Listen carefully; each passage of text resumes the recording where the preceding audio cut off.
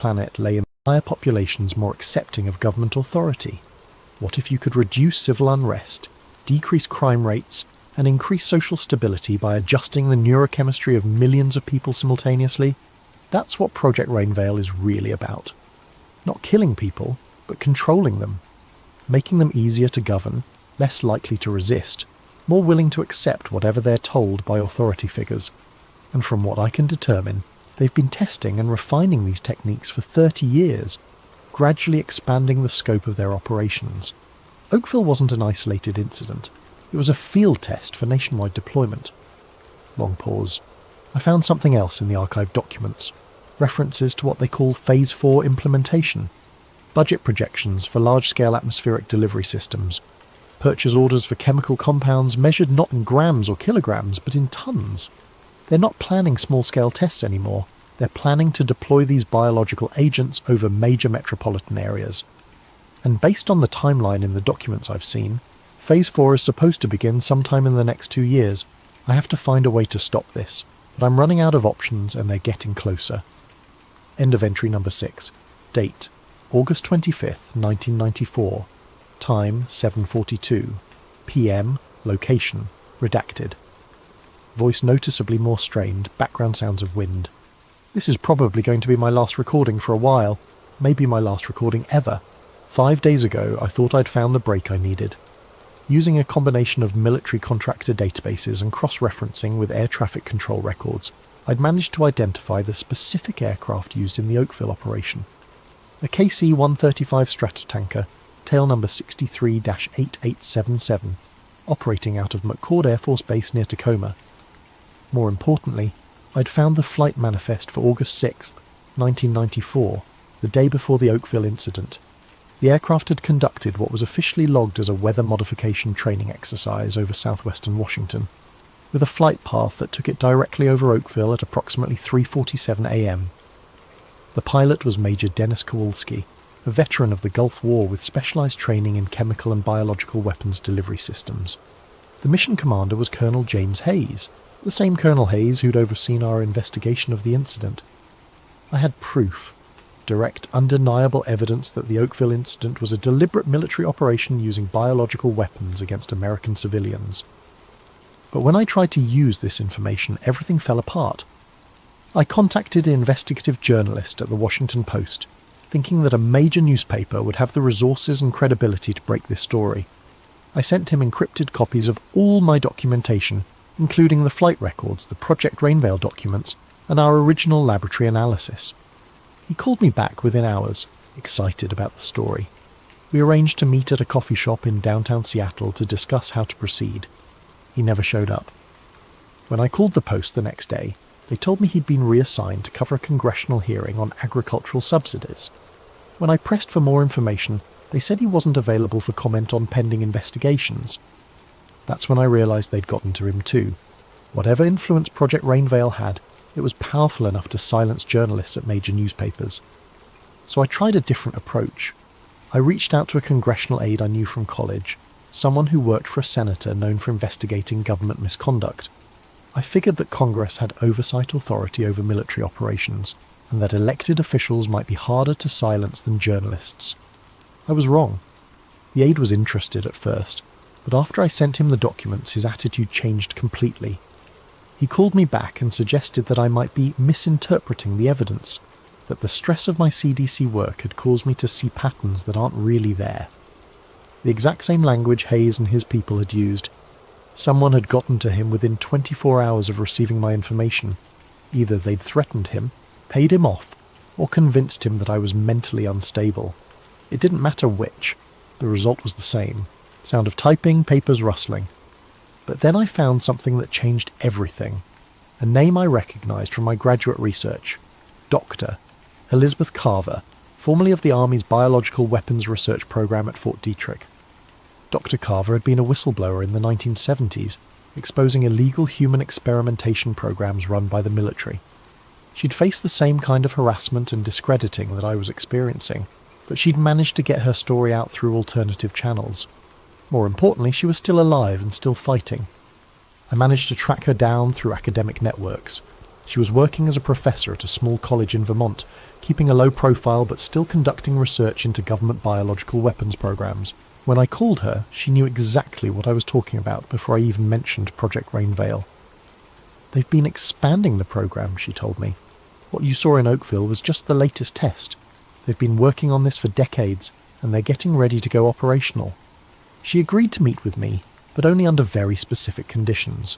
No phones, no electronic devices, no credit card transactions, cash only, public places, multiple contingency plans for communication.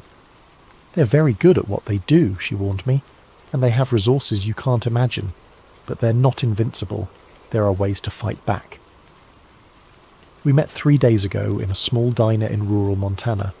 Dr. Carver was in her 60s, grey-haired and unassuming, but when she spoke about the biological weapons program, her voice carried the authority of someone who'd spent decades studying the subject.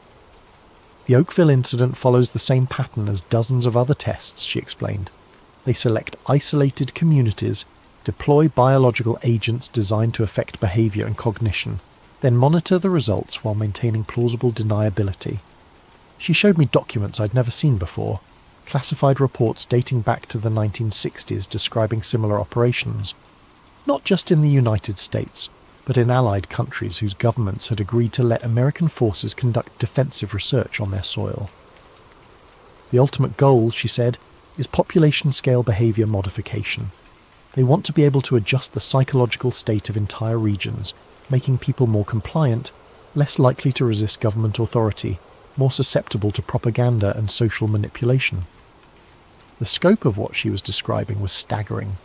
Not just occasional weapons tests, but a systematic program to develop the capability for mass psychological control. But why? I asked. What's the point of having a compliant population if you have to drug them to achieve it?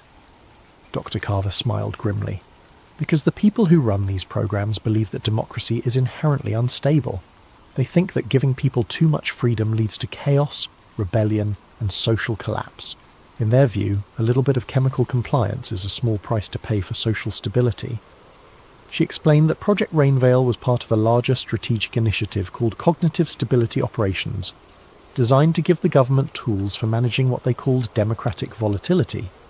The idea was that by subtly adjusting the neurochemistry of target populations, they could prevent civil unrest, reduce crime rates, and maintain social order without the need for overt authoritarian measures. They see it as a more humane alternative to military occupation or police-state tactics, she said. Instead of oppressing people directly, they just make people less inclined to resist oppression. Long pause, sound of wind getting stronger. Dr. Carver gave me more than just information. She gave me hope. There are others, she told me. Scientists, journalists, government officials who know what's happening and are working to expose it. We have to be careful. We have to be smart, but we're not alone. She put me in touch with a network of researchers and activists who've been tracking government biological weapons programs for years. They have resources, connections, and most importantly, they have a plan for getting this information to the public in a way that can't be suppressed or discredited. But the plan requires me to disappear for a while, to go completely underground, cut all ties to my previous life, and work with them to build an airtight case that even the government's media manipulation capabilities can't dismiss. The moment you surface again, Dr. Carver warned me, they'll do everything they can to destroy your credibility. They'll say you're mentally ill, they'll fabricate evidence of erratic behaviour, they'll turn your friends and family against you. You have to be prepared for that. I am prepared, or at least I think I am. Sound of car doors slamming, engine starting. They found me. I can see headlights approaching from both directions on the highway. I don't know how they tracked me here, but I'm out of time. If you're hearing this recording, it means I managed to upload it to the dead drop Dr. Carver set up before they caught me. It means the network of researchers and activists she told me about is real, and they're continuing the work. But more importantly, it means that somewhere in the world, people are still fighting for the truth. Project Rainveil is real. The biological weapons tests on American civilians are real. The plan to deploy behaviour modification agents over major population centres is real. And if we don't stop them, if we don't expose what they're doing, then the next time it rains you might want to ask yourself, is this water falling from the sky, or is it something else entirely? Sound of vehicles approaching, voices shouting. Remember Oakville. Remember what they did to those people. And remember that the price of freedom is... Recording cuts off abruptly. Date, March 15th, 2024. Source, anonymous upload to secure drop. Different voice, younger male. My name is Dr. James Mitchell, and I'm a microbiologist with the Nebraska Department of Health. 3 weeks ago, the town of Hartington, Nebraska, experienced what local officials are calling an unusual weather event. On February 23, 2024, gelatinous material fell from the sky over a 6-hour period.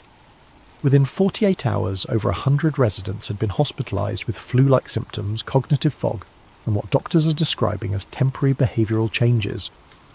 The CDC has classified the incident as a natural phenomenon caused by atmospheric algae blooms. The military has denied any aircraft operations in the area. But I've run my own analysis on samples of the material, and what I've found matches exactly what Dr. Lena Marrow documented in her recordings from the Oakville incident 30 years ago. Human white blood cells embedded in an unknown matrix, engineered bacterial strains designed to affect neurochemistry, aircraft fuel compounds indicating direct military involvement. They're still doing it. They're still testing biological weapons on American civilians. Dr. Marrow's recordings resurfaced last week on a secure server, along with a cache of documents from Project Rainvale and its successor programs. The evidence is overwhelming, and it's being distributed to journalists, researchers, and government officials around the world. But that's not why I'm making this recording. I'm making this recording because the Hartington incident wasn't an isolated test. According to the leaked documents, it was part of something called Phase 7 implementation, a nationwide deployment of biological agents designed to increase social compliance and reduce civil unrest.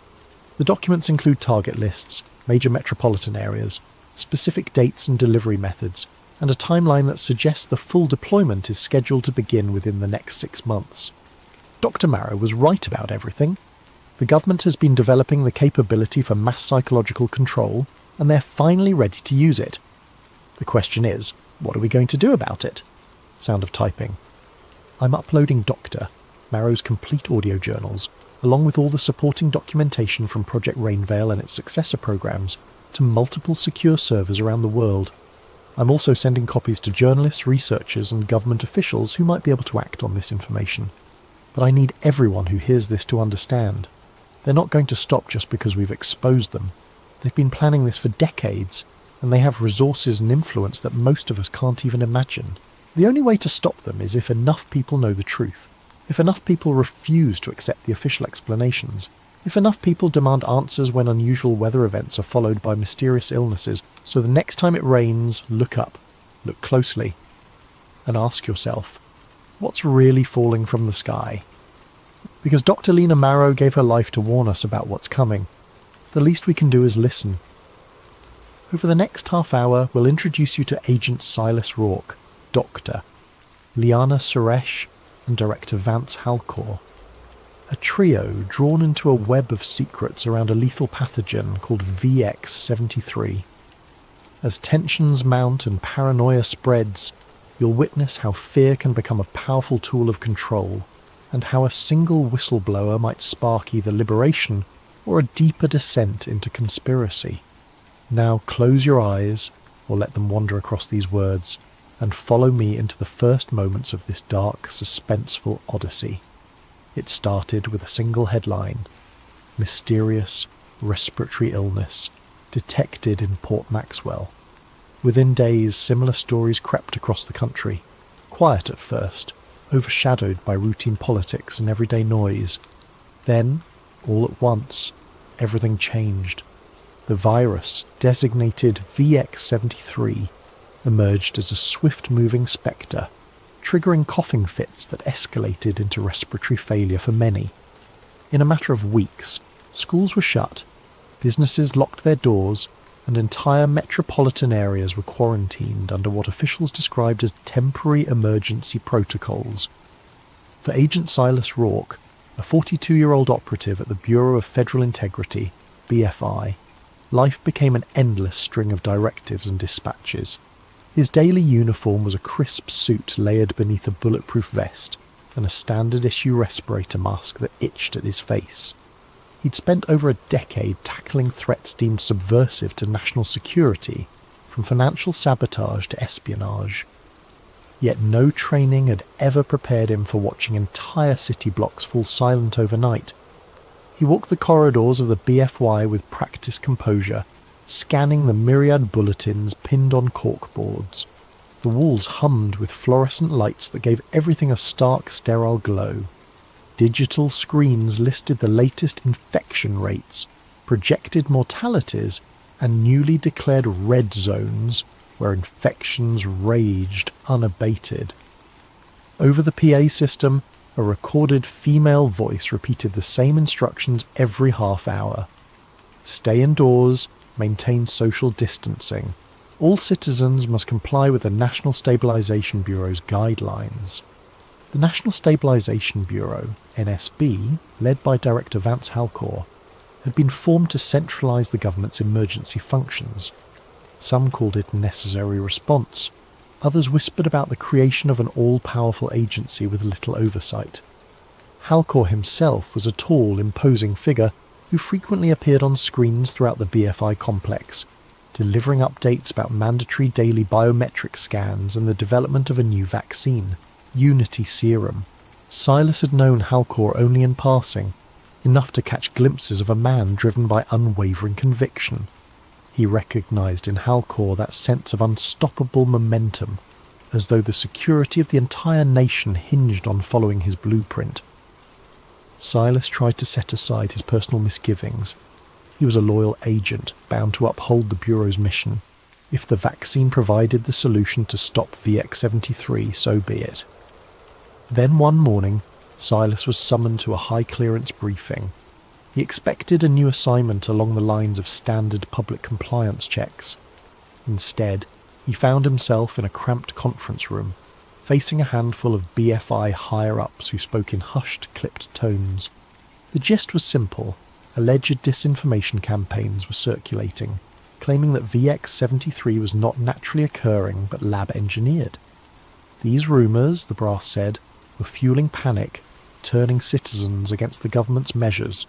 Silas's job was to investigate any potential insiders leaking such nonsense. At first, he believed the directive to be legitimate. Disinformation in a crisis could be lethal, prompting civil unrest and undermining official responses. Yet as Silas pored over digital logs and tapped into encrypted chat rooms, he stumbled across an unencrypted file labelled simply Project Paragon, Preliminary. The file wasn't supposed to be on the BFI's server at all. It appeared as though someone with high-level credentials had hidden it behind labyrinthine subdirectories. Intrigued, Silas pried open the document. Inside were sanitised references to VX 73 months prior to the earliest official detection date. The language read, "Field tests planned in controlled sectors, monitor subject compliance and social response." A chill rippled through Silas. The deeper he delved, the more he found that pointed to a private biotech lab with direct ties to the Department of Defense. Another set of documents discussed funding from major corporate donors, massive pharmaceutical conglomerates that had a vested interest in vaccines, testing kits, and biometric devices. Confusion turned to a subtle dread. If these partial records were real, then the official narrative was incomplete at best, or outright deceptive at worst. Silas secured the files on a flash drive. Over the next few days, he quietly cross-referenced the data, trying to confirm whether Project Paragon existed. He took caution, covering his digital tracks with proxy servers. Even so, he noticed the BFI's internal security channels seemed abuzz with mentions of an internal breach. Fear knotted in his stomach. Someone else was on this trail too. He found short references to a doctor, Liana Suresh, apparently a virologist who once worked at a biotech facility codenamed Cerulean Labs. Her name popped up in correlation with antigen research and compliance metrics. The wording was bizarre. Since when did a vaccine program revolve around compliance? Yet there it was. VX-73 antigen trials show 62% compliance rate. Additional modifications required. The date? Nearly a year before the current outbreak. By the time Silas realised how incriminating his findings were, the hair on his arm stood on end. His imagination conjured scenarios he'd previously deemed paranoid. A virus unleashed intentionally. A vaccine designed not just to inoculate, but to control. He forced himself to remain calm. Conjecture was easy. Proof was everything. So he resolved to gather more. That night he left the BFI building with the flash drive tucked in the lining of his jacket. He tried to banish the creeping sense that eyes were trailing him. Outside, the city's main avenues lay deserted. Army trucks patrolled at intervals. Overhead drones whirred, scanning for curfew violators. Digital billboards displayed a single message across a black background. Unity Serum, your key to tomorrow. From a payphone booth, one of the last still standing, Silas called in a favour from a fellow agent he trusted, someone adept at hacking behind the Bureau's firewall. The friend agreed to help, no questions asked, but Silas could sense tension in his voice. Everyone was on edge, unsure who was truly friend or foe. Silence had become a survival tactic. As he hung up the phone, the city's gloom pressed close, neon lights flickering across shuttered storefronts. In that moment, he wondered if the official explanation, VX-73 as a random mutation, was a purposeful lie from the start. If so, then the so-called Unity Serum might be more than just a vaccine. A wave of dread consumed him. The next steps would determine whether he stayed a loyal operative or became a traitor to the system he'd served for half his life. At the next corner, a spotlight from a drone settled on him, scanning his face. He forced a neutral expression. The device beeped and swiveled away. Good. No red flag. Yet. As Silas ducked into the underground metro, he realised with grim certainty that he had stumbled onto something monstrous. For years he'd believed in the Bureau's cause, trusting that each operation served the greater good. Now he faced the possibility that the greatest threat wasn't the virus itself, but the hidden intent behind it. City by city, the VX-73 infection soared. Once bustling centres of commerce turned into ghost towns, patrolled by uniformed enforcers under orders from the National Stabilization Bureau. Curfews became absolute. Violators risked detention at newly established health containment camps. The mainstream media hammered a constant drumbeat of fear. The virus was unstoppable unless every citizen complied. For those still resistant, a single solution was presented day and night: Unity Serum. On every channel, Director Vance Halcor appeared in a crisp suit, arms folded behind his back, proclaiming the vaccine's near-miraculous efficacy. Over 90% effective, his report said, a shining beacon of hope. Yet the rollout came with conditions. For public safety, those who refused the jab lost access to banks, public transportation, and official documentation. Within a month, entire swathes of the unvaccinated population found themselves in a twilight zone, forced to scavenge or rely on black market services just to survive. Amid the chaos, Agent Silas Rourke continued his secret investigation. By day, he donned his BFI credentials, working on official compliance enforcement tasks. By night, he devoured every new sliver of intel he could glean from that hush-hush file, Project Paragon. The deeper he went, the more horrifying the puzzle became. Encrypted references hinted at something hidden within the vaccine, a nano-emitter that lodged in the brain's limbic system.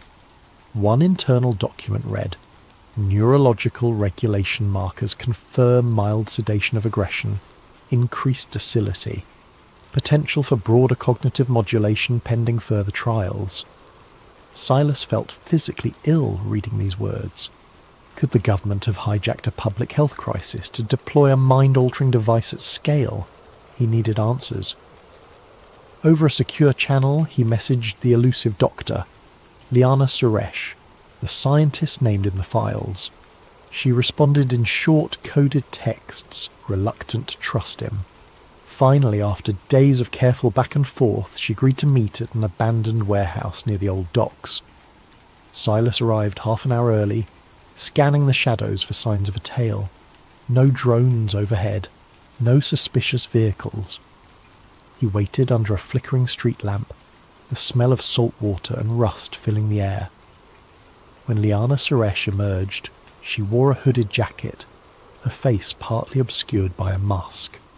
Only her eyes were visible, tired, guarded, yet undeniably brilliant.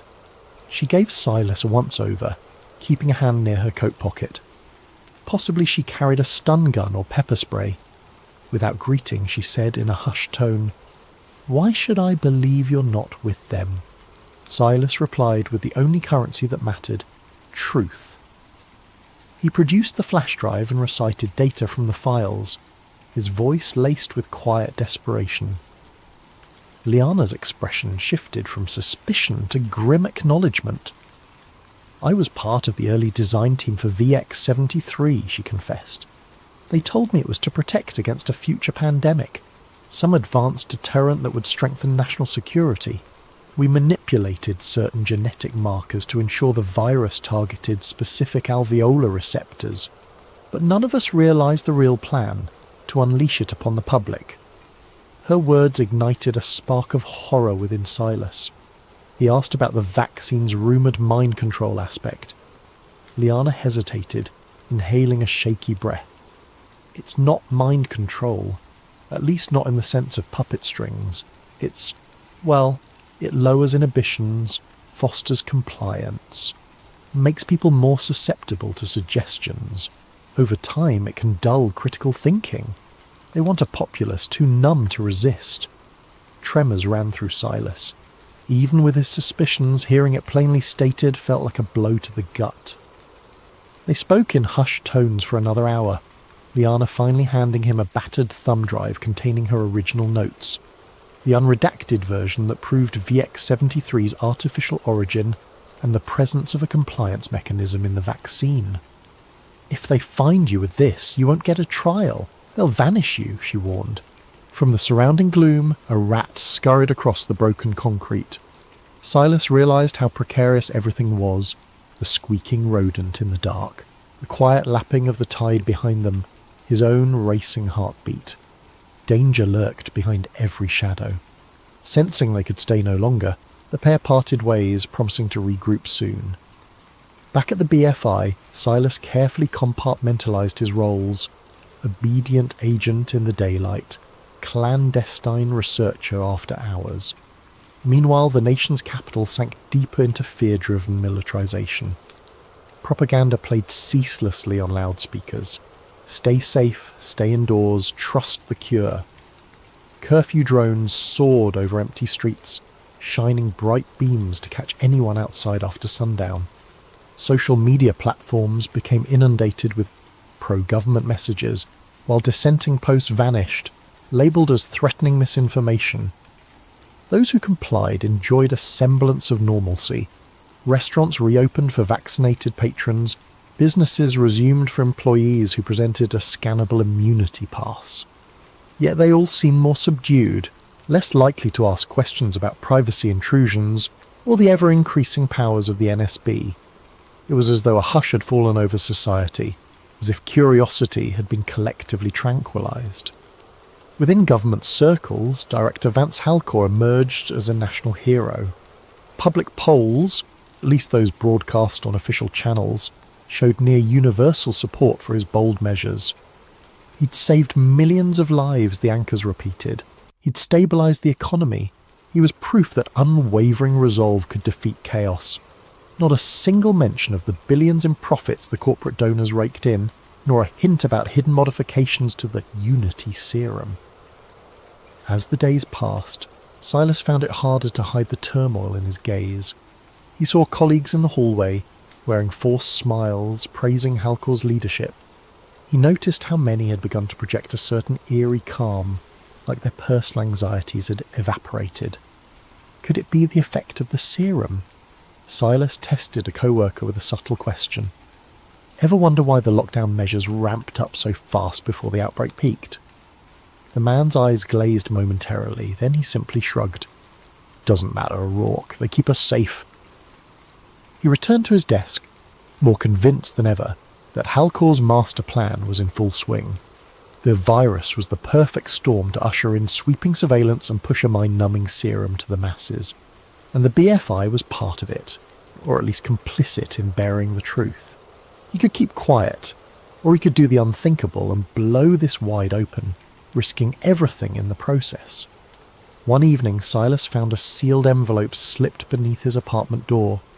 Inside, a single typed line. "This is bigger than you think. They see all." The bottom edge was marked with an obscure symbol, a circle with a diagonal slash, like a stylized zero. He'd seen it once in a classified file referencing an underground resistance network. If these rebels wanted to contact him, it meant they believed he might be an ally. The tension hammered in his chest. He was dancing on a razor's edge, his loyalty to the Bureau, his conscience the unfolding nightmare. Taking a shaky breath, he powered up his laptop. A series of pings indicated a new assignment in his BFI inbox. Track down a subversive known for smuggling contraband medical supplies. Silas realised with a jolt that the suspect's name had been flagged in Dr. Liana Suresh's notes. Another piece connecting the puzzle, and another reason the Bureau might soon brand him a traitor. He closed the laptop. Outside, the city lights glowed, reflecting off dark clouds pregnant with the threat of a new storm. If he hesitated much longer, it might be too late for everyone. The seeds of control had already sprouted, and every day they dug deeper roots into the world. Agent Silas Rourke watched from a distance as the unvaccinated families huddled together in the crumbling outskirts of Old Glendale. The press had labelled it a containment zone, but locals called it a human dumping ground. Living conditions were dire, sporadic power, limited sanitation, and roving squads of Unity enforcers scanning for anyone who might have hidden child or avoided mandatory updates on vaccination status. The air crackled with dread. Days earlier, Silas had steeled himself to reach out to the symbol-bearing group implied by that cryptic envelope. If they were an underground resistance, maybe they could help him get the truth out. He had no illusions about personal safety. Once he exposed the deception behind VX-73 and Unity Serum, the entire apparatus of the National Stabilization Bureau would come crashing down on him. But each time he pictured the slumped figures in these zones, cast aside for refusing a forced injection, his resolve hardened. Through a secure channel, he arranged a meeting with a contact who went by the codename Sparrow. The location, an old print shop with boarded-up windows, rumoured to have once published subversive newspapers. Silas made sure to lose any trailing drones or BFI watchers by weaving through side streets. He wore a hooded coat, his respirator mask pulled high to conceal half his face. Inside the print shop, the musty smell of ink and paper still lingered. Boxes of unused flyers leaned against dusty presses. The dim light revealed a short figure in a makeshift black scarf. Sparrow. Their voice was muffled but direct.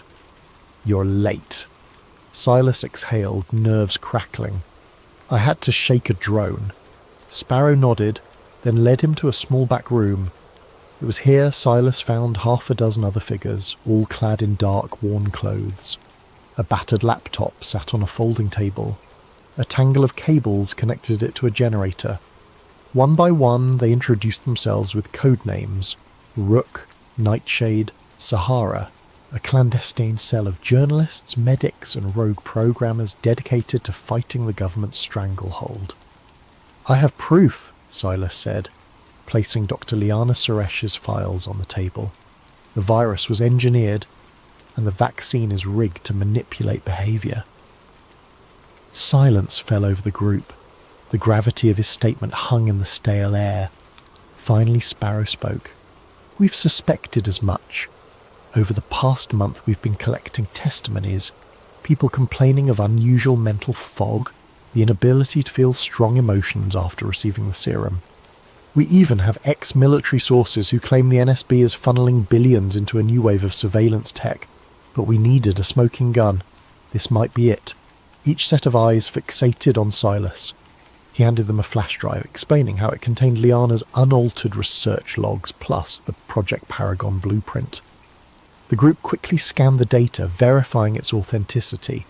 The sense of tension and excitement in the room was palpable. "We'll need to broadcast this globally," said Rook, a thin man with wire-rimmed glasses. "Not just post." Tension rises as strange warnings appear. Suspicious accidents claim the lives of those close to him, and the unstoppable juggernaut of a conspiracy that crosses generations threatens to silence him forever. In the 5 parts that follow, we'll dive into Dr. Reeves' step-by-step investigation, from the first glimpses of abnormal structural damage on the Titanic's hull to the frantic final hours, where he attempts to broadcast the truth before shadowy agents can destroy both him and the evidence. If you're ready to uncover a hidden piece of maritime history, at least in this fictional reimagining, read on and let the swirl of ocean currents and midnight conspiracies guide you deeper into the hush of night. Please, make yourself comfortable. Allow your mind to wander into the possibilities that maybe, just maybe, everything we've been told about that fateful April night is not the whole story. And remember, in times of darkness, knowledge can be as blinding as a flare, or as comforting as a dim lantern. May you find the perfect balance tonight as we embark on this mysterious tale. The frigid waters of the North Atlantic loomed above Dr. Nolan Reeve like an endless dark plain, and beneath them, almost 2.5 miles down, lay the shattered remains of what was once the grandest ship afloat, RMS Titanic. The year was present day, and Reeve found himself aboard the research vessel Aegis, leading a deep-sea expedition to study microbial decay on century-old wrecks. It was all in the name of science, or so he believed. The Aegis was no luxurious craft, but it boasted a sturdy submersible named Deep Seeker that could navigate the tremendous pressure at such depths. Reeve's focus was to gather data on the rusticles, those icicle-like formations of iron-oxidizing bacteria slowly consuming the Titanic's hull. Alongside him was a small crew of marine scientists, including Isla Grant, a skilled submersible pilot and camera operator with a knack for zeroing in on small details. The funding for this expedition came from a wealthy institute run by Andrew Calder, a rather enigmatic financier who seldom gave interviews but had a keen interest in the maritime heritage. As the Aegis hovered in the general area, Reeve and Grant prepared for their first descent.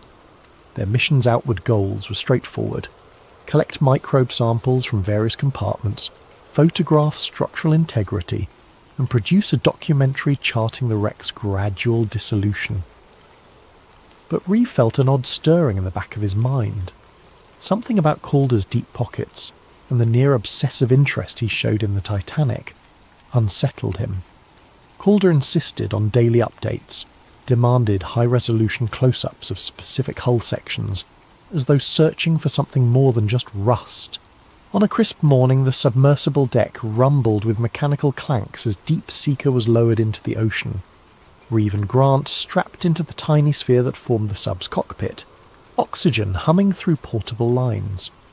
Once submerged, the watery gloom swallowed them. Dials glowed green, and the hull's thick glass offered a restricted but haunting view. Grant navigated them slowly downward, the hull lights cutting a pale cone through dark water. After about 2 hours of descent, the sub's external beams finally caught sight of the Titanic's bow. Even after a century submerged, the shape was unmistakable. The ghostly hulk loomed from the gloom, broken in half, the once proud prow half buried in silt. Reeve felt his heart clench with awe and sorrow. It was a tomb and a monument, a silent testament to a night that changed history. They inched along the starboard side. Coral, fish, and anemones colonized the iron plating. Grant guided the sub's manipulator arm to gather small fragments of rusticles. Reeve carefully stored them in sample tubes.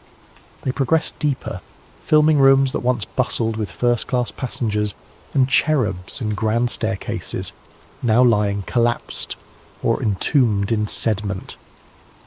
These swirling detritus gave everything a dreamlike haze.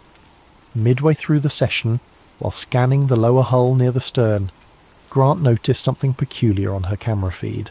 A portion of the metal showed not smooth tearing or typical impact damage, but an odd concavity ringed with a faint scorch pattern.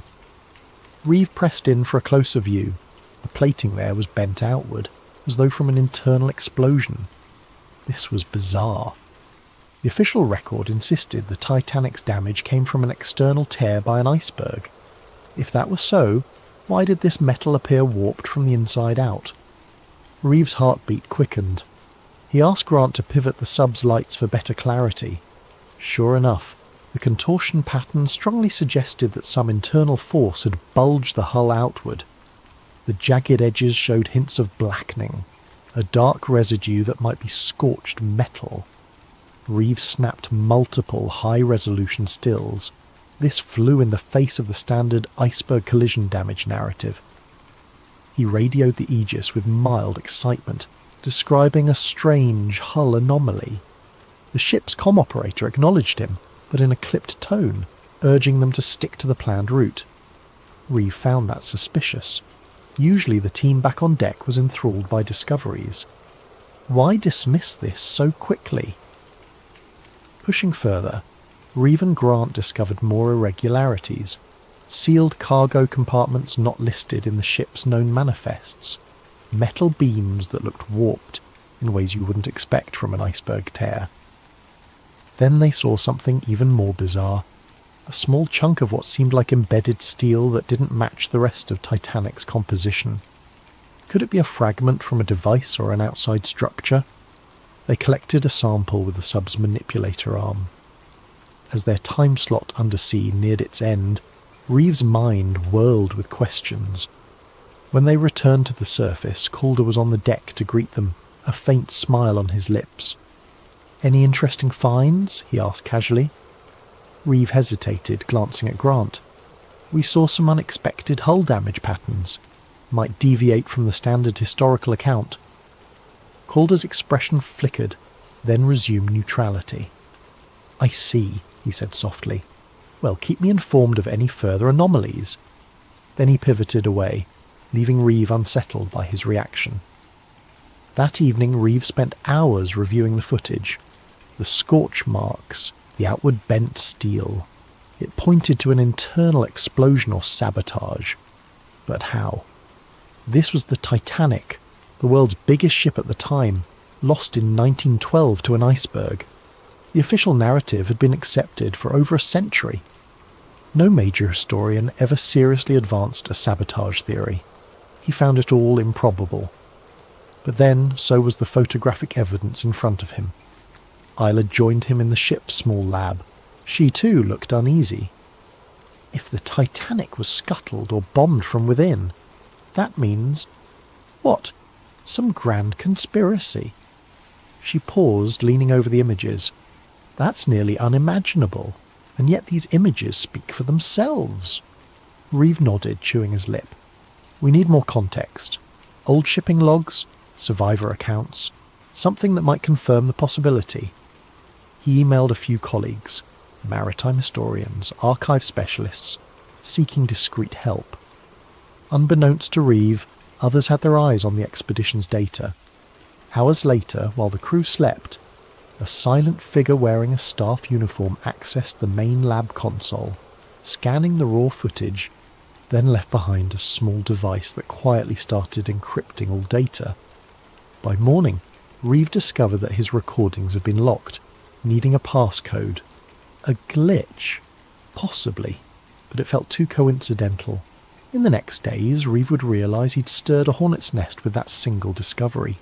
The evidence of sabotage on the Titanic's wreck threatened to unravel a century-old deception, and those who guarded that secret were not about to let one curious marine biologist rewrite history.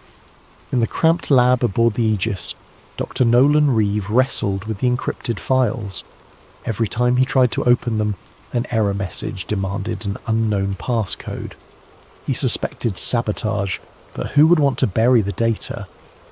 The expedition's sponsor, Andrew Calder, insisted it must be a technical glitch, urging Reeve to keep the incident quiet and rely on fresh recordings. But Reeve felt the tension in Calder's voice. It was too pointed, too insistent.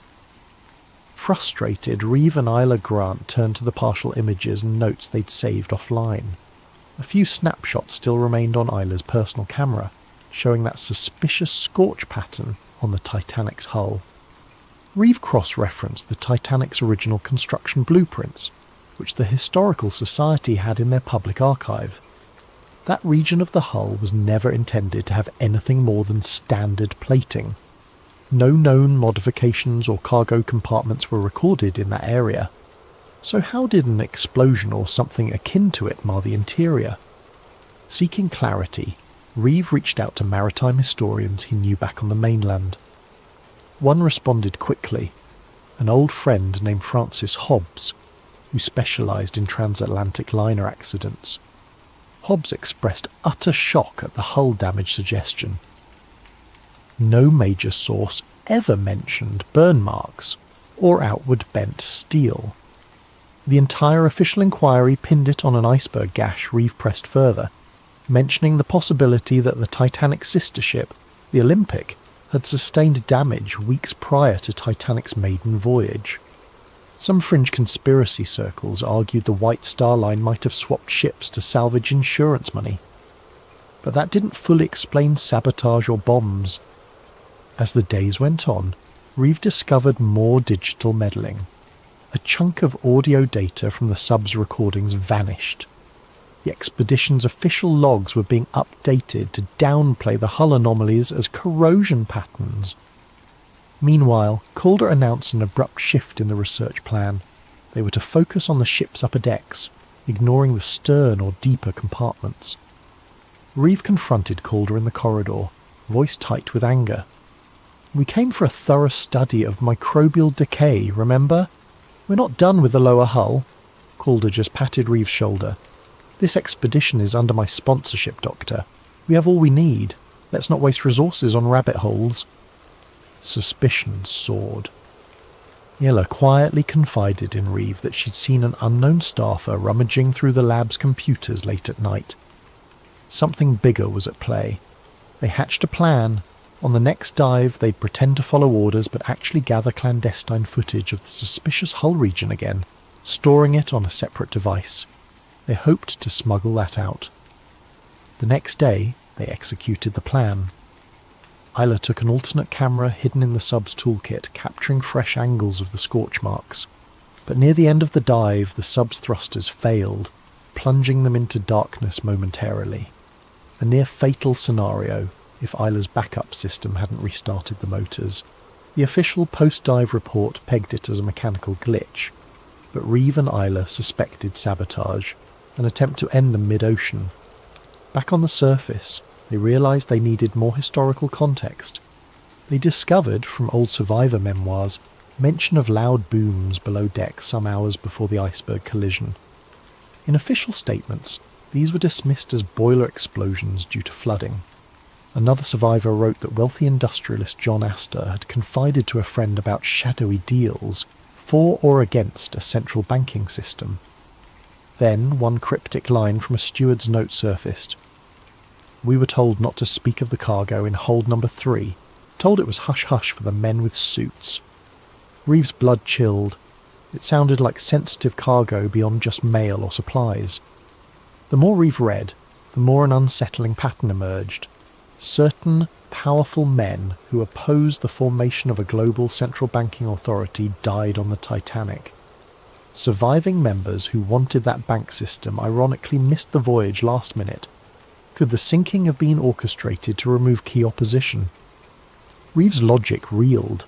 It was wild, reminiscent of conspiratorial talk. Yet the sabotage evidence from the wreck gave these claims unexpected weight. Meanwhile, the expedition approached an official end date. Calder seemed eager to wrap up. The mood on the Aegis turned tense, with some staff openly complaining about weird instructions from Calder's office. Reeve realised that once they returned to shore, Calder might quietly seize all official findings, labelling anything about sabotage as a hoax. Reeve confided in Isla that they needed to break free from Calder's control. "We have to publish or release these anomalies ourselves," he insisted. She agreed, though fear glimmered in her eyes.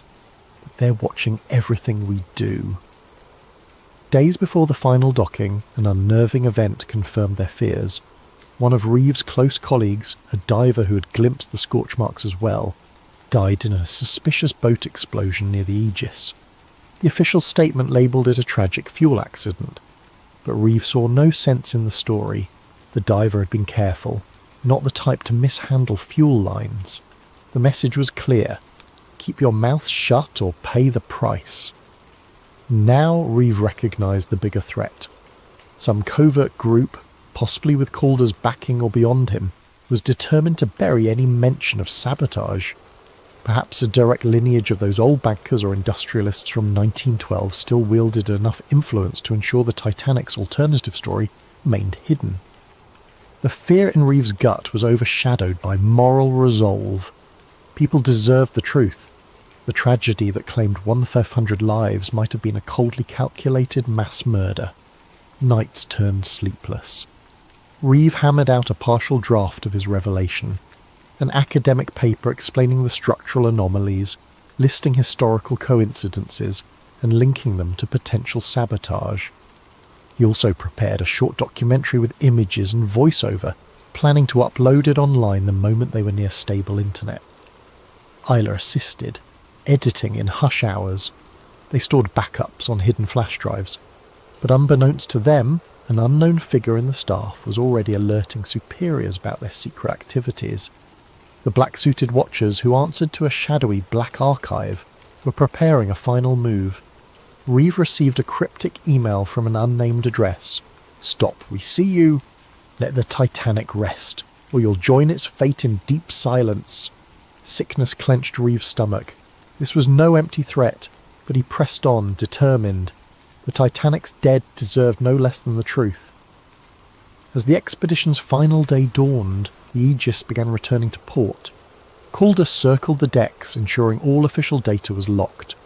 Reeve and Isla, with their clandestine files, awaited the perfect moment to slip away or go public.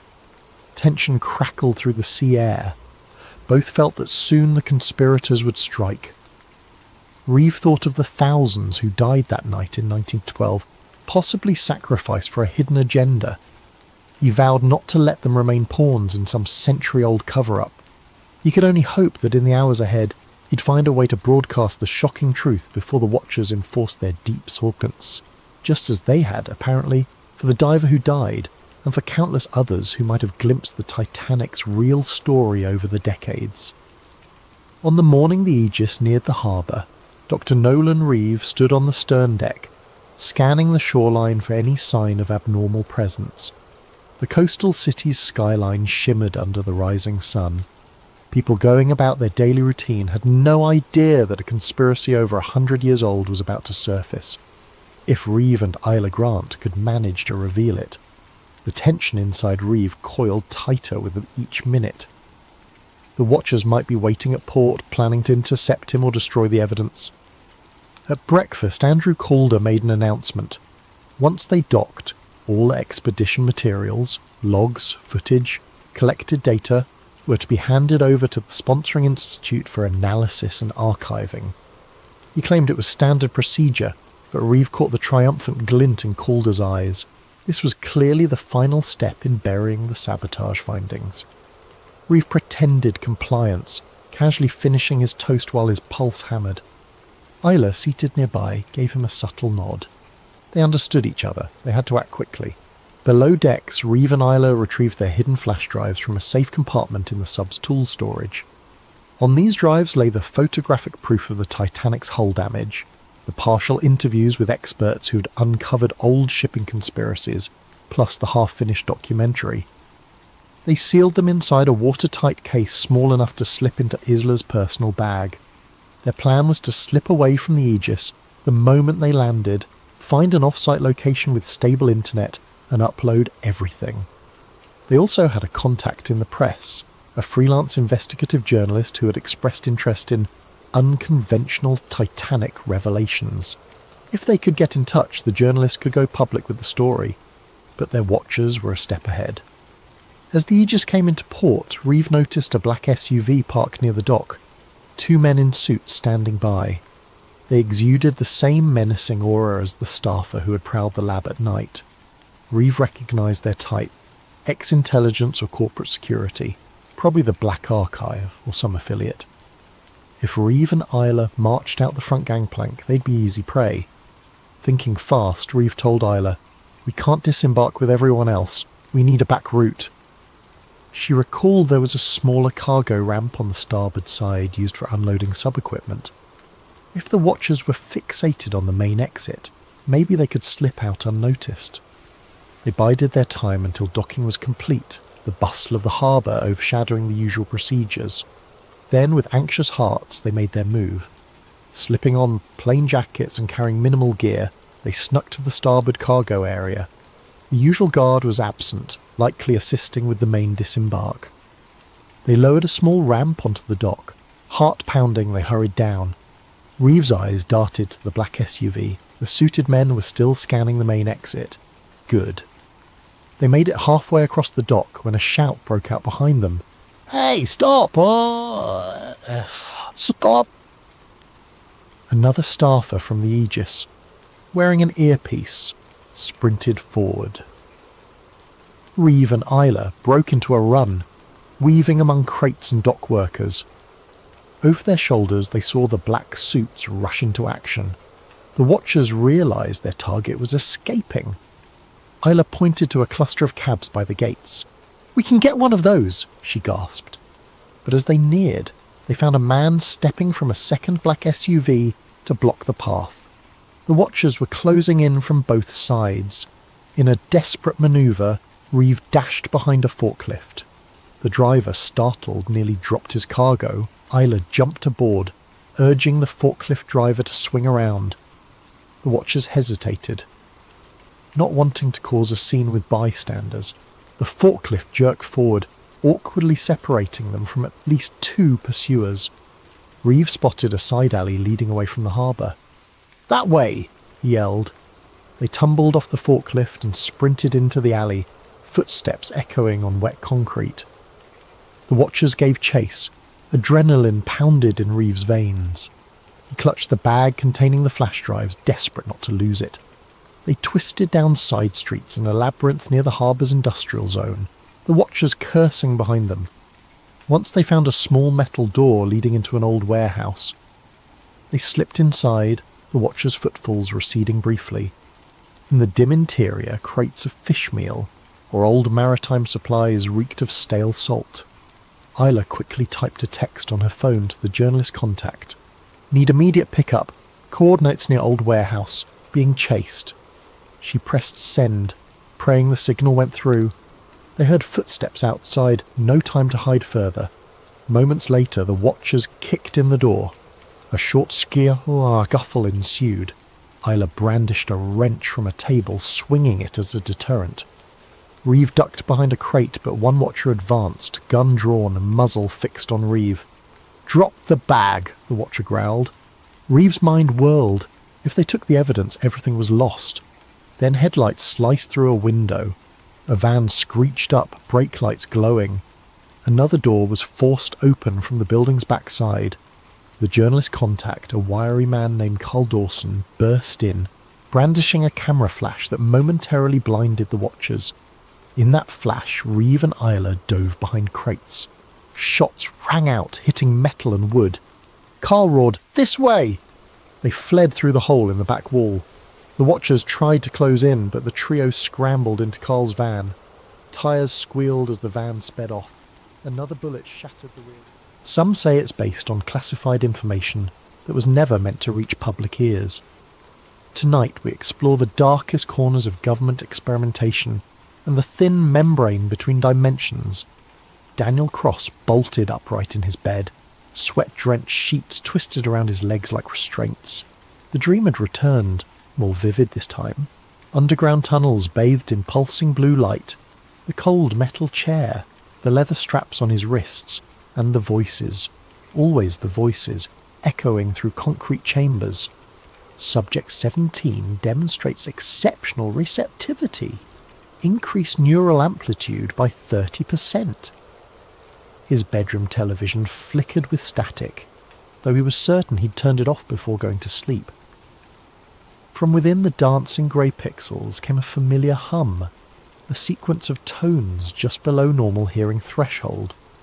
Something about it pulled at the corners of his mind, like fingers trying to pry open a locked door. Daniel stumbled out of bed and approached the screen, mesmerised. Within the chaos of white noise, patterns emerged, geometric formations that shouldn't exist in random static. His reflection in the screen looked foreign, almost like another person watching him from behind the glass. "Delta Protocol 17, he whispered, the words rising unbidden from some hidden chamber of memory. "Initiate phase bend." The static intensified, the hum growing to an electric whine that made his fillings ache. Then, as suddenly as it had begun, the television went black. Daniel stood there, trembling in the dark, wondering why tears were streaming down his face. In the morning, he convinced himself it had been nothing but a particularly vivid nightmare. But as he brushed his teeth, he noticed something unsettling in the bathroom mirror. A small red mark behind his ear, perfectly circular, like a healed puncture wound. He had no memory of receiving it. As the days passed, the dreams intensified. Always the same elements. The underground facility, scientists in lab coats, the chair with its cruel restraints, and tests. Endless tests designed to push the boundaries of his mind. In each dream he was younger, perhaps 11 or 12 years old. But the strangest part was the location that kept appearing in the background of these fractured memories. A distinctive radar tower rising against a darkening sky. When not at work coding security algorithms for a defense contractor, Daniel found himself obsessively drawing the tower, trying to place where he might have seen it before. His apartment walls became covered with sketches, the tower from different angles, the curved coastline it overlooked, strange symbols that his hand seemed to produce without conscious direction. His colleague Martin noticed the change in him first. "You look like hell, Dan," he said over lunch one day.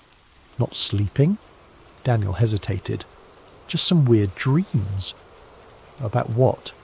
"I don't know. Some kind of facility. Tests.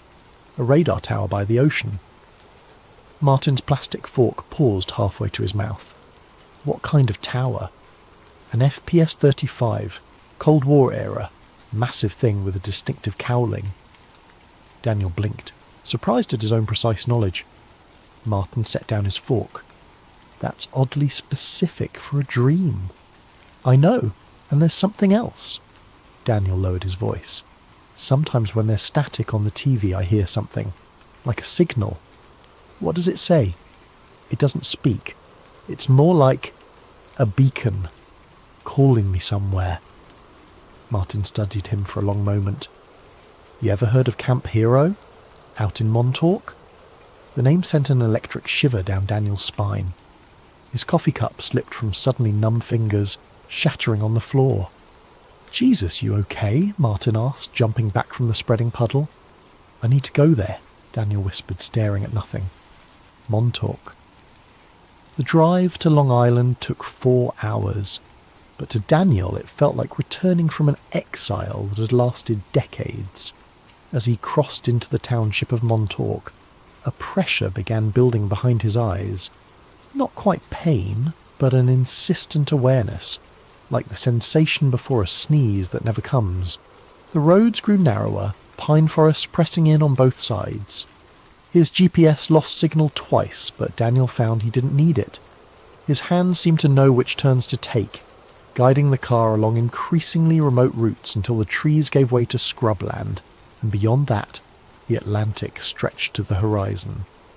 And there it stood, exactly as he'd drawn it 100 times, the massive radar tower of Camp Hero, its distinctive silhouette rising against the pale blue sky.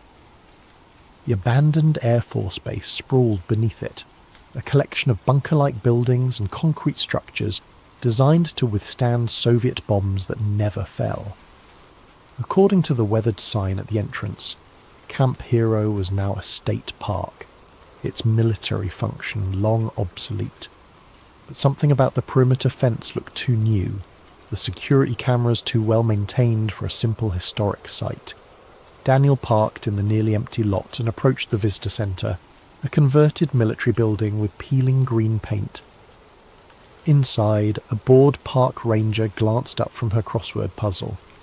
"Closing in an hour," she said without preamble. "I was wondering what you could tell me about the history of this place," Daniel asked, trying to keep his voice casual despite the hammering of his heart. "Standard Cold War radar station, decommissioned in the early 70s. She pushed a pamphlet across the counter. "Self-guided tour maps there. Stick to the marked trails." "What about the underground sections?" The ranger's crossword pencil stopped mid-letter. Her eyes flicked up to study him more carefully. "There aren't any underground sections open to the public, but they exist. Look, mister, this is just an old radar station. If you're one of those conspiracy nuts—" "I've been here before," Daniel interrupted, surprising himself. "When I was a child. Not possible. This place was sealed military property until 92. Daniel leaned forward. "What about the Montalk Project?" The temperature in the room seemed to drop. The ranger's face hardened as she set down her pencil and reached for the phone. "Park's closing early today. You need to leave."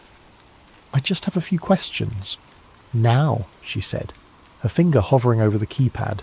"Or I call security." Daniel retreated to his car, the pamphlet clutched in his hand. As he pulled out of the parking lot, he noticed a black SUV with government plates turning in. The man in the passenger seat photographed his license plate as they passed. Instead of leaving, Daniel drove to the public beach adjacent to the former base. From there, he followed a trail that hugged the dramatic bluffs overlooking the Atlantic. The radar tower remained visible above the tree line, seeming to watch him as he walked. When he reached a chain-link fence marking the base's boundary, Daniel felt a strange duality, his conscious mind seeing it for the first time, while something deeper recognized every rust spot and bent link. He knew, without understanding how, that 20 yards to the left, the fence had been repaired where someone had once cut through it. Sure enough, when he checked, there was a section of newer fencing exactly where he'd expected. As the sun began its descent toward the horizon, Daniel found a secluded spot where the bluff had partially collapsed, creating a natural path down to a narrow strip of beach. The base's concrete seawall extended here, covered in graffiti and eroded by decades of salt spray. He ran his hand along the rough surface until his fingers caught on something, a small recess containing what appeared to be a rusted electrical box. Without hesitation, Daniel entered a sequence of numbers, 8-1-3-5. Nothing happened. He tried again with 8315, and then finally 8153. A deep mechanical groan emanated from within the wall. A section of concrete, expertly disguised as part of the seawall, shifted inward by several inches. Daniel pushed, and it swung open on hidden hinges to reveal a dark passage leading into the earth.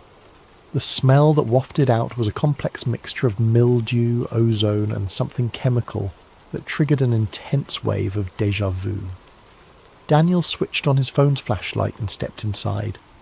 The passage sloped downward, concrete walls giving way to rough-hewn stone that glistened with moisture. Daniel moved cautiously, guided more by buried memory than by sight. After about 50 yards, the tunnel opened into a larger space, what appeared to be an abandoned maintenance room filled with rusted equipment and collapsed shelving. But Daniel knew this wasn't its original purpose.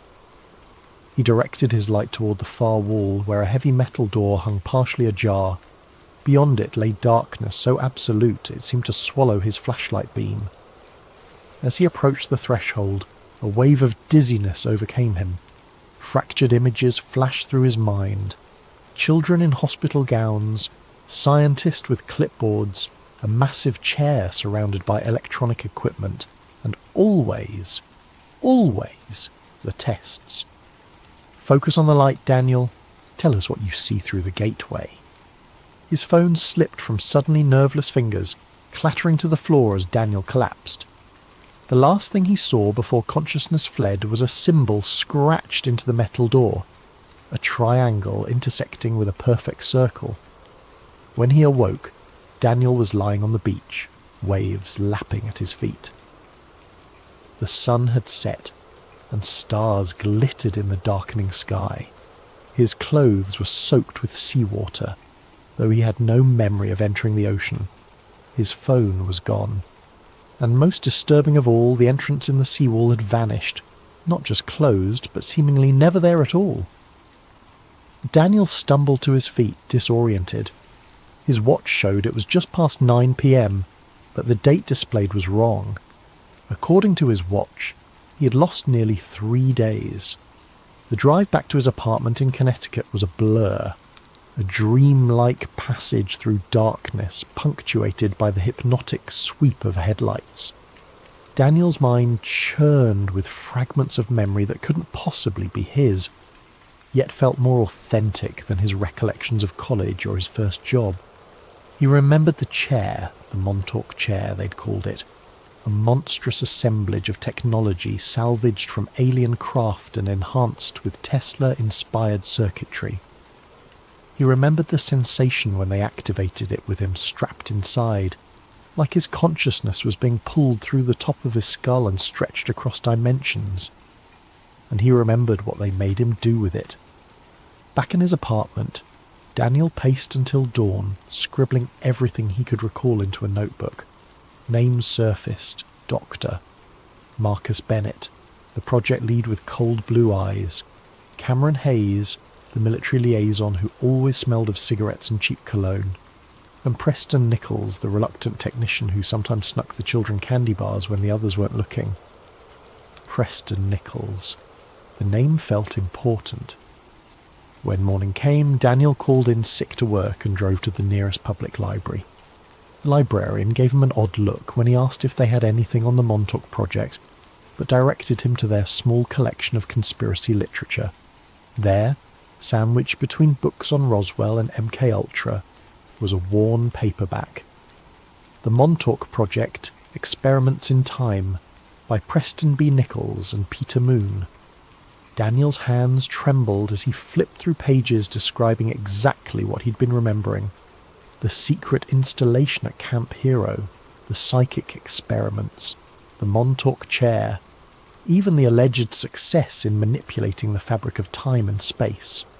According to Nichols, the Montalk Project was the continuation of the Philadelphia experiment, another rumoured government program that supposedly made a naval destroyer, the USS Eldridge, temporarily invisible and teleported it from Philadelphia to Norfolk, Virginia in 1943.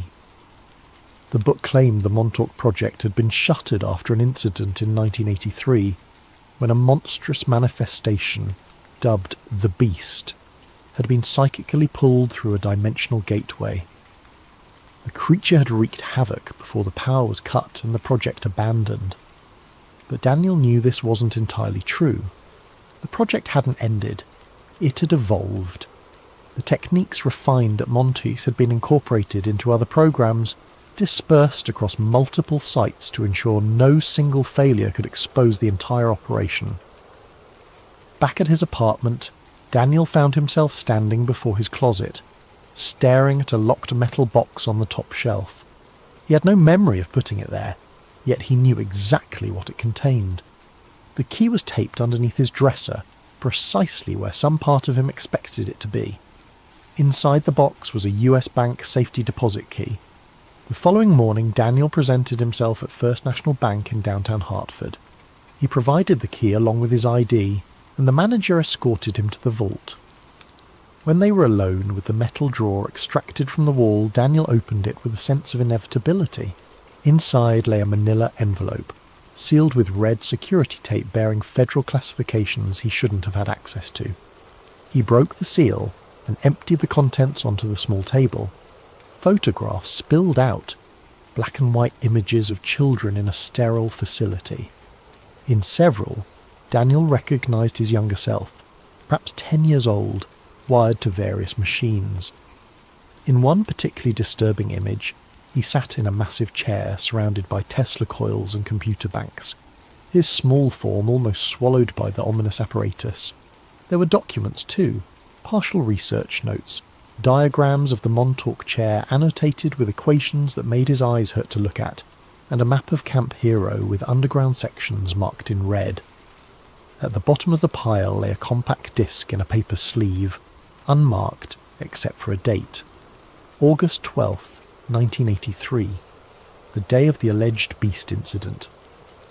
Most chilling of all was a typed list of names under the heading Project Subjects Delta Group.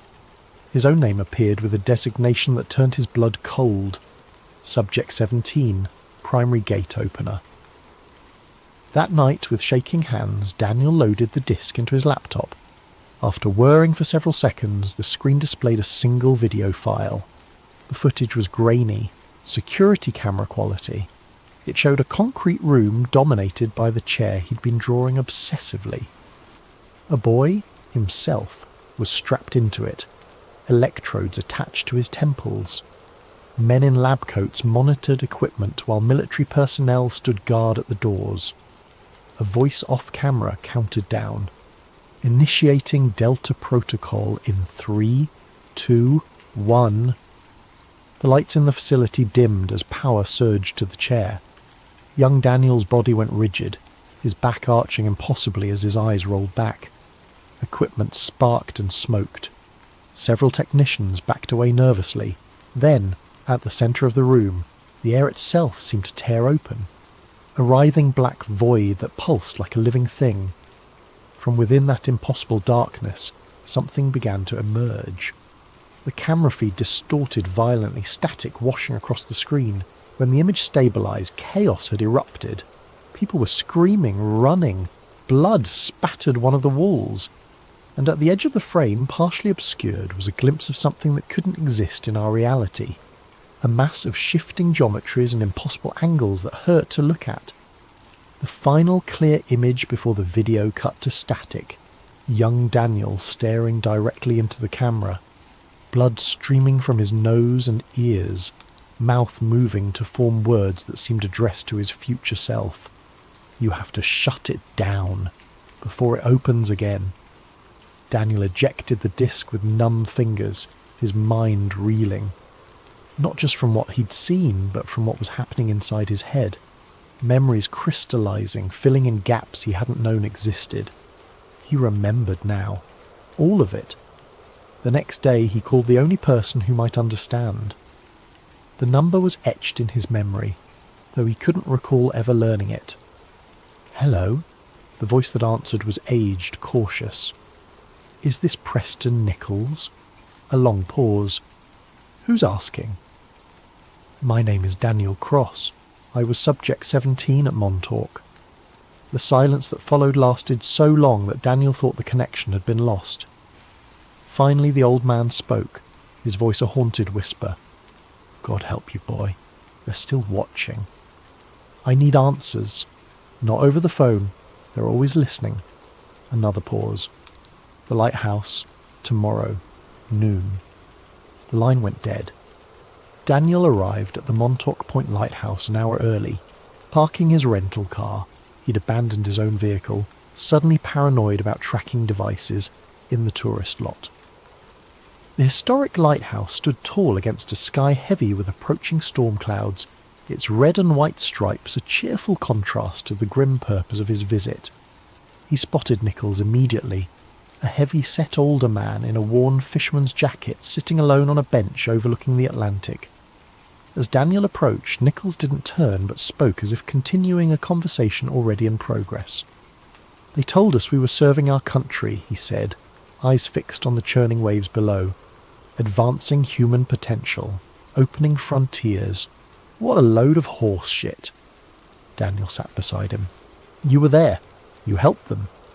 And I've spent 40 years trying to make up for it." Nichols finally turned to look at him, his weathered face a map of regret. "Jesus. You grew up. Last time I saw you, you were just a skinny kid with too much power in your head. What did they do to me?" Nichols sighed, reaching into his pocket for a pack of cigarettes. His hands trembled slightly as he lit one. "You were special, even among the sensitives.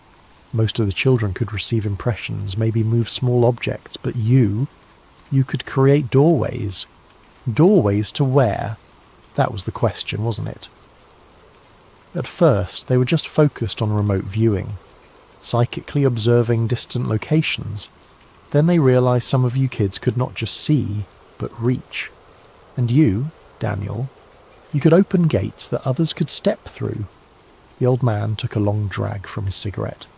They started small, different rooms in the facility, then different points in time. Just minutes at first, then hours, then years. By 82, they had you opening doorways to other places entirely. The beast, Daniel said quietly. Nichols' face went ashen. You remember?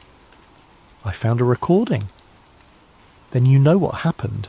What came through wasn't from another place on Earth, not even from another time.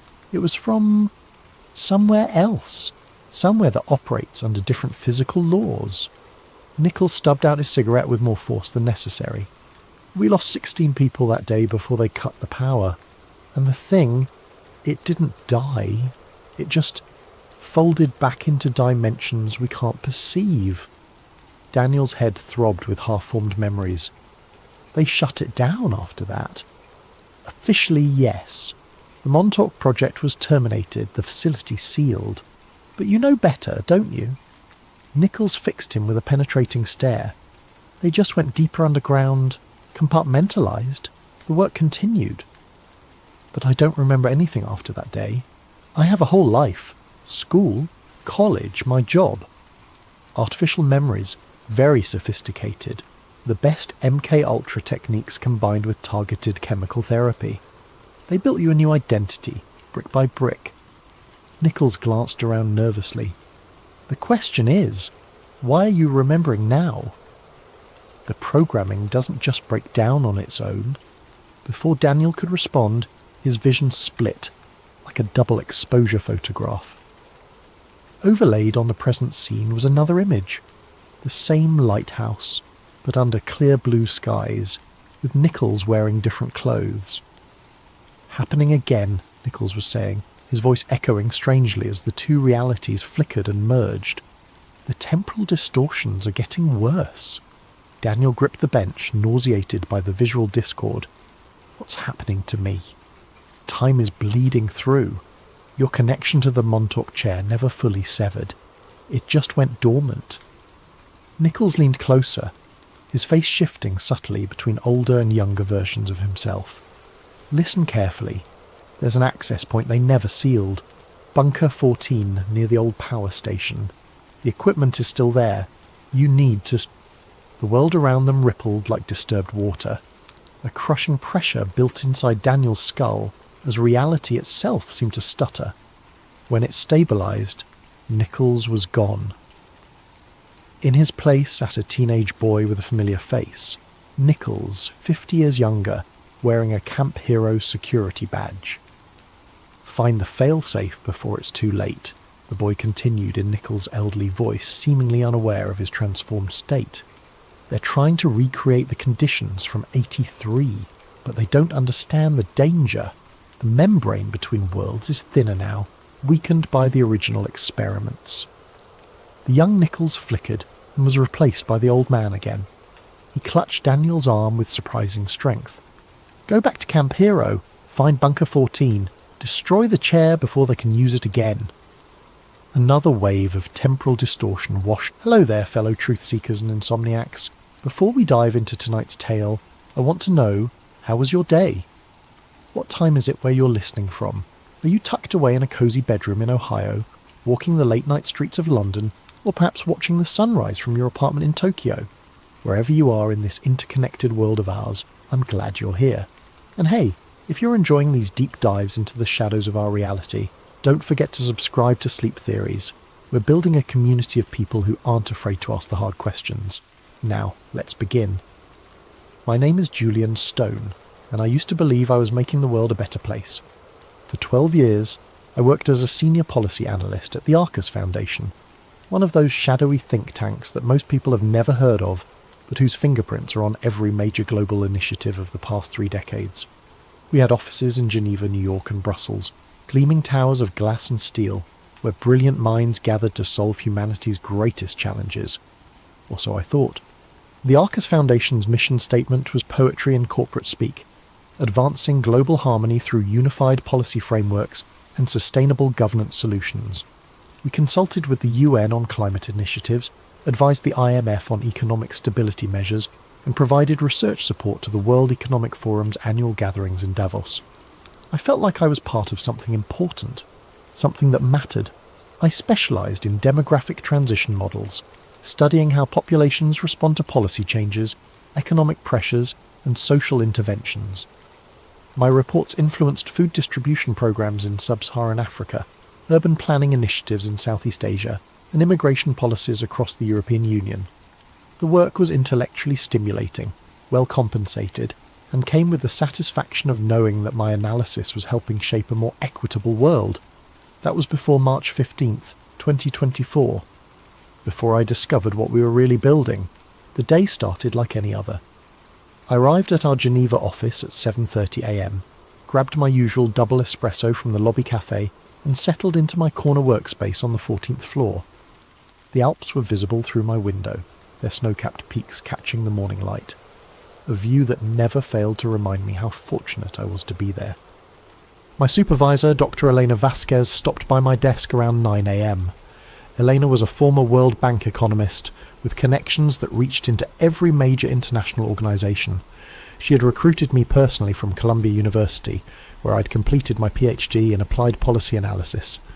Over the years, she'd become something like a mentor to me. "Julian, we have a situation," she said, her usually composed demeanour showing cracks of stress. "There was a security breach in our server infrastructure last night. Nothing critical was compromised, but we need a full audit of our internal document database. I'm putting you in charge of the cleanup." This wasn't unusual. Think tanks like ours were constant targets for corporate espionage, activist hackers, and foreign intelligence services. Our cybersecurity protocols were robust, but no system was perfect. I'd handled similar situations before, cataloguing sensitive documents, ensuring proper classification levels, and identifying any potential vulnerabilities in our information architecture. "What kind of breach are we talking about?" I asked, already pulling up our security monitoring dashboard. "Attempted penetration of our archived research database. The intrusion was blocked, but it triggered an automatic review protocol. Legal wants everything above classification level 7 to be personally verified by senior staff." Elena handed me a secure tablet loaded with administrative credentials. "Start with the Governance Innovation Archive. That's where our most sensitive collaborative research is stored." The Governance Innovation Archive. I'd heard references to it in high-level meetings, but had never had clearance to access it directly. My excitement at finally getting a peek behind the curtain was tempered by the tedious nature of the task ahead. Archive reviews were notoriously time-consuming. Thousands of documents to be sorted, verified, and reclassified. I spent the morning working through routine policy papers, demographic studies, and economic forecasting models. Most of it was familiar territory, research I'd either contributed to or referenced in my own work. The sun traced its arc across the sky as I methodically processed file after file. It was around 2:30 p.m. when I found it. The document was buried deep in a subfolder labelled Historical Research Initiatives, nestled between a 1997 study on European monetary integration and a 2001 analysis of post-Soviet economic transitions. The file name was innocuous: GI Archive Reset Framework version 7.pdf. But when I opened it, the blood in my veins turned to ice water. Project RESET Comprehensive Societal Restructuring Protocol. Classification level, Obsidian. Distribution, Council authorization only. Date, August 12th, 1998. The document was 247 pages long. What I read in those pages would shatter everything I thought I knew about the world, about my work, and about the true nature of the organisations I'd devoted my career to serving. The executive summary was clinical in its brutality.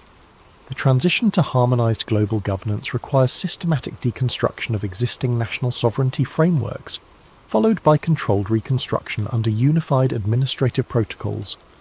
Project RESET outlines a 5-phase implementation strategy designed to achieve this transition while maintaining public compliance and minimising resistance vectors. 5 phases. 5 stages of what could only be described as the methodical dismantling of human freedom, disguised as progressive policy initiatives. Phase 1. Digital Identity Infrastructure. The first phase called for the establishment of universal digital identification systems, ostensibly for improved service delivery and security. Every human being would be assigned a unique digital profile containing biometric data, financial information, health records, travel history and behavioural analytics. The document described this as creating comprehensive individual mapping for optimised resource allocation and risk assessment. But buried in the technical specifications, the true purpose became clear. The digital ID system wasn't just about identification, it was about control, real-time tracking, automatic compliance monitoring, and the ability to instantly restrict access to banking, travel, employment, and even food distribution for anyone deemed non-compliant with social directives. Phase 2. AI-managed resource distribution. The second phase involved transitioning all essential resources, food, water, energy, housing, to centralised AI management systems. The justification was environmental sustainability and equitable distribution. The reality was something far more sinister. The document outlined algorithms that would determine individual resource allocations based on social contribution scores, behavioural compliance metrics, and demographic optimization parameters. In plain English, the system would decide who got to eat, who could access clean water, and who deserved shelter based on their usefulness to the new order and their willingness to comply with its directives. There were detailed flowcharts showing how resource restrictions could be used to modify behaviour at both individual and population levels. Hungry people, the document noted with chilling matter-of-factness, were compliant people. Phase 3. Engineered economic collapse and synthetic recovery. The third phase was perhaps the most diabolical. It called for the deliberate triggering of a global economic collapse through coordinated actions, synchronized market crashes, currency devaluations, supply chain disruptions, and debt crisis escalations. The chaos would be blamed on external factors, pandemics, climate disasters, geopolitical conflicts, or technological failures. In the aftermath of this engineered collapse, a new economic system would be introduced as the necessary solution to prevent future catastrophes. This system would be entirely digital, completely traceable, and fully controlled by the same AI networks managing resource distribution. Private property rights would be eliminated in favour of sustainable stewardship models. Individual economic autonomy would disappear. Phase 4. Unified surveillance architecture. The fourth phase involved the integration of all monitoring systems into a single, omnipresent surveillance network. Every device, every sensor, every camera would feed into a central intelligence system capable of tracking and analysing human behaviour in real time. The document described predictive intervention protocols that would identify and neutralise dissent before it could manifest as organised resistance. Potential troublemakers would be flagged by behavioural analysis algorithms and subjected to corrective interventions, everything from social isolation and economic pressure to direct psychological manipulation through targeted media exposure. Phase 5. Population normalisation protocols. The final phase was the most horrifying of all. Population normalisation was a euphemism for systematic depopulation, reducing the global human population from over 8 billion to what the document described as sustainable levels of approximately 500 million to 1 billion individuals. The methods outlined were varied and sophisticated: fertility reduction through endocrine disruptors in food and water supplies, healthcare protocols designed to increase mortality rates among low-value demographics, and what the document euphemistically called accelerated natural selection events, engineered disasters that would disproportionately affect populations deemed surplus to requirements. The document concluded with a timeline. Phase 1 had begun in 1999 with early digital ID pilots. Phase 2 would be fully implemented by 2025. Phase 3 was scheduled for 2027 to 2030. Phases 4 and 5 would be completed by 2035. I sat staring at my screen, my hands trembling. This wasn't some fringe conspiracy theory or dystopian fiction. This was a detailed operational plan, complete with budgets, timelines, implementation strategies, and success metrics. And it was dated 1998, over a quarter century ago. Looking back at the past 25 years with this knowledge was like suddenly being able to see the matrix code streaming down in green letters. Every major crisis, every solution proposed by global institutions, every erosion of privacy and freedom justified by security concerns, it all fit the pattern outlined in Project RESET, the 2001 terrorist attacks that ushered in mass surveillance programs, the 2008 financial crisis that consolidated banking power and normalised government intervention in markets, the 2020 pandemic that accelerated digital ID adoption, remote monitoring, and restrictions on movement and assembly. Each crisis followed by solutions that moved us incrementally closer to the world described in this document. I realised I had been an unwitting participant in this process. My demographic studies, my policy recommendations, my analysis of population behavioural patterns, all of it had been feeding into this larger machine. I thought I was fighting poverty and inequality.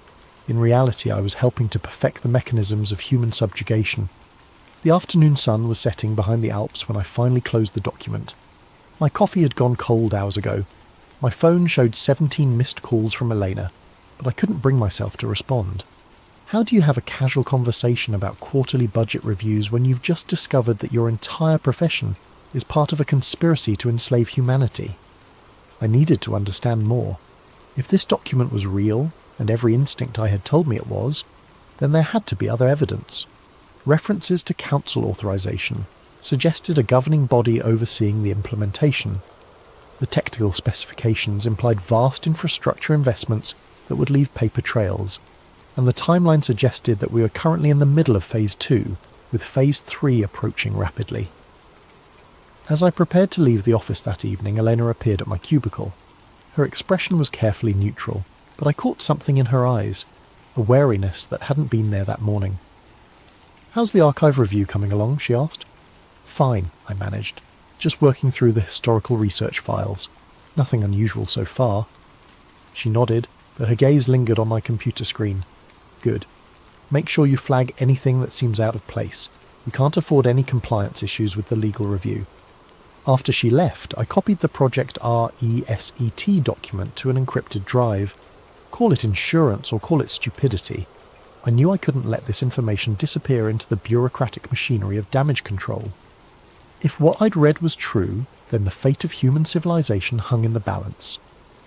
That night I lay awake in my Geneva apartment, staring at the ceiling and trying to process what I'd discovered. Outside my window, the city hummed with the quiet activity of normal life. People returning from dinner, late commuters heading home, the distant sound of traffic on the highway, all of them oblivious to the web of control being woven around them. I thought about my colleagues at Arcus, brilliant and dedicated people who believed, as I had, that we were working toward a better world. How many of them knew the truth? How many were complicit and how many were simply useful idiots like I had been? More disturbing was the realization that the plan was working. Digital ID systems were being rolled out globally under the banner of convenience and security. AI-managed resource distribution was being piloted in smart cities around the world. Economic instability was increasing, with more frequent market volatility and supply chain disruptions becoming the new normal. The infrastructure for total control was being built piece by piece, sold to the public as progress and innovation, and by the time people realized what they had traded away, it would be too late to resist. As dawn broke over Lake Geneva, I made a decision that would change the trajectory of my life forever. I was going to find out who was behind Project RESET, how far the implementation had progressed, and whether there was any way to stop what was coming. I had no idea that by opening that file, I had already marked myself for termination. The next 3 weeks were a masterclass in paranoid research methodology. I couldn't use Arcus resources for obvious reasons, and I couldn't risk conducting searches from my home computer that might trigger surveillance algorithms. Instead, I developed a routine of visiting different internet cafes, public libraries, and university computer labs around Geneva, always paying with cash and never staying in one location for more than an hour. What I discovered during those weeks of clandestine investigation was both validation and horror. The language from Project RESET wasn't just theoretical. It was operational vocabulary that had been seeded into the public discourse for decades. The phrase, "build back better," appeared in a 2005 United Nations disaster risk reduction framework, years before it became a mainstream political slogan. Sustainable development goals weren't just environmental initiatives, they were restructuring protocols directly lifted from the Project RESET documentation. Stakeholder capitalism wasn't a progressive business philosophy, it was the economic model described in Phase 3 of the plan. I started mapping connections, creating a network diagram that resembled a spider web of interlocking organisations, all connected by shared personnel, funding sources, and ideological frameworks. At the centre of this web were names that any political science student would recognise: the Bilderberg Group, the Trilateral Commission, the Council on Foreign Relations, the Club of Rome, and the World Economic Forum. But it was the personnel overlaps that made the pattern undeniable. The same individuals appeared on the boards of multiple organisations, moved seamlessly between government positions and private sector roles, and maintained influence networks that spanned decades. These weren't coincidences, they were evidence of coordinated long-term planning. Dr. Klaus Müller, for instance, had served on the board of the Arcus Foundation since 2003, while simultaneously holding positions with the Trilateral Commission and maintaining an advisory role with the World Economic Forum. His academic credentials were impeccable. PhD in International Relations from Harvard, former Deputy Director of the IMF. But his career trajectory revealed a pattern of strategic positioning within the exact organisations mentioned in Project RESET. Elena Vasquez, my own supervisor, had spent 3 years with the World Bank before joining Arcus. Her previous role involved developing population optimization models for developing nations, work that, in light of what I now knew, took on a sinister new meaning. The more I dug, the more I realised that the world of international policy wasn't the collegial academic environment I had believed it to be. It was a carefully orchestrated theatre, with different organisations playing complementary roles in advancing the same underlying agenda. The Bilderberg Group provided high-level strategic coordination, bringing together political leaders, corporate executives, and academic experts for closed-door discussions that never appeared in public records. The World Economic Forum served as the public face of the agenda, packaging radical social restructuring as progressive innovation and corporate responsibility. The Club of Rome provided intellectual legitimacy, producing research that supported predetermined policy conclusions. And think tanks like Arcus served as implementation arms, developing the detailed technical frameworks that transformed abstract plans into concrete policies. It was during my 4th week of investigation that I made contact with Harper. I was sitting in a small cafe near the University of Geneva, cross-referencing attendance lists from various international conferences, when I noticed someone had left a newspaper on the adjacent table. Folded inside the newspaper was a handwritten note. "You're asking the right questions, but you're asking them in the wrong places. Tomorrow, 3 p.m, Parc des Bastions, near the Reformation Wall. Come alone." My first instinct was to ignore it. Paranoia was an occupational hazard when researching conspiracy theories, and I had no way of knowing whether this was a genuine contact or an elaborate trap. But the note demonstrated knowledge of my research activities that was both impressive and terrifying. Someone had been watching me, tracking my movements, and monitoring my investigation. The next afternoon, I found myself walking through Parc des Bastions with sweaty palms and a racing heart. The Reformation Wall loomed ahead of me, a massive stone monument celebrating the Protestant Reformation, with larger-than-life statues of religious reformers who had challenged the established order of their time. The irony wasn't lost on me. Harper was waiting on a bench facing the monument. He looked to be in his 60s, with silver hair and the kind of weathered face that suggested a lifetime of difficult experiences. His clothing was unremarkable, a grey wool coat, dark slacks, leather shoes that had seen better days. But his eyes were alert and calculating, constantly scanning our surroundings with the practised vigilance of someone accustomed to danger. "Julian Stone," he said as I approached. It wasn't a question. I sat down beside him, maintaining the pretense of casual conversation in case we were being observed. "How do you know who I am?" "I know because I've been watching the Watchers for longer than you've been alive." His accent was British, with traces of something else, perhaps South African or Australian. "My name is Harper. I used to work for Her Majesty's Secret Intelligence Service until I learned some things that made continuing that work problematic." We sat in silence for a moment, watching tourists take photographs of the monument. A group of school children ran past, laughing and playing games that seemed impossibly innocent, given the conversation I was about to have. You found the Project RESET documentation, Harper continued. Impressive work, considering the access restrictions. Most people in your position never make it past the first layer of classification. Most people in my position, policy analysts, research coordinators, academic consultants, the intellectual workforce that powers the think tank ecosystem. You're all kept in comfortable compartments, given enough information to do your jobs effectively, but never enough to see the complete picture. It's an elegant system, really. The vast majority of people working within the network genuinely believe they're contributing to positive change. Harper reached into his coat and withdrew a slim folder. But you've seen behind the curtain now. The question is, what do you intend to do with that knowledge?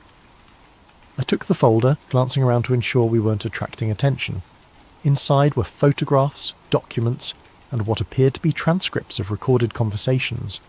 The material was far more detailed than anything I had discovered during my own research. Project RESET is Phase 4 of a much larger operation, Harper explained. The planning began in the 1970s, when a group of industrialists, academics and political leaders became convinced that democratic governance was incompatible with long-term social stability. They believed that ordinary people were too short-sighted, too emotional, and too self-interested to make rational decisions about complex global challenges. The first document in the folder was a memorandum dated 1975, bearing the letterhead of the Club of Rome. The subject line read, "Crisis of Democracy, Toward Managed Governance Solutions." The oil crisis of 1973 was a test run, Harper continued, a demonstration of how quickly modern civilization could be disrupted and how readily populations would accept authoritarian measures if they were presented as temporary emergency responses. The success of that operation convinced the planners that more comprehensive interventions were not only possible, but necessary. I flipped through pages of meeting minutes, budget allocations and organisational charts. Names I recognised from my research appeared throughout the documentation, along with others I'd never heard of, shadowy figures who seemed to wield enormous influence while maintaining complete public anonymity. Wars and pandemics are what they call in moments of acceleration, Harper said, periods when normal political processes can be bypassed and fundamental changes can be implemented under the justification of the emergency response. The 2001 attacks accelerated surveillance infrastructure development by at least a decade. The 2020 pandemic accelerated digital control systems by another decade. A photograph in the folder showed a group of men in expensive suits standing around a conference table. The image quality suggested it had been taken with a hidden camera. Harper pointed to a figure partially obscured by shadows. That's Dr. Heinrich Strasser, primary architect of the population normalization protocols. Officially, he's a retired professor of demographics from the London School of Economics. Unofficially, he's the man responsible for calculating optimal population levels and developing implementation strategies for achieving those targets. The casual way Harper discussed mass depopulation sent chills down my spine. We were talking about the systematic elimination of billions of human beings, as if it were an abstract policy problem to be solved through careful planning and efficient execution. "Why are you telling me this?" I asked. Harper was quiet for a long moment, watching a young couple push a stroller along the path in front of us. Because the timeline has accelerated. What was supposed to be a gradual transition over several decades is now being compressed into a few years. The planners are concerned about growing public awareness and resistance, so they've decided to move directly to Phase 3, the economic collapse scenario. He handed me a small device that looked like a modified smartphone. Everything you need to understand the current operational status is on that device. Meeting schedules, communication intercepts, financial transaction records. But be warned, accessing this information will mark you as a priority target. They won't try to discredit you or buy you off. They'll simply make you disappear. I pocketed the device, my hands trembling. What about you? How have you managed to avoid disappearing? Harper smiled grimly. I haven't. The man who used to be called Harper died in a car accident in Morocco 15 years ago, according to official records. The person sitting next to you is a ghost, and ghosts have certain advantages when it comes to moving through the world undetected. We parted ways without shaking hands or exchanging contact information. Harper simply stood up, walked away, and disappeared into the crowd of tourists and afternoon shoppers. I remained on the bench for another hour, trying to process what I had learned, and struggling with the magnitude of the decisions I now faced. That evening I examined the device Harper had given me. The interface was unlike anything I'd seen before, clearly custom-built with security features that went far beyond commercial encryption standards. The data it contained was staggering. Real-time intelligence on Project RESET implementation across multiple continents, detailed profiles of key personnel, financial flows between organisations, and most disturbing of all, operational timelines for the next phase of the plan. According to the intelligence Harper had provided, Phase 3, the engineered economic collapse, was scheduled to begin within 18 months. The trigger would be a coordinated cyber attack on critical financial infrastructure, blamed on state-sponsored hackers but actually orchestrated by the same network that had been planning global restructuring for decades. The attack would simultaneously cripple banking systems, electrical grids, supply chains and communication networks across North America and Europe. In the chaos that followed, emergency powers would be invoked, constitutional protections would be suspended, and the new digital control systems would be implemented as temporary security measures. Within 6 months of the collapse, the new economic system would be fully operational. Physical currency would be eliminated in favour of digital transactions that could be monitored, controlled, and restricted in real time. Universal basic income would be introduced, but payment would be conditional on compliance with behavioural modification programs. Private property rights would be suspended in favour of collective stewardship models managed by AI allocation algorithms. Anyone who resisted the transition would find themselves cut off from the economic system entirely, unable to buy food, unable to access shelter, unable to travel or communicate. Social pressure and biological necessity would force compliance within weeks. The plan was brilliant in its simplicity and horrifying in its implications. By engineering a crisis and positioning themselves as the solution, the architects of Project RESET could implement total social control while maintaining the illusion of democratic legitimacy. The public would beg for the very chains that enslaved them. As I sat in my apartment that night, surrounded by the evidence of humanity's impending subjugation, I made a decision that would define the rest of my life. I couldn't stop what was coming. The machinery was too vast, too well coordinated, and too far advanced. But I could expose it. I could ensure that when the collapse came, at least some people would understand what was really happening and why. The real governments weren't in the Capitol buildings where tourists took photographs and school children learned about democracy.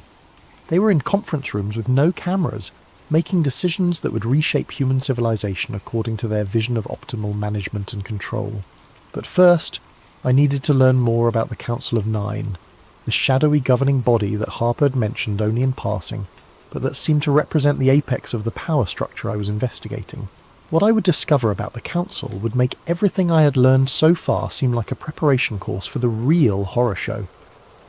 Harper contacted me again 3 days later, this time through a more sophisticated method that demonstrated the depth of his surveillance capabilities. When I returned home from work, I found that someone had been in my apartment. Nothing was missing, nothing was damaged, but subtle signs indicated professional intrusion. A book moved slightly on my desk, a coffee cup repositioned by a few inches, the angle of my computer monitor adjusted just enough to be noticeable. On my kitchen table was a single playing card, the 9 of spades, with a time and location written on the back in precise handwriting. Thursday, 9 p.m, Jet d'eau viewing platform. The Jet d'eau was Geneva's famous water fountain, a towering spray of lake water that had become the city's unofficial symbol.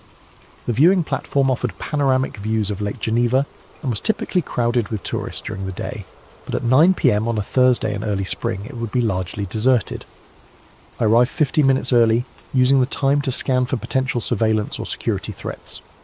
Harper's warnings about being marked as a priority target had left me hypervigilant, seeing potential enemies in every passerby and possible monitoring devices in every street camera. Harper materialised from the shadows near the platform's eastern edge, moving with the silent efficiency of someone trained in covert operations. He wore different clothes than during our first meeting, but the same calculating alertness animated his features. "You've been researching the Council of Nine," he said without preamble. I can tell because your digital footprint shows specific query patterns that correlate with council-related information architecture. I hadn't mentioned the council during our previous conversation, which meant Harper had been monitoring my online activities despite my precautions. The realization was both impressive and unsettling. How do you know what I've been researching? Because I built some of the monitoring systems that track research patterns related to sensitive topics. Before I became a ghost, I spent 12 years developing psychological analysis algorithms for MI6. We called it cognitive fingerprinting, the ability to identify individual researchers based on their information-seeking behaviours. Harper handed me a waterproof envelope sealed with what appeared to be tamper-evident tape. The Council of Nine represents the operational command structure for Project R ESET. They're not the architects. Those individuals died decades ago, but they're the executors responsible for implementing the final phases. The envelope contained photographs that had obviously been taken with sophisticated surveillance equipment. The images showed a conference room that looked like something from a high-end corporate retreat. Polished mahogany table, leather chairs, floor-to-ceiling windows offering views of what appeared to be a mountain landscape. But it was the occupants of the room that made my blood run cold. 9 individuals sat around the table, their faces partially obscured by shadows that seemed strategically positioned to prevent clear identification. Despite the lighting conditions, I could make out enough detail to recognise several figures from my research. Dr. Klaus Müller from the Arcus Foundation, a woman who appeared to be Dr. Margaret Thornfield from the World Economic Forum's Executive Board, and others whose faces seemed familiar but whose identities I couldn't immediately place. These photographs were taken during a C9 emergency protocol meeting 6 months ago, Harper explained. The audio quality from that particular session wasn't optimal, but we managed to capture enough to understand the current operational parameters. He handed me a small audio device with earbuds attached. This is a compilation of intercepted communications from various council sessions over the past 2 years. I should warn you, what you're about to hear will fundamentally change your understanding of how power operates in the modern world. I inserted the earbuds and pressed play. The audio quality was variable, ranging from crystal clear to barely audible, but the content was unmistakably authentic. The first segment featured a woman's voice with a slight Germanic accent. Phase 2, implementation is proceeding ahead of schedule in North America and Western Europe. Digital ID adoption rates are exceeding projections by 23%, and AI resource management pilots are showing promising compliance metrics. A male voice responded, "What about resistance indicators?" The psychological analysis models predicted higher levels of public pushback by this stage. "Resistance has been effectively channeled into harmless outlets," the woman replied. "Social media algorithms are directing dissent toward peripheral issues, cultural conflicts, partisan political divisions, environmental activism. The core infrastructure development continues without meaningful opposition." The recording shifted to what appeared to be a different meeting. The audio quality was clearer, allowing me to distinguish individual speakers more easily. "The timeline for Phase 3 has been moved up," announced a voice I recognised as belonging to Dr. Klaus Müller. "Recent polling data suggests that public awareness of systematic restructuring is approaching critical thresholds. We need to initiate the collapse scenario before organised resistance can develop." Another voice, older and more gravelly, expressed concern. "Acceleration carries significant risks. If the synthetic recovery process is implemented too quickly, it could trigger the kind of popular uprising that the entire operation was designed to prevent." "The risk analysis has been updated," Muller responded. "Current societal conditioning levels indicate that the majority of the population will accept authoritarian measures if they're presented as temporary responses to existential threats. The 2020 compliance experiments exceeded all expectations."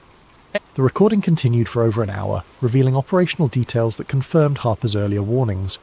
The cyber attack that would trigger Phase 3 was being developed by a contractor called Prometheus Systems, a private cybersecurity firm with deep ties to intelligence agencies in multiple countries.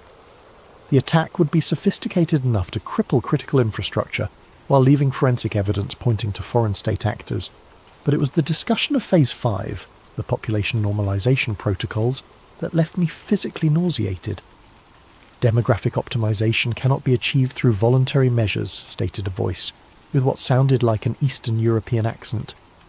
"The behavioural modification programs have been successful in reducing fertility rates.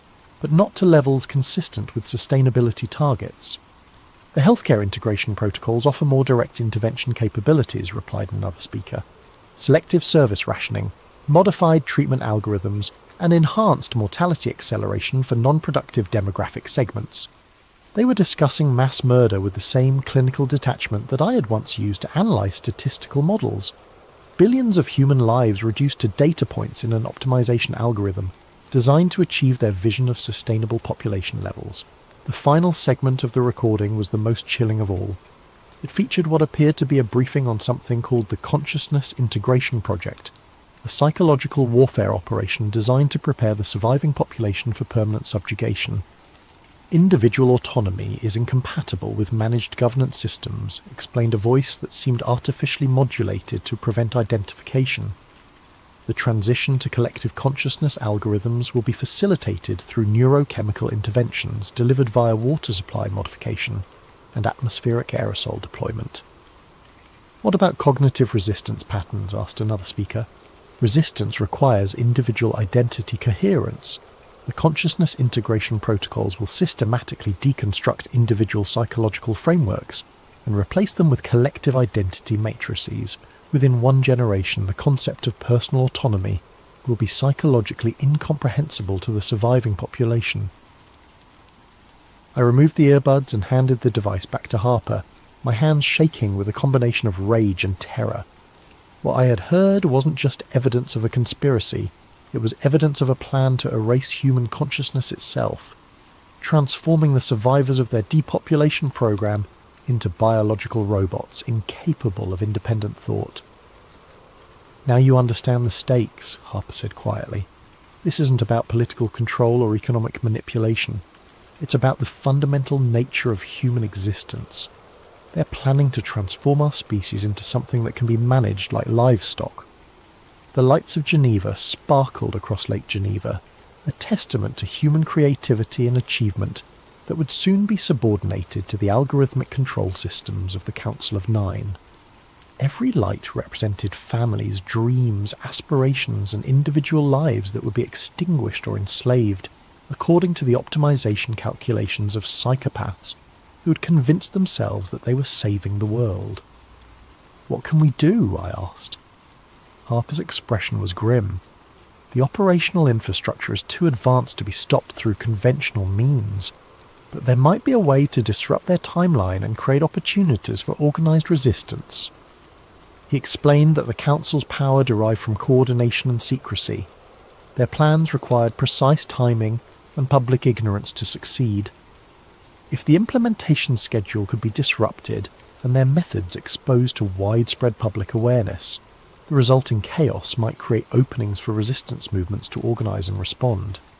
They're planning a closed-door summit next month, Harper continued, a C9 emergency protocol meeting to finalize the Phase 3 trigger parameters. If we could intercept their communications during that meeting and broadcast the proceedings publicly, it would expose everything, I finished.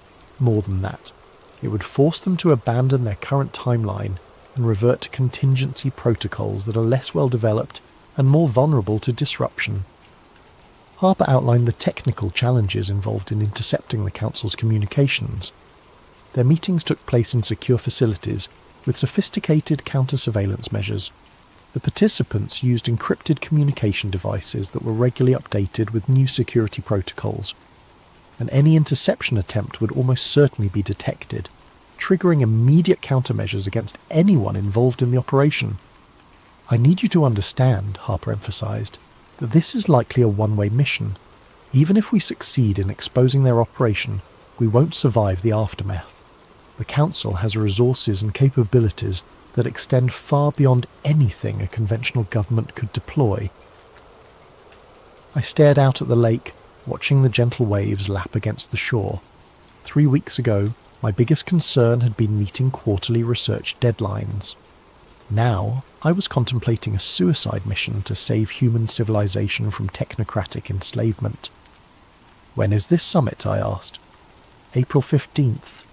Location is still being determined, but intelligence suggests it will be at the Château de Bossé, about 20 kilometers outside Geneva. It's a World Council of Churches conference centre, that's been used for sensitive meetings before.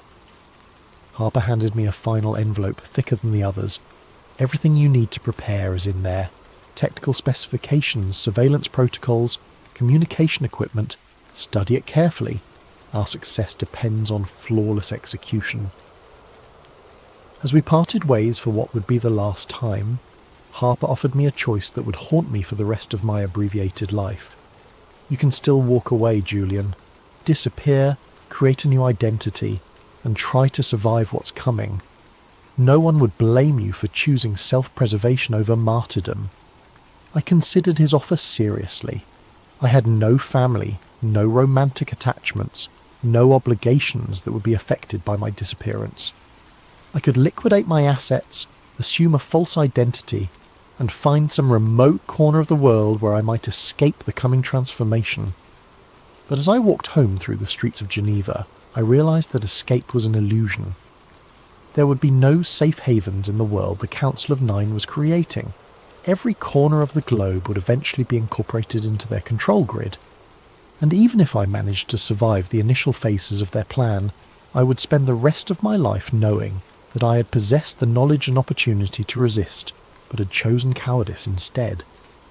The next morning I submitted my resignation to the Arcus Foundation, citing family health issues that required my immediate attention. Eleanor Vasquez accepted my resignation, with what seemed like genuine regret, though I noticed she didn't press for details about my family situation. I spent the following 3 weeks studying Harper's materials and preparing for the mission. The technical challenges were formidable, but not insurmountable. The Chateau de Bossey's security systems were sophisticated, but not impregnable. More importantly, Harper had provided me with detailed intelligence about the Council's communication protocols and meeting procedures. The plan was elegantly simple.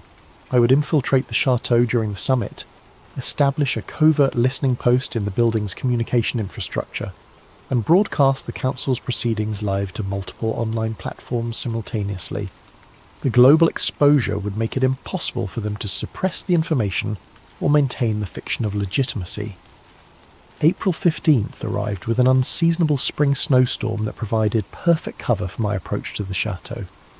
I'd spent the previous night in a small hotel in Séligny, using the time to conduct final equipment checks and mentally prepare for what was likely to be my final mission.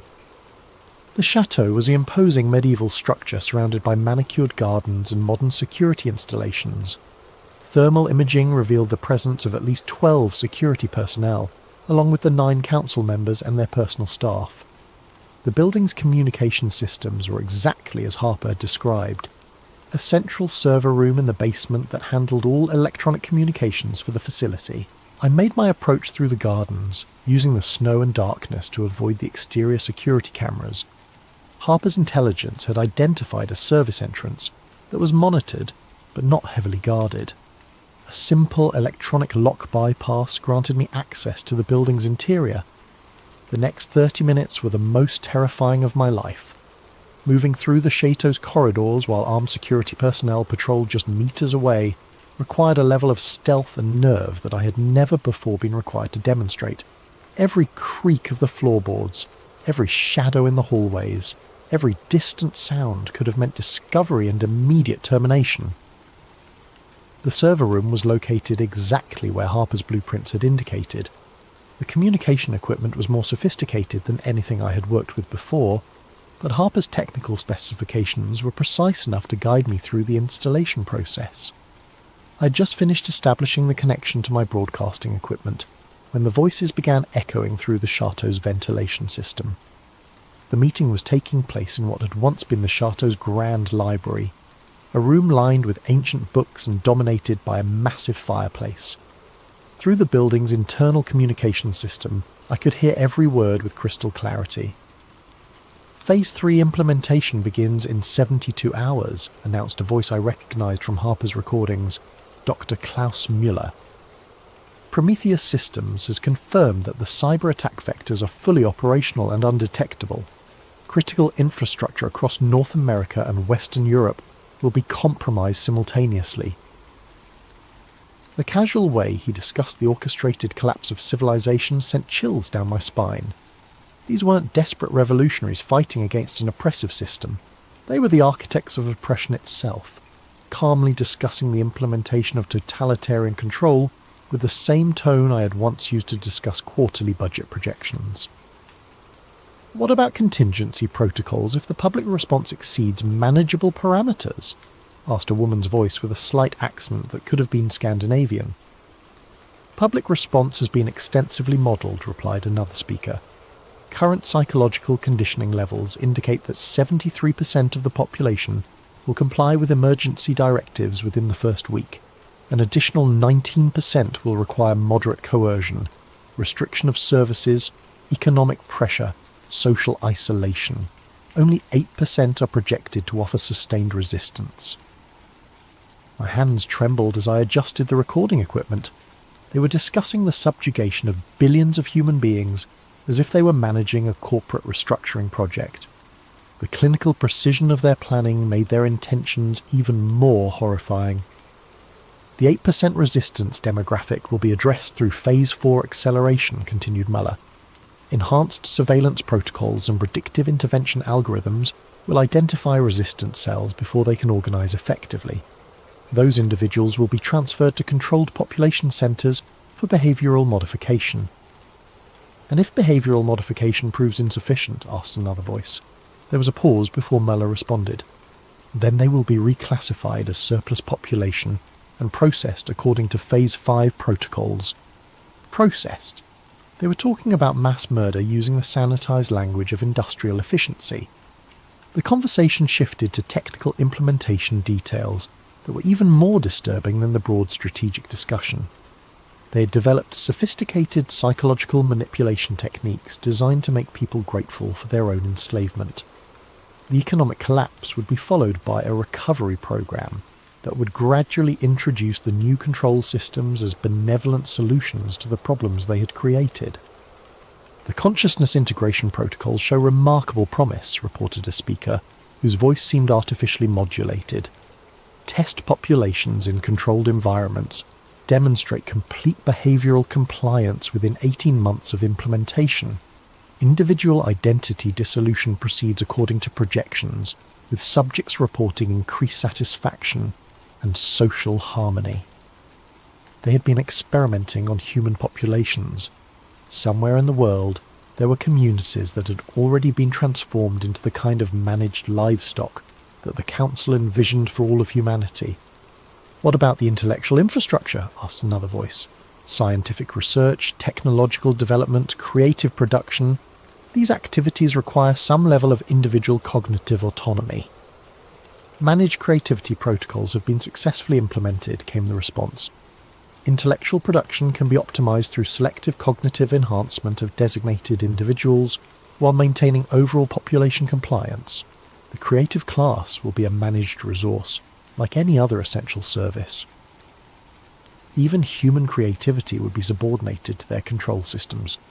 Artists, writers, scientists, and inventors would be reduced to biological machines producing innovations according to centrally planned directives. But it was the next part of their conversation that made me realise the true scope of their ambitions. The interplanetary expansion protocols require careful coordination with Phase 5 implementation, announced a voice I hadn't heard before. Optimal population levels for Earth-based operations must be maintained while developing sustainable colonies for the management class. They weren't just planning to control Earth, they were planning to expand their control system to other planets. The population reduction wasn't just about sustainability, it was about creating a manageable labour force, while the ruling class established themselves as the founders of interplanetary civilization. Mars colony infrastructure development is proceeding ahead of schedule, reported another speaker. The first management class settlement can be established within 15 years, with full operational capability within 30. Earth-based population levels can be reduced to maintenance requirements, while interplanetary expansion continues. The vision was breathtaking in its scope and horrifying in its implications. Earth would become a managed preserve populated by enslaved humans whose consciousness had been technologically altered to ensure compliance. Meanwhile, the architects of this system would establish themselves as the lords of a new cosmic empire. free from the limitations and messy complications of democratic governance.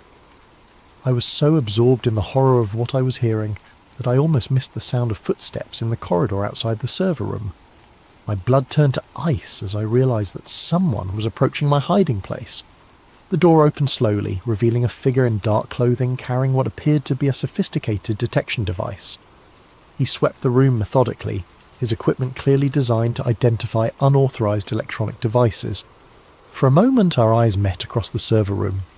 He was younger than I had expected, probably in his 30s, with the kind of athletic build that suggested military or law enforcement training. His expression was professionally calm, but I could see the calculation in his eyes as he assessed the situation. "Dr. Julian Stone," he said quietly. "You're not supposed to be here." I had been caught, but the recording was still active. My mission could still succeed if I could delay long enough for the broadcast to complete. "Neither are you, I'd imagine," I replied, trying to keep my voice steady. "Unless you're part of their security detail." He smiled grimly. "I'm part of something else entirely. Someone who shares your concerns about what's happening in that room upstairs." The revelation that I wasn't alone in my resistance lifted a weight from my shoulders that I hadn't realised I was carrying. How many others are there? More than they know. Fewer than we need. He moved closer, keeping his voice low. "The broadcast is working. The signal is getting through to multiple platforms simultaneously, but they're going to detect the transmission within minutes, and when they do, we're both dead," I finished. "Probably, but the information will be out there. People will know the truth." From upstairs, we could hear the council's discussion continuing. They were moving into operational details for the immediate aftermath of the cyber attack. Emergency broadcast scripts, military deployment protocols, procedures for implementing martial law while maintaining the illusion of democratic legitimacy. "The public messaging framework is critical," Merla was saying. "The population must believe that the emergency measures are temporary responses to an external threat. Constitutional rights can be suspended indefinitely as long as the suspension is framed as protective rather than punitive." My companion, he had never given me his name, was monitoring the broadcast signal on a handheld device. "Upload is at 67% completion," he whispered, "but they're starting to scan for unauthorised transmissions." The voices from upstairs were becoming more animated, suggesting that someone had noticed the security breach. "We have a problem," announced a voice I hadn't heard before. "Our communication systems are showing signs of external access. Someone is intercepting our proceedings." The response was immediate and chilling. "Lock down the facility, search every room, find the source of the breach and eliminate it." 78% complete, my companion reported. "Just need a few more minutes." But we didn't have a few more minutes. The sound of heavy footsteps was echoing through the corridors as security personnel began a systematic search of the building. It was only a matter of time before they reached the server room. 85% complete, came the whispered update. The footsteps were getting closer. I could hear radio chatter as the security team coordinated their search pattern. The voices were professional, efficient, and absolutely ruthless. 92% complete. A voice outside the door. "Check the server room. Full scan for unauthorized equipment. 97% complete." The door handle turned. "Upload complete," my companion whispered just as the door burst open. What happened next was a blur of violence and chaos that I'm still not entirely sure I remember accurately. Multiple armed figures poured through the doorway, their weapons trained on both of us with professional precision. My companion, the man who had helped me complete the broadcast, was shot immediately, his body crumpling to the floor without a sound. I raised my hands, expecting to join him in death, but the lead security operative spoke into his radio instead of pulling the trigger. "Package secured, bring him upstairs." They dragged me from the server room, through the chateau's elegant corridors, and into the grand library where the Council of Nine had been conducting their meeting. The room was exactly as I had imagined it, ornate, imposing, and filled with the kind of understated luxury that spoke of genuine power rather than mere wealth. The 9 figures were still seated around their mahogany table, but now their attention was focused entirely on me. In the better lighting, I could see their faces more clearly than I had in Harper's photographs. They were older than I had expected, mostly in their 60s and 70s, with the kind of well-preserved appearance that came from access to the best medical care money could buy. Dr. Klaus Müller rose from his seat, his expression combining disappointment with professional curiosity.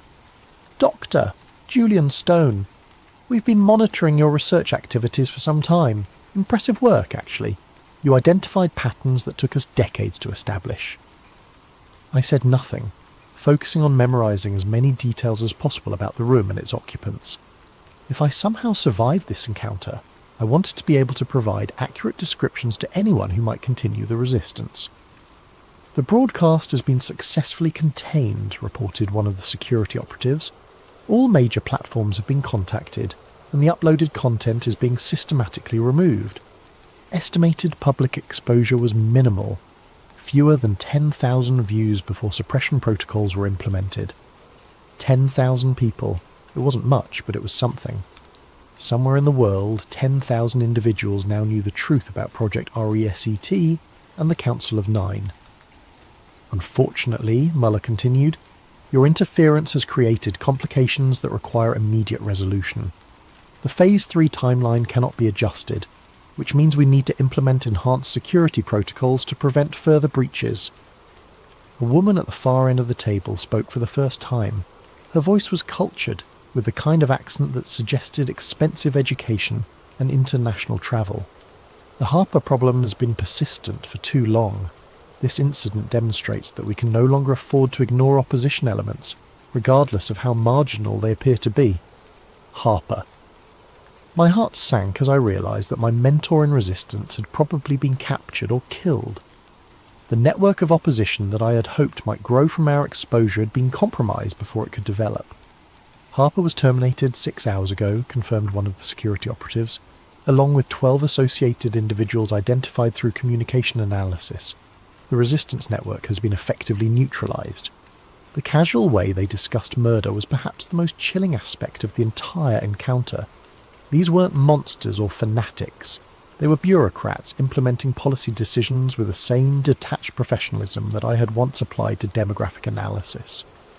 "Which brings us to the question of what to do with Dr. Stone," Muller said, returning his attention to me. "His knowledge of our operations is comprehensive, and his analytical capabilities are impressive. There might be value in incorporating him into our planning apparatus rather than simply eliminating him." The suggestion sent a chill down my spine that was worse than the threat of death. They were offering me the chance to become complicit in their plan, to use my skills to perfect the mechanisms of human enslavement. "The offer is genuine," Muller continued, apparently reading my expression. "Your research background makes you uniquely qualified to contribute to population management optimization. You could help us minimize the suffering associated with the transition process." "Minimize the suffering of genocide, you mean?" I replied, speaking for the first time since being brought into the room. "Genocide is an emotionally charged term that doesn't accurately describe our objectives," responded the woman who had spoken earlier. "We're implementing a comprehensive restructuring program designed to ensure long-term human survival. The current population levels are unsustainable, and democratic governance systems have proven incapable of addressing existential challenges." They genuinely believed they were saving humanity. The realization was somehow more terrifying than simple malice would have been. These weren't evil people. They were intelligent, educated individuals who had convinced themselves that totalitarian control and mass murder were necessary for the greater good. "The current global population of 8 billion will be reduced to approximately 1 billion within 30 years, Muller explained with the same tone he might have used to discuss quarterly earnings projections. "The selection process will be optimized to preserve genetic diversity, intellectual capacity, and cultural heritage while eliminating redundant demographic segments." Redundant demographic segments. They were talking about 7 billion human lives as if they were excess inventory to be disposed of for efficiency purposes. "The survivors will live in a managed environment free from war, poverty, environmental degradation, and social conflict," continued the woman. "Individual autonomy will be replaced by collective optimization, ensuring that every person contributes to overall societal welfare according to their capabilities." "And what about human dignity?" I asked. "What about the right to make your own choices, to pursue your own goals, to live your own life?" "Individual autonomy is a luxury that our species can no longer afford," replied Muller. "The evidence is overwhelming. Democratic societies are incapable of making rational long-term decisions. Personal freedom inevitably leads to collective catastrophe." The conversation continued for another hour, with various council members explaining their philosophy and attempting to convince me to join their cause. They spoke eloquently about sustainability, efficiency, and social optimization. They presented detailed research showing the failures of democratic governance and the advantages of managed social systems. But beneath all their sophisticated arguments was a fundamental contempt for human nature itself. They saw people as problems to be solved rather than individuals with inherent worth and dignity. Their vision of the future was a world where every aspect of human existence would be optimized according to algorithmic calculations designed by individuals who considered themselves superior to the rest of our species. As the meeting concluded, Muller made his final offer.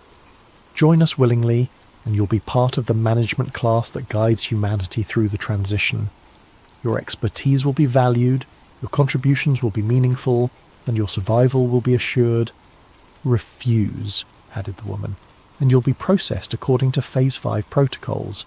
Your knowledge makes you too dangerous to be allowed to live as a private citizen, but not valuable enough to preserve against your will." The choice was clear: collaboration or death. But there was a third option that they hadn't considered. "I need time to think about it," I said.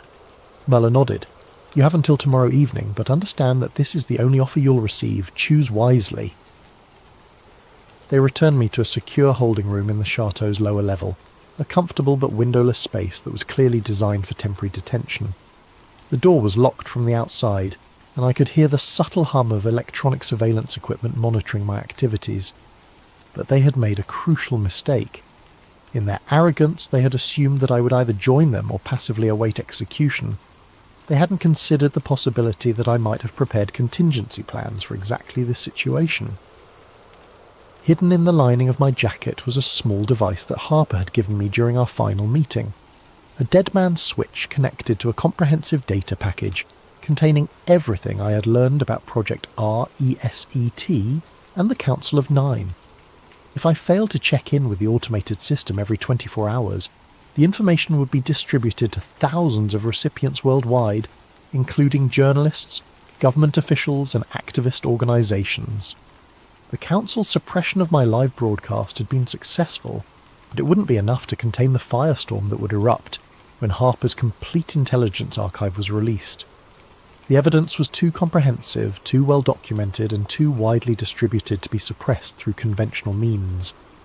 As I sat in that holding room, contemplating my final decision, I realized that the 10,000 people who had seen my broadcast were more significant than the Council understood. In the age of social media and viral information distribution, 10,000 viewers could become 10 million within hours if the content was compelling enough. The resistance wasn't dead. It was just beginning, and the Council of Nine was about to discover that their carefully constructed timeline was no longer under their control. I spent that night writing a final message, using the time to document everything I had learned and experienced. If I was going to die, I wanted my death to serve a purpose. The message would be transmitted along with Harper's archive, providing context and human perspective to the technical intelligence he had gathered. The next evening, when Muller returned to collect my decision, I was ready. "I've made my choice," I told him, "and I choose resistance." Muller's expression didn't change, but I could see the disappointment in his eyes. "That's unfortunate. You could have been part of something historically significant." "I already am," I replied, "just not the way you intended." The following text was recovered from Dr. Julian Stone's encrypted files and released as part of the Harper Archive disclosure. It represents the final transmission sent by Dr. Stone before his disappearance. "To whoever receives this message, my name is Julian Stone, and by the time you read this, I will probably be dead. But my death will serve a purpose if you understand what I'm about to tell you and act on that knowledge. Everything you've learned about Project RESET and the Council of Nine is true. They are not theoretical threats or abstract conspiracies. They are operational realities that are being implemented right now in the real world by real people with real power. The cyber attack that will trigger Phase 3 is scheduled to begin in less than 48 hours. When it happens, you will be told that foreign terrorists or hostile nations are responsible. You will be told that emergency measures are necessary to protect your safety and security. You will be told that the restrictions on your freedom are temporary responses to an unprecedented crisis. All of it will be lies. The attack will be orchestrated by the same people who will offer to save you from it. The emergency measures will be permanent features of a new system of control. The restrictions on your freedom will never be lifted because they were never intended to be temporary. But you have a choice. You can choose to believe the lies and accept the chains they offer you, or you can choose to resist and fight for the future of human dignity and freedom. If you choose resistance, you need to understand what you're fighting against. This is not a political movement that can be defeated through elections or legal challenges. This is a coordinated assault on human consciousness itself, implemented by people who have resources and capabilities that exceed anything most people can imagine. They control the media that shapes public opinion. They control the financial systems that determine economic stability. They control the technology platforms that facilitate communication and organisation. They have been planning this transformation for decades, and they have considered every possible form of resistance. But they have made one crucial error. They have underestimated the power of human consciousness itself.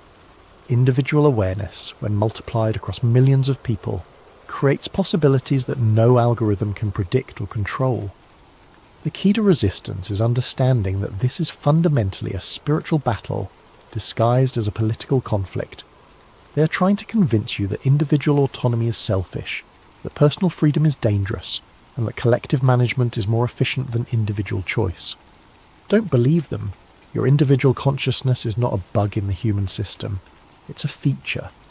Your ability to think for yourself, to make your own choices, to pursue your own dreams and goals, is not a luxury that humanity can no longer afford. It's the essence of what makes us human. When the collapse comes, and it will come, remember that the chaos is artificial, and the solutions they offer are designed to enslave you. Organise locally, communicate privately, and maintain your individual identity at all costs. Most importantly, remember that you're not alone. All around the world, people are waking up to the reality of what is being done to them. The resistance is not centralised or organised in the traditional sense, but it is real and it is growing. The New World Order is not inevitable. It is simply the preferred outcome of people who have convinced themselves that they know better than the rest of us how we should live our lives. They are wrong, and if enough of us refuse to cooperate with their vision, they will fail. The choice is yours. Choose wisely. Choose resistance. Choose freedom. The future of human consciousness depends on it. Transmission ends. Addendum. The World Unity Day broadcast. The following transcript was recovered from archived television broadcasts dated 6 months after Dr. Stone's disappearance. The content has been verified as authentic by multiple independent sources. Good evening.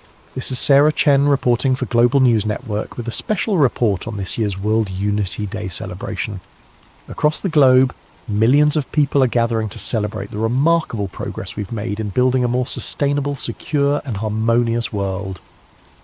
The past year has seen unprecedented cooperation between governments, corporations and civil society organisations in addressing the challenges facing our planet. The successful implementation of the Global Resilience Framework has provided stability and security for billions of people, while the Universal Basic Services Programme has eliminated poverty and inequality in participating regions. Behind me you can see thousands of happy families enjoying the festivities here in Geneva, grateful for the peace and prosperity that has been achieved through collective action and shared sacrifice. It's a remarkable testament to what humanity can accomplish when we work together toward common goals.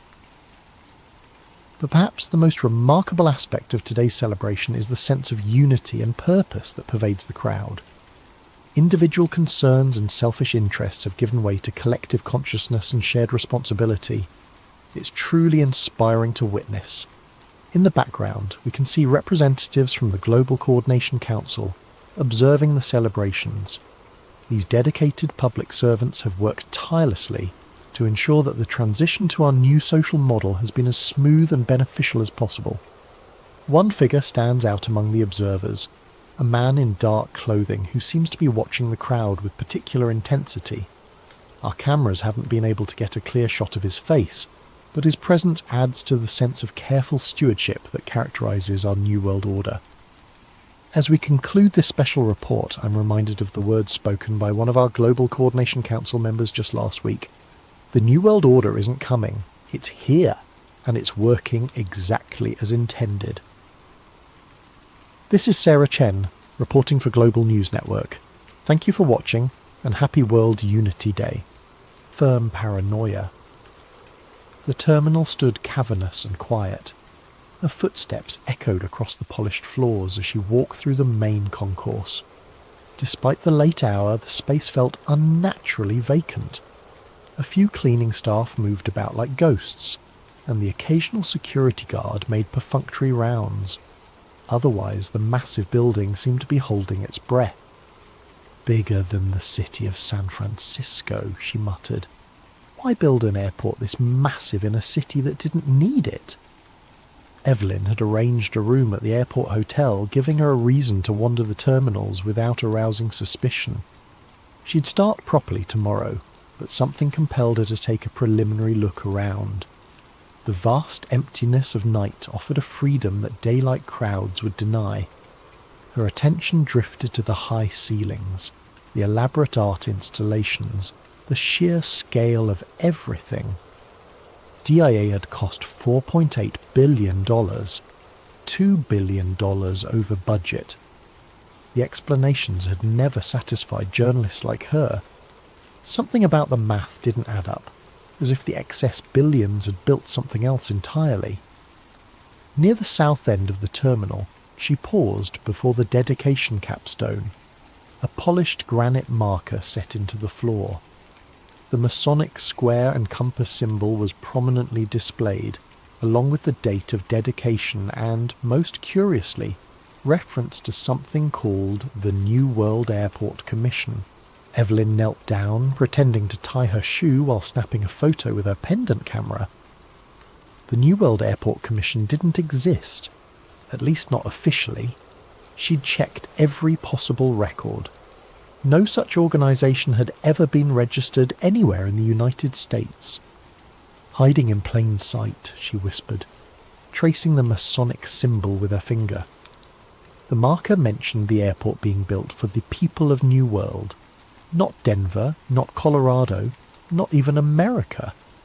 Just New World. As she stood, a security guard appeared nearby, watching her with unusual intensity. Evelyn smiled casually and moved on, but she could feel his eyes following her. Was she being paranoid, or had she already been marked as someone to watch? Moving toward the hotel, she passed the infamous murals that had spawned countless conspiracy theories. Even at this hour, their vivid imagery was disturbing. Children lying in coffins, a gas-masked figure wielding a scimitar, extinct animals, indigenous people weeping over destruction. The artist claimed they represented peace following environmental apocalypse, but to Evelyn, they looked more like plans than warnings. At the hotel check-in, the night clerk barely acknowledged her, sliding her keycard across the counter without meeting her eyes.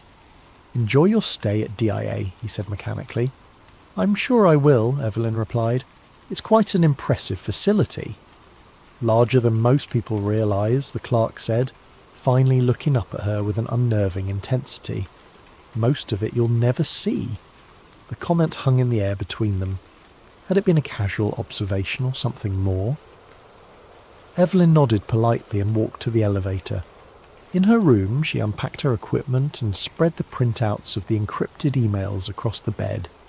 Each contained fragments of maps, maintenance schedules, strange symbols, and cryptic references to underground levels not shown on any official blueprint. One phrase appeared in every message: Level Subnormal 3.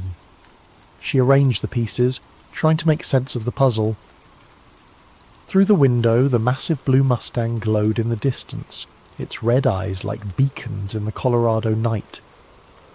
Beyond it, planes took off and landed on runways designed in a formation that, from above, resembled a swastika. Another coincidence that conspiracy theorists love to mention. Evelyn checked her watch. 3:42 a.m. She should sleep, but her mind raced with questions. Who had sent the emails? Why choose her? And most importantly, what really lay beneath the sterile, controlled environment of Denver International Airport? She took out her recorder pen and spoke softly. Day 0 at DIA. Tomorrow I begin mapping the visible to find the invisible. If the emails are correct, this isn't just an airport. It's the entrance to something much bigger and much darker. As she set down the pen, the lights in her room flickered briefly. Just an electrical hiccup, surely. But in that moment of darkness, Evelyn could have sworn she heard something humming beneath the floor. A deep, steady vibration, like massive machinery churning in the earth below. Morning brought artificial normality to Denver International Airport. Travellers rushed through security lines, baristas served overpriced coffee, and overhead announcements called for final boardings. Yet to Evelyn's newly attuned senses, everything felt like a performance, a carefully choreographed dance to disguise what lay beneath the surface. She sipped her coffee near the south atrium, pretending to work on her laptop while photographing the murals more thoroughly. The first, titled "Children of the World Dream of Peace," showed a massive military figure in a gas mask wielding a sword and an AK-47, stabbing a dove while surrounded by weeping mothers holding dead babies. Opposite this stood another panel where children of all races gathered around a central figure that glowed with supernatural light. Disturbing, aren't they? Evelyn startled as an elderly man settled beside her. His security badge identified him as Walter Simmons, Maintenance Division.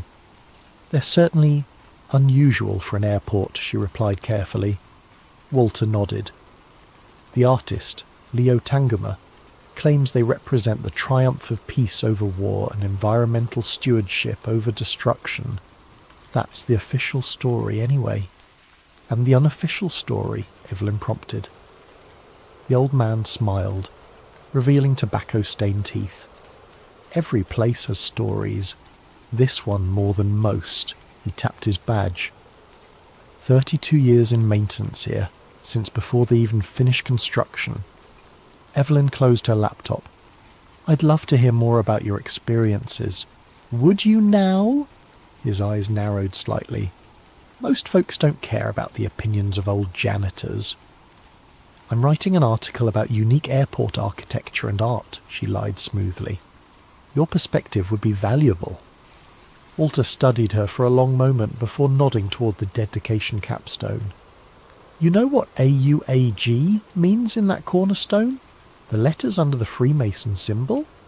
Chemical symbols for gold and silver? That's what they tell tourists. Walter leaned closer. In ancient alchemy, they represent the foundation of transformation, breaking down to build anew. Before Evelyn could respond, Walter stood abruptly. Meet me at closing time. Baggage claim level, Carousel 19, if you're really interested in architecture. Without waiting for a response, he shuffled away, disappearing into the crowd.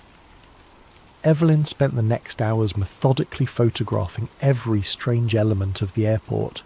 The gargoyles emerging from suitcases, the floor tiles with Navajo symbols arranged in patterns that resembled circuitry, and most notably, the time capsule marble inscribed with New World Airport Commission.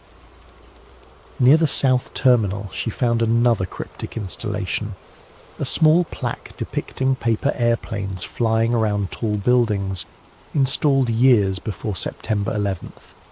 Below it, Freemason symbols were incorporated into the terrazzo floor.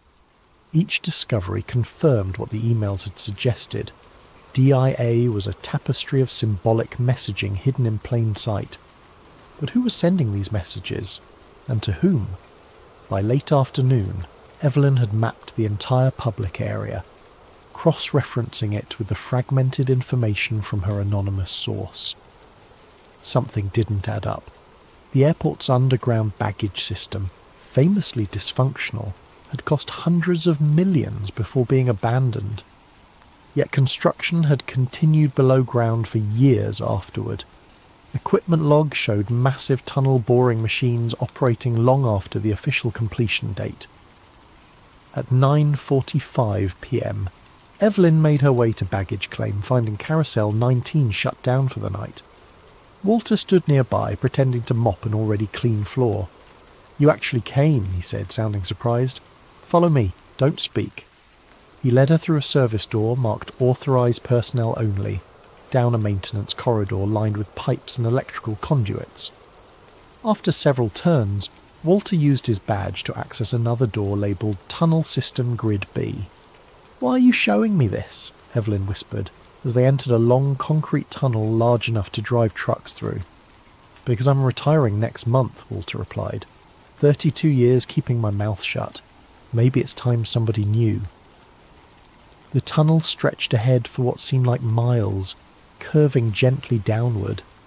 Evelyn's GPS on her phone showed them moving beyond the official airport boundaries, yet the concrete passageway continued. 5 subterranean levels, Walter said as they walked. "That's what they put in the original plans, but we built 8. The deepest 3 don't officially exist." "Who's they?" Evelyn asked. Walter laughed bitterly. "I've asked myself that for decades. The construction teams were compartmentalised. Different contractors for different sections. Nobody seeing the whole picture. But whoever designed this place, they weren't thinking about luggage." They passed massive air handling systems, water purification equipment and power generators far larger than an airport would require. Self-sufficient, Walter noted, following her gaze. Complete power generation, water purification, air filtration. This place could seal itself off from the outside world indefinitely. After 20 minutes of walking, they reached a junction where the modern concrete tunnel intersected with something else. A rough-hewn passage that appeared to be partially natural, partially excavated from the bedrock. "This wasn't on any blueprint," Walter said. "We found it during excavation. There was talk of ancient tunnels under this whole region. Native American legends about entrances to the underworld." Evelyn photographed the junction with her pendant camera. "What's down there?" "Don't know. It was sealed off immediately. Armed guards for weeks." Walter pointed to a symbol carved into the stone arch. A stylized eye within a triangle. But that wasn't carved by construction workers. As they stood there, a low humming vibration filled the tunnel, the same sound Evelyn had heard in her hotel room. Walter's face paled. "We need to go. Now." "What is that?" Evelyn asked. But Walter was already hurrying back the way they had come. "Night shift's coming," he hissed. "If they find us here." They barely made it back to the public area before Walter's radio crackled to life. He answered it, speaking in clipped professional tones about a clean-up needed at Terminal C. "Don't try to find me again," he whispered to Evelyn before leaving. "And whatever you do, stay out the tunnels at night." Back in her hotel room, Evelyn downloaded the images from her camera and compared them with the diagrams from the anonymous emails. The strange carved symbol matched one that appeared repeatedly in her source's messages. Beneath it, her source had written, "The eye watches the gate." She was drafting notes when her laptop suddenly crashed. When it rebooted, all her photos from the underground tunnel were gone. Even her backup files had been corrupted. A new email arrived, sent from her own account to herself. "Curiosity endangers more than cats. Level subnormal 3 is not for you." Evelyn stared at the message, her hands trembling. Someone had remotely accessed her computer. Someone was watching. Through her window, Lucifer's red eyes glowed in the darkness. patient and knowing. The horse that had killed its creator seemed to be sending her a warning. She closed the curtains but couldn't shake the feeling that she was still being observed. The hum she had heard underground now seemed to permeate everything. The walls, the floor, the very air of the airport hotel room. What exactly had she stumbled into? By her third day at Denver International Airport, Evelyn had established a routine designed to make her presence seem ordinary. Breakfast at the terminal cafe, work on her laptop in public areas, occasional calls to her editor back in Chicago, discussing a mundane article about airport architecture that would never actually be written. All the while, she methodically pieced together the puzzle, cross-referencing Walter's information with her anonymous source's emails. The warning message on her laptop had only convinced her that she was onto something significant. Someone with access to sophisticated hacking tools didn't want her digging deeper, which meant she absolutely had to. The key came in an unexpected form. A maintenance schedule left carelessly on a break room table when Evelyn accidentally entered the wrong door. A quick photograph with her pendant camera captured what she needed. Access codes for the lower service levels, and most importantly, shift change times when the tunnels would be momentarily unmonitored. At 2:47 a.m., dressed in a custodial uniform stolen from a supply closet, Evelyn swiped a copied maintenance badge at a service elevator near the East Terminal. The badge wouldn't pass close inspection, but might work for automated systems. Her heart pounded as the reader flashed green and the doors slid open. Inside, instead of the usual floor buttons, there was a keypad. Evelyn entered the code from the maintenance schedule, 794503. The elevator began to descend. 1 floor, 2 floors, 3. It continued past the standard basement levels into depths that shouldn't exist according to official blueprints. When it finally stopped, the display read simply S3, subnormal 3. The doors opened onto a dimly lit corridor unlike anything in the upper airport. The walls were bare concrete, lined with thick pipes and bundled cables. The air felt different, cooler with a faint metallic taste. And there was that hum again, stronger now, vibrating through the soles of her shoes. Evelyn stepped out cautiously, her pendant camera recording. The corridor stretched ahead, branching into multiple paths.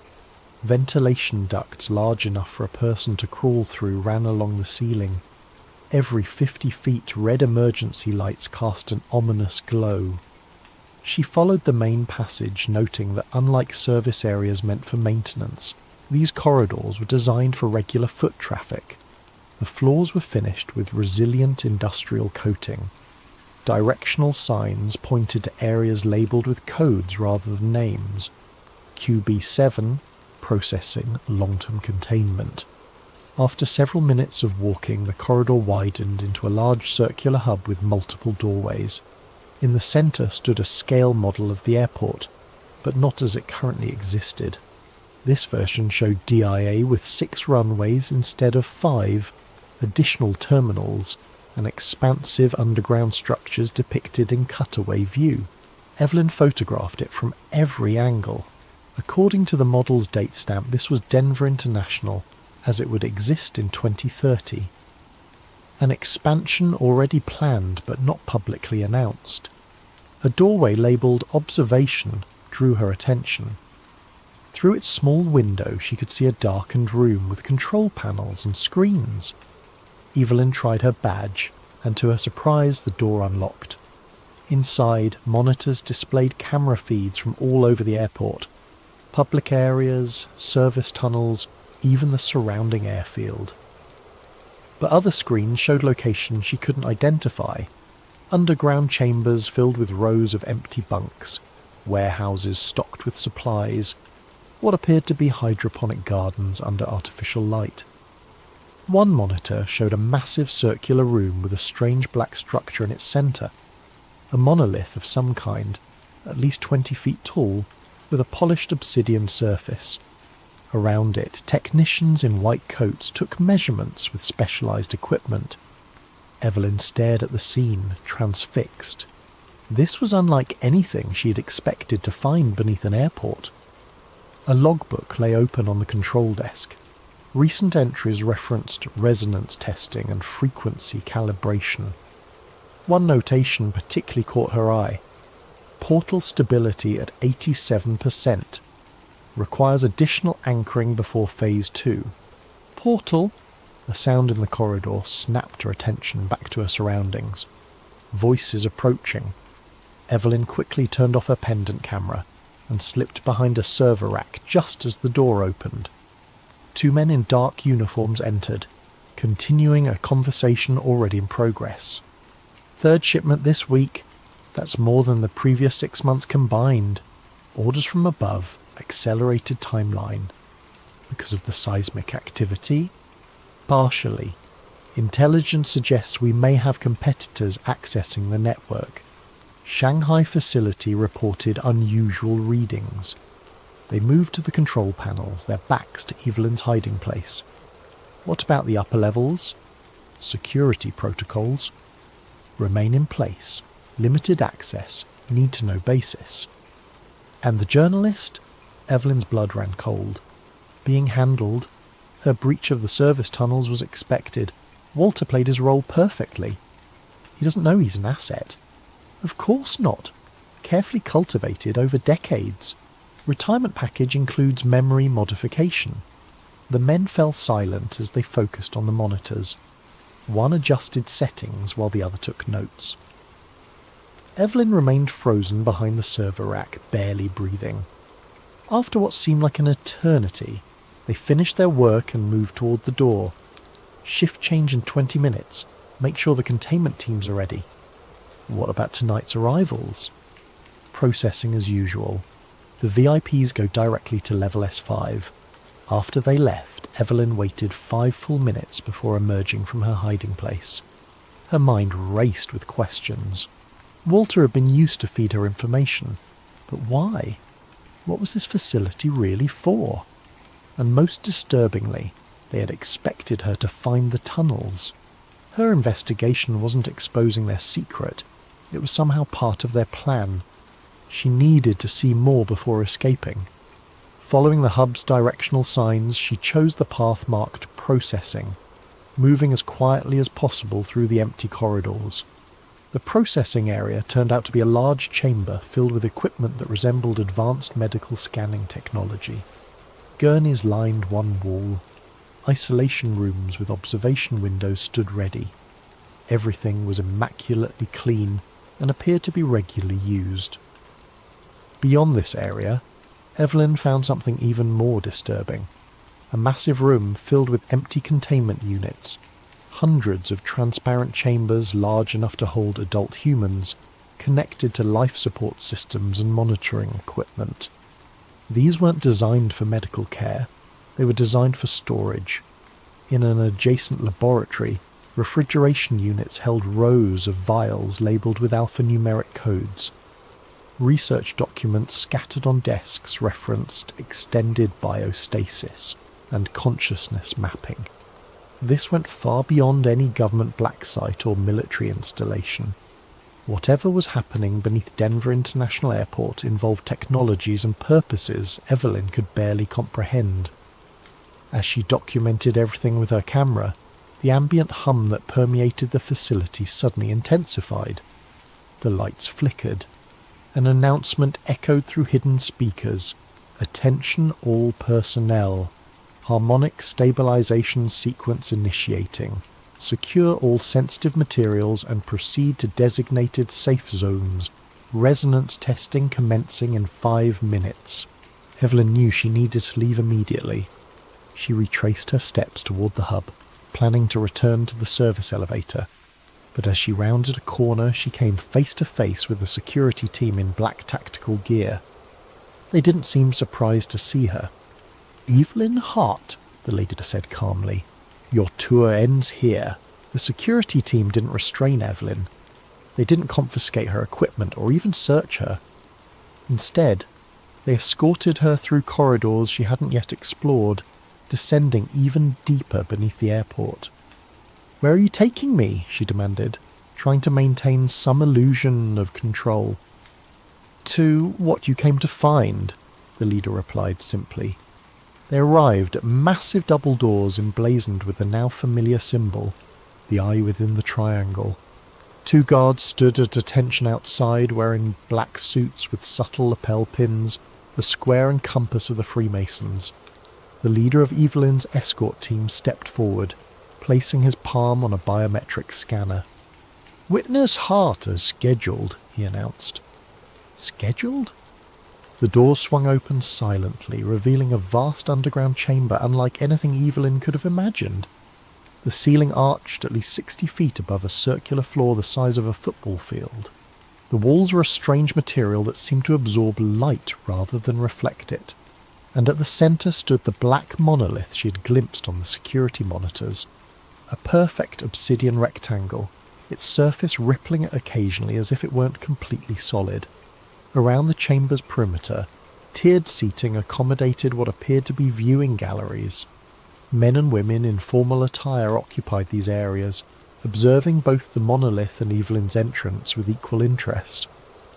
Their faces were partially obscured by the chamber's unusual lighting, but she recognized certain features associated with wealth and power: the confident postures, the expensive watches, the security details hovering nearby. "Council is in session," her escort explained, directing her to a small podium facing the gathered assembly. "You will observe and report." "Report what?"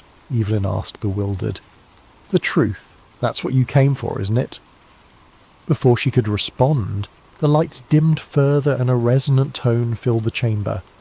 The black monolith pulsed in rhythm with the sound, its surface becoming increasingly fluid. The assembled observers fell silent. A figure in elaborate ceremonial robes stepped onto a platform near the monolith. Though his face was shadowed by a hood, his voice carried effortlessly through the chamber. "The convergence approaches. Phase alignment has reached optimal parameters. The gateway prepares to receive." Digital displays materialized around the chamber, hovering in mid-air. They showed real-time data on geological activity, atmospheric conditions, and various measurements Evelyn couldn't interpret. One screen displayed a global map with pulsing points of light at specific locations. Denver was one, but she also noted similar spots in Antarctica, Siberia, the Gobi Desert, and beneath the Atlantic Ocean. "Our facilities report ready status," the robed figure continued. "The network is synchronized. When the moment arrives, transition will commence, according to protocol." Another figure rose from the assembly, this one dressed in a modern business suit. "The controlled destabilization proceeds as designed. Economic indicators confirm system stress points have reached critical thresholds. Social fragmentation indexes are at predicted levels." "And the narrative control?" asked a woman's voice from another section. "Operational through all channels. Contradictory information continues to neutralize truth seekers. Those who approach genuine discovery are redirected through our asset network." With sudden clarity, Evelyn understood her role. She wasn't exposing a conspiracy, she was being used to shape the narrative around it. Whatever was happening here, they wanted it partially revealed, through her, in a way they could control. The robed figure gestured toward her. "The witness has arrived as arranged. Her presence completes the documentation requirement." All eyes turned to Evelyn. She felt exposed, manipulated, yet strangely empowered by her new... Tonight's story is called Storm Protocol, and it explores a scenario both startlingly plausible and deeply unsettling. The possibility that the weather, the very skies we depend upon for life, could be manipulated for power.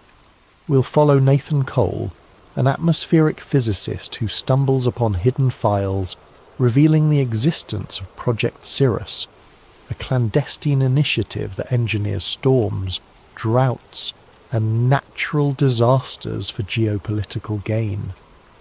As Nathan tries to warn the world, he finds himself hunted, discredited, and caught in a swirl of moral dilemmas that threaten his life and everyone else's. Sit back, turn the lights low, and prepare for a journey through 5 chapters of tension, paranoia, and shocking revelations. Whether you listen attentively to every detail, or simply let the words wash over you as you drift off, this is your space to relax and unravel a story that might just leave you questioning the next thunderstorm you see. Now let's begin. May you find both rest and wonder in this tale about secrets hidden behind towering clouds, in a world where not all storms are as natural as they seem. Nathan Cole had never considered himself a whistleblower. At 36, he was a meticulous scientist with a passion for analysing cloud formations and weather systems, working for a government-funded climate agency in a mid-sized city. He spent his days among swirling datasets and satellite imagery, focusing on how storms evolve and how the atmosphere changes across the globe. He believed wholeheartedly in the agency's mission, understanding climate shifts to protect communities from environmental disasters. It was Tuesday morning like any other when the first crack in his reality appeared. Nathan was poring over satellite data from the North Atlantic, a swirling mass of clouds that was intensifying into what meteorologists expected to be a mild tropical storm. Yet, in an older, theoretical predictive model, stored on an internal server, Nathan saw something odd, an exact projection of the storm's path that deviated significantly from the official forecast. More bizarrely, the model was labelled Cirrus Class Tier 4, a classification he'd never encountered, and it showed the storm making a sharp, unnatural turn, intensifying into a Category 3 hurricane. Curiosity piqued. Nathan cross-referenced live data. The real-time satellite feed indeed showed a suspicious shift in the storm's trajectory that aligned perfectly with the model's predictions that no one was publicly citing. If the storm turned out to be as strong as the Tier 4 model suggested, entire coastal regions would be unprepared. He tried to mention it to a senior colleague that afternoon, a data specialist named Ingrid. She gave him a polite smile, then stiffened when she saw the model's label. "Where did you get that file?" she asked quietly, her tone suddenly guarded. "It was in the archived server folders," Nathan replied. "But I've never seen references to Cirrus class in our usual forecasting. We should alert the hazard management department if this is accurate." Her face grew pale. "Nathan, I suggest you delete that file and forget about it. Sometimes old simulations are just mislabeled or inaccurate. If you talk about it publicly, you'll cause a panic." Something in her eyes told him she was terrified. He nodded numbly, though the numbers in that model were too precise to be accidental. As Ingrid walked away, he felt a chill creeping up his spine. Later that evening, still uneasy, Nathan delved into the server again. He found an entire folder labelled Project Cirrus, restricted behind multiple passwords. He managed to bypass some security protocols, partly out of curiosity, partly out of mounting concern. Inside were numerous references to stratospheric aerosol injections, ionospheric heating, and artificial precipitation triggers. The documentation included scheduling for weather events in regions that, according to official narrative, had been hit by natural disasters. These logs dated back years, some referencing wildfires, others referencing drought patterns in farmland-rich nations. All of it implied a deliberate hand in steering or intensifying these phenomena. His heart pounded.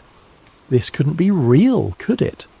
The possibility that the government or some clandestine branch was actively engineering weather events for undisclosed purposes defied everything he believed in. The sense of moral betrayal was overwhelming.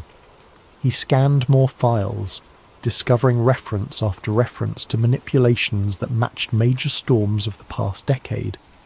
Could it be a hoax or a conspiracy hidden inside official channels?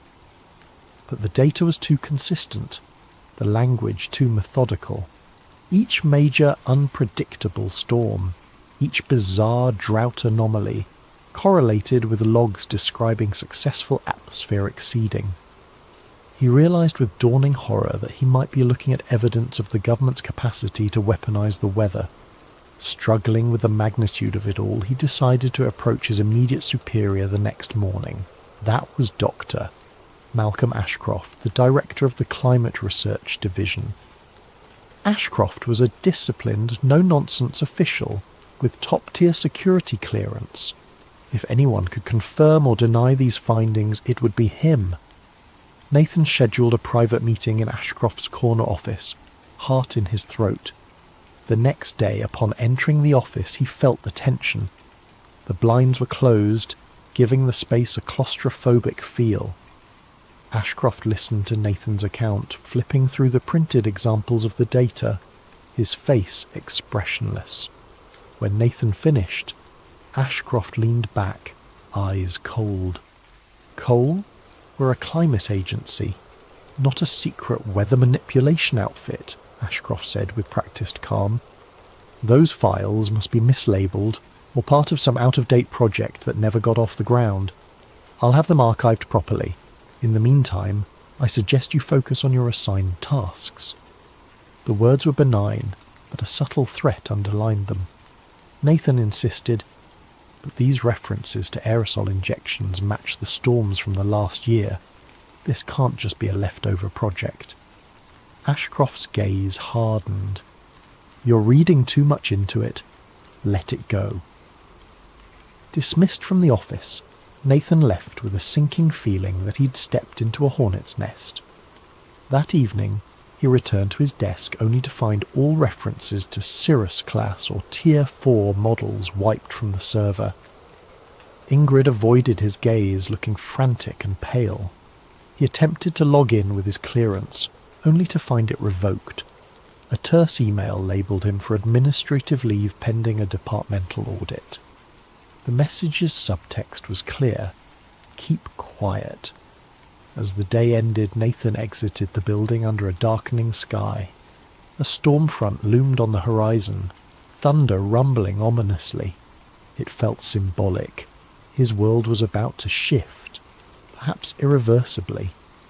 Searching the online world from home that night, he discovered countless conspiracy theories about weather control, but none that matched the systematic detail of Project Cirrus.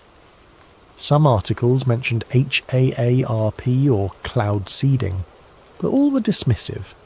Yet Nathan knew the truth might be hidden in plain sight. The real question was, how far would the perpetrators go to keep it hidden? And could he, an ordinary scientist, find the courage to expose it? 2 days of enforced idleness left Nathan Cole in an anxious whirl. Officially on leave, he was barred from the climate agency's premises. He spent his time combing through personal backups, notes, old research proposals, weather anomaly charts. Tucked among them, he found earlier versions of the Cirrus-class references, not labelled as such, but hinting at advanced geoengineering. The idea weighed heavily on him. Maybe Project Cirrus had roots in the agency's past under different names. Huddled in his small apartment with a mug of coffee gone cold, he typed weather manipulation into countless search engines. The results were mostly sensationalist.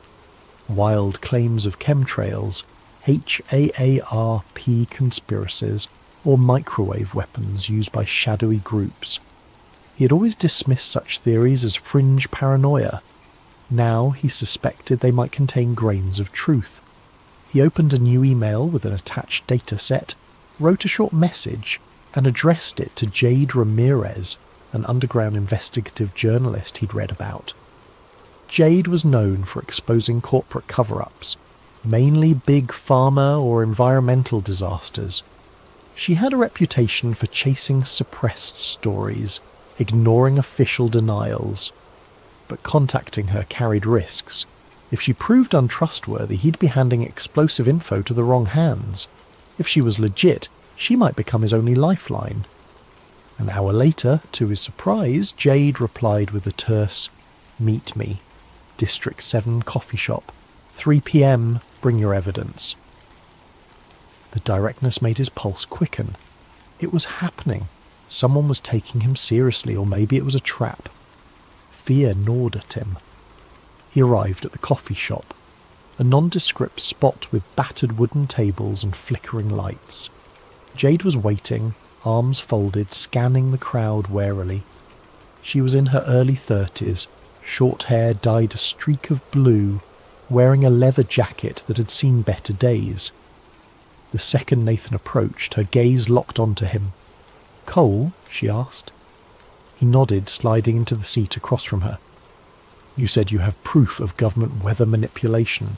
That's a big claim." He took a deep breath, passing a flash drive across the table.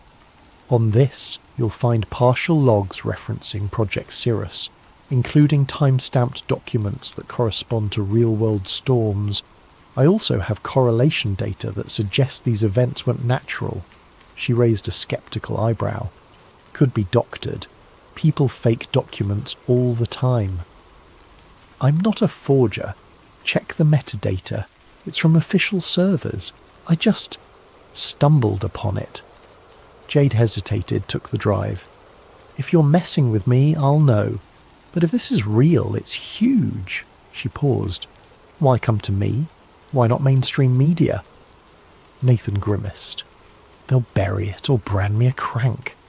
My own office tried to muzzle me. You have a history of exposing cover-ups." She leaned back. "Look, I'll investigate, but I can't guarantee an immediate story. If it's genuine, we'll need proof stronger than a flash drive. We'll need interviews, logs, an angle the public can't dismiss." He nodded, heart pounding. "I'll help in any way I can." They parted with an unspoken understanding. If Jade verified the data, they'd blow the lid off Project Cirrus. He felt simultaneously relieved and terrified. He walked home in the drizzle, scanning for suspicious onlookers. Every silhouette on the sidewalk or parked car seemed menacing. That evening his phone buzzed, an unknown number. He hesitated but answered. A clipped voice said, "Nathan Cole, we advise you to withdraw your claims or face consequences." The line went dead. His blood ran cold. The watchers were on him. Days blurred into nights. Jade remained silent, presumably verifying the files. In that time, Nathan tried to unravel more threads. He recalled references to hot air pattern injections that preceded certain wildfires. Searching wildfire data, he saw a suspicious pattern of intense dryness in spots soon ravaged by flames. Cirrus logs described target dryness increment by 0.5%. He found that a 0.5% shift might be trivial except in the critical moment of spark ignition, enough to tip a region from safe to tinderbox. He also remembered seeing mention of economy disruption tests. Scouring open-source shipping data, he noticed how a large hurricane had ravaged ports in underdeveloped nations right when they were poised to export vital resources. Could Project Cirrus be a covert economic weapon? The notion was horrifying, yet logically consistent with a conspiracy to manipulate global markets. Finally, Jade called. "Meet me, same place, 2 p.m, we have a problem." That phrase hammered his anxiety. He arrived earlier than planned. She showed up, expression grim. "I cross-checked your files. They match official formats. I also found references to offshore cloud seeding stations owned by shell companies. I tried contacting a few meteorologists who might confirm. Within hours they retracted statements, claiming they never said anything about manufactured storms. They were spooked. Some phone lines went dead. This is bigger than I imagined." They sat in tense silence for a moment. Jade went on. "It's reminiscent of old Cold War projects rumoured to manipulate the weather for strategic advantage. But the scale here is monstrous, modernised, global. Could the government be orchestrating storms to destabilise nations? That's bigger than a one-article scoop. We might be dealing with a militarised operation at the highest level. Nathan's face paled. What do we do? Expose it carefully. We'll gather unassailable proof, on-site photos, whistleblowers inside the operation. I can't publish half-baked data because they'll label it conspiracy nonsense.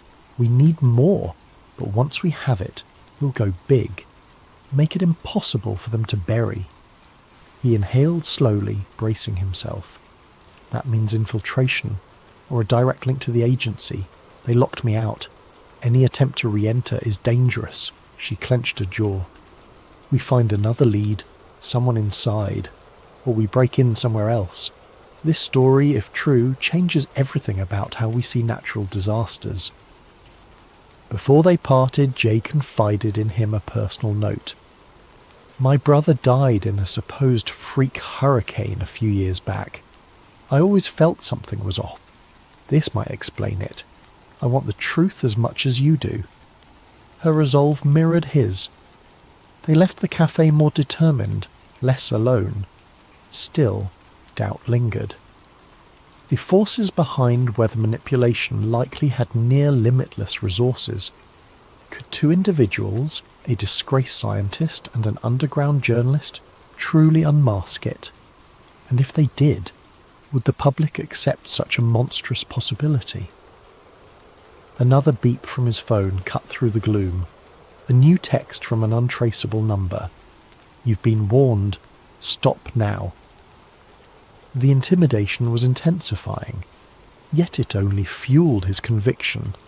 They were on a collision course with a hidden power capable of rewriting the planet's skies. Surrender wasn't an option, not after glimpsing the scale of harm inflicted upon innocent lives.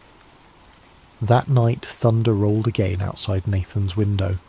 He wondered if it was a naturally occurring storm or another artificially steered system. In either case, the storm brewing inside his own life was about to get fiercer, driving him deeper into the shadows of a conspiracy that threatened the entire globe. Nathan Cole's days turned into a blur of covert meetings and frantic internet searches, each new revelation pulling him deeper into a labyrinth of conspiracies. Jade Ramirez, juggling her own investigations, collaborated with him on a plan to gather incontrovertible evidence. The stakes escalated when Jade stumbled upon references to Project Stormgate, a decades-old initiative rumoured to be the predecessor of Cirrus.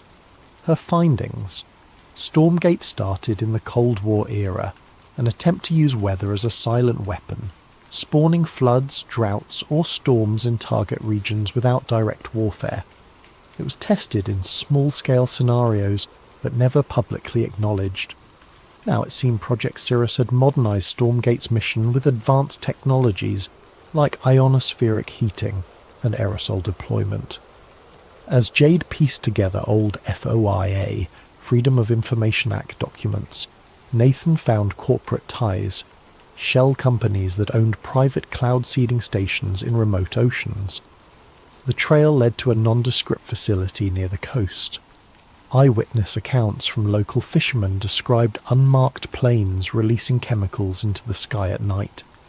Jade's eyes glinted. That might be our key vantage point to capture them in the act. Their plan was risky. Slip onto the restricted coastline, photograph or record the planes, and cross-reference flight data. Jade had the gear: a high-zoom camera, a drone for overhead shots. If they caught a plane in action, it could corroborate the logs describing ChemLab 7 deploying aerosol injections. But infiltration carried the risk of immediate arrest or worse, especially if armed guards patrolled. Yet neither Nathan nor Jade hesitated. The storm battered the region, ironically providing them with a cover of gloom and thunder. One drizzly night, they navigated the coastline by a battered off-road vehicle, headlights off. Each minute that passed felt like an eternity. Rain battered the windshield. Jade skillfully drove, guided by the GPS coordinates from local rumours. Eventually they reached a chain-link fence topped with barbed wire. Beyond it lay a row of hangars and a short runway. Faint lights glowed from within. Jade parked behind a natural dune, pulling out a pair of binoculars. "We see if anything moves. If a plane takes off, we record. This is the only runway for miles. If they're launching secret ops, it's gotta be here." Nathan's nerves were raw.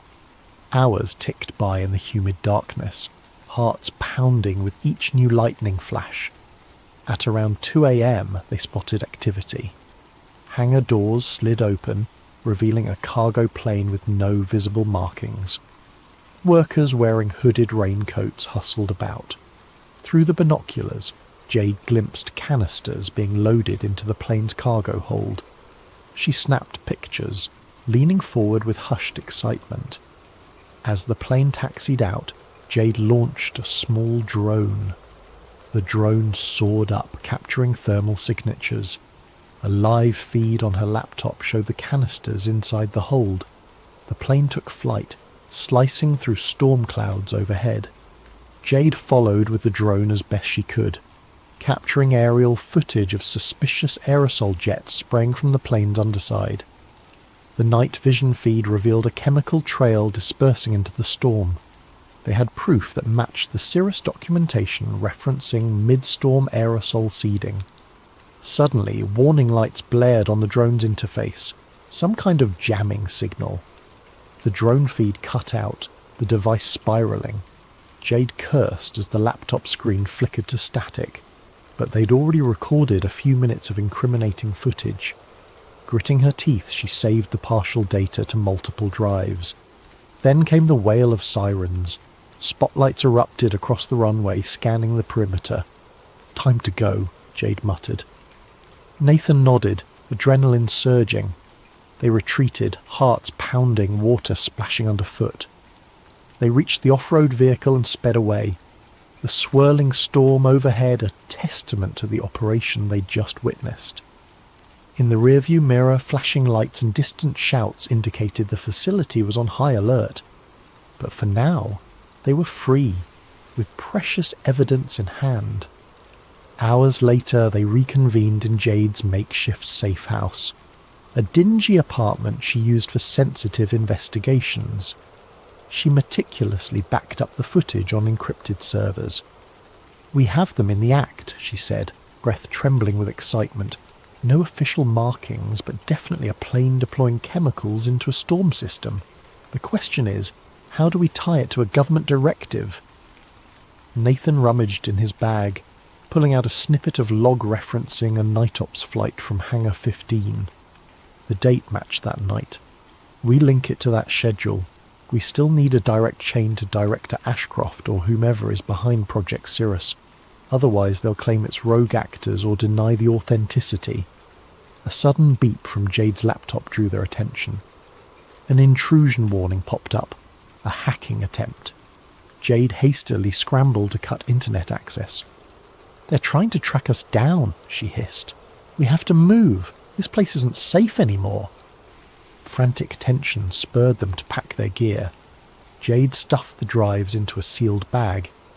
They left under the pre-dawn sky, the city's neon glow a silent witness.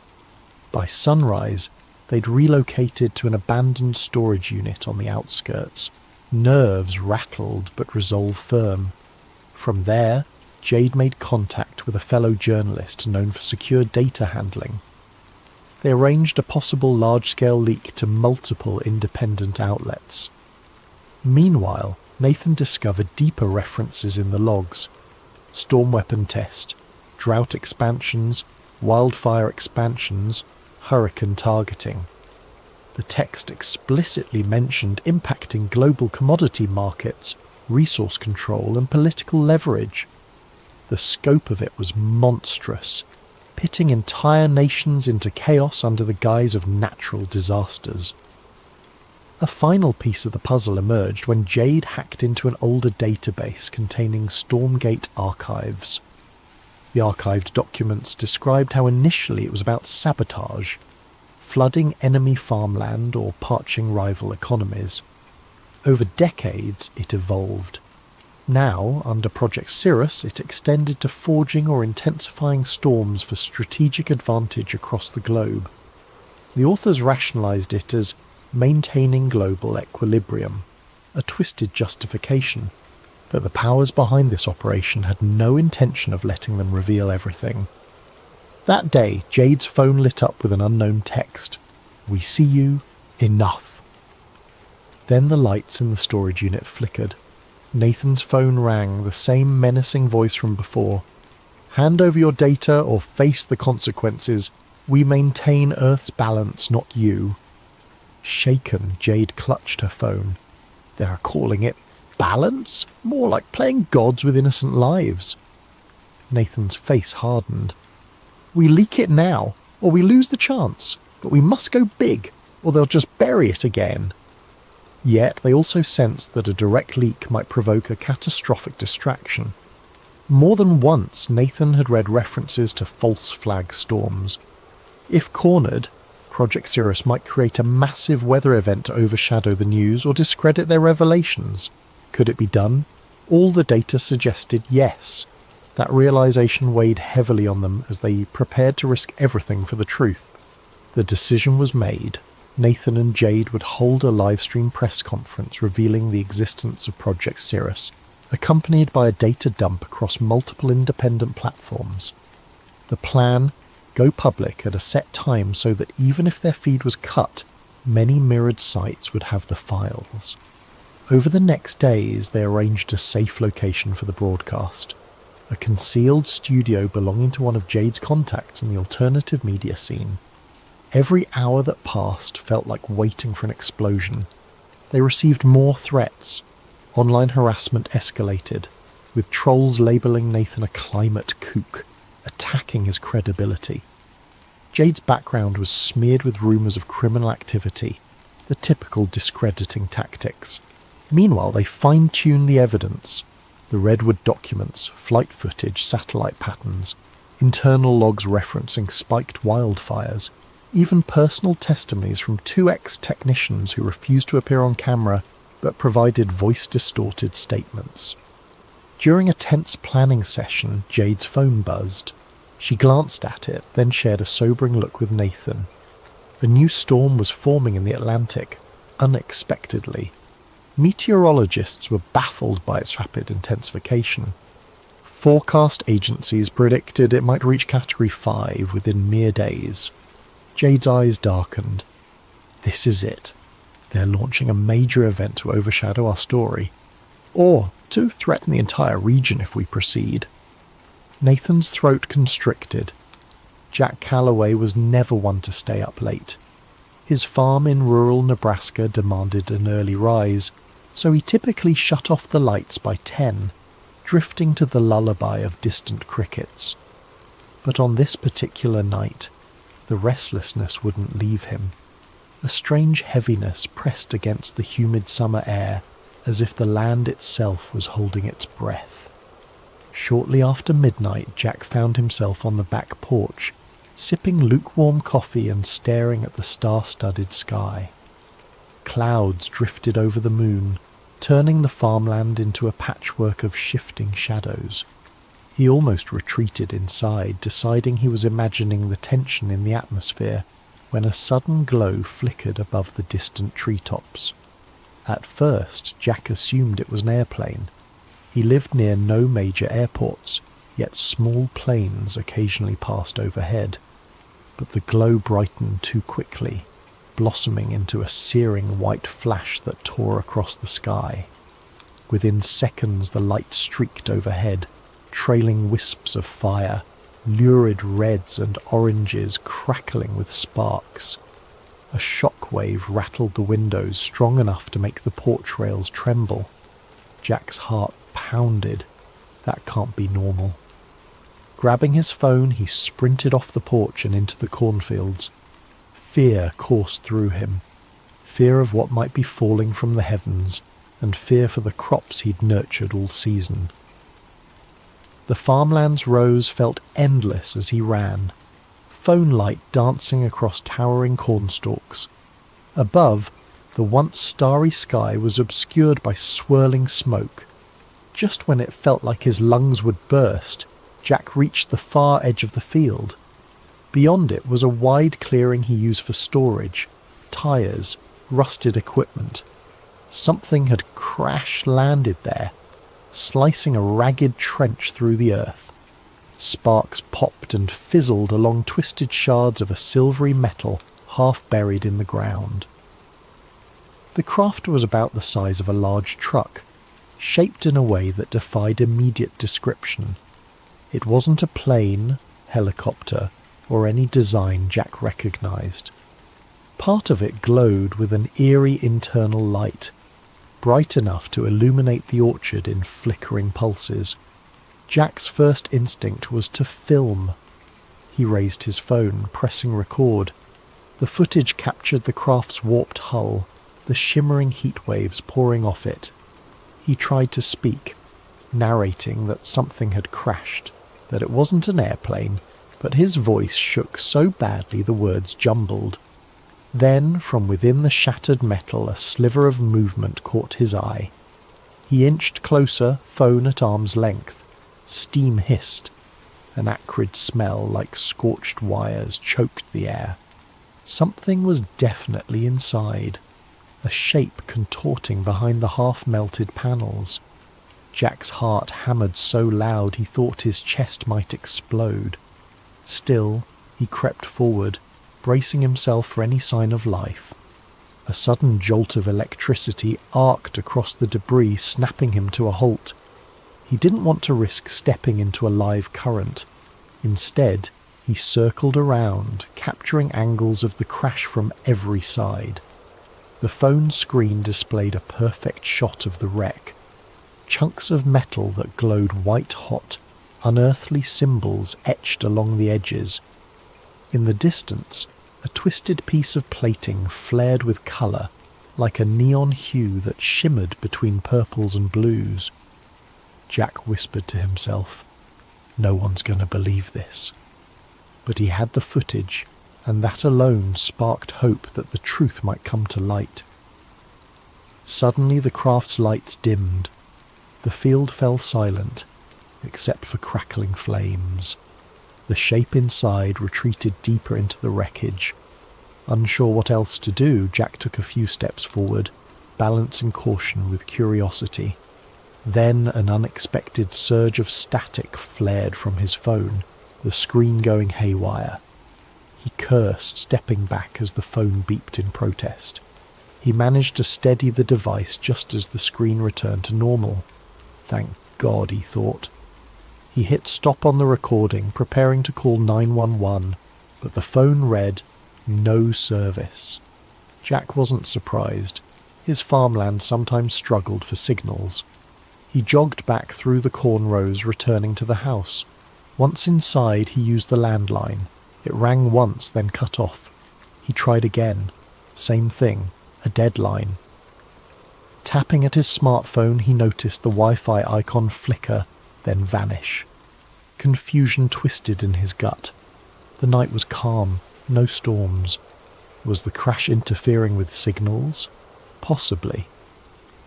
He rummaged for his laptop, fired it up and attempted to connect. Nothing. Even the router's usual blinking lights were locked in a static glow. A pit of dread sank in his stomach. If he couldn't call out or upload the video, how would he get help?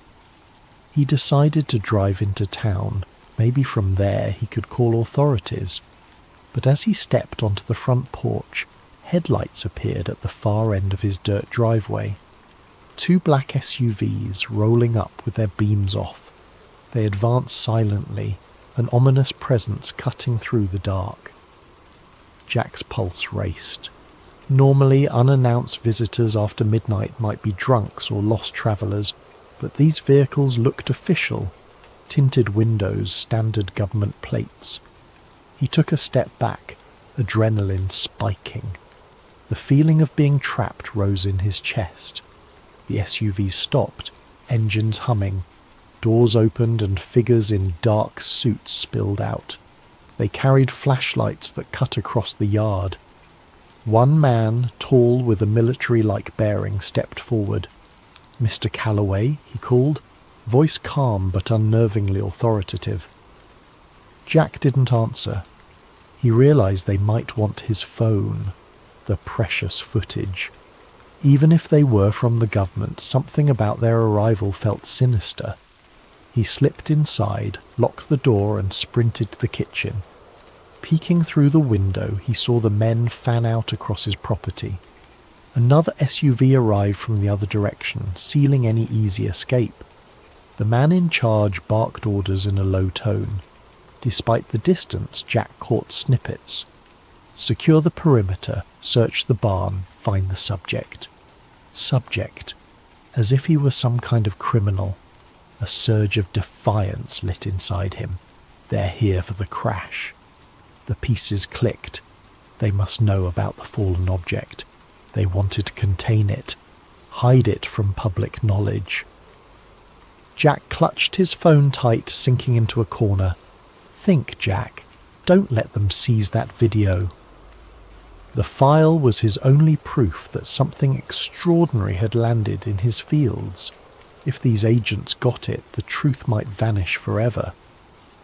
He peered out again, noticing more men stepping around the side of the house. In that moment, Jack made a choice. He would not surrender the footage. Summoning courage he never knew he had, he pocketed the phone, grabbed a flashlight and hurried toward the back door. They hadn't reached the house's rear yet. Maybe he could slip away. The world beyond was ablaze with tension. He sensed it wasn't just about a crashed craft.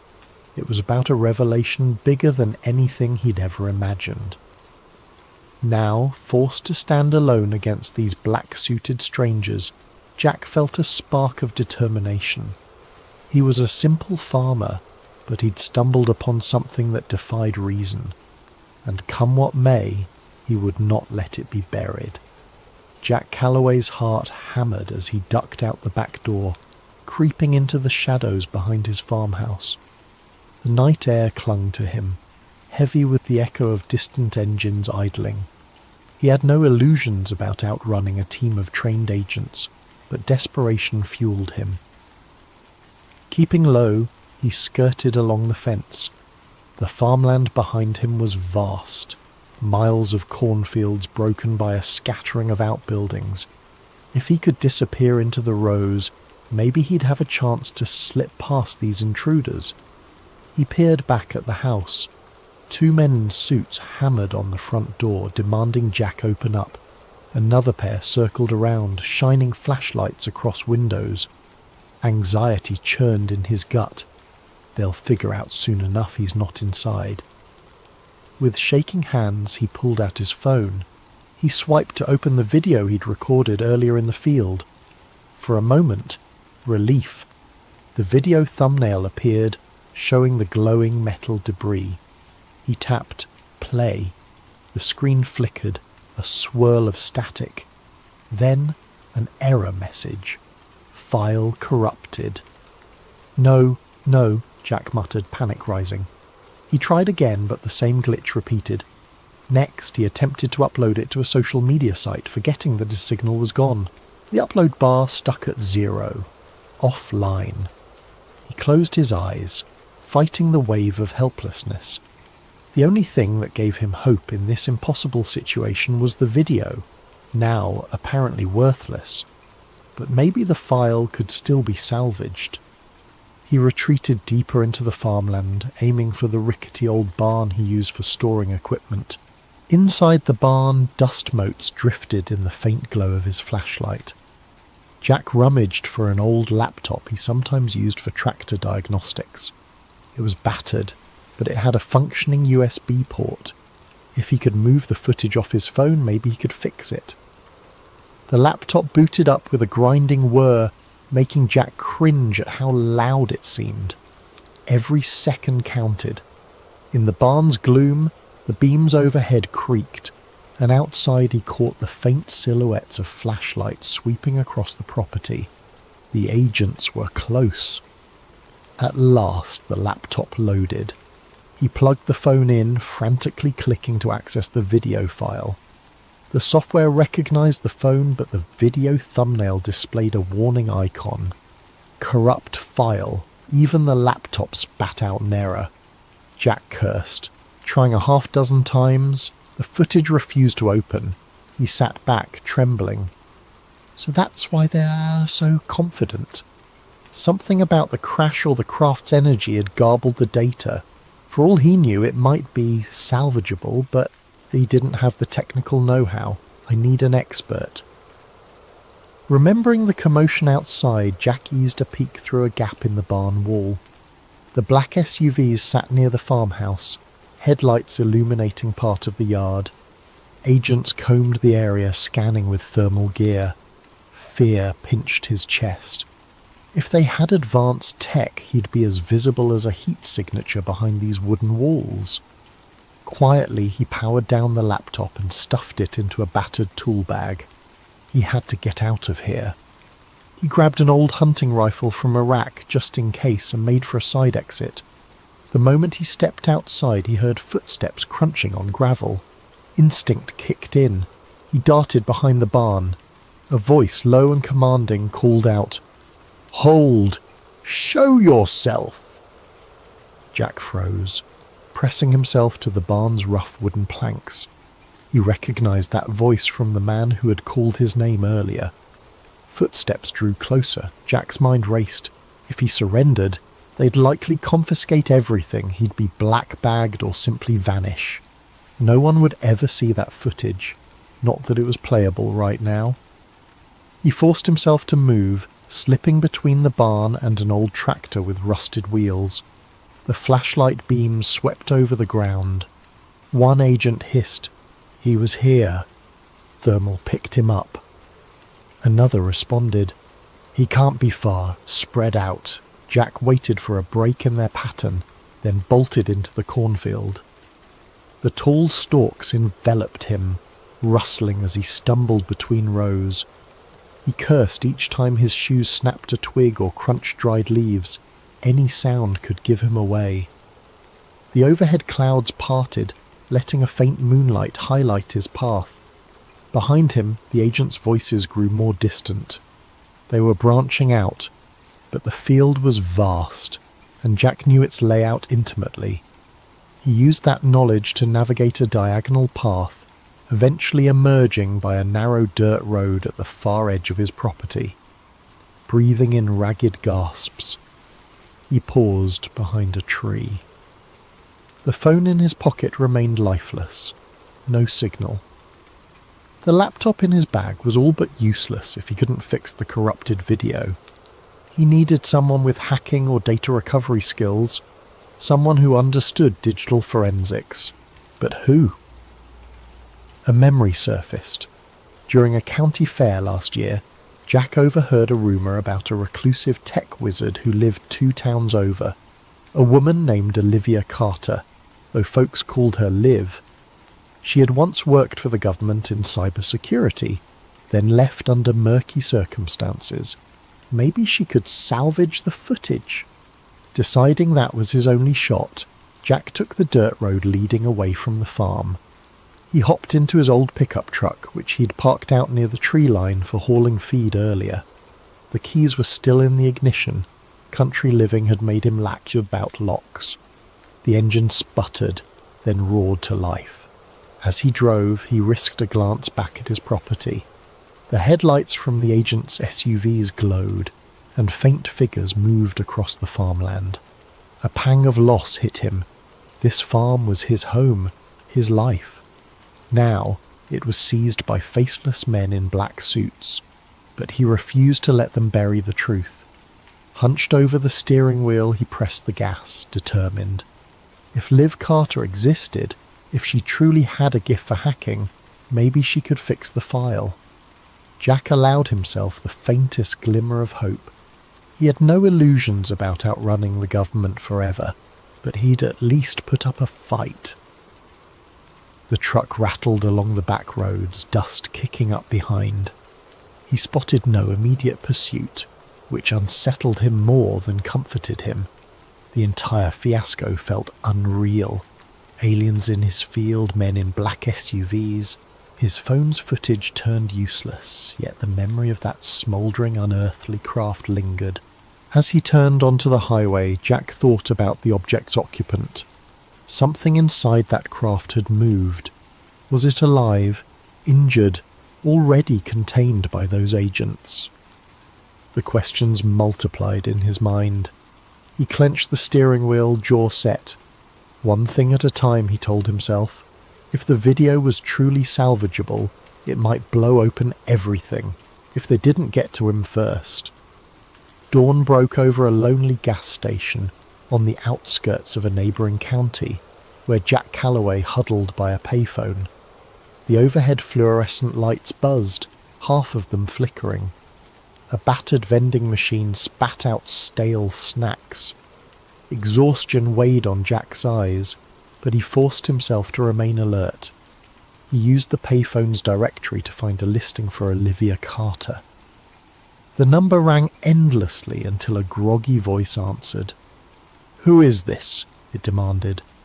Clearing his throat, Jack identified himself, explaining that he got her name through local rumour, that he needed urgent help with a corrupted video. A pause followed.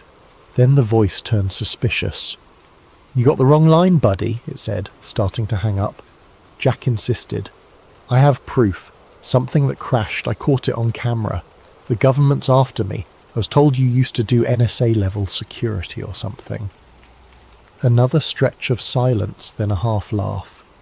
"So you're the kind of paranoid who calls a random woman with a UFO story. I'm not that gullible." Desperation clawed at Jack. He quickly described the craft, the men in black suits, how his phone's file was corrupted after the crash. He added details about the signal jamming around his farm. The voice on the other end grew quiet.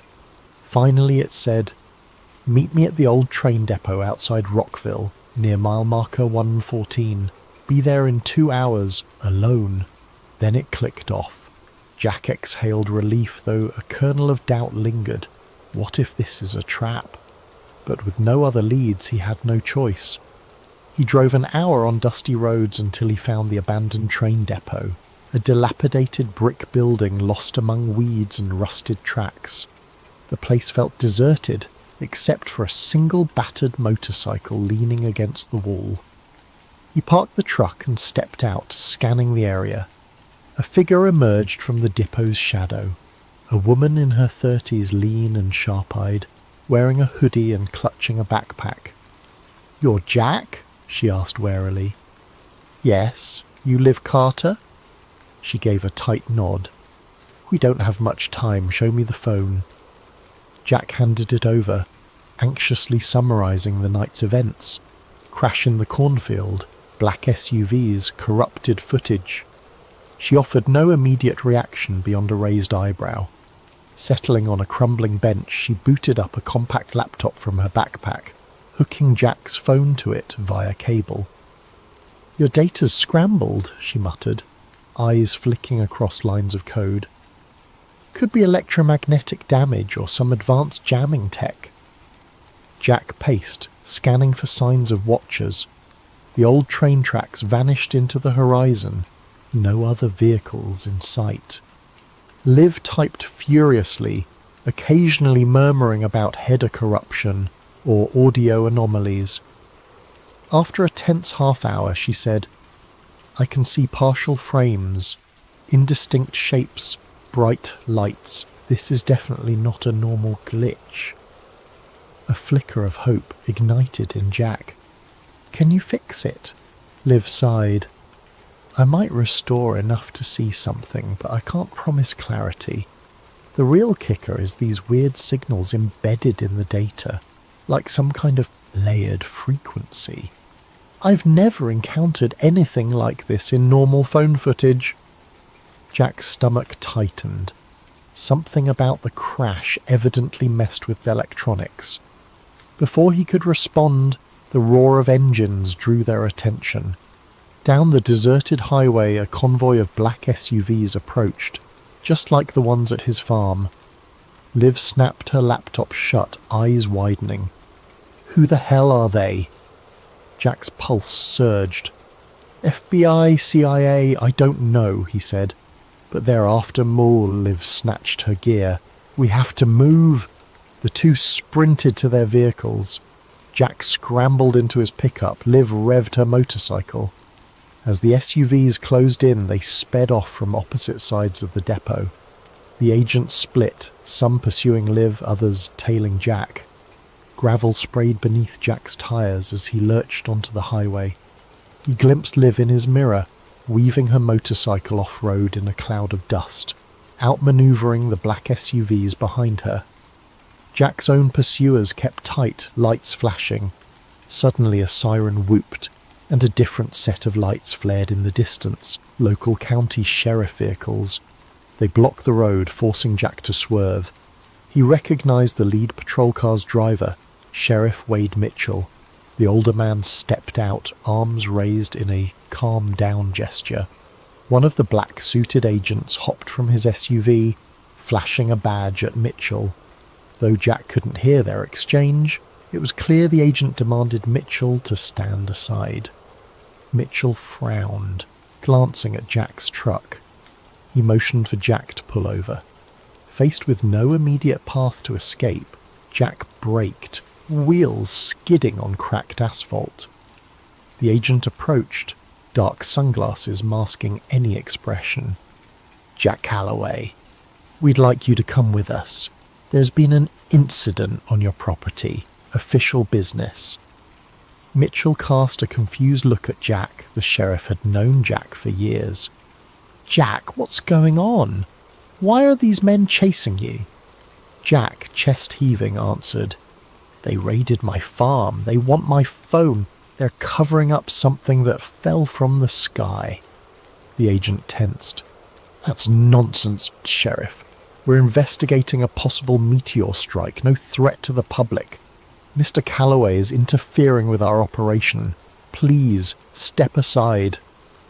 Mitchell's gaze flicked to Jack. He saw the fear, the sincerity in the farmer's eyes. Something about the agent's calm, clipped tone felt off.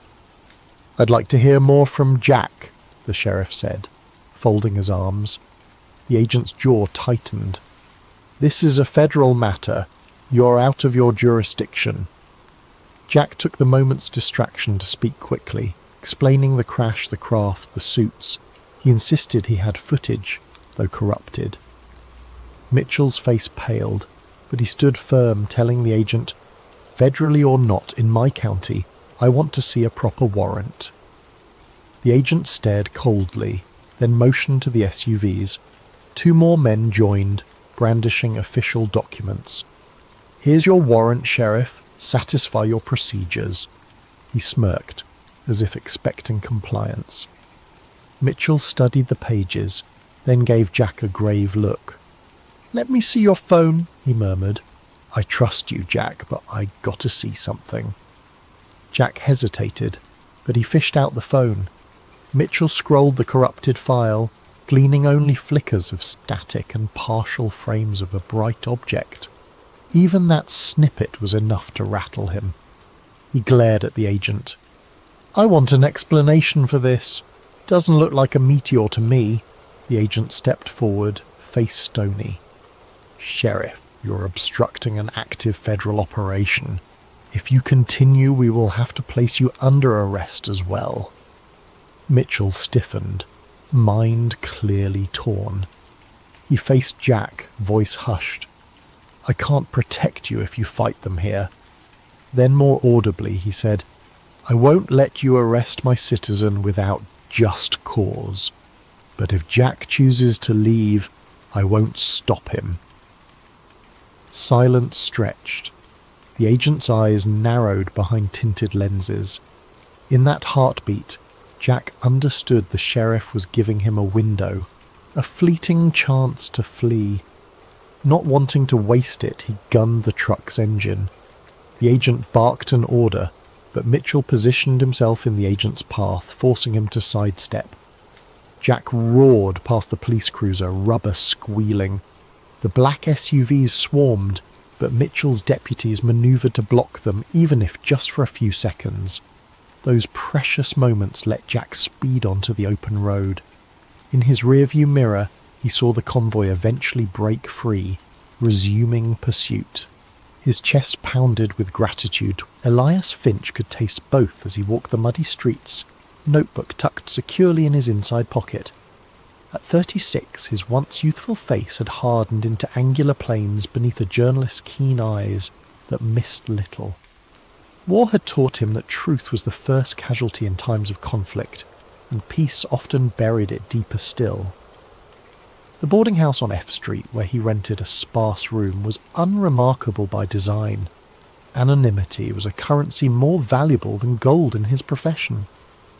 As the publisher of The Honest Witness, an underground pamphlet that had exposed profiteering and corruption throughout the war, Elias had made powerful enemies, yet his readership had grown steadily, passed hand to hand beneath the noses of the politicians he regularly skewered with his words.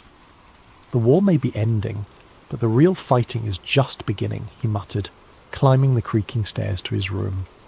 Inside, papers covered every available surface. Notes, letters from informants, newspaper clippings. A small printing press stood in the corner, capable of producing several hundred pamphlets in a night's work. He lit the oil lamp and retrieved his latest draft from beneath a loose floorboard. The headline read, "Serpents in the Cabinet, Lincoln surrounded by traitors." Bold, even by his standards. A knock at his door interrupted his thoughts. 3 quick raps, a pause, then 2 more. The signal.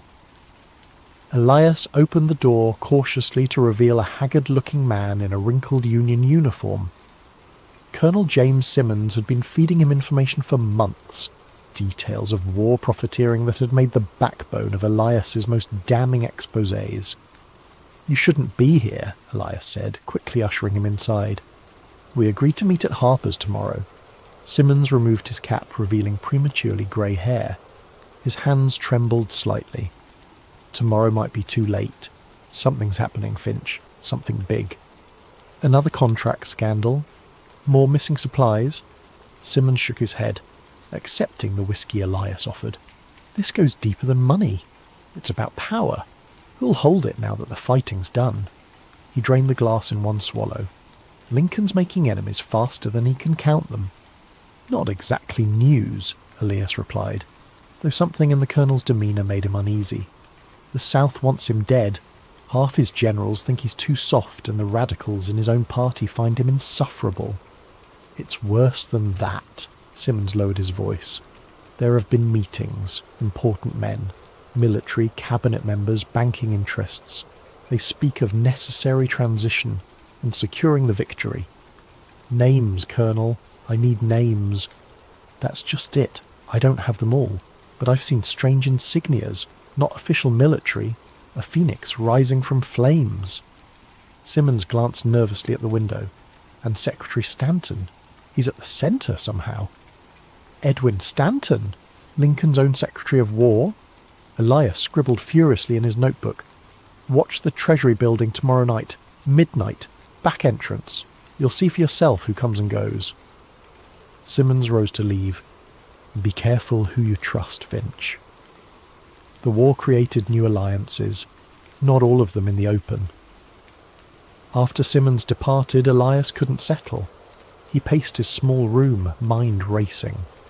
Edwin Stanton had always struck him as brutally efficient but loyal to the Union cause. Yet the colonel had seemed genuinely frightened. As darkness fell, Elias took to the streets. Washington, after sundown, transformed into a different city, one where power moved in whispers and shadows. He made his way toward the White House, keeping to side streets. The spring air carried voices from open windows, celebrations, arguments, the raw emotions of a nation still processing its wounds. Near Lafayette Square, a convoy of unmarked carriages caught his attention, black lacquered with no insignia, windows covered with thick curtains. They moved with military precision toward the executive mansion. As they passed a street lamp, Elias glimpsed something on the door of the lead carriage, a small emblem of what appeared to be a bird with outstretched wings. Following at a distance, he watched the carriages disappear through a side entrance of the White House grounds. A figure emerged briefly to greet them, tall, bearded, with the unmistakable profile of Secretary Stanton. Elias made a note of the time, 11:17 p.m. The following day brought news that General Lee had formally surrendered at Appomattox Courthouse. Washington erupted in celebration. Impromptu parades formed on Pennsylvania Avenue. Bottles of champagne appeared from nowhere. Soldiers embraced in the streets. The long nightmare of war was officially over. But beneath the revelry, Elias sensed something else. A current of uncertainty, of plans being whispered behind closed doors. That evening, as promised, he positioned himself near the Treasury building, hat pulled low, collar turned up against the spring chill. At precisely midnight, carriages began arriving. Not the marked conveyances of government officials, but private vehicles with drawn curtains. Men emerged quickly, faces obscured, and disappeared inside a door Elias knew to be a service entrance. He counted 12 in total, recognizing a few profiles despite their attempts at anonymity. A Supreme Court Justice, 2 generals, what appeared to be Vice President Johnson himself. Last to arrive was a smaller carriage. When its occupant stepped out, Elias had to stifle a gasp. Senator Lafayette Baker, head of the National Detective Police, Lincoln's own spy master, was unmistakable even in the dim gaslight. Before entering, Baker paused, scanning the darkness as if sensing Elias's presence. On his lapel glinted a small pin, a phoenix rising from flames. For 3 hours Elias waited in the shadows, fighting the cold and his own growing dread. When the men finally emerged, their expressions were solemn, purposeful. Something had been decided in that room, something that would never appear in any official record. Back in his lodgings, Elias worked feverishly until dawn, connecting threads, forming theories.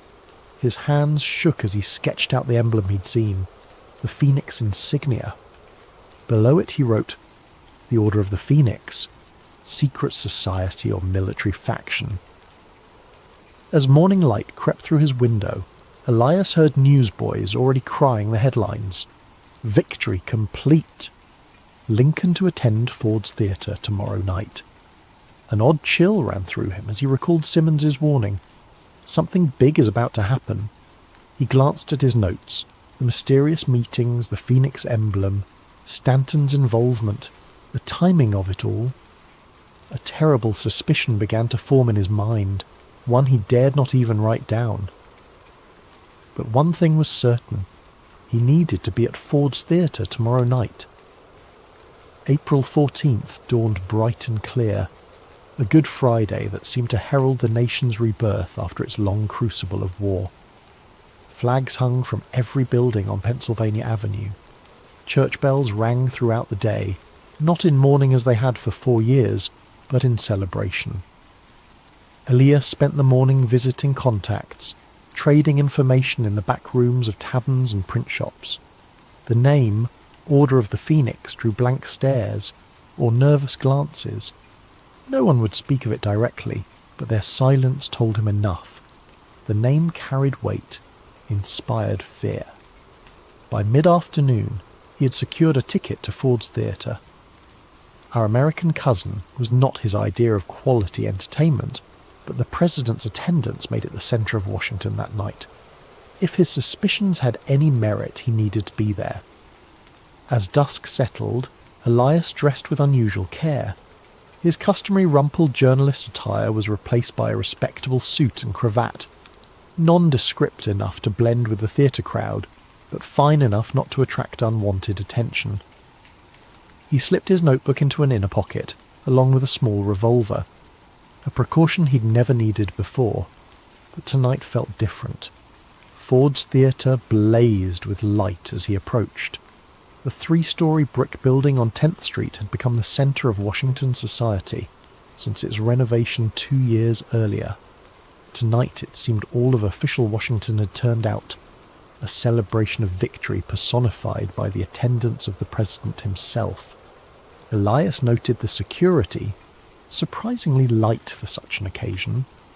A few metropolitan police officers milled about, but there was none of the military presence one might expect given the recent end of hostilities.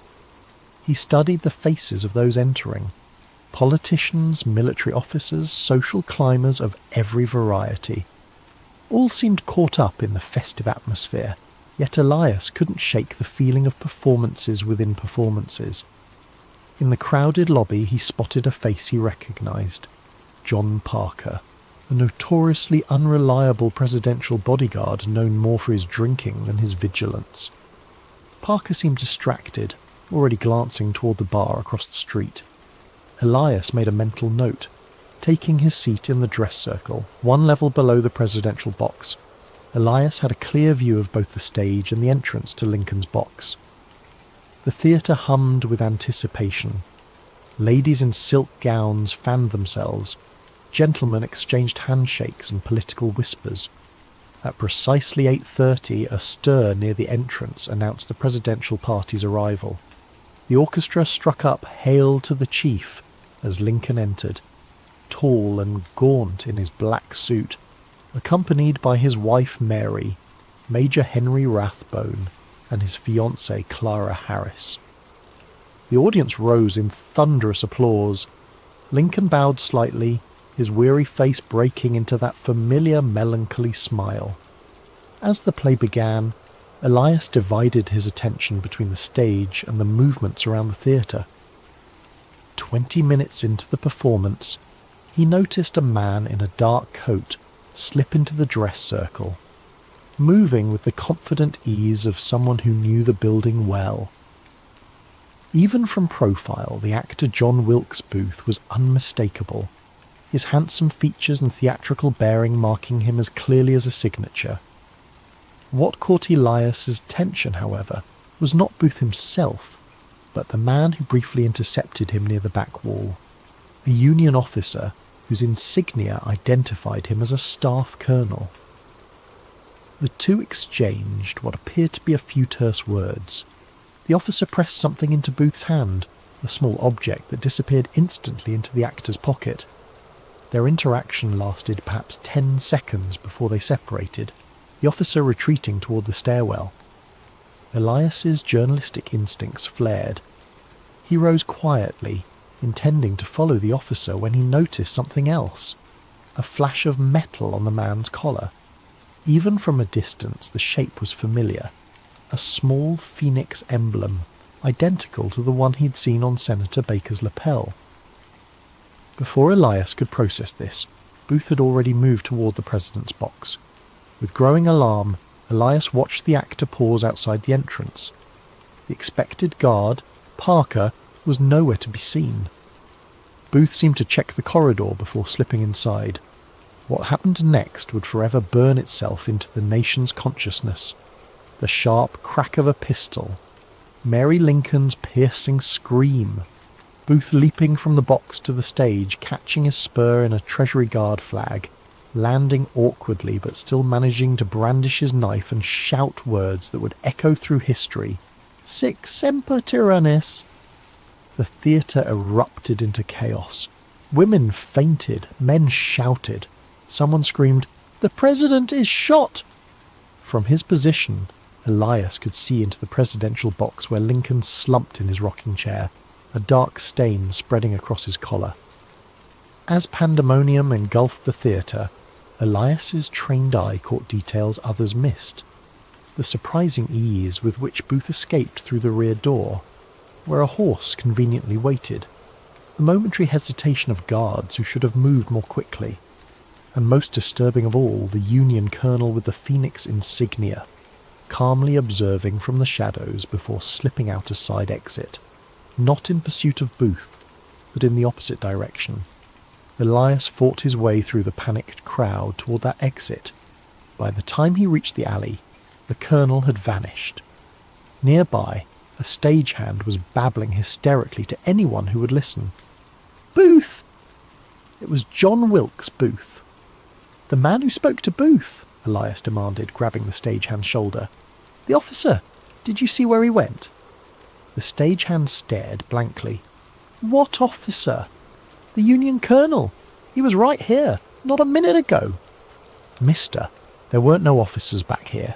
Just that crazy Booth running out like the devil himself was after him." Elias pushed past, scanning the alley. Nothing. It was as if the man had evaporated into the night air. Behind him, the sounds of chaos poured from the theatre. Someone was shouting for a doctor. Someone else was calling for soldiers. As military personnel began arriving, Elias melted into the crowd gathering on 10th Street. His mind raced, attempting to process what he had witnessed. Lincoln shot, Booth as the trigger man. But that exchange, the missing guard, the convenient horse, the colonel with the phoenix emblem who'd spoken to Booth moments before, none of it felt like the act of a lone madman. By midnight, the city had transformed. Troops patrolled every street. Crowds gathered outside the Peterson house across from the theatre, where doctors fought to save the president's life. Rumours flew like startled birds. The vice president had also been attacked. Secretary Seward had been stabbed in his bed. Confederate sympathisers were storming the city. Elias worked his way through the crowd, gathering fragments of conversation, watching which officials came and went. Shortly before 1 o'clock, he spotted Secretary Stanton arriving, his face a mask of controlled fury. As Stanton pushed through toward the house where Lincoln lay dying, Elias caught a glimpse of who accompanied him. The same colonel from the theatre, now openly wearing his phoenix insignia, as if it were an official military decoration. Their eyes met briefly across the chaotic street. The colonel's gaze was cold, evaluating, and unmistakably warning. Then he disappeared inside behind Stanton, where the fate of the nation was being decided while its leader slipped away. By dawn, when Lincoln finally surrendered to his wound, Elias had filled his notebook with observations that contradicted the narrative already forming in official circles. As the bells of Washington began to toll, he slipped away from the crowds, certain of only one thing: what he had witnessed at Ford's Theatre was not the impulsive act of a Southern sympathiser, but the opening move in a much larger game. The city awoke to church bells and black crape. By noon on April 15th, Washington had transformed into a city of mourning. Black fabric draped from windows and balconies. Women wept openly in the streets. Men stood in stunned silence outside newspaper offices, reading the bulletins posted every hour. Elias moved through this landscape of grief like a ghost, his journalist's mind cataloguing the discrepancies that were already appearing between what he had witnessed and what was being reported. The papers called Booth a Southern fanatic acting alone. No mention of the officer who had spoken with him, no questions about the convenient absence of the president's guard, no curiosity about how easily the assassin had accessed the box. Most telling was how quickly the official narrative formed. Before Lincoln's body was cold, before any real investigation could begin, the story had already solidified. A vengeful actor, driven by Confederate sympathies, had struck a final blow for the lost Southern cause. Elias made his way to a small printing shop off E Street owned by a German immigrant named Müller, who had printed The Honest Witness throughout the war. The old man's face was grave as Elias entered. "I cannot print for you any more, Herr Finch," Müller said before Elias could speak. "Men came this morning. Government men." "What men? What do they want?" Müller's hands trembled as he rearranged already perfectly ordered type. "They asked about you, about your pamphlet. They took my customer ledger," he lowered his voice. "They had that look, Finch, the look of men who break things that cannot be fixed. Did they threaten you directly?" "They didn't need to." Müller glanced nervously at the window. One of them said, "The country needs unity now, not troublemakers." Then he put his hand on my printing press and said, "Beautiful machine. Would be a shame if something happened to it, or to your immigration papers." Elias felt a familiar anger rising. I need to print what I saw last night, Heinrich. The truth about what happened at Ford's. Not here you won't. Miller pressed a key into Elias's palm. Back room of Kennedy's tobacco shop. My brother's old press is there. It's yours if you need it. But, Finch, his eyes were pleading, be careful. These are dangerous times to question powerful men. By late afternoon, Elias had established himself at Kennedy's. The small press was outdated but functional. As he arranged his notes, preparing to write, a knock came at the door. His hand moved instinctively to the revolver in his pocket. A woman's voice called softly, "Mr. Finch? Adelaide Booker. I was at Ford's last night." Elias opened the door carefully. Adelaide Booker was in her 40s, a seamstress who had worked at the theatre for years. They had spoken several times when Elias was researching a piece on wartime entertainment. "I saw you following that officer," she said without preamble once inside. "The one with the strange pin." Elias's pulse quickened. "Tell me exactly what you saw." "I was mending a curtain backstage when Mr. Booth arrived. He seemed anxious, checking his pocket watch. Then that officer came in the stage door, which was unusual itself. They spoke briefly. The officer gave him something small, metallic. Her voice dropped to a whisper, and he said, 'Remember, wait for the laugh line in Act 3, Scene 2, not before.' Then he left through the same door. Would you recognise this officer again?" Adelaide nodded. "Colonel Atticus Wade. He's been to the theatre before, always asking about who sits where, studying the layout." She clutched her shawl tighter. "I shouldn't be here. My sister says men have been asking questions about everyone who worked last night." After Adelaide left, Elias worked furiously into the evening, writing an account of what he'd witnessed, including the seamstress's testimony. He titled it simply, "Questions about Ford's Theatre." By midnight he had printed 200 copies ready for distribution. As he stepped out into the alley behind Kennedy's, a shape detached itself from the shadows. Elias reached for his revolver, but a familiar voice stopped him. "I wouldn't, Finch. There are 3 rifles trained on you right now." Colonel Simmons stepped into the dim light of the gas lamp, his uniform immaculate, his expression unreadable. "You said something big was coming," Elias said. "You knew?" "I suspected. There's a difference." Simmons glanced at the bundle of pamphlets under Elias's arm. "Those won't see daylight. The city's locked down. Every street corner has a soldier or a detective. Since when do you care about suppressing the truth? Since Secretary Stanton declared martial law an hour ago." Simmons sighed heavily. "The official story is that Booth acted with Confederate conspirators. Anyone suggesting otherwise is undermining national security in a time of crisis." Elias stared at him. "You're part of it. The Order of the Phoenix." Simmons flinched almost imperceptibly. "That name isn't to be spoken aloud, especially now." He stepped closer. "Listen to me carefully, Finch. What's done is done. Lincoln was too soft for what comes next. The South needs to be crushed, not coddled. The Phoenix understands this. And Booth? Just a convenient madman you could manipulate? A useful patriot who believed he was serving the Confederacy when in fact he served a greater purpose." Simmons looked genuinely sad. The country needed a villain, and he provided one. Now the real work begins. Stanton? Wade? Baker? How deep does this go? Instead of answering, Simmons handed him a folded paper.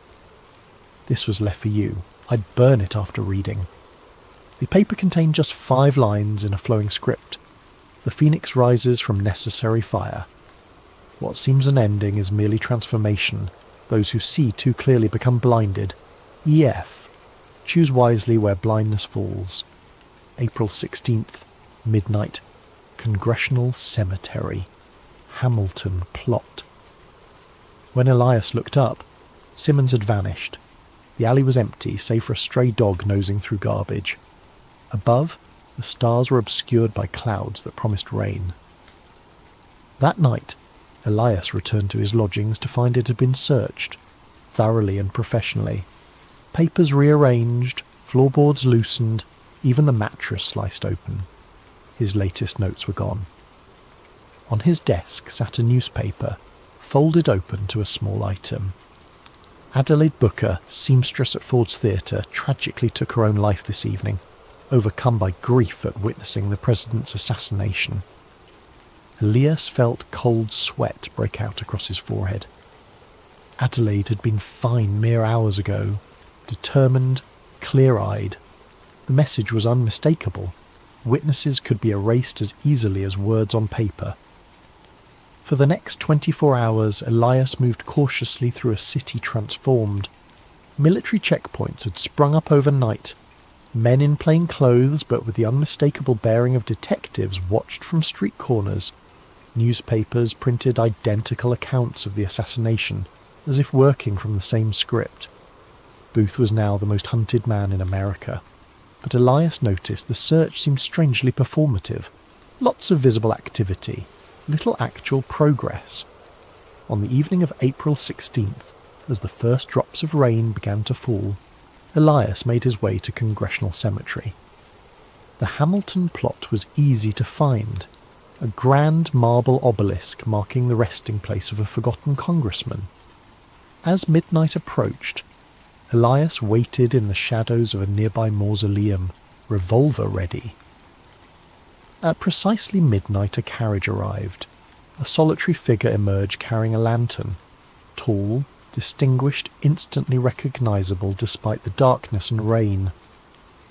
Secretary of War Edwin Stanton himself, the second most powerful man in the government, now effectively ruling the nation while Vice President Johnson floundered in his new role. Mr. Finch, Stanton called, his voice carrying clearly despite the rain. I know you're here. Let's dispense with theatrics. If I wanted you dead, you would be. Elias stepped cautiously from his hiding place. Like Adelaide Booker? Stanton's expression didn't change. Regrettable, but necessary. Some people cannot adapt to changing circumstances. He studied Elias with shrewd eyes. You, I think, are more practical. Is that why you're here? To discover my price? To offer you perspective? Stanton set the lantern on a nearby grave marker. What do you think you know, Mr. Finch? I know Lincoln was assassinated by conspiracy, not by a lone madman. I know the Order of the Phoenix, whatever it is, orchestrated it. I know you're involved. Stanton nodded slowly. Not inaccurate, but incomplete. The Phoenix is not what you imagine. Not some cabal of power-hungry monsters. We are patriots who understand that sometimes surgery is required to save the patient. And Lincoln was the disease. Lincoln was an obstacle. Stanton's voice softened slightly. A good man, but one whose compassion would have destroyed what we fought for. His plan for malice toward none would have allowed the same southern aristocracy to reclaim power within a decade. The war would have been for nothing. A cold certainty settled in Elias's stomach. So you had him killed. We had him removed, Stanton corrected, for the greater good. Now reconstruction will proceed as it must, with the firm hand the South requires. He stepped closer. History is shaped by those who control its narrative, Mr. Finch. You could be part of that shaping. You want me to be your propagandist? I want you to be realistic. Your talents are considerable. The Honest Witness showed that. The country needs unity now, not discord. Stanton reached into his coat and produced a leather portfolio. Inside is a commission, as special correspondent to the War Department, along with enough evidence to suggest you've been working for us all along. The choice is simple. Join us and write the history we need, or fight us and be written out of it entirely. He placed the portfolio atop the grave marker and returned to his carriage. Before entering, he paused.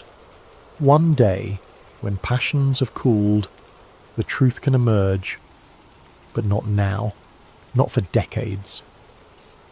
The rain intensified, nearly drowning his final words. Choose wisely, Mr. Finch. By tomorrow, there will be no other choices left. Rain pounded Washington for 3 days after Stanton's ultimatum, as if the heavens themselves mourned Lincoln. Elias remained in hiding, moving between safe houses known only to the network of informants and dissidents he had cultivated during the war. The portfolio Stanton had offered remained unopened in his coat, Pandora's box of temptation and compromise. On the third night, as thunder rolled across the capital, Elias met with Muller in the cellar of a church, whose minister had secretly treated wounded Confederate soldiers during the war. "The street papers say Booth has fled south," Muller reported, shaking rain from his coat. "But I heard from my cousin who drives a supply wagon. Soldiers searched the Surratt boarding house again today, tore up floorboards, broke down walls. They're looking for something," Elias mused. "Something they think Booth left behind. Or something they planted that they now need to recover." Muller hesitated. "There are rumours about a diary." This caught Elias's attention. Booth kept a diary? So they say. A small red leather book where he wrote his thoughts, his plans. The kind of thing that might reveal who he spoke to, who gave him orders. Elias's journalistic instinct flared. Such a diary would be the evidence he needed. "Who told you this?" "A clerk at the War Department. He was drunk, talking too freely at Hannigan's Tavern. Said Stanton himself ordered every inch of the boarding house searched. Said the secretary was white as a ghost when he gave the order." The implications were clear. If Booth had recorded his contacts with the Order of the Phoenix, with Wade or Baker or Stanton himself, such evidence would shatter the carefully constructed narrative of a lone assassin. Elias made his decision. "I need to get into Surratt's boarding house." "Impossible," Muller protested. "It's guarded day and night." "Nothing is impossible," Elias countered. "Merely inconvenient." He had not spent years cultivating informants and mapping the hidden geography of Washington without learning a few tricks. "Are the old tunnel entrances still accessible?" Muller's eyes widened. "The smuggling tunnels? Some perhaps, but they haven't been used since the early days of the war. Washington's geography held secrets unknown to most citizens. Beneath certain buildings, particularly near the Navy Yard and along the riverfront, a network of tunnels had been used early in the war to move supplies, information, and occasionally people. Most had been sealed or forgotten, but Elias had mapped them meticulously for a story he had never published. That night, guided by nothing but memory and a crude map drawn in his notebook, Elias descended into Washington's underground labyrinth. The entrance, a rusted door behind a false wall in the cellar of an abandoned warehouse, creaked ominously as he forced it open. The tunnel beyond was damp, the air heavy with mould and decay. His lantern cast grotesque shadows as he navigated the narrow passage, counting intersections, measuring distances by paces. After nearly an hour of careful progress, he reached what his calculations suggested should be directly beneath H Street and the Surratt boarding house. A metal ladder bolted to the wall led upward into darkness. Elias extinguished his lantern and climbed, emerging into what appeared to be a small storage cellar. Dust covered everything, undisturbed save for a single set of bootprints that stopped near the far wall. Elias examined the wall carefully, noting a slight discoloration in the mortar between several bricks. Using his pocket knife, he scraped away the newer mortar, revealing a loose brick. When he removed it, his fingers touched something soft inside the cavity. Leather. With trembling hands, he extracted a small red book, its cover unmarked. Opening it revealed pages filled with an elegant theatrical hand. Booth's diary, hidden where he thought it would be safe. Or perhaps where someone had instructed him to conceal it. Elias tucked the diary into his coat and retraced his steps through the tunnel. Back in the relative safety of the church cellar, he finally examined his prize by lamplight. The diary was not what he had expected. Rather than a detailed account of the conspiracy, it contained the rambling justifications of a man convinced of his own historical importance. Booth compared himself to Brutus, writing of striking down the tyrant to avenge the South. Yet scattered among these self-aggrandizing passages were troubling inconsistencies. One entry from March read, "Met with W again. He assures me that once it is done I will be hailed as a hero throughout the South. Arrangements have been made for my escape. I am to follow the route exactly as planned, making contact at each designated safe house until I reach safety in Virginia." Another, more disturbing entry from early April. "The order has guaranteed my place in history. Their reach extends to the highest levels of government, to men whose names I dare not commit to paper. They speak of a reborn nation, purified by fire, where true patriots will guide America to its rightful destiny. I am merely the instrument of this necessary transformation." Most revealing was an entry from April 13th, the day before the assassination. Final meeting with CW. He provided the derringer and confirmed the timing. Act 3, Scene 2, during the laugh line when the noise will mask the shot. The guard will be absent. This has been arranged. I expressed concern about escaping through the crowded theatre, but CW assured me that certain doors would be unobstructed. Tonight we're delving into a conspiracy thriller titled Dark Side of the Truth, a moon landing conspiracy thriller. It's set in the year 2025, yet it digs into events that occurred more than half a century ago, or so the official history says. Our protagonist, Elliot Graves, isn't the typical tinfoil hat conspiracy theorist. He's a rational investigative journalist who's built his reputation on skepticism and fact-checking. But his life takes a sharp turn when he receives a mysterious reel of 16mm film, suggesting that one of humanity's greatest achievements, the 1969 moon landing, was staged on a secret set. As we progress through the story, you'll meet characters with their own moral compasses, locked in a deadly dance.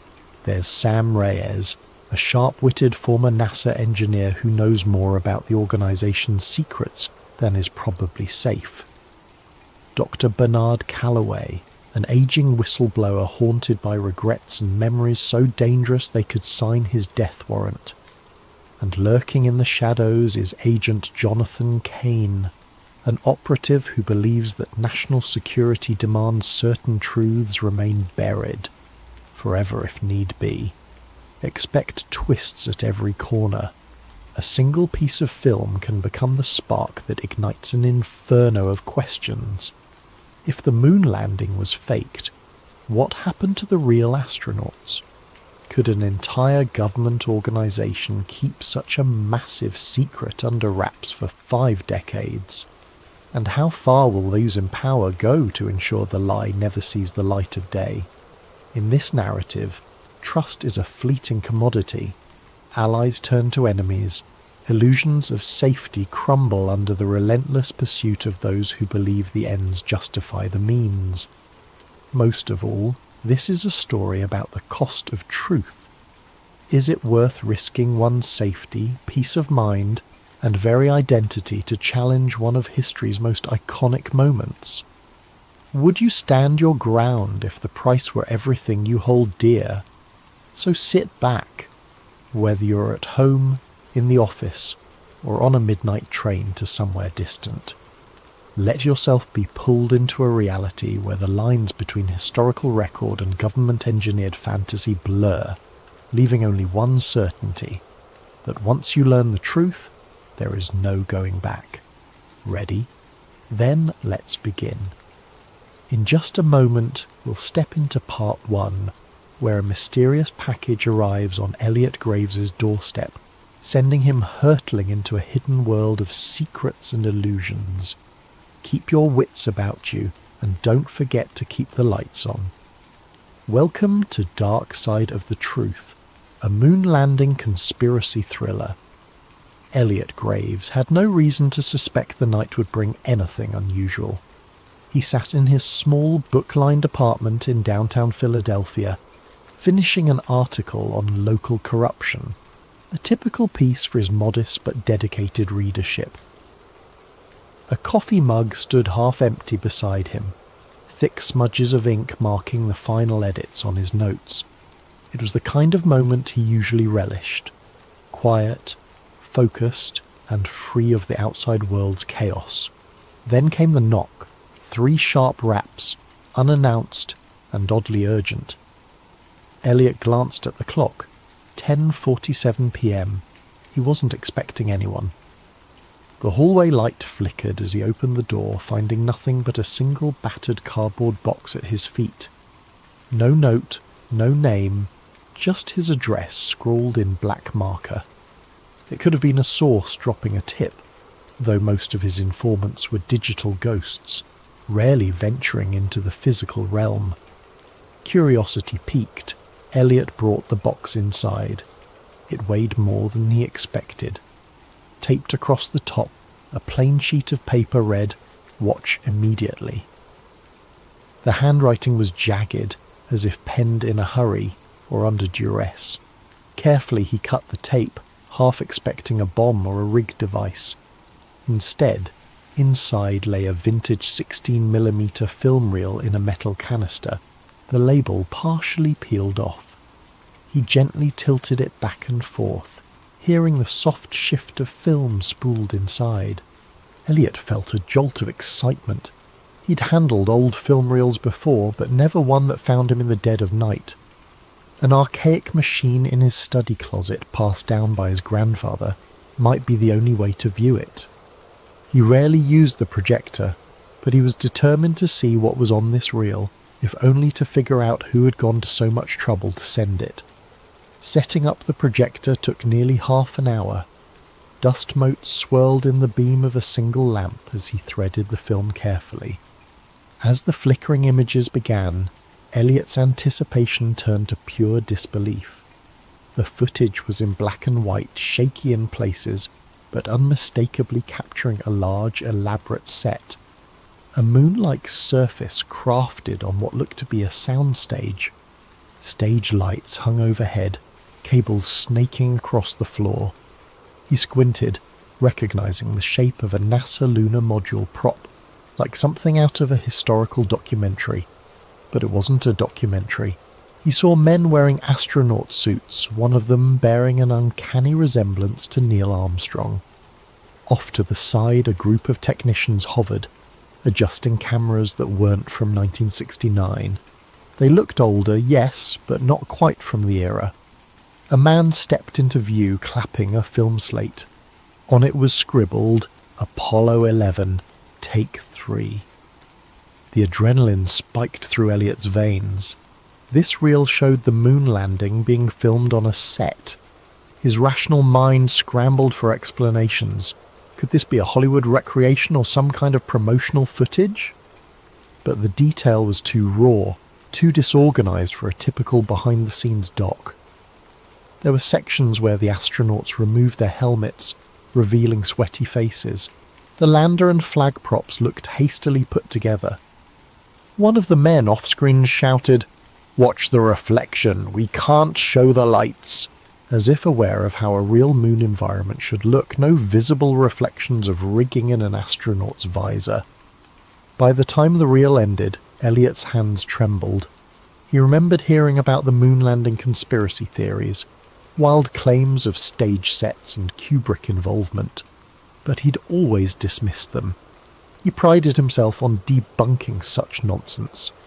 Yet here was tangible evidence, or the best fake he'd ever seen. A single question throbbed in his mind. Who would send this to me, and why now? He reached for his phone, intending to call a trusted colleague, only to find the screen black. No power. He was sure it was charged. Strange. He tried to boot up his computer to search for any reference to lost Apollo footage, but the internet connection was dead. He felt his chest tighten in a wave of paranoia. Was he imagining things, or was this more than a coincidence? Deciding to do a quick external check, Elliot gathered the reel, locked up his apartment, and headed for the elevator. As he stepped out onto the street, a hint of movement caught his eye. A black SUV parked at the curb, lights off. Its windows were tinted, impossible to see in. The hair on his arms rose. Philadelphia had plenty of SUVs, but why did this one feel like it was there for him? He took a breath, telling himself not to jump to conclusions. Still, his heart hammered as he walked 2 blocks to an all-night coffee shop known for its reliable Wi-Fi. Inside, the smell of espresso and donuts steadied him a bit. He found a corner table connected to the cafe's network and tried searching for any references to moon landing staged film reel. Thousands of hits, mostly conspiracy websites. Nothing verifiable. Minutes later, he typed a cautious email to a colleague, attaching a single grainy screenshot from the reel. He pressed send. An error message blinked back. Message undeliverable. He tried again. Same result. He wondered if his phone or laptop had been compromised or if there was a bigger net around him. The idea of being watched in real time chilled him. Returning to his apartment would be a risk, but he had nowhere else to analyse this film. As he left the shop, the black SUV was gone. Instead, a grey sedan sat across the street, engine running. Elliot inhaled sharply and hailed a cab. If someone was tailing him, best to lose them in traffic. The entire ride he cradled the film canister on his lap, heart pounding. He found himself muttering under his breath, "It can't be real, it can't be real." Yet some buried part of him whispered that it might be. If so, everything he understood about American history was about to unravel, and he was holding the thread that could unspool it all. Little did he know that before sunrise he'd be a fugitive in his own city, hunted by forces who had protected this secret for over 50 years. And the package was only the beginning. Elliot's morning came too soon, and with far more chaos than he could handle. He hadn't slept. Fear and excitement drove him to sift through every frame of the film reel, making notes, snapping photos with a spare camera he'd found in an old drawer. Perhaps he could create a digital copy, but his attempts to digitize the reel via his laptop repeatedly failed. Some hidden glitch kept corrupting the files. He cursed under his breath. Was it sabotage or just outdated hardware? At first light, he ventured to his usual contact for obscure intel, a quiet archivist named Harriet, who worked at the local historical society. He hoped she might authenticate the film's physical materials. Harriet was meticulous with details, and if anyone could confirm the reel's age, it would be her. The society's building was a grand relic, all marble floors and dusty exhibits. Elliot found Harriet in a back office, squinting through a magnifying glass at a centuries-old map. She looked up, alarmed by his frantic posture. Without preamble, he passed her the film canister. "I need to know if this is genuinely from 1969, he whispered, glancing around as if the walls had ears. Harriet frowned at his secrecy but began her inspection. She murmured something about the film's brand markings, the chemical composition of older film stock, and how certain colour-coded edges could pin down the manufacturing date. Within half an hour she had her verdict. "This reel does appear to be from the late 1960s. "Where'd you get it?" Elliot let out a breath he hadn't realised he was holding. "Somebody sent it to me last night." He hesitated, debating how much to reveal. Before he could continue, Harriet's phone rang. She picked it up, and her expression clouded as she listened. Yes, he's here," she said, a tremor in her voice. He backed away, panic flaring. Was Harriet being told to stall him? He mouthed, "Hang up," but Harriet just stared at him wide-eyed. Elliot snatched the phone from her hand. "Hello," he said into the receiver. An unfamiliar voice. "Elliot Graves. Step outside, we just want to talk." He froze. A second later the line went dead. "Who was that?" Harriet whispered, her complexion pale.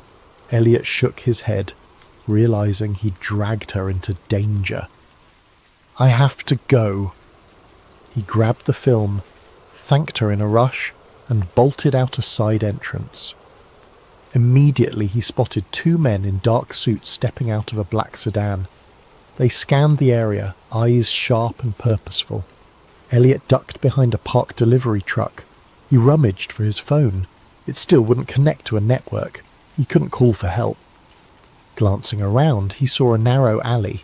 He sprinted for it, ignoring startled pedestrians. The men noticed and gave chase. Footsteps echoed behind him as he weaved through the maze of back streets. He didn't stop until he was sure he'd lost them. Leaning against a graffiti-stained wall, he gulped the cool morning air. The reality sank in. I'm being hunted. His mind raced. Who had the power to track him within hours? Some fraction of NASA, the FBI, or an even more clandestine outfit? He remembered Harriet's stunned face and felt a pang of guilt. Was she safe? With his phone compromised, Elliot needed a secure communication line. That's when he remembered Sam Reyes, a former NASA engineer turned freelance tech wizard. They'd crossed paths a year ago when Sam leaked documents exposing flawed satellite software. She'd proven resourceful and cautious, someone who operated in the grey areas of government secrecy. He rummaged through his wallet for her old business card, typed the number into a borrowed flip phone he'd bought for emergencies. 2 rings, then Sam answered with a wary, "Who is this?" "Elliot Graves," he said quietly, trying to steady his voice. "I need your help. It's urgent." Sam let out a short laugh. "You're the reporter who debunked that UFO fiasco. Are you calling to do another piece?" He glanced around to make sure no one was listening. "This is bigger than UFOs. I have an old NASA film that suggests the moon landing was not what we think." Silence on the line. Then Sam hissed, "Don't say another word. There are ears everywhere. Meet me at the Redwood Garage, level 3, in an hour." She hung up. He had no time to question her abruptness. He made his way to Redwood Garage, a concrete structure on the outskirts of the city. Ducking beneath security cameras, he took the stairs to level 3. Only a few cars were parked, the area echoing with the hum of overhead fluorescent lights. He found Sam leaning against a pillar, arms folded. She was petite, with sharp eyes and a laptop bag slung over her shoulder. "You look like hell," she said in lieu of a greeting. Elliot forced a grin. "Rough morning, thank you for coming." Sam nodded at the film canister tucked under his arm. "That it?" He handed it over, heart pounding. She opened the lid, peeking at the reel. "I'll need my gear to analyze this properly. But tell me, any chance this is a hoax?"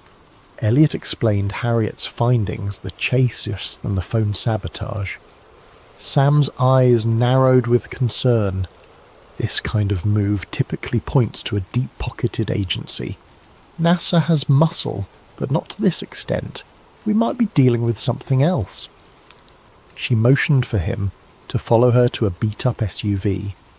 Inside, the back seat was cluttered with laptops, cables, and specialized scanning equipment. Sam popped the reel into a portable film viewer.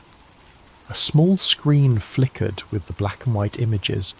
She skimmed through it, face grim. "If this is real, holy..." He gave a humorless chuckle. "I'm not sure I want it to be real, but it's looking that way." Sam started flipping through camera angles. "We'll cross-check the images with NASA archive logs, see if any set pieces match. Also, there's metadata in older film that might help pinpoint the exact date and location. But if whoever's hunting you has the resources to block your phone and track you so fast..." "Yeah," Elliot said, swallowing hard. "I'm in trouble, aren't I?" Sam gave him a look that said, "You have no idea. Look, I can set up a secure server to store digital copies once I manage to scan the reel. But it'll take me a day or 2. In the meantime, you need to vanish. They'll come for both of us once they realize I'm involved." As if on cue, a bullet shattered the SUV's rear window. Elliot and Sam ducked, hearts hammering. Tyres screeched on the level below. "We have to move," Sam hissed, starting the engine. Elliot curled into the passenger seat, pressing the canister tight against his chest. Another shot rang out, pinging off the concrete pillar. The SUV lurched forward, screeching around corners, headlights glaring on dull grey walls. Behind them, at least 2 dark sedans roared up the ramp. The chase was on. Elliot felt the cold sweat on his brow. This was no longer about verifying a piece of film. This was survival. More bullets clanged against the SUV's metal frame. Sam cursed under her breath, twisting the wheel. The exit ramp loomed ahead, a single security arm blocking the exit. Sam ploughed right through it, leaving splinters behind. They burst into daylight, weaving into the city traffic. Horns blared. The sedans kept pace, engines revving. As Sam careened down a busy street, Elliot realised just how far he'd fallen into this conspiracy. He'd started the night as a skeptic receiving a curious package. Now he was on the run, uncertain if he'd live to see the next morning. The real question: was the truth worth this cost? He clenched the film canister as if it were his lifeline.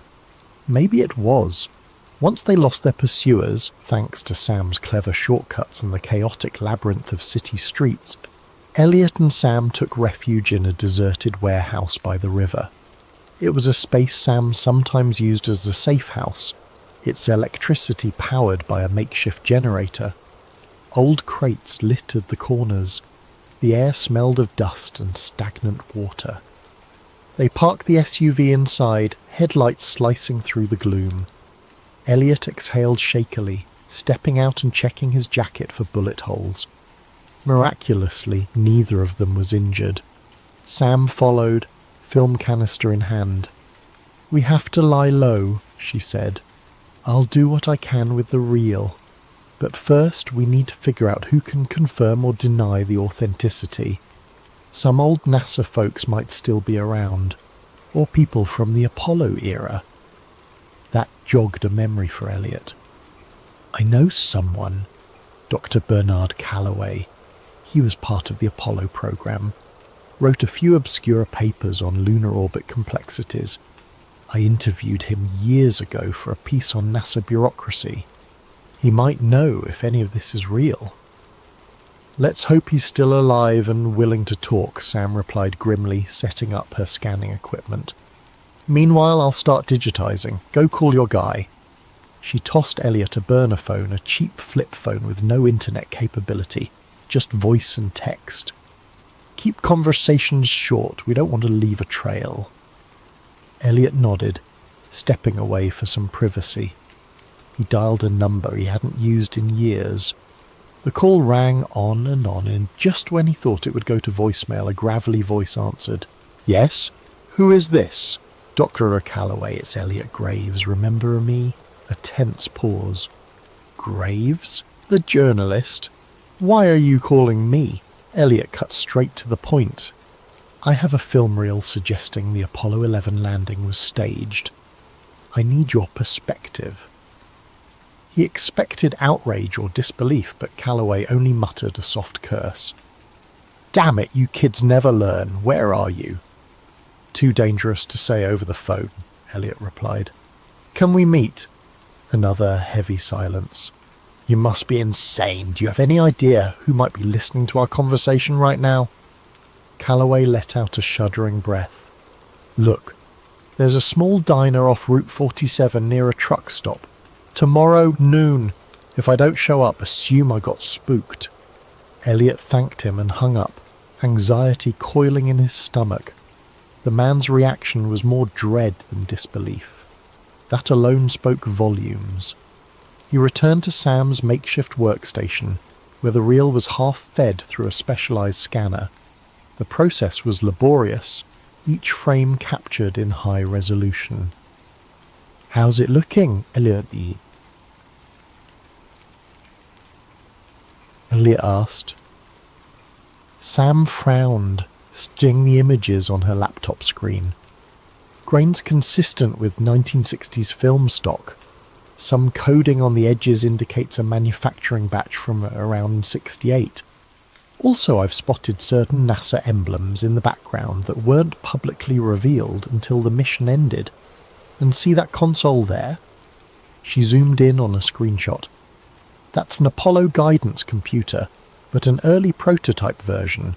Only a handful existed. This is not your average hoax. It's either the most elaborate one in history or it's real, Elliot finished, his voice hollow. Sam gave a grim nod. I'm leaning towards real. Our next step is to confirm. If your Dr. Calloway can give us any leads, we might find definitive proof. They spent the rest of the day in anxious waiting. Sam pored over the scanned film frames, while Elliot paced, trying to piece everything together in his head. Every so often he'd remember the chase, the bullets, and the unwavering stares of those men in suits. Just how large was this conspiracy? Night fell, bringing a sticky heat that made the warehouse air oppressive. Sleep came fitfully, with Elliot dozing in a corner, propped against crates. He dreamed of astronauts drifting in a stage lit by fluorescent tubes, their voices echoing with lines fed by hidden earpieces. He woke with a start to find Sam tapping him on the shoulder. Time to go, she said softly. We have to meet your whistleblower. By noon they'd driven 2 hours south to a truck stop just off Route 47. The diner looked vintage, a chrome exterior, peeling neon sign and a handful of big rigs parked nearby. They left the SUV behind a closed service station, walking the rest of the way under the scorching sun. Inside, the diner was half empty. The waitress behind the counter gave them a bored glance. In a corner booth, an elderly man sat facing the window, wearing tinted glasses and a hat pulled low. Elliot recognized him. Dr. Bernard Calloway. He looked older and thinner than their last meeting, as though carrying a burden too large for his frail frame. "Oh, Calloway," Elliot said, quietly, sliding into the booth. Sam took the seat beside him. Calloway's gaze flicked to them, fear etched in the lines around his mouth. "You brought someone else. I told you to come alone." "This is Sam Reyes. She's helping me verify the film." "Film?" Calloway's voice trembled. He removed his tinted glasses, revealing tired eyes. "I hoped I'd go to my grave without seeing it again. Lord knows I was done with those days." Elliot swallowed. "You've seen it before?" Calloway exhaled a long, shaky breath. "I was part of Apollo 11's operations team, unofficially. My real job was ensuring the broadcast feed from the moon looked authentic. We had technicians in a secret studio, capturing angles that would pass as lunar footage. It was a matter of national pride and also, ironically, fear. Needed to beat the Soviets. When the actual craft encountered catastrophic issues, NASA and the government decided it was safer to fake the landing for television. The real rocket never made it out of Earth's orbit safely. The astronauts eventually landed in the Pacific under the pretext of returning from the moon, but what the public saw was a carefully crafted illusion. Elliot's head spun. There it was, spelled out. The conspiracy in all its horrifying clarity. Sam leaned forward. "Why have you stayed silent all this time?" Calloway closed his eyes. "They threatened my family. I was briefed that revealing the truth would be an act of treason. Others who tried to speak up, well, they disappeared. I've lived under watch ever since, exchanging my silence for a quiet retirement. But I always knew this day might come." Elliot retrieved the film canister from his bag. "So the footage we have?" "It's partial," Calloway said, scanning the diner nervously. There's more. Hours of outtakes, behind-the-scenes planning, enough to destroy decades of NASA's legacy if it got out. That reel is probably what was stolen from the archives in the 70s. I thought it had been destroyed. A lump formed in Elliot's throat. So it's authentic. And NASA? Or whoever's controlling this.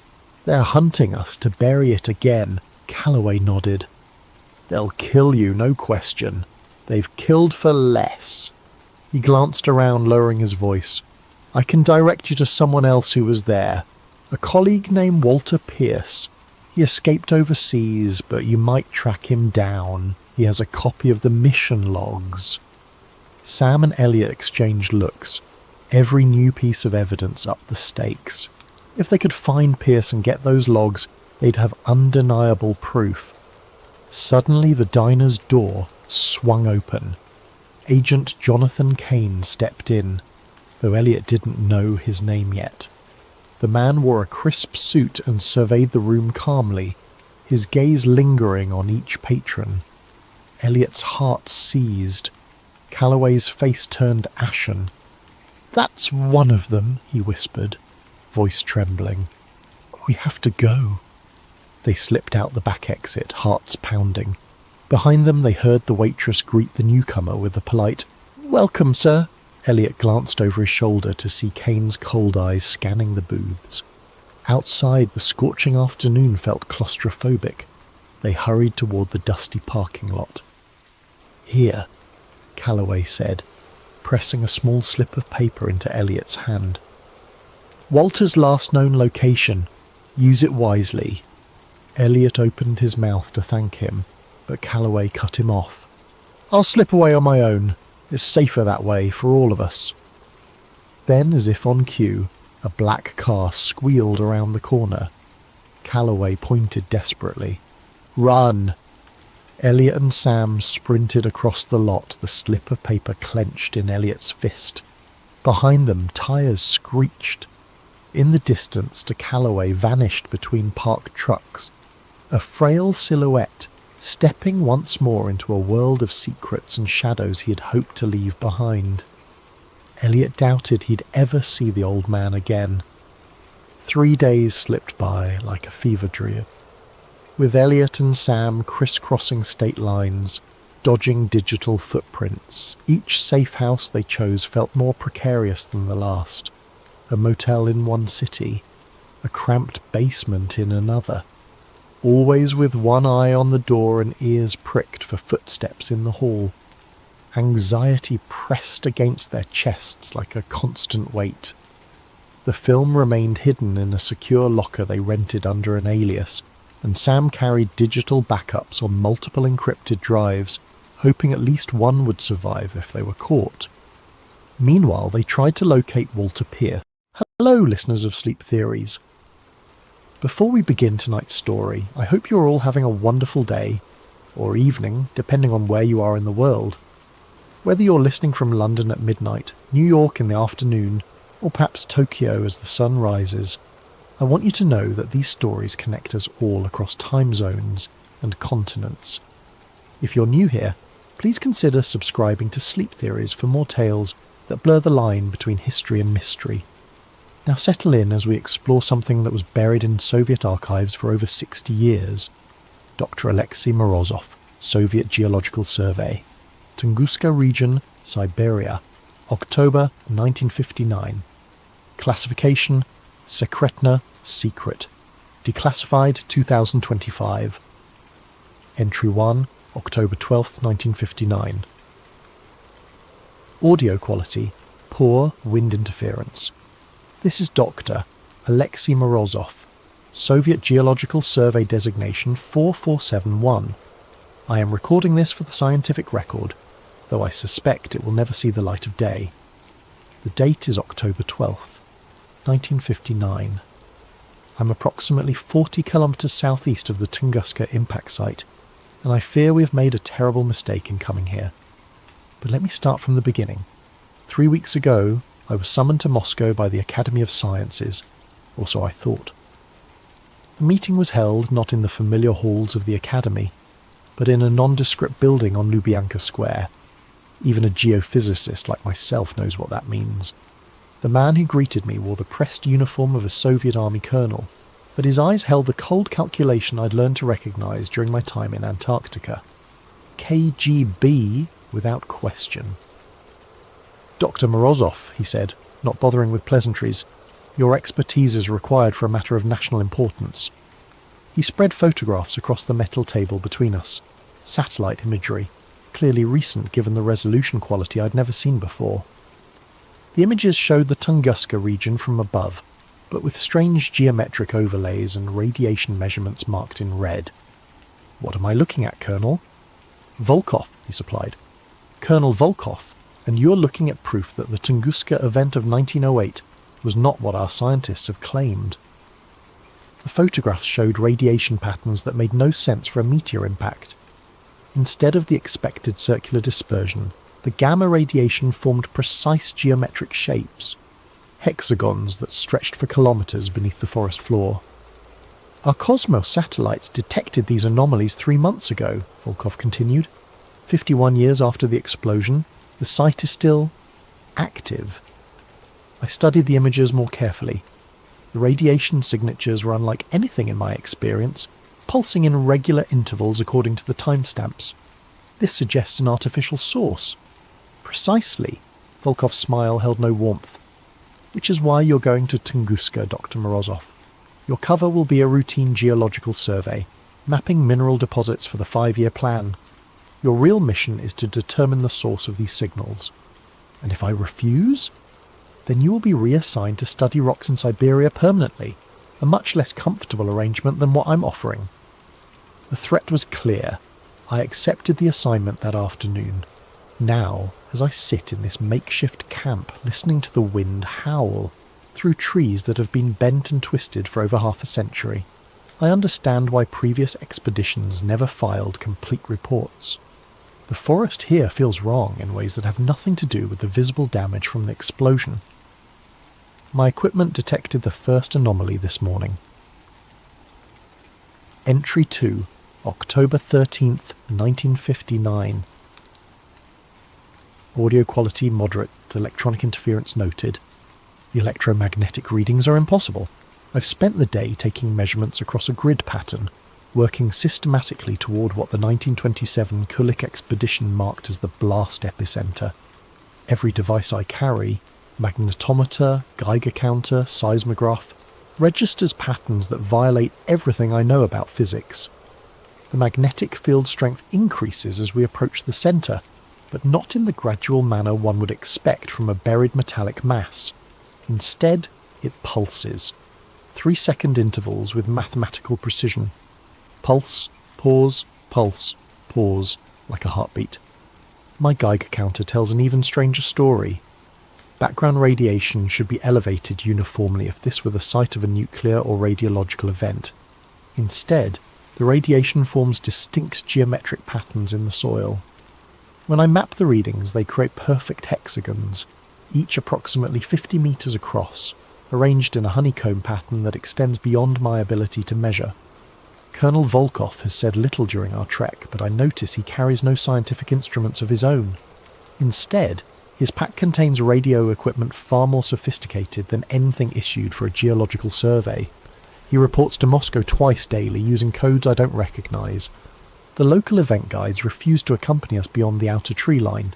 They speak of lights that dance beneath the ice at night, and a sound they describe as iron screaming. When I pressed them for details, the eldest guide would only say, "The sky fell there, but something else rose up." I dismissed this as folklore until we made camp last night. At 0300 hours, I was awakened by a sound I've never heard before. A deep, rhythmic vibration that seemed to come from the earth itself. It lasted exactly 3 minutes, then stopped abruptly. Volkov was already awake, standing at the edge of our camp with his radio in hand. "Did you record that?" he asked. I had not thought to record it, which now strikes me as a significant oversight for someone trained in scientific observation. The sound was so alien that my mind initially rejected it as impossible. "What was it?" I asked. Volkov's expression in the moonlight was unreadable. "The reason we're here, Doctor. This morning I discovered that several of my instruments had malfunctioned during the night. Not broken, malfunctioned in very specific ways. The magnetometer now reads magnetic north as pointing directly toward the blast epicenter, regardless of our actual position. The seismograph recorded seismic activity every 3 seconds throughout the night, perfect sine waves that should be impossible in stable geological conditions.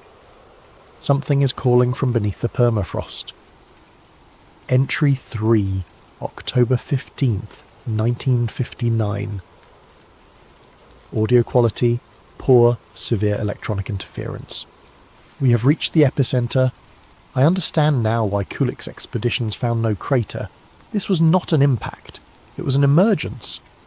The blast zone stretches for kilometers in every direction, trees flattened in the perfect radial pattern that has puzzled scientists for decades. But at the precise center, in a circle roughly 100 meters in diameter, the forest is untouched. Ancient pines tower above us, their bark scarred but their structure intact, as if the explosion flowed around them rather than through them. The soil here tells a different story than any meteor impact.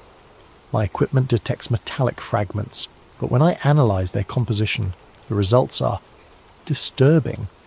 The isotopic ratios are wrong. Not just unusual, impossible. These metals contain isotopes that shouldn't exist in nature, arranged in configurations that suggest artificial manipulation. While taking samples this morning, my spade struck something hard beneath the permafrost. After an hour of careful excavation, I uncovered a shard of metal unlike anything I've encountered in 20 years of geological work. The fragment is approximately 15 centimeters long, smooth as glass, and perfectly black.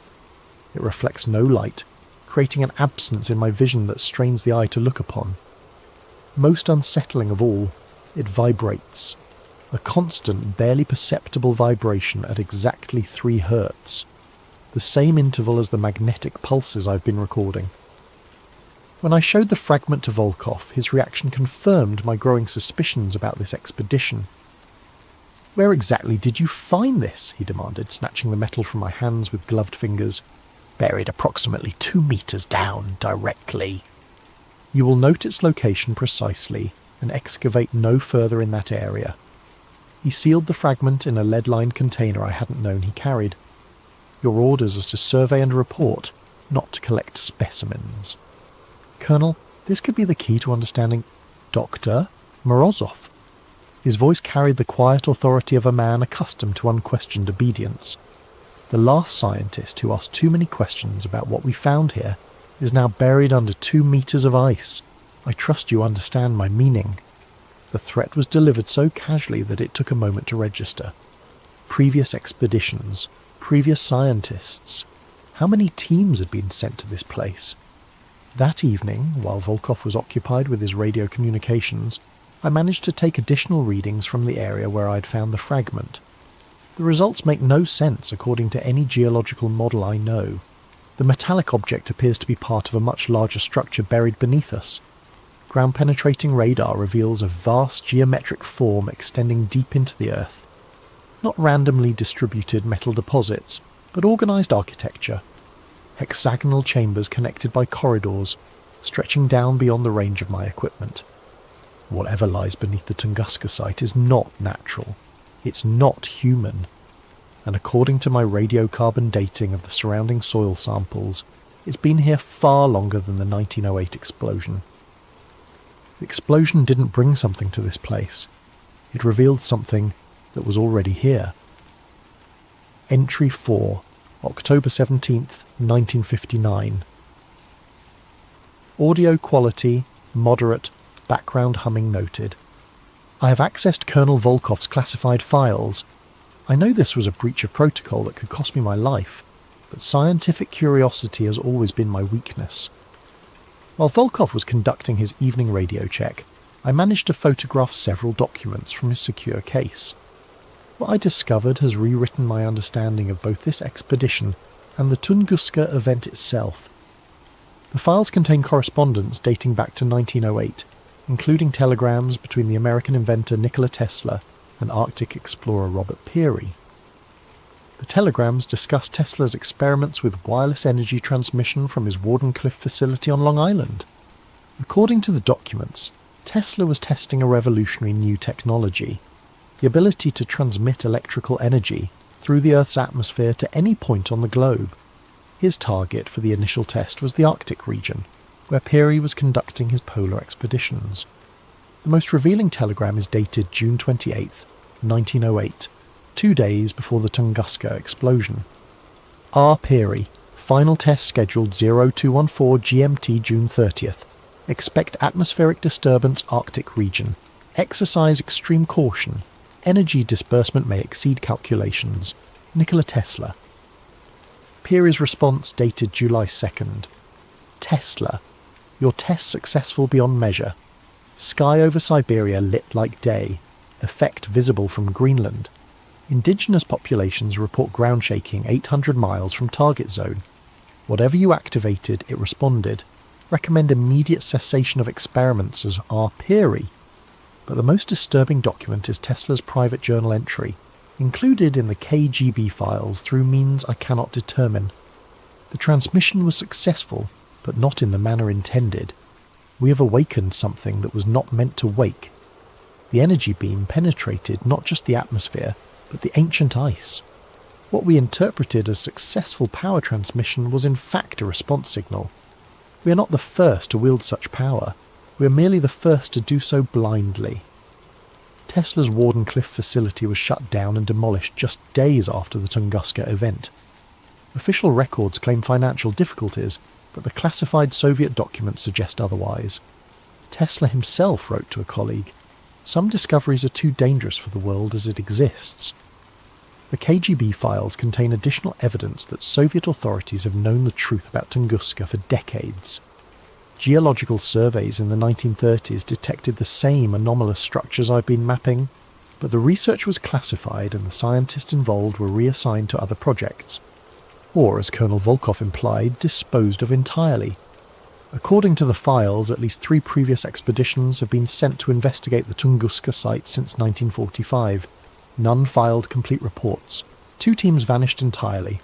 The 3rd team's leader, Dr. Yuri Petrov, was found frozen to death in his tent, his final notes describing hexagonal chambers that extend beyond measurement, and a sound like the Earth itself breathing. The current expedition was authorized after satellite imagery revealed increased activity at the site. The geometric radiation patterns I've been studying have been growing stronger since 1957, suggesting that whatever lies beneath the permafrost is becoming more active. As I write this, I can hear that deep rhythmic vibration again. It begins every night at exactly 0300 hours and continues for precisely 3 minutes. But tonight, it's different, stronger, and I swear I can detect patterns within the sound, mathematical sequences that suggest intelligence. Volkov has been monitoring my activities more closely since I questioned him about the metal fragment. I suspect he knows I've accessed his files. If something happens to me, I hope this journal will survive to tell the truth about what we found at Tunguska. The explosion in 1908 was not a meteor impact. It was not even Tesla's wireless energy transmission, though that may have been the trigger. It was something far older responding to our signals, something that has been waiting beneath the ice for millennia, and now we've woken it up. Entry 5, October 19th, 1959. Audio quality excellent, all interference ceased.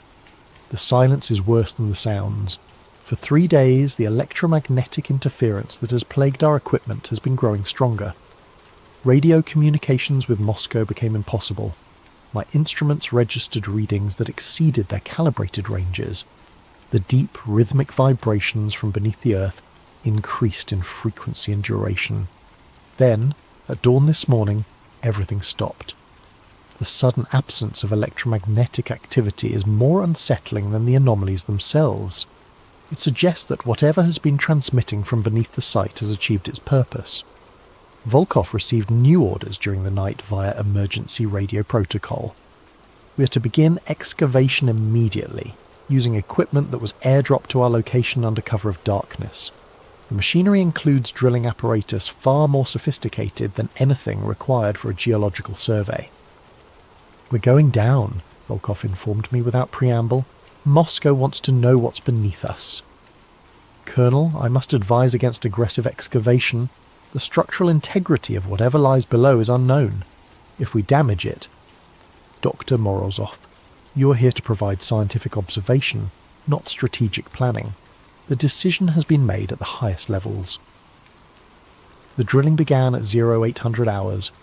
We penetrated the permafrost easily, but at a depth of 5 meters, the drill bit encountered something that sent vibrations through the entire operation. Not rock, not metal, but something that rang like a bell when struck. By midday, we had exposed the upper surface of a structure that defies geological explanation.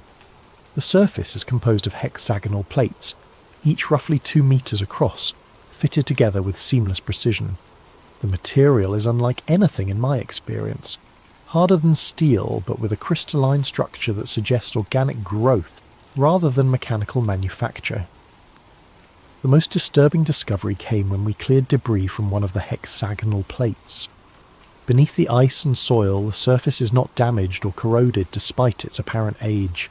Instead, it gleams as if newly made, with patterns of light that pulse through the material in the same 3-second intervals I've been recording. The structure is active. Alive, perhaps, though I hesitate to use that term for something clearly artificial. As we work to expose more of the surface, I noticed that my instruments were registering new types of activity. Electromagnetic pulses were emanating from the structure, but these were not random signals. They followed mathematical sequences, prime numbers, Fibonacci progressions, and other patterns that suggest deliberate communication. "It's trying to talk to us," I told Volkov during our afternoon break. His response chilled me. "No, Doctor, it's talking to something else. We're just listening in." That evening, while reviewing the day's data, I made a discovery that has shaken my understanding of human history. The electromagnetic patterns I've been recording match perfectly with radio signals detected by astronomers at the Jadrell Bank Observatory in England. The signals, dismissed by most scientists as background radiation, have been recorded intermittently since 1908. But the signals don't originate from space. They originate here, at Tunguska, and they're being transmitted outward at regular intervals. Whatever lies beneath us has been sending messages to space for over 50 years. Entry 6, October 21st, 1959. Audio quality poor, voice shows signs of extreme stress. We've broken through. After 2 days of careful excavation, we created an opening large enough to lower equipment into the structure below. The chamber we've accessed is vast, with walls that curve away into darkness beyond the range of our lights. The air inside is not stale as one would expect from a sealed underground space. Instead, it carries a metallic taste and a barely perceptible electric charge that makes the hair on my arm stand upright. Most unsettling of all, the air is warm, several degrees above freezing despite the permafrost that has covered this place for millennia. The chamber walls are covered in the same hexagonal plating we discovered on the surface, but here the patterns of light are more complex. Entire sections pulse in synchronized sequences, creating cascades of illumination that travel around the perimeter like waves. I descended into the chamber using mountaineering equipment, against Volkov's direct orders. The colonel wanted to wait for specialized personnel from Moscow, but scientific curiosity overcame caution. What I found below has convinced me that we are dealing with something far beyond human understanding. The chamber is not empty. It contains machinery, though that term is inadequate to describe what I observed. Geometric structures rise from the floor like crystalline trees, their surfaces covered in components that shift and reconfigure as I watched. The machinery, if it can be called that, appears to be self-repairing, self-modifying. At the centre of the chamber stands a pillar roughly 3 meters in height, composed of the same dark material as the fragment I discovered earlier. But this pillar is not inert. It pulses with internal light, and as I approached I could feel vibrations in my bones that matched the 3 Hz frequency I've been recording. When I placed my hand on the pillar's surface, the entire chamber responded. Lights flashed in sequence around the walls, the machinery hummed to life, and I felt a sensation I can only describe as contact. Not physical contact, but something deeper. For a moment I sensed vast intelligence, ancient beyond measure, awakening from long dormancy. And I understood with terrifying clarity what Tesla had done in 1908. His wireless energy transmission had not simply sent power through the atmosphere. It had followed a path of least resistance, drilling through the Earth's magnetic field and striking this buried structure with precisely the frequency needed to activate its dormant systems. The Tunguska explosion was not caused by Tesla's energy beam. It was caused by this ancient machinery starting up after eons of silence, venting excess energy in the only direction available, upward, through the overlying rock and permafrost, creating the devastating blast that flattened the forest above. When I climbed back to the surface, I found Volkov in animated radio communication with Moscow. From what I could hear of his side of the conversation, our discovery has caused considerable alarm at the highest levels of government. Yes, sir, it appears to be functional, he was saying. No, sir, we don't understand its purpose. What do you mean, similar structures? Similar structures. The phrase hit me like a physical blow. How many of these installations exist? How long have they been buried beneath the Earth's surface? That night, as I attempted to process the implications of our discovery, the chamber below us began transmitting again. But this time, the signals were different. Instead of the regular pulses I'd been recording, the electromagnetic emissions formed complex patterns that my equipment interpreted as modulated communications. The ancient machinery was not just awakening, it was calling home. Entry 7, October 23rd, 1959. Audio quality, good, voice controlled but tense. They're coming for me. Colonel Volkov received orders this morning to terminate the expedition and return to Moscow immediately. But first he informed me, all physical evidence must be secured and all personnel debriefed according to special protocols. I know what special protocols means in KGB parlance. The equipment we brought to the site has been supplemented by specialised gear that arrived with a new team of personnel during the night. These men wear no insignia and speak with accents I cannot place. They brought with them instruments I don't recognise and chemicals whose purpose I can only guess. Dr. Morozov, Volkov informed me over breakfast. Your valuable contribution to this expedition will be properly recognised in our final report. However, the sensitive nature of our discoveries requires that certain security measures be implemented. What kind of security measures? The kind that ensure state secrets remain secret. I have hidden this journal and my personal recordings in a cache approximately 1 kilometre northeast of our primary camp. If I don't survive to retrieve them, perhaps someone else will find them and understand what we discovered here. Before they seal me away from the world, I want to record what I believe happened at Tunguska, based on everything I've observed and documented.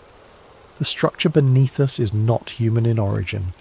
The materials, the construction techniques, the technology, all of it speaks to a civilization far more advanced than anything we've achieved.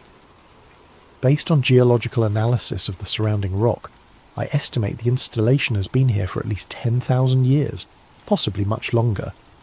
The machinery I observed in the chamber appears to be some kind of communication array, designed to send and receive signals across vast distances. The regular electromagnetic pulses I've been recording are not random transmissions. They're a beacon, announcing the location of Earth to whoever might be listening in the depths of space. Tesla's 1908 experiment accidentally activated this beacon after millennia of dormancy. The massive energy discharge that created the Tunguska explosion was simply the ancient machinery powering up, like a generator that had been offline for geological ages suddenly roaring back to life. But the most terrifying aspect of this discovery is what it implies about our planet's history. If one such installation exists beneath Siberia, how many others lie buried across the Earth? Who built them? And why? I fear we are not alone in the universe. Worse, I fear we never have been. The electromagnetic signals emanating from the Tunguska site have been growing stronger and more complex since we began our excavation. What started as simple mathematical progressions has evolved into what can only be described as conversation. Questions and responses, acknowledgements and confirmations. Something is answering the beacon's call. Last night I observed lights in the sky that bore no resemblance to any natural phenomenon I know. They moved with purpose and intelligence, geometric formations that pulsed in synchronization with the signals from below. They hovered over our campsite for nearly an hour before disappearing beyond the horizon. Volkov pretended not to see them, but I noticed he spent the rest of the night in radio contact with Moscow.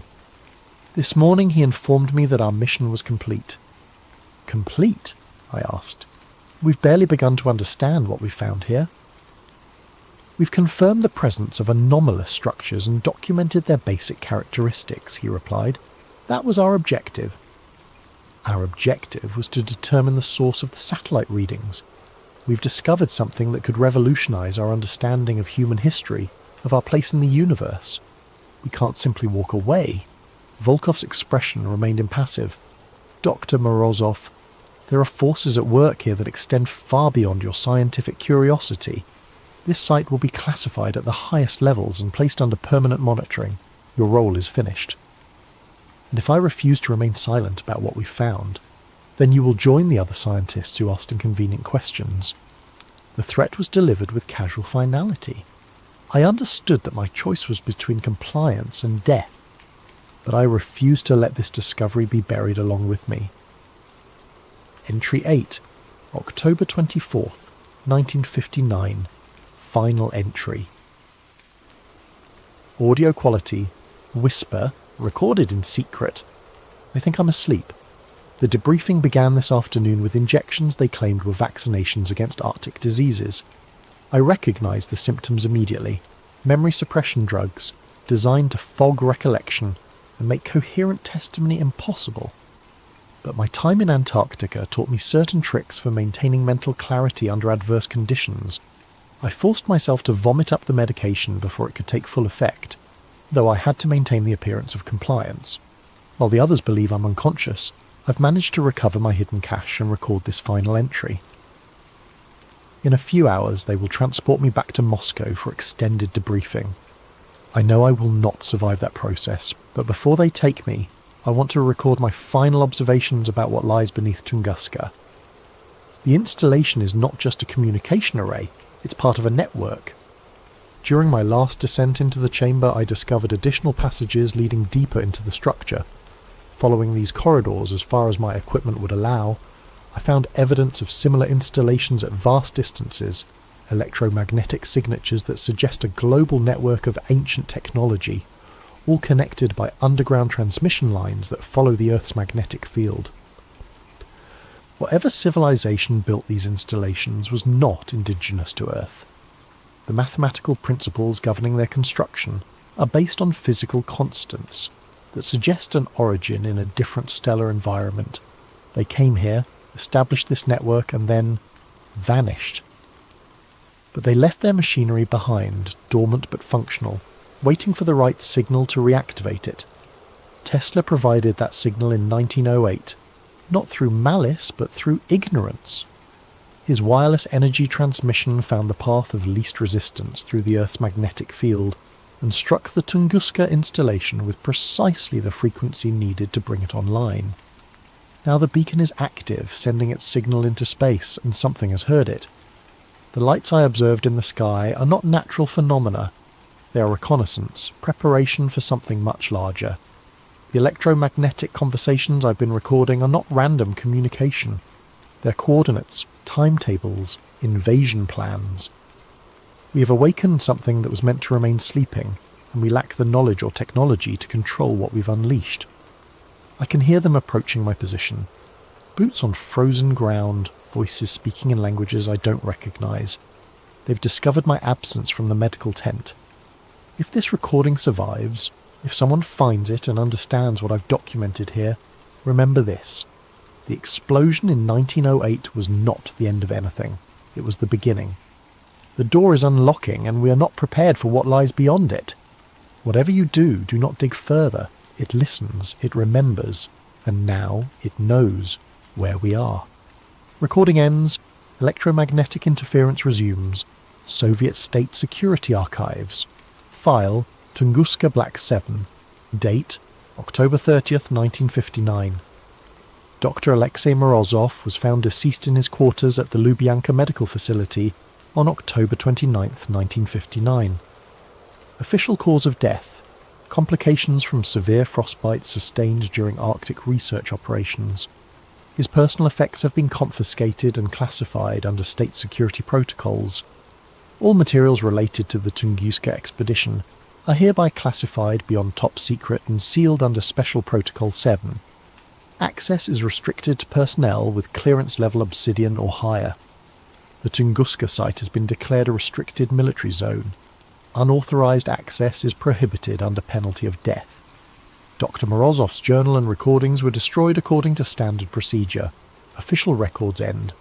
Posted to file sharing site March 15, 2025. Removed by request of Russian Federation authorities March 17, 2025. The above documents were discovered in a cache of declassified Soviet files, released following the collapse of certain government archives. Authentication is ongoing, but preliminary analysis suggests genuineness. Dr. Morozov's journal was not destroyed as claimed in official records. It was hidden, preserved in the permafrost, waiting to be found. Satellite imagery from 2024 shows renewed activity at the Tunguska site. Electromagnetic anomalies detected by multiple international monitoring stations. Construction of unknown purpose observed at the coordinates Morozov identified. The lights have returned to the Siberian sky. Whatever Tesla awakened in 1908 was only the beginning. The door is not just unlocking, and it's opening.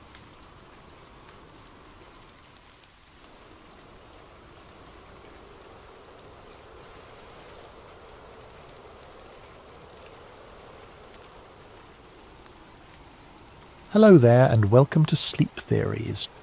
Before we dive into tonight's tale, I hope your day has been treating you well. Whether it's early morning where you are, late evening, or somewhere in between, whatever time zone you're calling home, I'm grateful you've chosen to spend this time with us.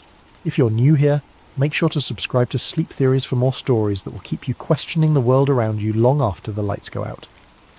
Now, settle in as we explore a story that might feel a little too close to reality. My name is Cal Monroe, and I used to believe in coincidences. That was before Theo jumped off the Memorial Bridge, before the USB drive arrived in my mailbox, and before I learned that some conspiracies aren't theories, they're just well-kept secrets. It was a Tuesday morning in November when I got the call.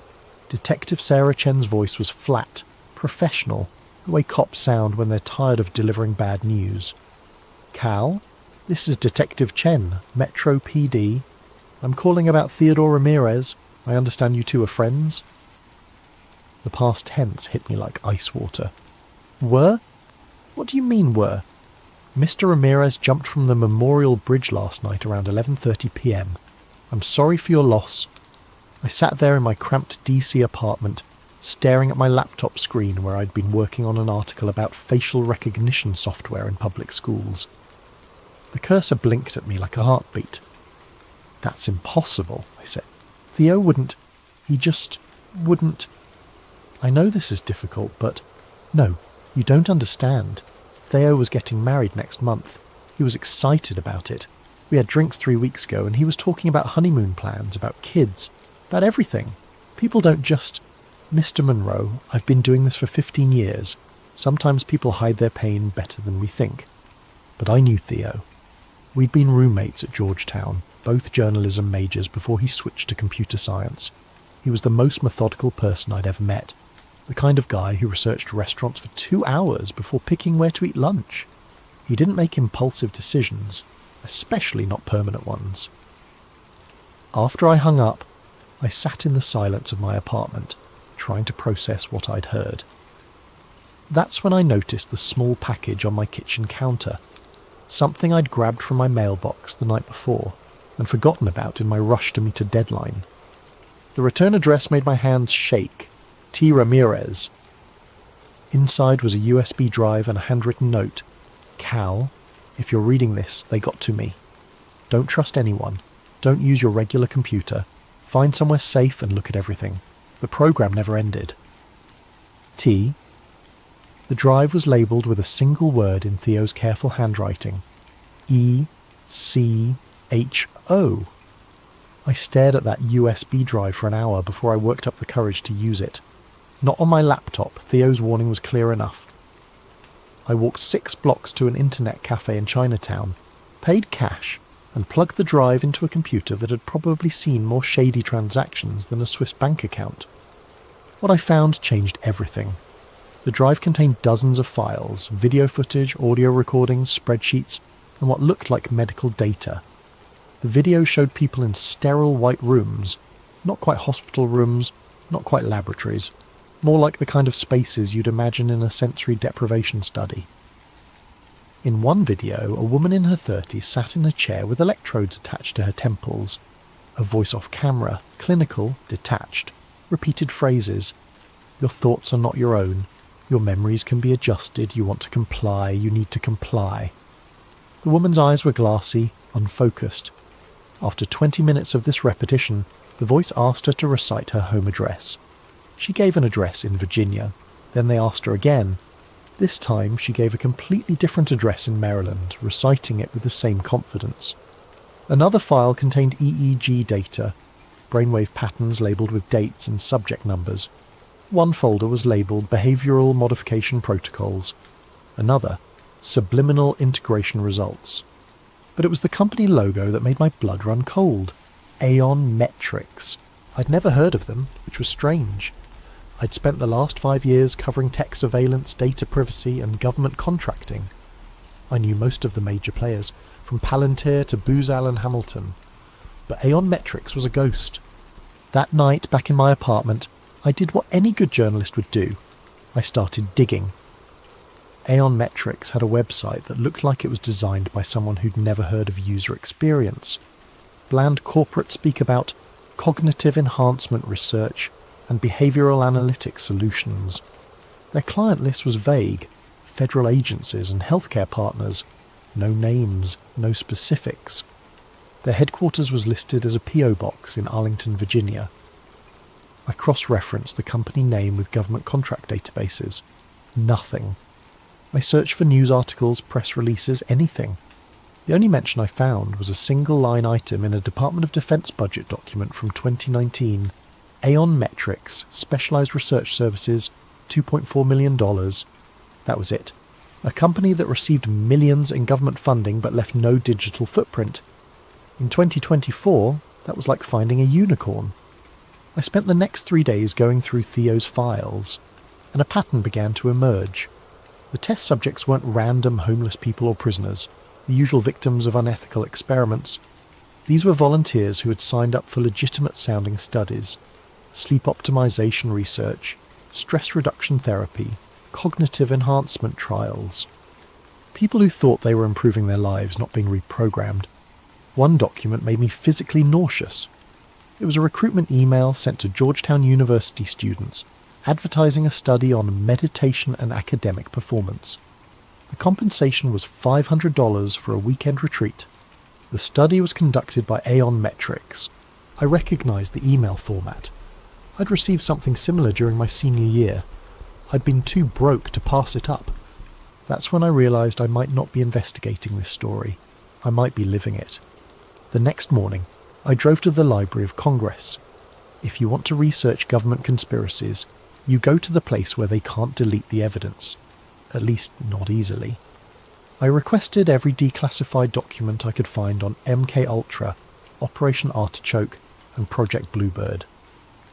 What I discovered over the next 8 hours made Theo's files make terrible sense.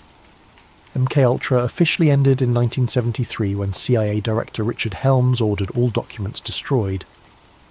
But here's what most people don't know. It didn't actually end. It evolved. The original program used LSD, hypnosis, and brutal psychological torture to break down human personality and rebuild it.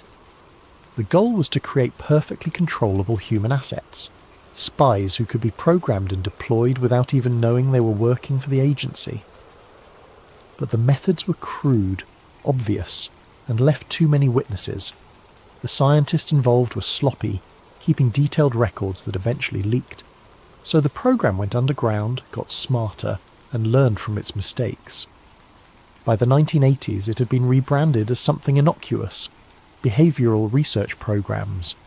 The torture chambers were replaced with comfortable clinical settings. The unwilling prisoners were replaced with paid volunteers. The obvious mind control was replaced with subtle manipulation. Instead of breaking people's minds with LSD, they learned to influence thoughts through carefully crafted media exposure. Instead of hypnotizing subjects in laboratories, they developed techniques to implant suggestions through social media algorithms. Instead of creating obvious zombies, they learned to nudge behaviour so subtly that people thought they were making their own choices. I found a 1987 memo from a CIA psychologist named Dr. Helen Marsh. One line stood out. The future of behavioural modification lies not in force, but in consent. If subjects believe they are willing participants, they will never question the process.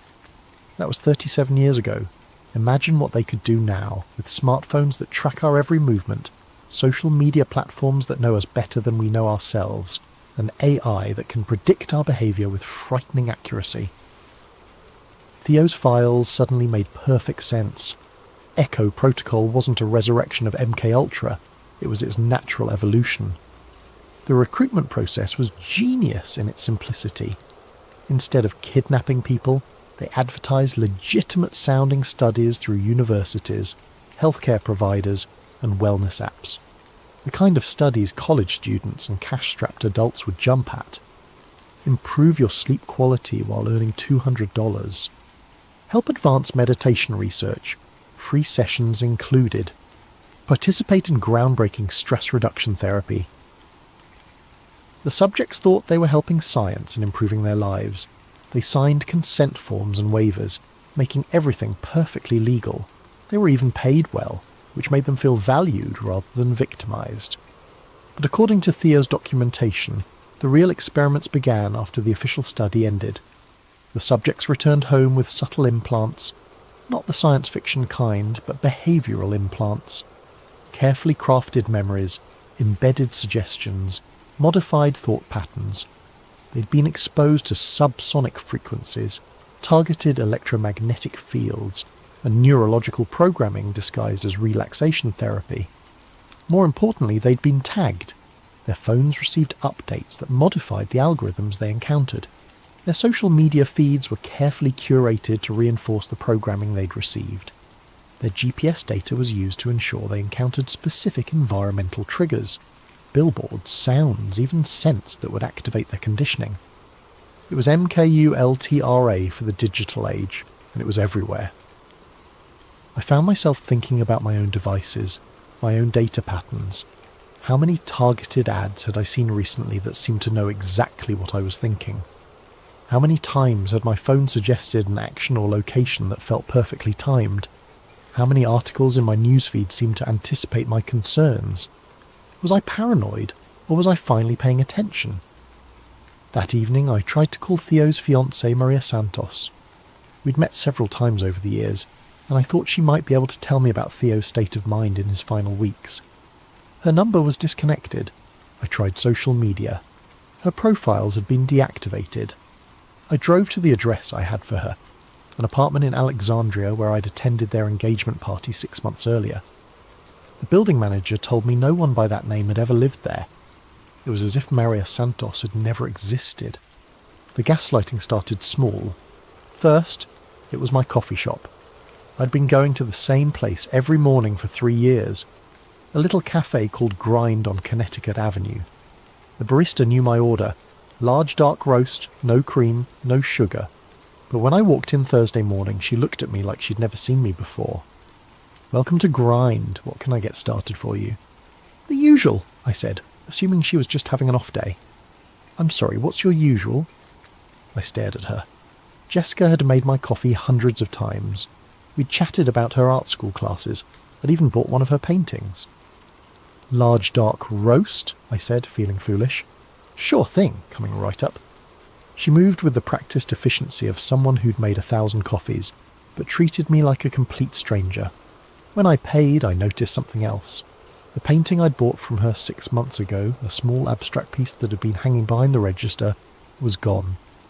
I told myself I was being paranoid. People have bad days. Maybe she'd sold the painting to someone else. But then my email started acting up. I'd sent interview requests to 5 journalists who'd written about government surveillance programs. None of them responded, which was unusual. These were people I'd worked with before, sources who typically replied within hours. I tried calling. Their numbers all went straight to voicemail. I tried reaching out through social media. My messages showed as delivered but never read. By Friday, I was convinced something was wrong. I decided to test it. I sent an email to my editor at the Washington Alternative Weekly, a guy named Marcus who'd been badgering me for weeks about a late article on police body cameras. The email bounced back immediately. User not found. I called the WAW office directly. Washington Alternative, this is Rebecca. Hi, this is Cal Monroe. I need to speak with Marcus about... I'm sorry, who? Cal Monroe. I write for you guys. Marcus is expecting an article from me. Sir, I've been the receptionist here for 2 years. We don't have any writer named Cal Monroe, and I don't know anyone named Marcus. I hung up and stared at my phone. I had emails from Marcus going back 3 years. I had published articles with my byline on their website. I had pay stubs from them in my filing cabinet. I opened my laptop and navigated to the WAW website. I searched for my name. No results found. I searched for articles I knew I'd written. The pieces existed, but they were attributed to other writers, people I'd never heard of. My hands were shaking as I opened my filing cabinet. The pay stubs were there, but they looked wrong. The letterhead was slightly different. The font was off, and they were made out to someone named Carl Monroe. Close enough to be dismissed as a typo, but different enough to be legally meaningless. That's when I noticed my reflection in the laptop screen. I looked like I hadn't slept in days. My eyes were bloodshot, my hair was a mess, and I had the hollow look of someone on the edge of a breakdown. I looked exactly like Theo had in his final weeks. Saturday morning I decided to visit my ex-girlfriend Sarah. We dated for 2 years and stayed friends after the breakup. If anyone would be straight with me about whether I was losing my mind, it would be her. Sarah lived in a duplex in Tacoma Park. I'd been there dozens of times, but when I knocked on the door, a stranger answered. A middle-aged man in a bathrobe. Can I help you? I'm looking for Sarah Chen, I said. She lives here. No one by that name lives here. I've been renting this place for 5 years. That's impossible. I was here 3 months ago for her birthday party. The man looked concerned. Son, are you feeling all right? Maybe you're thinking of a different address. I walked away, pulled out my phone and called Sarah's number. It rang twice before she picked up. Hello? Sarah, it's Cal. I'm at your house, but some guy says... Cal? Cal Monroe? Yes. Who else would it be? There was a long pause. Cal, we broke up 2 years ago. You've called me maybe 3 times since then, and each conversation was... strange. Are you okay? You sound like you did the last time you called, talking about conspiracies and people following you. What are you talking about? We had dinner last month. We've been staying in touch. Cal, I think you need help. You're talking just like... She stopped. Like what? Like Theo did, before he killed himself. The paranoia, the confusion about basic facts.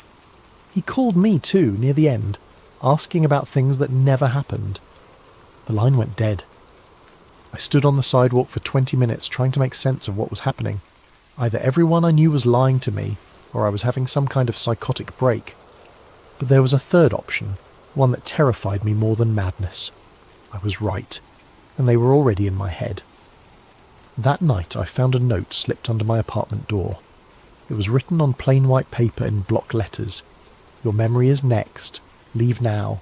I packed a bag and drove to a motel in Baltimore, paying cash and using a fake name. I needed time to think, time to plan, and most importantly, time to figure out how to prove I wasn't crazy. Because if I was right about Echo Protocol, then my mind was already compromised. They were just calibrating how much to take. The Aeon Metric Sleep Clinic was located in a generic office park in Herndon, Virginia. From the outside, it looked like any other medical facility. Clean, professional, boring. The kind of place you'd trust with your health. I'd found the address in Theo's files, cross-referenced with online reviews. People praised their cutting-edge sleep studies and life-changing therapy sessions. The reviews all sounded genuine, which somehow made them more disturbing. I'd spent 3 days in that Baltimore motel planning my approach. I couldn't just walk in and start asking questions. If Echo Protocol was real, they'd be expecting that. But I could volunteer for a study. I created a fake identity. David Miller, a 28-year-old freelance graphic designer with chronic insomnia. I'd seen enough of Theo's documentation to know what kind of subjects they preferred. Young, educated, financially stressed, and socially isolated. People who wouldn't be missed if something went wrong. I called their intake line and spoke with a woman who sounded like she'd done this conversation 1,000 times. "We're currently enrolling participants for a sleep optimization study," she said. "It's a 3-day program that combines traditional therapy with advanced monitoring technology. Participants receive $800 compensation plus access to our ongoing support network." What exactly does the monitoring involve? Nothing invasive. We use EEG sensors to track your sleep patterns, some biometric monitoring to measure stress responses, and brief cognitive assessments to measure improvement. Many of our participants describe it as the most restful experience of their lives. She scheduled me for the following Monday. I spent the weekend reading everything I could find about counter-surveillance techniques and memory preservation. If they were going to mess with my mind, I wanted to be as prepared as possible. I wrote down everything I knew about myself, my real name, my address, my work history, my relationships, and hid copies in multiple locations. I recorded a video message to myself, explaining what I was doing and why, and uploaded it to a secure server with instructions to email it to me if I didn't check in within a week. Monday morning, I drove to the clinic feeling like I was voluntarily walking into a trap. The facility was more luxurious than I expected. The waiting room looked like an upscale spa with soft lighting, comfortable furniture, and the kind of new age music that's supposed to be calming, but always makes me nervous. The receptionist was friendly, professional, and gave no indication that she was part of a mind control operation. Maybe I really was paranoid. Dr. Elizabeth Harding introduced herself as the lead researcher. She was in her 40s, with the kind of confident manner that made you trust her immediately. She explained the study protocol while I filled out forms that asked detailed questions about my lifestyle, relationships, and psychological history.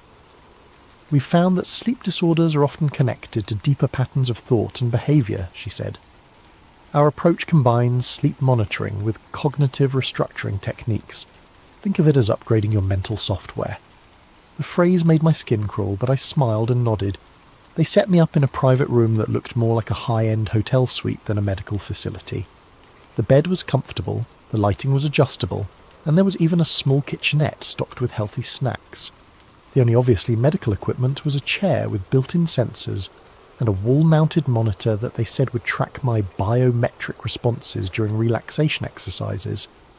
"Just get comfortable," said the technician, a young man who introduced himself as Kevin.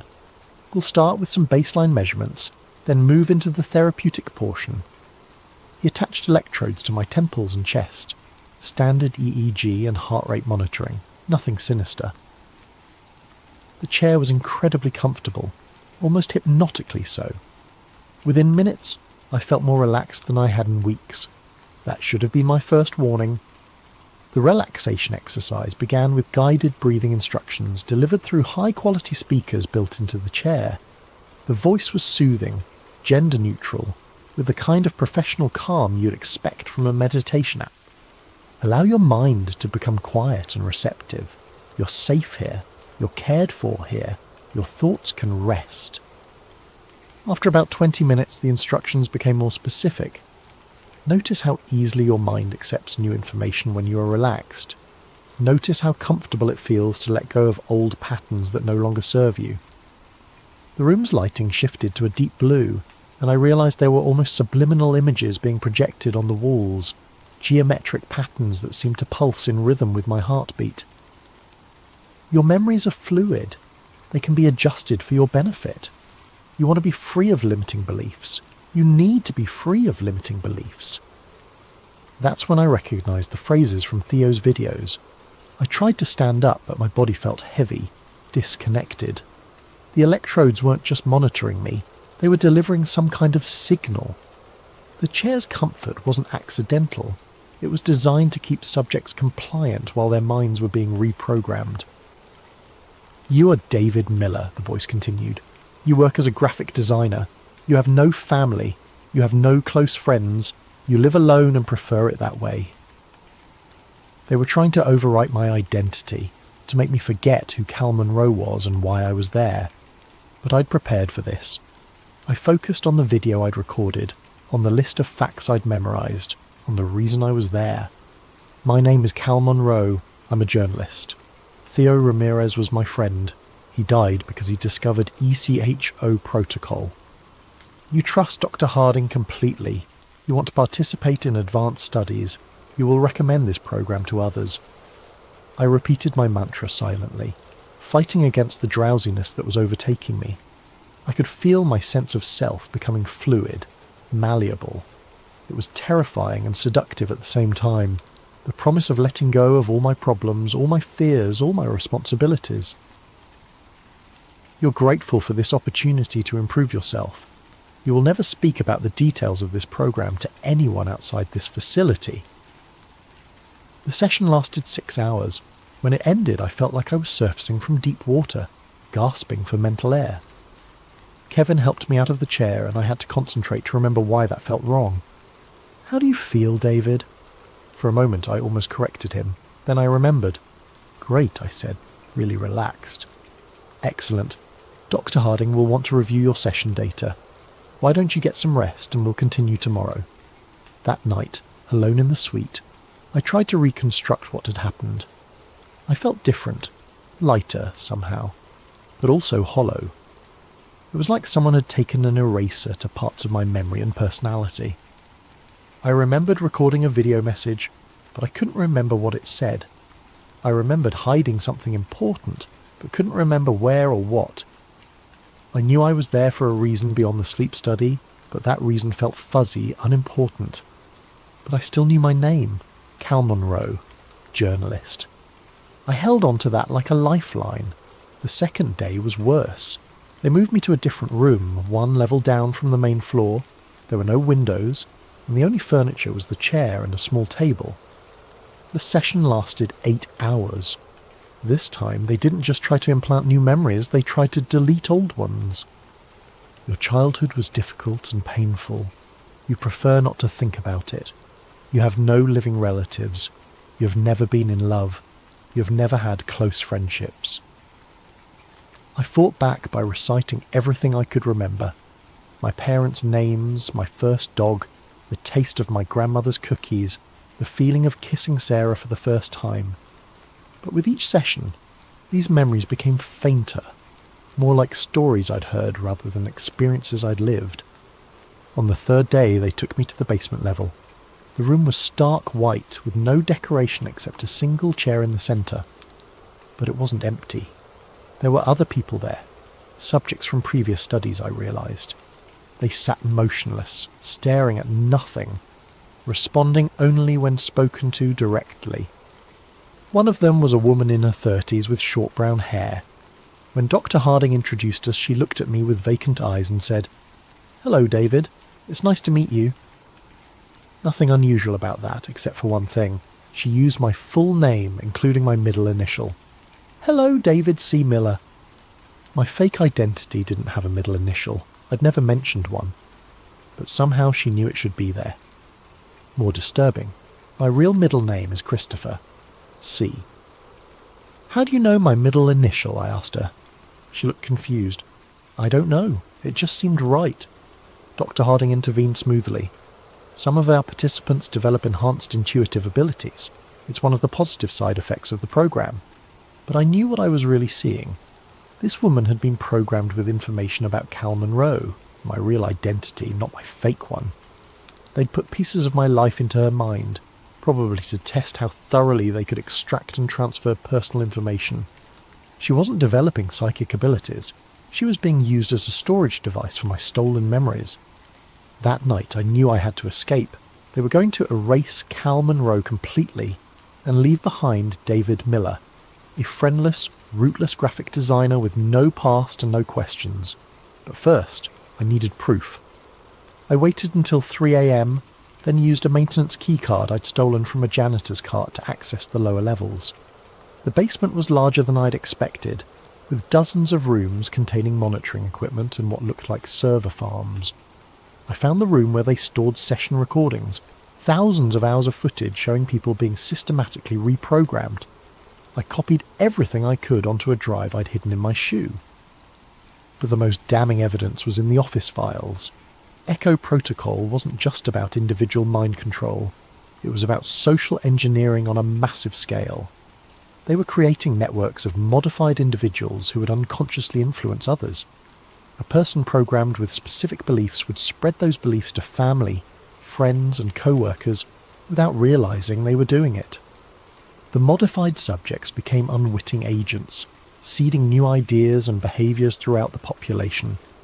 It was social control through viral programming, and it was working. I found files on thousands of subjects going back years. Many were in positions of influence: teachers, journalists, social workers, community leaders. Others were simply well-connected individuals whose social circles made them valuable vectors for spreading programmed behaviours. They weren't just changing individual minds, they were changing society itself, one modified person at a time. I was photographing the last set of files when the lights came on. "Hello, Cal." Dr. Harding stood in the doorway with 2 security guards. She was still calm, still professional, but now her smile looked predatory. "I was wondering when you'd stop pretending to be David Miller. We've known who you are since you walked in. Did you really think we wouldn't recognize Theodore Ramirez's friend?" The guards grabbed my arms, but Dr. Harding waved them back. "No need for force. Cal is going to cooperate, aren't you? Because we have something you want to see." She led me to another room, where a familiar figure sat in one of the white chairs, staring at nothing. "Theo?" My friend looked up at me with empty eyes. "Hello," he said politely. "I don't believe we've met." "Theo, it's me. It's Cal." "I'm sorry, but I think you have me confused with someone else. My name is Thomas. I don't know anyone named Theo." Dr. Harding smiled. "Theodore Ramirez did jump from that bridge in a way, but we'd been working with him for months before that. The person who died was just a shell. We'd already extracted everything useful from his personality. The real Theo is right here, serving as a valuable test subject for memory transfer protocols." I stared at my friend, or whatever was left of him. They hadn't just killed Theo, they'd hollowed him out and kept the shell alive for experimentation. "We're going to offer you the same opportunity, Doctor," Harding continued. "You can resist, and we'll simply take what we need by force, or you can cooperate and we'll ensure the process is as comfortable as possible. Either way, Cal Monroe is going to disappear. The only question is how much of him we preserve for research purposes." They sedated me then, and I woke up 36 hours later in my own apartment. Everything was exactly as I'd left it, except for small details that made my skin crawl. My coffee mug was on the wrong side of the sink. My laptop was closed, though I always left it open. My bed was made, but with hospital corners. I'd never learned to make a bed that way. Most disturbing of all, I couldn't remember how I'd gotten home. I still had the drive with the evidence from Aeon Metrics hidden in a place I'd prepared before going undercover. For a moment I thought I'd won, that I'd gotten proof of Echo Protocol and could expose the whole operation. I was wrong. When I tried to access the files, half of them were corrupted. The video footage was garbled, the audio was inaudible, and the documents were filled with random characters. It was as if the data had been degraded from the inside. But I still had enough to tell the story. I spent 18 hours writing the most important article of my career, documenting everything I'd discovered about Echo Protocol, Aeon Metrics, and the modern evolution of MKUltra. I uploaded it to WikiLeaks, sent copies to major news outlets, and posted it on every social media platform I could access. Within minutes, everything disappeared. The WikiLeaks submission was rejected for insufficient verification. My emails to journalists bounced back as undeliverable. My social media posts were flagged as misinformation and removed automatically. I tried uploading the article to my own blog. The hosting service suspended my account for terms of service violations. I tried creating new accounts with different platforms. Each one was suspended within hours. It was as if the internet itself was rejecting my story. Desperate, I tried a different approach. I'd built a small following on Reddit by posting about surveillance technology and digital privacy. I created a detailed post about Echo Protocol on r/conspiracy, hoping to reach people who are already sceptical of government programs. The post went live, got a few upvotes, then vanished. When I checked my account, it showed the post had been removed for doxing, even though I hadn't mentioned any real names or addresses. But that wasn't the worst part. When I checked the subreddit an hour later, I found dozens of posts about Echo Protocol, but they were all obvious disinformation. Poorly written stories claiming Echo was actually a secret program to give people telepathic powers, memes suggesting the whole thing was a hoax created by foreign agents, AI-generated posts that mixed real details from my research with absurd science fiction elements. They hadn't just suppressed my story, they'd buried it under an avalanche of ridiculous fake versions.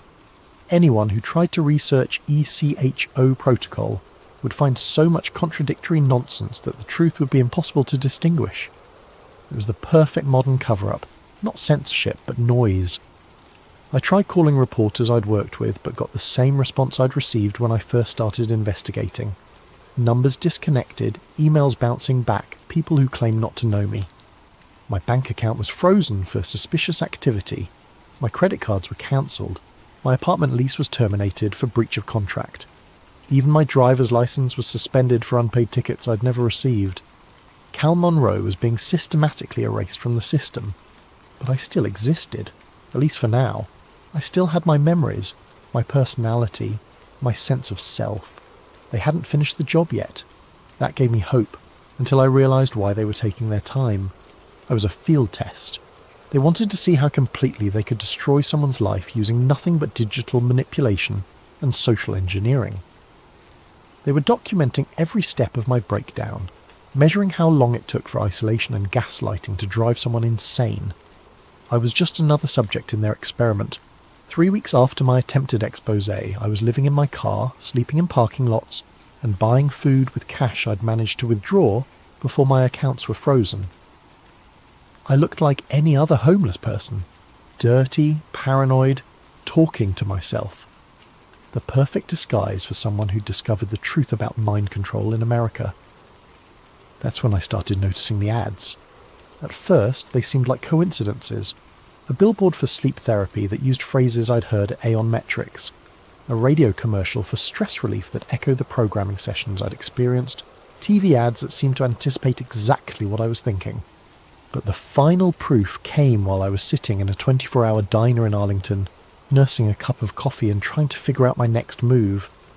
The TV was playing the local news and I was only half listening until the commercial break. A pharmaceutical ad started playing, something for anxiety medication. The voiceover was professional, forgettable, the kind of generic copy you hear a dozen times a day. Except it wasn't generic. The voice said, word for word, exactly what I'd been thinking for the past 10 minutes. You feel like you're losing your mind. You're questioning everything you thought you knew.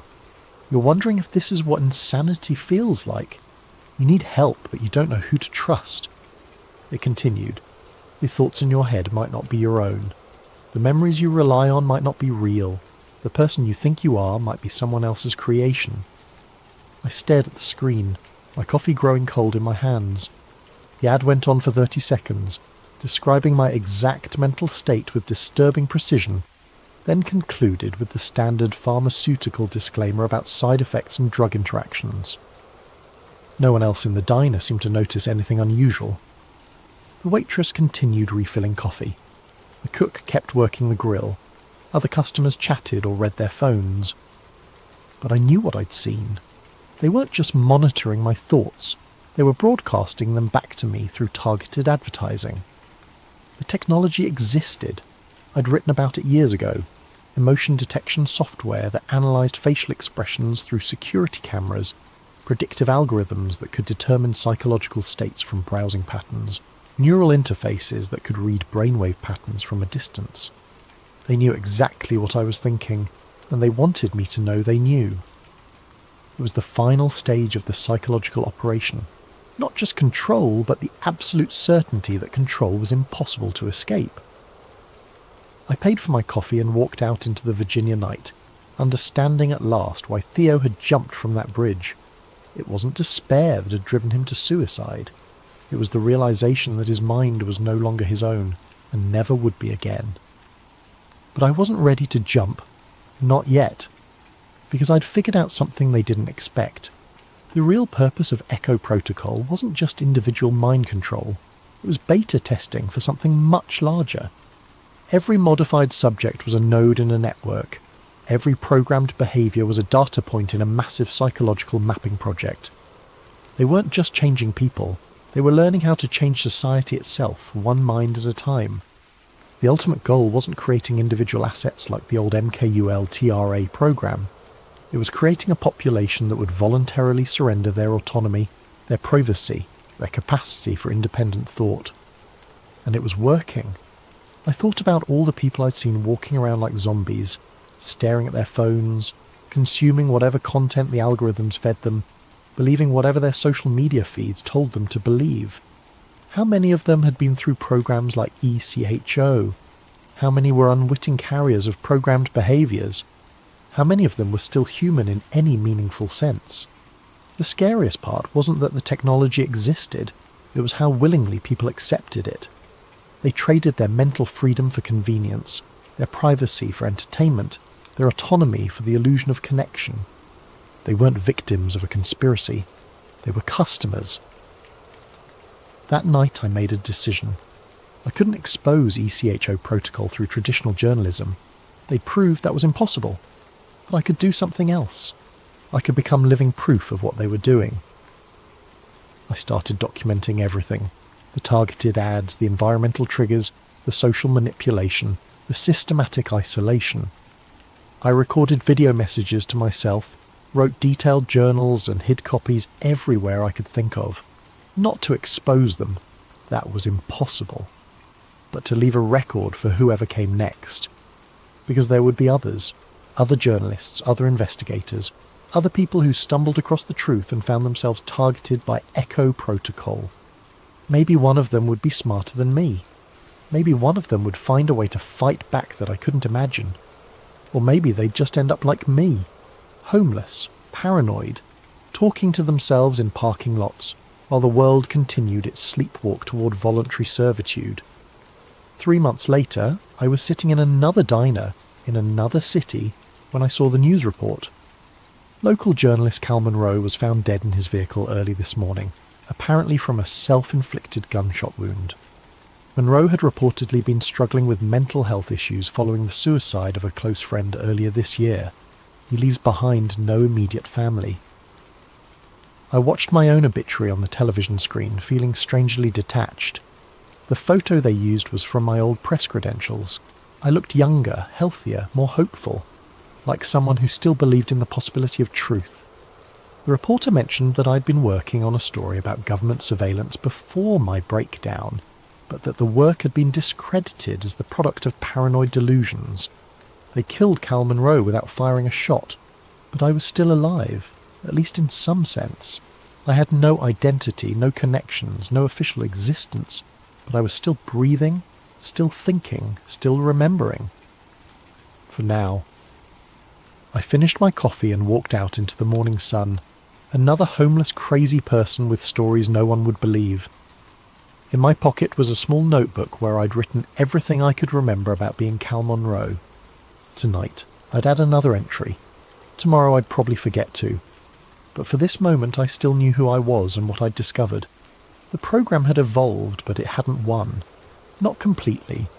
Not yet. As I walked down the street, I passed a bus stop where a digital billboard was advertising a new smartphone app. Mind Ease, advanced mental health support through AI-powered therapy. The tagline read, "Let us help you become your best self." I almost laughed. They weren't even trying to hide it anymore. I pulled out my phone, an ancient flip phone I'd bought with cash, and noticed something interesting. Despite being a basic model with no internet connection, it was showing a text message I'd never received.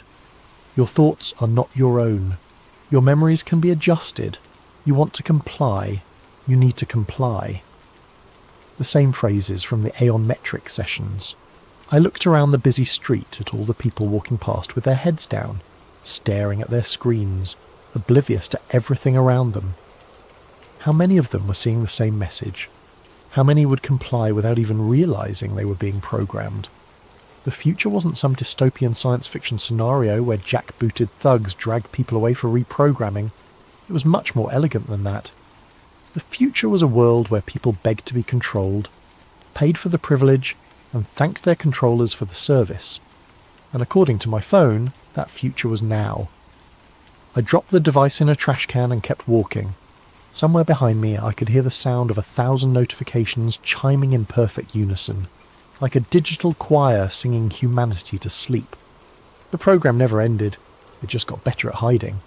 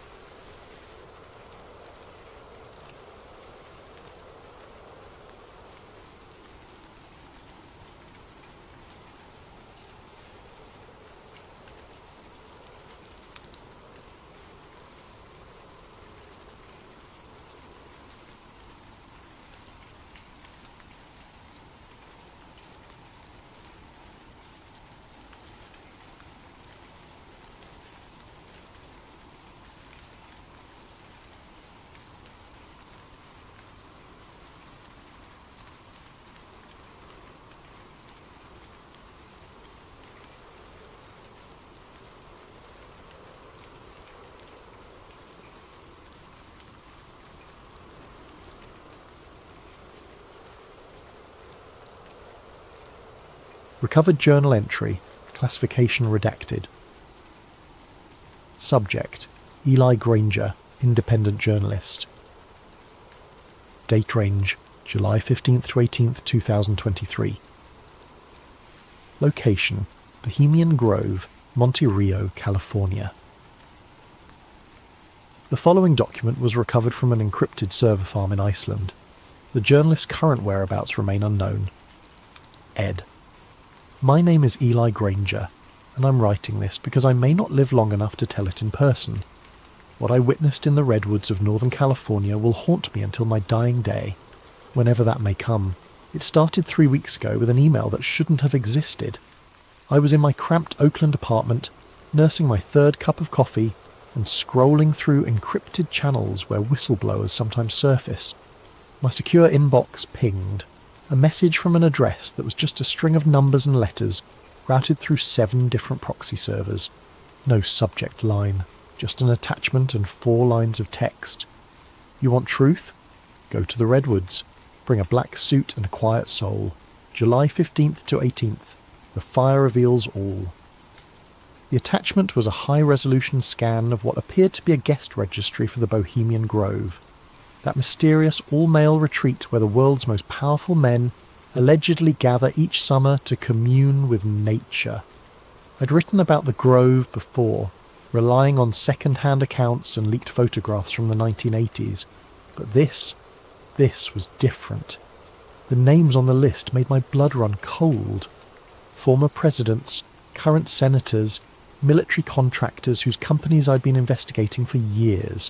CEOs of tech giants, pharmaceutical corporations, defense contractors, media moguls who controlled the narrative of entire nations, all scheduled to attend something called the Midsummer Encampment. At the bottom of the scan was a forged access pass with my photograph, a professional headshot I'd never sent to anyone, digitally altered to show me in a black suit and tie. The name read Edmund Gray, Logistics Consultant, Prometheus Industries. Someone with serious resources wanted me inside that grove. The question was why? I should have walked away. Should have deleted the email and gone back to writing about municipal corruption and corporate tax avoidance. Safe stories. Stories that didn't get journalists killed. Instead, I packed a black suit and drove north to Sonoma County. The road to Monte Rio winds through some of the most beautiful country in California. Ancient redwoods tower over narrow highways, their canopy so thick that midday feels like twilight. It's the kind of place where you'd expect to find hippie communes and organic wineries, not shadowy cabals plotting the fate of nations. But as I learned in my Navy intelligence days, the most dangerous secrets are always hidden in the most innocent places. I parked at a motel in Gurneville and walked the perimeter of the Bohemian Grove property that evening. 2,000 acres of private forest, surrounded by chain-link fence topped with razor wire. Security cameras every 50 feet, motion sensors in the trees, the kind of setup you'd expect around a military installation, not a summer camp for rich men. The main gate was staffed by guards who looked more like special forces operators than private security. Black uniforms, tactical gear, the flat stare of men who'd killed before and wouldn't hesitate to do it again. Whatever happened inside those redwoods, they were serious about keeping it secret. The forged pass worked perfectly, too perfectly. The guards scanned the barcode, checked my face against the photo, and waved me through without a second glance. Either the forger was a genius, or someone very powerful wanted me inside. Neither possibility was comforting. The grove itself was exactly as described in the leaked accounts I'd read. Massive redwood trees, some over 1,000 years old, stretched toward a canopy so thick it blocked out the sun. Gravel paths wound between rustic cabins and open-air lodges, each marked with whimsical names: Owl's Nest, Dragon's Den, Caveman's Lodge. It would have been charming if not for the underlying sense of wrongness that permeated everything. The other guests, I couldn't think of them as normal people, not after seeing that registry, moved through this camp with the easy confidence of men accustomed to absolute power. They wore casual clothes during the day, khakis, polo shirts, boat shoes, the uniform of American aristocracy. But their conversations, caught in fragments as I passed, revealed the true scope of their influence. The Shanghai Index will drop exactly 17%. Tell the secretary that Operation Nightfall is greenlit for October. Media blackout should hold for at least 72 hours. I posed as a logistics consultant, which gave me an excuse to wander the grounds with a clipboard and camera phone, confiscated at the gate and replaced with an approved device that couldn't access external networks. The cover story worked well enough. Rich men are accustomed to being served by invisible people who handle the mundane details of their lives. But as the day wore on, I began to notice the symbols. Owls everywhere, carved into tree trunks, etched on building facades, worked into the designs of benches and lampposts. Not cute, friendly owls. These were stylized, angular, with eyes that seemed to follow you as you walked past. The largest was a 40-foot stone statue positioned on a small island in an artificial lake at the heart of the grove. Even in daylight, it radiated a sense of ancient malevolence. Beautiful, isn't it? I turned to find a man in his 70s watching me stare at the giant owl. Silver hair, expensive casual wear, the kind of artificial tan that comes from winters in Palm Beach. His eyes were the palest blue I'd ever seen, almost colourless. The Owl of Bohemia, he continued, joining me at the lake's edge. Been watching over this place for over a century. Some say it's just decorative, others know better. Know better how? I asked, immediately regretting the question. I was supposed to be invisible, unremarkable. The old man smiled, revealing teeth too white and too perfect for his age. You'll see tonight, Mr. Grey. The cremation of care waits for no man, not even consultants. He walked away before I could respond, leaving me staring at the owl statue and wondering how much my cover had already been blown.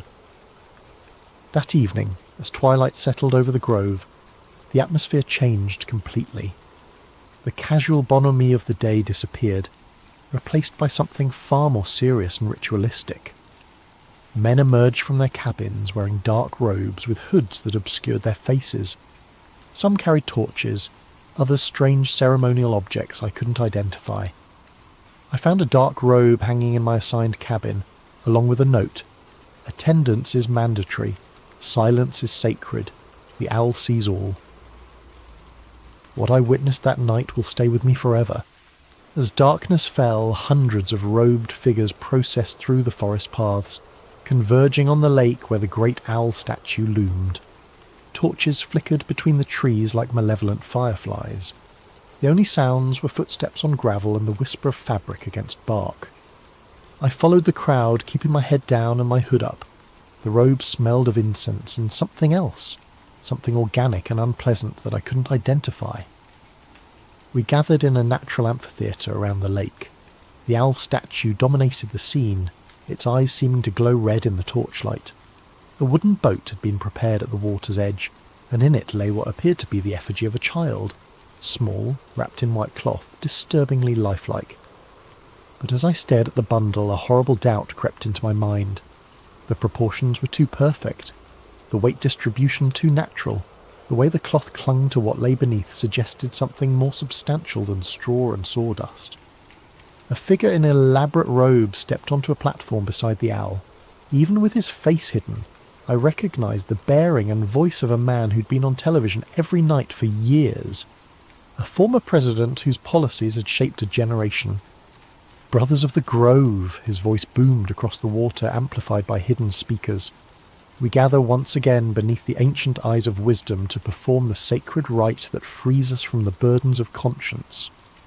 The crowd responded in unison. "We banish care and cast it to the flames." Care, that pale and common thing that binds the hands of power.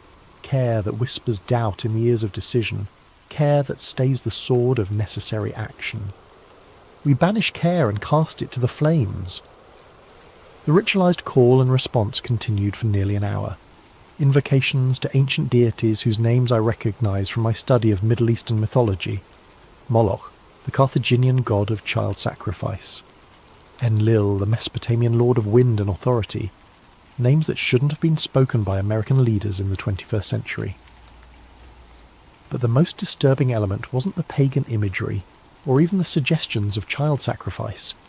It was the casual way these men, titans of industry, shapers of policy, guardians of democracy, participated in rituals that explicitly celebrated the abandonment of human compassion. The ceremony reached its climax when the boat carrying the effigy was pushed out onto the lake. Flames erupted from the water around it, hidden gas jets, I realised, creating the illusion of supernatural fire.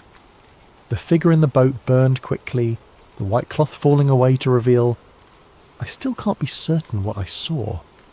In the flickering light, with smoke obscuring my vision and my mind reeling from the horror of it all, it might have been an elaborately constructed mannequin. The realistic movement could have been caused by the flames consuming internal supports. The sounds, brief, high-pitched, quickly cut off, might have been air escaping from burning materials.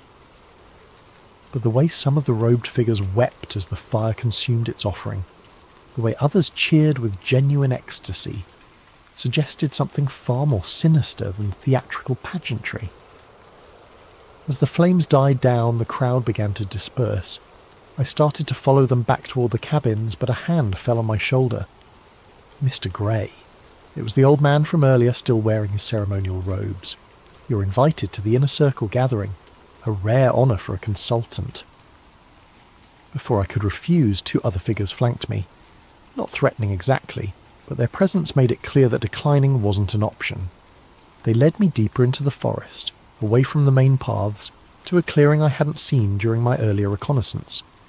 Here, perhaps 30 men stood in a circle around a fire pit carved directly into the bedrock.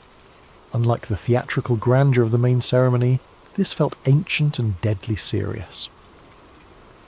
The inner circle ritual began at midnight. The participants had exchanged their dark robes for masks of polished bone, owl faces with hollow eye sockets that seemed to bore into your soul. They moved with practiced precision, suggesting this ceremony had been performed countless times before. The man who'd led the earlier ritual stepped into the centre of the circle. Without his presidential bearing and familiar voice, he seemed diminished, just another acolyte serving powers older than nations. "Brothers of the Inner Grove," he intoned, "we gather to receive the wisdom of the Ancient Ones, and to consecrate the plans that will shape the world's destiny." The response came in a language I didn't recognise at first, harsh consonants and guttural vowels that seemed to bypass the conscious mind and speak directly to something primal and terrified in the human psyche. But as my Navy intelligence training kicked in, I began to parse familiar elements. This was Akkadian, the ancient language of Mesopotamia, dead for over 2,000 years. They were chanting the names of forgotten gods and promising them sacrifices of nations. Symbols were drawn in the ash around the fire pit, not random occult doodles, but specific sigils I recognised from declassified CIA documents. Project MK-Ultra had experimented with ritualistic programming, using ancient symbols and dead languages to bypass conscious resistance in human subjects. The research had supposedly been discontinued in the 1970s. Apparently it had just moved to a more exclusive venue. The ceremony continued for hours. Maps were produced and spread on the ground, not of geographical territories, but of economic zones, resource deposits, population centres. Plans were discussed in mixture of English and Akkadian, but the intent was clear enough. Wars to be started, governments to be toppled, populations to be controlled. And through it all, the participants spoke of themselves not as American leaders serving American interests, but as servants of the ancient ones, preparing the world for some greater transformation. The harvest approaches, one masked figure intoned. The sleepers must be awakened. The old seals must be broken. In the name of those who wait in the deep places, the circle responded, let the work continue.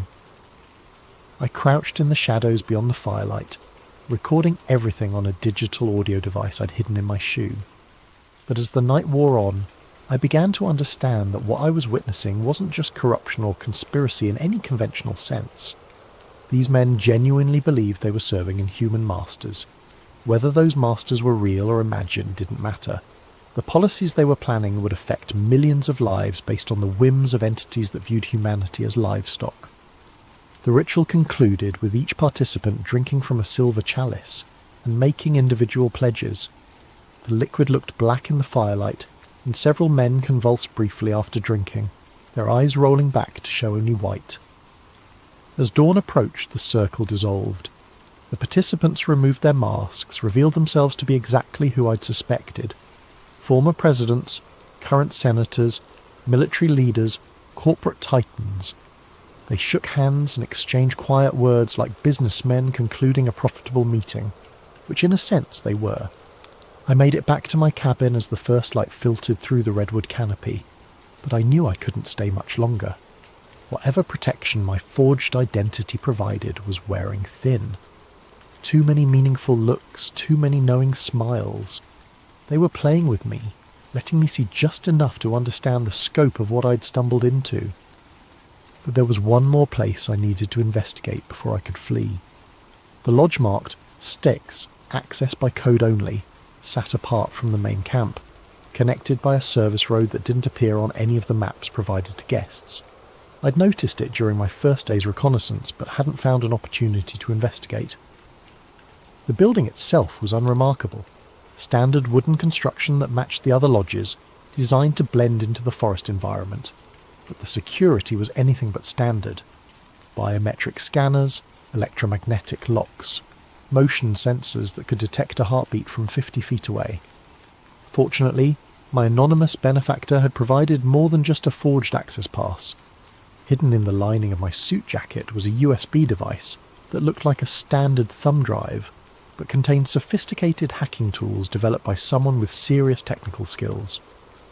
When plugged into the lodge's security system, it created a temporary blind spot in the sensors and provided the access codes needed to bypass the locks.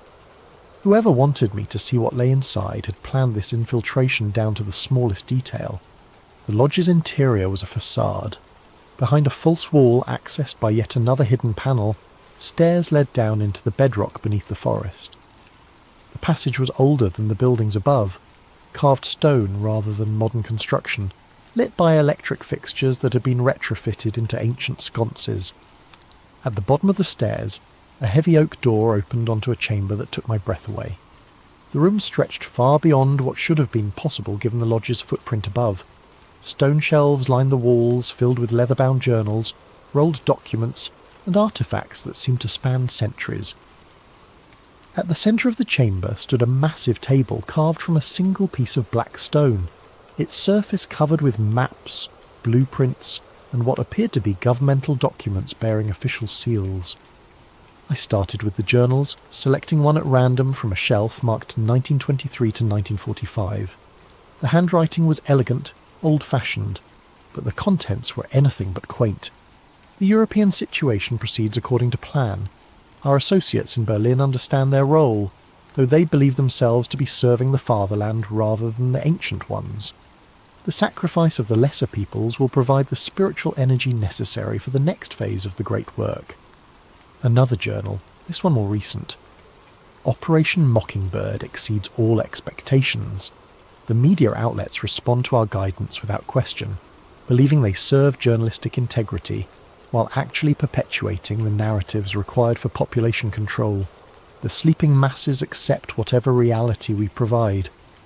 But it was the documents on the central table that truly shattered my understanding of how the world worked. Blueprints for the USA Patriot Act dated 6 months before September 11th, 2001.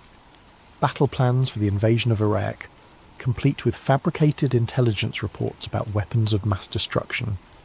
Early drafts of social media algorithms designed not to connect people, but to divide them into manageable, controllable factions. And newer documents that made my blood run cold.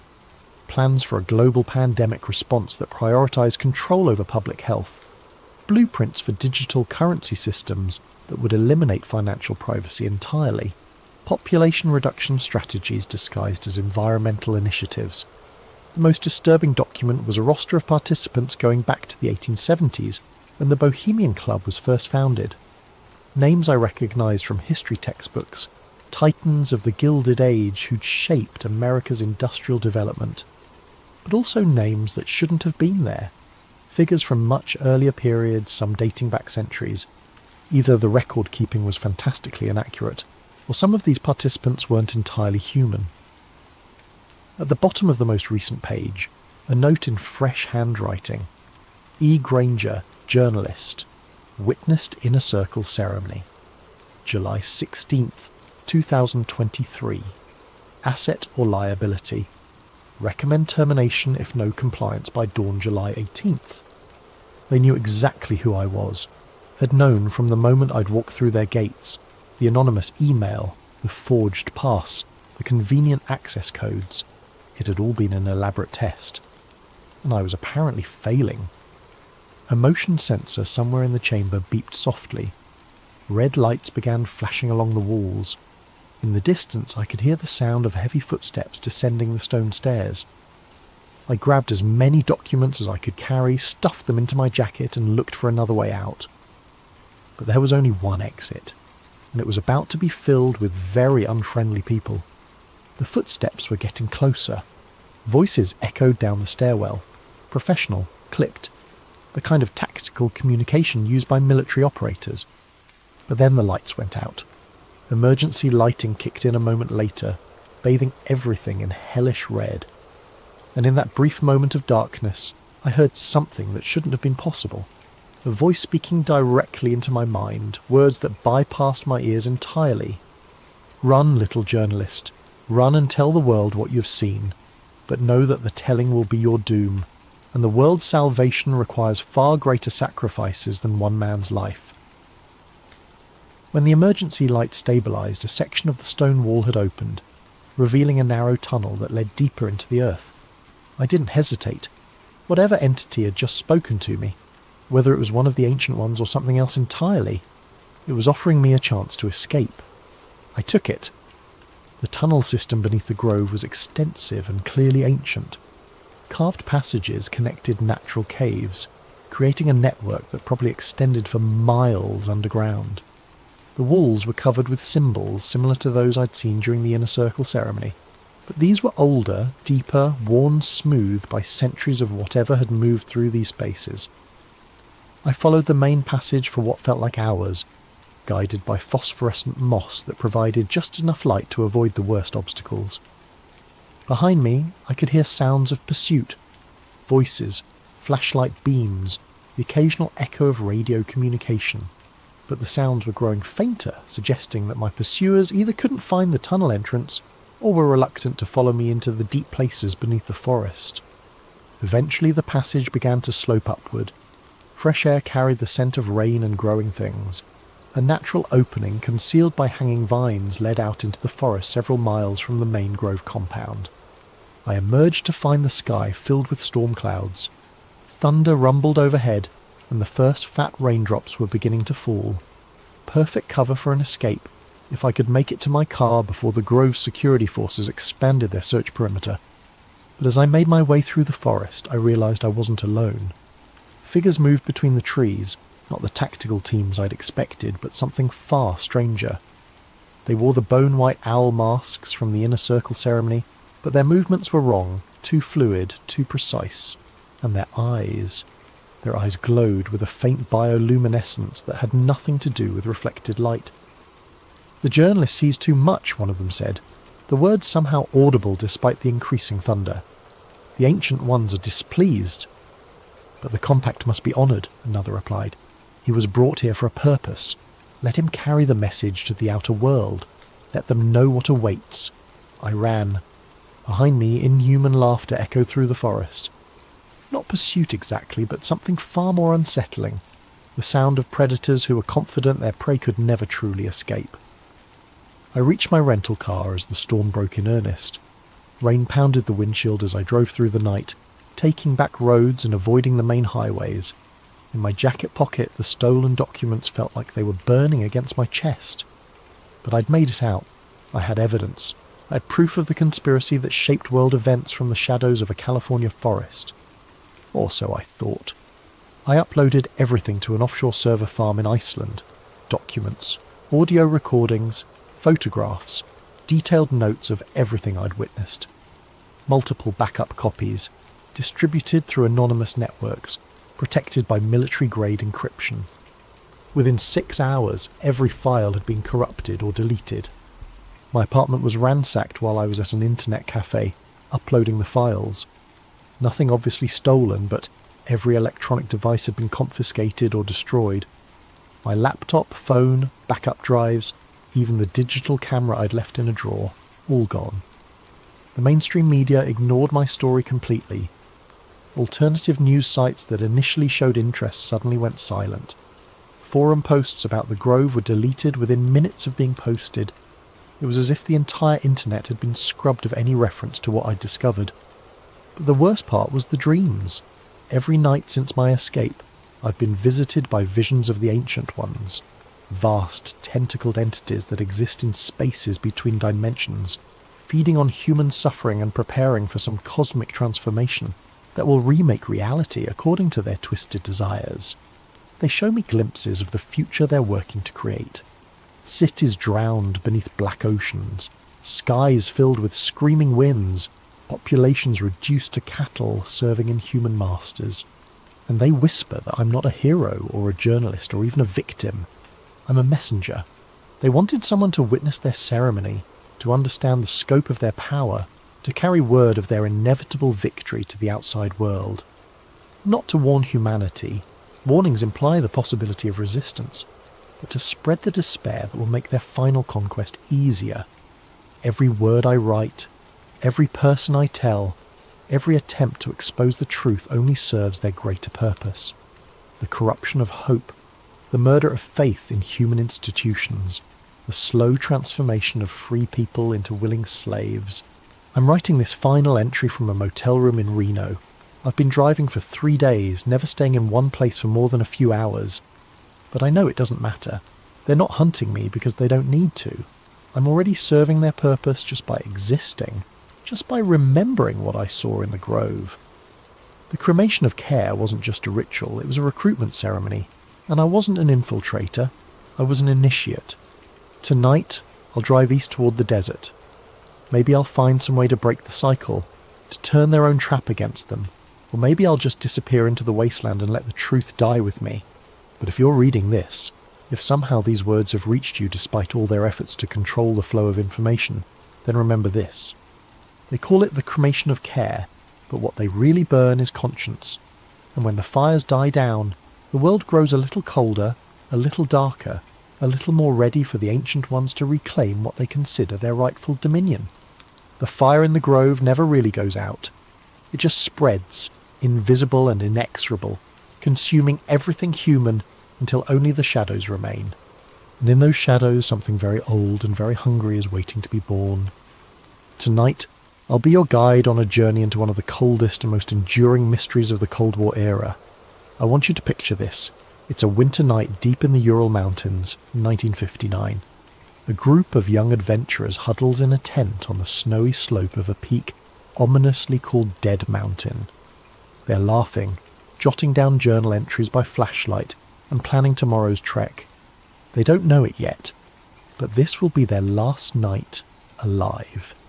This is the true story of the Dyatlov Pass incident, a mystery that has haunted investigators for decades. My name is James, and I've spent weeks poring over old case files, diaries, and witness reports about what happened to those 9 hikers in 1959.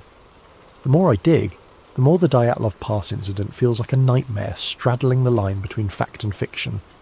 So, let's delve into it together step by step as if we're investigators unravelling a case file. The story begins in late January 1959. 10 experienced ski hikers from the Ural Polytechnical Institute set out on an expedition to reach a mountain called a Torten in the northern Urals. They were all in their early 20s, 7 men and 2 women, except for one older instructor, and were led by a 23-year-old radio engineering student named Igor Dyatlov. On January 23, 1959, the Dyatlov group received their route book and left the city of Sverdlovsk, today's Yekaterinburg, by train.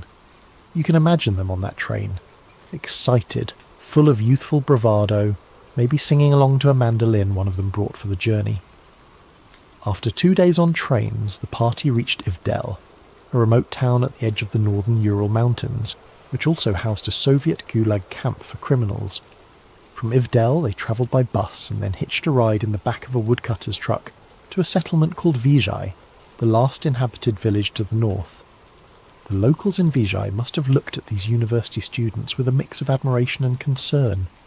The route they planned to traverse was rated Category 3, the most difficult, and they were attempting it in February, the cruelest time of year. On January 27th, the Dyatlov group left Vizhai and began their trek into the wilderness. One member, Yuri Yudin, had been struggling with health issues. He had rheumatism and a congenital defect that caused knee pain. By January 28th, Yudin's joint pain became too severe. Reluctantly, he turned back toward Vizhai, unable to continue. He had no idea that by saving himself, he was sealing his fate as the expedition's sole survivor. Yuri Yudin would never see his friends alive again. The remaining 9 hikers pressed on into the wild, unaware of the fate that awaited them.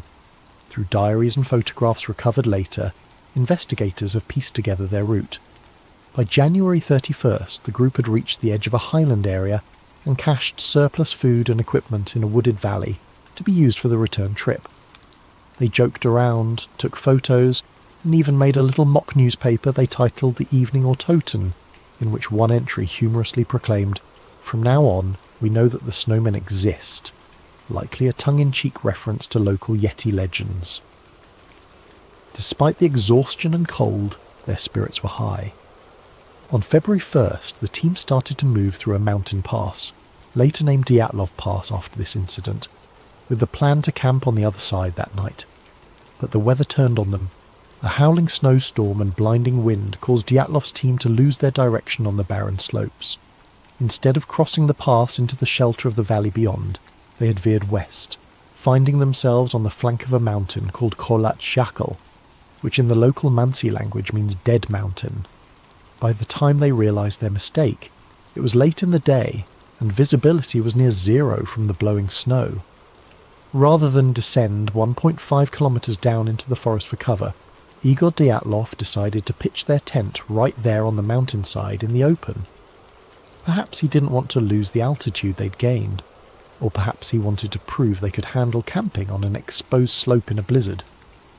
The 9 of them set up their large tent on the bare snow, chopping into the slope for a flat spot. It was a decision that would be heavily scrutinised later. That evening of February 1st, 1959 must have been brutal. Temperatures were around minus 20 degrees Celsius, and winds roared over the pass. Still, inside the tent, the group was relatively secure. They had a warm dinner. Later forensic analysis of their stomach contents showed they ate around 6 to 7 p.m. In one of the last photos recovered from their cameras, they are seen joking and smiling as they set up camp in the twilight on February 1st. Despite the extreme cold and howling wind outside, they seemed in good spirits, jotting down journal entries and chatting as they settled in for the night. They could not have imagined the terror that was coming. Something happened in the dark early hours of February 2nd that changed everything. We don't have eyewitnesses to describe it. All we have is the evidence left behind, and that evidence reads like the opening scene of a horror film. Sometime after midnight, the tent was suddenly slashed open from the inside. The 9 campers, who had been sleeping or resting, burst out of their tent into a howling snowstorm in the pitch black of night. They left behind almost all their gear, boots, coats, hats, sleeping bags, axes, as if fleeing an imminent threat. Imagine the situation. It's minus 30 degrees Celsius, minus 22 degrees Fahrenheit, outside, and yet something scared or startled them so badly that they ran out half-dressed and barefoot into the blizzard. Why? What could have terrified them, or otherwise compelled them to abandon their only shelter and run into certain death? That's the question investigators have grappled with for over 60 years. When the group failed to return to Vijay by February 12th as planned, there wasn't immediate alarm. Delays of a few days were common for such expeditions. But as day after day passed with no word, the hikers' families grew anxious. By February 20th, the relatives demanded a search and rescue operation.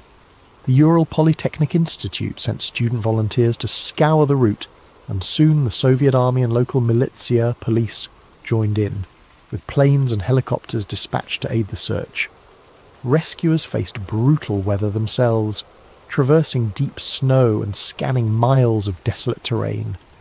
Among the searchers was a student named Mikhail Sharavin, who on February 26th would make a chilling discovery. On February 26th, 1959, Sharavin's search team was moving along the slopes of Kolatchakal when he spotted something odd sticking out of the snow.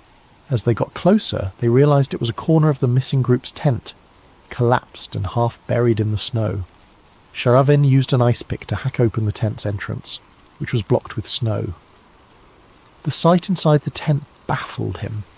The tent's canvas had been slashed open from the inside with a knife, and although it was damaged and partially snow-filled, almost all the hikers' belongings were still neatly arranged inside. He found blankets and coats laid out, a row of boots, axes and flashlights set to the sides, a map and official papers, a little pile of money and even a flask of alcohol. In one corner was a plate with slices of sayalo, pork fat, as if someone had been in the middle of fixing a snack. It was like a snapshot frozen in time.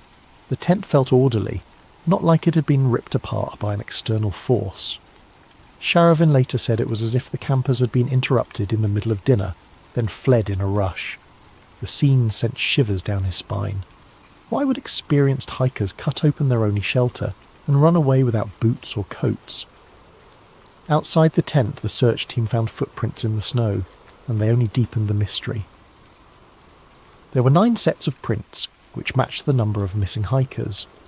They could see the impressions of feet wearing only socks, or a single shoe, and some barefoot. You could even make out toe marks in the frozen snow.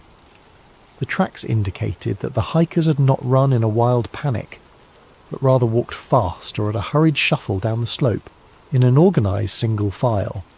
The rescuers followed these tracks downhill in the direction of a dense forest. Incredibly, the footprints continued for about 500 metres before they were obscured by fresh snow. It was as if the group had intentionally headed toward the forest, perhaps seeking shelter or regrouping. Sharavin and the others were utterly perplexed. What on earth could have made these seasoned hikers leave their tent in sub-zero cold, partially dressed and even barefoot, walking away calmly into the night? With dusk approaching on February 26th, the searchers had to pause the search until morning, haunted by the enigma they'd uncovered. The next day, the search parties fanned out from the tent down toward the forest. At the forest's edge, under a large Siberian cedar tree, Sharavin and his comrades found the charred remains of a small fire. Near that fire lay the first 2 bodies. What they saw defied explanation. Yuri Doroshenko and Yuri Krivonishenko, were found side by side in the snow, shoeless and dressed only in their underwear. The branches on the cedar above them were broken up to 5 meters high, as if someone had climbed up into the tree Indeed, bits of skin and torn clothing were found on the bark. It looked like one of them had frantically clambered up the cedar, either to get a better view of the area, perhaps trying to spot the tent in the dark, or to escape something. Krivonishenko's corpse had burns on parts of his body, and in a grim detail he had a piece of flesh missing from his right hand. It turned out he had bitten off a chunk of his own knuckle, possibly in an attempt to stay conscious or stifle a scream while dying of cold. Both men's hands and feet were deep reddish-brown, a sign of frostbite, and maybe the last attempt to warm their limbs by the fire. The tree's branches had been stripped for kindling, but the fire they managed to build was small and had burned out by the time they died.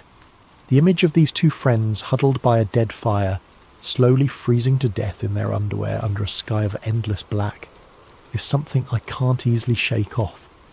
About 300 metres away from the cedar tree, toward the tent, the searchers found the body of Igor Dyatlov.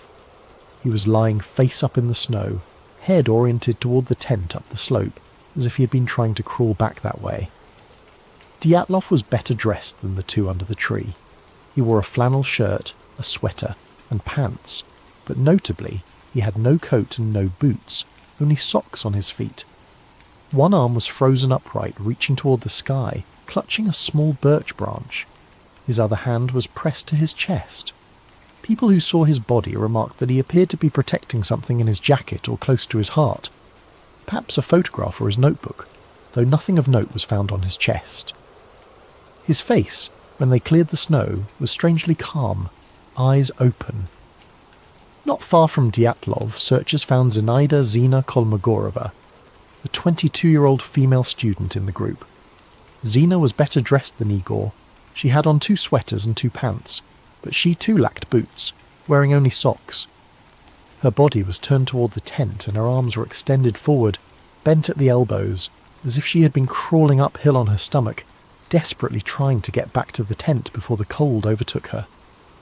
On Zina's right side, the searchers noted a long, bright red bruise running along her torso, resembling a blunt force injury from a baton or the butt of a rifle. It was an odd injury to see, given that she had no other major external wounds. It took a few more days until March 5th to find Rustem Slobodin, the last of these first 5 bodies. Slobodin, 23, was discovered face down in the snow about 480 metres from the cedar, roughly halfway back toward the tent. He was dressed more warmly than the others. He had a long-sleeve undershirt, a sweater, 2 pairs of pants, 4 pairs of socks, and 1 felt-lined boot on his right foot, but his head was bare and his left foot was only in a sock. In his right hand, Slobodin clenched a small pocket knife, closed. An autopsy would later reveal that Slobodin had a fracture in his skull, about 7 inches long, consistent with a blunt impact. However, this crack in his skull was not deemed a fatal wound. The medical examiner thought Rustem could have sustained it during a fall and continued moving for at least an hour afterward.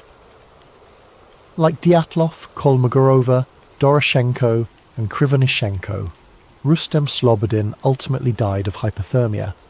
In fact, the first 5 bodies found all had no life-threatening external injuries. They had perished from the unforgiving cold. Slobodin's watch was found shattered and stopped at 8:45, though it's unclear if that was 8:45 a.m. or p.m, or even 8:45 on a different date. It was as if time itself froze at that moment. Now imagine being Yuri Yudin, the one who had turned back, called in to identify the bodies of your friends. One by one, the first 5 corpses were airlifted to the morgue in Ivdel for autopsy and identification. Yudin, with a heavy heart, confirmed their identities. But 4 members of the Dyatlov party were still missing. Weeks passed with no sign of them. The winter snows began to melt under the early spring sun. It wasn't until May, nearly 3 months later, that nature revealed the remaining victims, turning the mystery into something even more haunting. On May 4th, a Mansi tribesman named Kurin and his dog were assisting the search, when the dog picked up a scent near a rocky ravine further into the woods from the cedar tree. About 75 metres beyond the cedar and 1,500 metres from the tent, in a snow-filled ravine, searchers discovered a few torn pieces of clothing on a branch. Digging down, they uncovered the final 4 bodies buried under nearly 4 metres of snow. These were Lyudmila, Luda Dubinina, Semyon Alexander Zolotaryov, Nikolai Thibault Brignol, and Alexander Kolovatov. They were lying about 75 metres further into the forest from the cedar, at the bottom of that ravine. Notably, 3 of the 4 were better dressed than the others, and it appeared they had taken clothes from those who died earlier. Dubinina, for example, was found wearing Krivonishenko's torn and burned brown trousers, and her foot was wrapped in a piece of his wool sweater. Zolotaryov, the 38-year-old, was found wearing Dubinina's faux fur coat and hat. Kolovatov had put on a spare sweater and pants, likely from one of the others. This exchange of clothing suggests that when some members of the group died, the last survivors stripped the dead of usable clothing to keep themselves alive, a tragic but practical act of survival. But the condition of these 4 bodies deepened the mystery rather than solved it. Unlike the first 5, 3 of these 4 had fatal physical injuries that were utterly horrifying. Nikolai Thibault Brignol had suffered a massive skull fracture. His skull was literally crushed, the fracture measuring about 8 inches. Lyudmila Dubinina and Semyon Zolotaryov both had their chests caved in, with multiple ribs broken on each side. Dubinina had 10 ribs fractured, and Zolotaryov had 5 ribs fractured. A forensic doctor who examined the bodies said that the force required to produce such injuries would have been extremely high, comparable to that of a car crash. In other words, something had delivered an immense pressure or impact to their bodies. Strangely, none of these 3 had any external wounds or bruises corresponding to the lethal internal damage. It was as if they'd been hit by a shockwave or squeezed by a tremendous force without breaking the skin. The 4th person in the ravine, Alexander Kolovatov, had a less clear cause of death. He had a broken nose, an open wound behind his ear, and a deformed neck, but his injuries were not as catastrophic as the others. It's believed Kolovatov also died of hypothermia, possibly after sustaining some trauma. And then there were the gruesome details that truly made this case infamous. All 4 of these people in the ravine had some form of soft tissue damage to the head and face that wasn't seen in the others. Lyudmila Dubinina was missing her tongue, her eyes, part of her lips, and even a bit of her skull bone. Semyon Zolotaryov was missing his eyeballs, and Alexander Kolovatov was missing his eyebrows. These shocking injuries naturally gave rise to lurid theories. Was the group attacked by someone or something that ripped out tongues and eyes? However, the medical experts had a more mundane explanation. The 4 in the ravine were found in a stream bed. During the 3 months before they were found, water and scavenging animals likely caused the soft tissue of their faces to decompose or be eaten away. In Dubinina's case, the autopsy noted that her stomach contained about 100 grams of coagulated blood, suggesting her heart was still beating when her tongue was removed, meaning the tongue likely decomposed or was scavenged very soon after her death. As horrifying as these injuries sound, investigators believe they were post-mortem effects, not violence inflicted while alive. Still, when these details became public, they fueled wild speculation about murderous attackers or supernatural evil. It didn't help that Zolotaryov was found with a camera around his neck, different from the other cameras found in the tent, and his hand holding a pen and notepad, as if he died trying to write something down. Unfortunately, whatever he intended to note was never written. The pad was blank. The investigators in 1959 were at a loss to come up with a satisfying explanation for all this. A criminal inquest began as a matter of procedure, since several of the deaths involved injuries. They first suspected that the native Manatee people, reindeer herders of the region, might have attacked the campers for trespassing on sacred land. But that theory was quickly dispelled. The only footprints found at the scene were those of the hikers themselves, and there were no signs of hand-to-hand struggle on the bodies. In fact, the Mansi had helped in the search, and had no history of hostile encounters with hikers. Next, investigators considered an avalanche, but the pattern of the tent and the footprints suggested otherwise. We'll revisit that later. As for animal attack, no large animal tracks were found, and the violent injuries didn't have the telltale marks of claws or teeth. The Soviet authorities were left to conclude that no other humans were involved in the Dyatlov group's demise. One of the doctors famously commented that the force which killed Dubinina and Zolotaryov was more than any human could inflict. No human could be powerful enough to cause such damage. One piece of information emerged that added a strange Cold War twist. When the forensic analysts tested the hikers' clothing, they found unusual levels of radiation on some of the garments. Specifically, Dubinina's brown sweater and Krivonishenko's wool pants were found to be radioactive. This discovery didn't make sense in a hiking context, and was not something the average person could detect.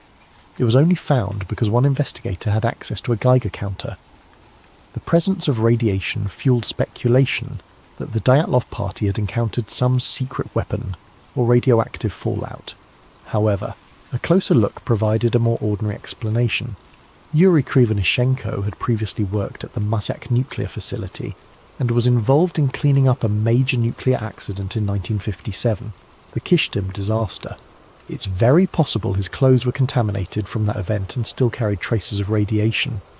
Likewise, Alexander Kolevatov had studied nuclear physics and worked at a secret institute in Moscow, which might explain contamination on some items. In short, the radiation might not have had anything to do with the incident. It could have been a red herring. Still, the fact that their skin reportedly had a deep tan, and some of their hair had turned grey when relatives saw the bodies, only intensified rumours of some nuclear or chemical exposure. Authorities claimed the skin tanning was a natural mummification effect from lying in the sun and cold for weeks, and that hair can turn colour from exposure or the embalming process. But to grieving families in 1959, radioactive clothes and orange skin sounded like the stuff of government cover-ups and sci-fi nightmares. By May 1959, the official investigation was drawing to a close without a concrete answer. The lead investigator, Lev Ivanov, was under pressure to wrap it up. In his final report, Ivanov wrote that the hikers died because of the effect of an unknown compelling force. It was a vague catch-all phrase, essentially admitting that they couldn't figure it out. No external culprits could be identified, and the case was therefore closed without any criminal charges. The files were stamped secret and filed away in a Soviet archive. The Dyatlov Pass area was also declared off-limits to other expeditions for the next 3 years, supposedly to prevent any more tragedies, though some see it as an attempt to keep curious eyes away. The inquest's official finding was that the group members died due to a compelling natural force, a phrase that raised more questions than it answered. Imagine the weight of that silence. 9 young lives lost, and their families were told they would never know exactly how or why. In the Soviet Union of 1959, that was that. Some of the parents and siblings sensed a cover-up. Zina Kolmogorova's mother, for instance, and Igor Dyatlov's parents all received hushed warnings from officials. The families were explicitly told, "You will never know the truth, so stop asking questions." In those days, if the party or KGB told you to be quiet, you stayed quiet, out of fear. So the families buried their children without knowing what really happened, and the Dyatlov incident faded into an eerie Cold War legend whispered about in Ural classrooms and mountaineering clubs.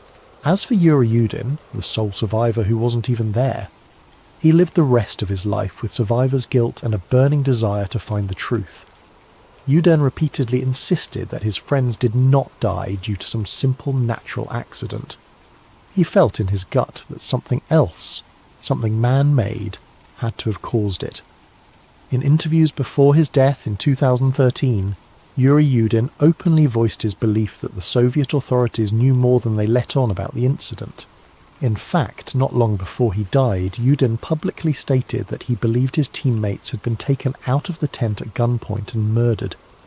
He even speculated that Dubinina's tongue was cut out by perpetrators because she was the most outspoken of the group. These are incredibly serious accusations, and they were never proven.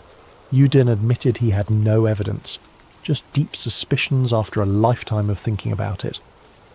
Whether Yudin was right or wrong, his perspective shows just how deeply the Dyatlov mystery can burrow into someone's soul. So, here we are decades later, with more questions than answers. I'm a modern-day investigator, combing through the remnants of old reports and new theories. As I piece together each bit of evidence, I feel that cold wind from Dead Mountain blowing through the decades. The Dyatlov Pass incident has become one of the world's most enduring mysteries, precisely because it sits at the crossroads of the explicable and the baffling. Over the years, numerous theories have been put forward to explain it, some grounded in scientific reasoning, others veering into the paranormal or conspiratorial. Let's examine these theories one by one, like branching investigative paths, and see where each leads. Keep in mind, any good explanation must account for all the odd details we've discussed: the torn tent, the state of undress, the bizarre injuries, the radiation, the reports of strange lights in the sky, the secrecy. It's a tall order, but let's walk these paths together. The first path is the one that the Russian authorities themselves eventually settled on: an avalanche. For many, this is the most straightforward explanation. Picture the scenario. The Dyatlov group is asleep in their tent on the slope, when suddenly a slab of heavy snow above them fractures and slides down onto the tent. The tent fabric begins to collapse and they hear the roar of snow. In a flash, the group panics. They believe a full avalanche is about to bury them. In seconds, they grab a knife, slash open the tent from the inside, because the entrance is blocked or hard to open under the weight of snow, and they flee into the night wearing whatever they had on at that moment. This theory gained significant traction, and in fact in 2019 to 2020 the Russian government reinvestigated Dyatlov Pass and concluded that a slab avalanche was the official cause of death. Later that year, a team of scientists published new computer simulations supporting the plausibility of an avalanche. In this case, the most appealing aspect of the avalanche theory is that the hiker's actions no longer seem irrational under this lens. If you believe an avalanche is about to crush you, doing whatever it takes to get out of the tent and moving to safer ground is exactly the right response. And indeed, everything the Dyatlov group did after leaving the tent can be seen as textbook survival behaviour once you assume an avalanche threat. The theory goes like this. A slab of snow, perhaps loosened by the wind or the heat from their stove earlier, slid and partially buried the tent, making loud cracks and rumbles. The experienced hikers immediately and calmly initiated an emergency evacuation. They cut their way out of the tent and headed for ground that would be safe from a larger avalanche, which in this case meant moving toward the tree line on the far side of the pass. They didn't take time to put on boots or grab equipment because every second mattered. In their minds, they had to get clear of the avalanche path. In just their socks and light clothes, they made it about a mile downslope to the forest. There they regrouped and tried to stay warm by building a fire. We saw evidence of that by the cedar. They also dug a snow cave as a shelter. The ravine where the last four were found had branches laid out on the floor,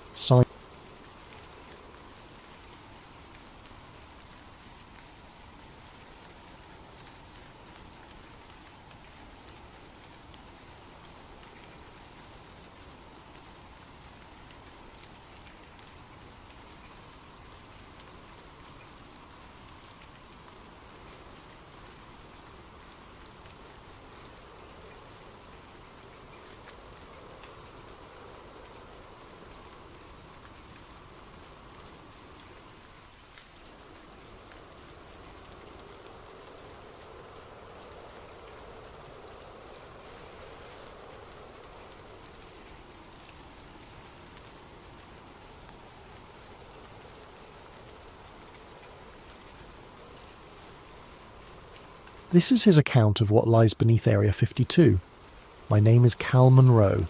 I'm 33 years old, ex-Air Force avionics technician, and for the past 5 years I've made a decent living as a private defence contractor. I fix things that fly, things that shouldn't fly, and occasionally things that definitely don't fly but somehow do anyway. I thought I'd seen everything the military-industrial complex had to offer. I was wrong. It started with a phone call on a Tuesday morning in March. Unknown number, but the voice was crisp, professional, government-trained. Mr. Monroe, my name is Dr. Sarah Chen. I represent a joint task force conducting classified operations research. Your security clearance and technical expertise have brought you to our attention for a temporary but high-priority assignment.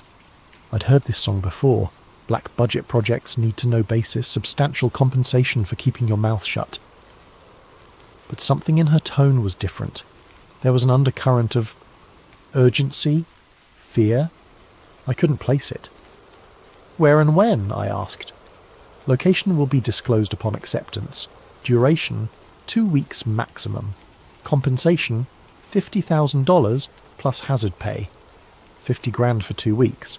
That was nearly double my usual rate. Red flags should have been waving, but the number was too good to ignore. My ex-wife's alimony payments weren't getting any smaller. I'm listening. The paperwork arrived by courier within 2 hours. I'd never seen NDAs this comprehensive. Digital signature pads that displayed the documents for exactly 60 seconds before wiping clean. Multiple biometric scans.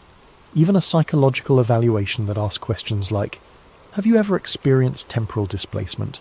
And rate your comfort level with non-terrestrial phenomena on a scale of 1 to 10.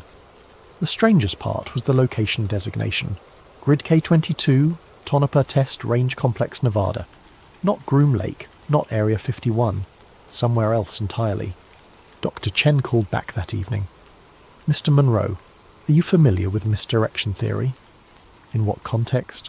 In the context of public attention. Area 51 has been in the public consciousness for decades. Books, movies, documentaries. Everyone knows about Groom Lake. Your point? My point, Mr. Monroe, is that Area 51 is the misdirection. Area 52 is the vault. 3 days later, I was on an unmarked charter flight from McCarran Airport to Tonopah. No other passengers, no flight attendant, just me and a pilot who never spoke. The landscape below shifted from Vegas sprawl to endless desert, then to mountains that seemed to go on forever. We landed on a strip I couldn't find on any map. A black SUV waited, engine running. The driver was military. That much was obvious from his posture and the way his eyes never stopped moving. He handed me a tablet with a single document. Temporary assignment brief. Classification level. UMBRACLEAR. Umbra? I asked. Above top secret, he said. His voice sounded like he gargled gravel. You'll be working with 3 other contractors. Your job is simple. Maintain power grid integrity for Zone Echo 9. Don't ask questions about what's in Echo 9. Don't try to access Echo 9 without clearance. Don't discuss Echo 9 with anyone outside your assigned team. We drove for 20 minutes through terrain that looked like the surface of Mars. No roads, just tyre tracks in the sand. Finally, we reached what looked like a mining operation. Corrugated metal buildings, a few trucks, some kind of elevator shaft descending into the mountain. The elevator had no buttons, no controls, no floor indicator, just smooth steel walls and a humming sound that seemed to come from everywhere at once. The military escort, I never got his name, stood silent as we descended, and descended and descended, and I counted. 19 levels down, the elevator finally stopped. The doors opened onto a corridor that belonged in a science fiction movie. Polished white walls, LED strips running along the ceiling, and a silence so complete it felt oppressive. The air smelled like ozone and something else, something organic and wrong. 3 other contractors were waiting in what looked like a briefing room. Maria Santos, electrical engineer from Lockheed, Tom Brady, no relation to the quarterback he was quick to point out, systems analyst from Raytheon, and Jennifer Walsh, computer specialist whose previous work was so classified she couldn't tell us who she'd worked for. The briefing was conducted by a man who introduced himself only as Director Hayes, tall, grey-haired, with the kind of eyes that had seen too much and remembered everything. Ladies and gentlemen, you're here to maintain critical infrastructure for Project Kairos. What that project involves is not your concern. Your job is to ensure uninterrupted power flow to Zone Echo 9 and to report any anomalies immediately. Tom raised his hand. What kind of anomalies should we expect? Hayes stared at him for a long moment. The kind you don't ask questions about, Mr. Brady. He led us through a series of corridors to what he called the technical sector. Banks of monitors, server racks and control panels that looked like they belonged on a spaceship. At the centre of it all was a massive power distribution hub feeding something deeper in the complex. Zone Echo 9 requires constant power, Hayes explained. Any interruption longer than 30 seconds triggers automatic lockdown procedures. You don't want lockdown procedures to trigger. Why? Jennifer asked. Hayes looked at her the same way he'd looked at Tom. Because Miss Walsh, lockdown procedures have never been tested, and we'd prefer to keep it that way. My shift started at midnight. The night crew was just me and Jennifer. Maria and Tom worked days. The complex felt different at night. Sounds carried farther. Shadows seemed deeper, and there was a vibration in the floor so subtle you might miss it if you weren't paying attention. But I was always paying attention. The power readings for Echo 9 were unlike anything I'd ever seen. The zone was drawing nearly a megawatt continuously, but the consumption patterns were irregular. Spikes and valleys that followed no logical sequence. It reminded me of a heartbeat, if heartbeats could be measured in kilowatts. Jennifer was monitoring the security feeds from her station, 12 screens showing various corridors and rooms throughout the complex. But I noticed something odd about the Echo 9 feeds. They had a 6-second delay. Every other camera was real time, but the Echo 9 feeds looped the same 6 seconds over and over. "Hey Jen, you seeing this camera glitch?" She looked up from her work. "What glitch?" I pointed to the monitor. "Echo 9, camera 7, it's looping." She frowned, typed something into her console. "System shows all cameras functioning normally." But I could see it. The same security guard walking past the same door at the exact same moment, every 6 seconds. Like a GIF that never quite loaded properly. On my third night, the temperature started fluctuating. The complex maintained a steady 68 degrees Fahrenheit, but my workstation kept shifting between freezing and sweltering. I checked the HVAC systems, all normal, but something was wrong. That's when I first saw the symbols. They were etched into the side of a server rack, symbols that definitely hadn't been there the night before. They looked almost like circuit diagrams, but wrong. Organic. Like someone had tried to draw electronics using biological principles. I was examining them with a flashlight when I heard Jennifer gasp. "Cal, you need to see this." One of the Echo 9 corridor feeds had changed. Instead of the looping security guard, it showed an empty hallway. And at the end of that hallway, a door that was slowly opening. "That door's not supposed to open," Jennifer whispered. Through the opening we could see movement. Not walking movement, flowing movement. Like liquid light was pouring through the doorway. Then the feed cut to black. When it came back 30 seconds later, it was the same looping security guard, walking past the same closed door. But in that brief moment, I had seen something that changed everything. In the reflection on the polished floor just before the feed died, I saw an eye. Massive, silver, and definitely not human.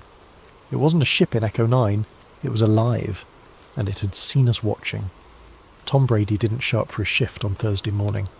Jennifer and I waited until 8 a.m. before calling Director Hayes. "Mr. Brady has been reassigned," Hayes said without explanation.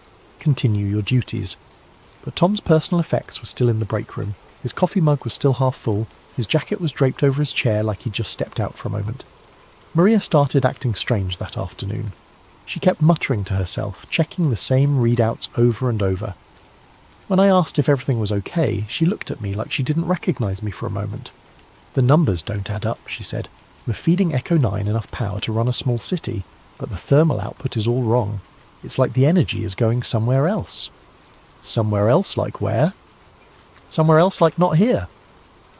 That night the emergency siren started blaring at 2:17 a.m, deafening klaxons that made your teeth ache. Jennifer and I looked at each other in panic. Was this the lockdown Hayes had warned us about? Then, as suddenly as they'd started, the siren stopped. Not gradually, they just cut off mid-wail, leaving a silence that felt heavier than the noise. Director Hayes appeared in our control room 5 minutes later, looking shaken but trying to hide it. "False alarm," he said. "Continue your duties." But I noticed he wouldn't make eye contact, and his hands were trembling. The next day, Maria didn't show up either. Reassigned, according to Hayes. But her car was still in the parking structure on level 2. Jennifer was barely holding it together. We were the only contractors left, and the weight of whatever was happening in Echo 9 was crushing both of us. She started accessing systems she wasn't supposed to touch, using admin passwords she shouldn't have known. "Jen, what are you doing?" "Finding answers," she said, fingers flying over the keyboard. "Tom gave me his access codes before he disappeared, told me something was wrong with the whole project." She pulled up internal communications, memoranda stamped with classification levels I'd never seen before. Umbra Clear was apparently the bottom tier. Above that was Majestic, then Zodiac, then classifications that were just numbers and symbols. One document caught my attention. Project Kairos Phase 3 Implementation Status. The bioconductive interface has exceeded all expectations. Subject demonstrates rapid adaptation to containment protocols and has begun influencing local electromagnetic fields. Recommend immediate escalation of consciousness mapping procedures. Bioconductive interface. Subject. The thing in Echo 9 wasn't a ship or a piece of technology, it was a living being, and we were feeding it power. Another document, dated 3 days earlier. Minor containment fluctuation at 0217 hours. Subject achieved brief sensory extension beyond Echo 9 barriers. Security protocols held, but recommend enhanced isolation measures.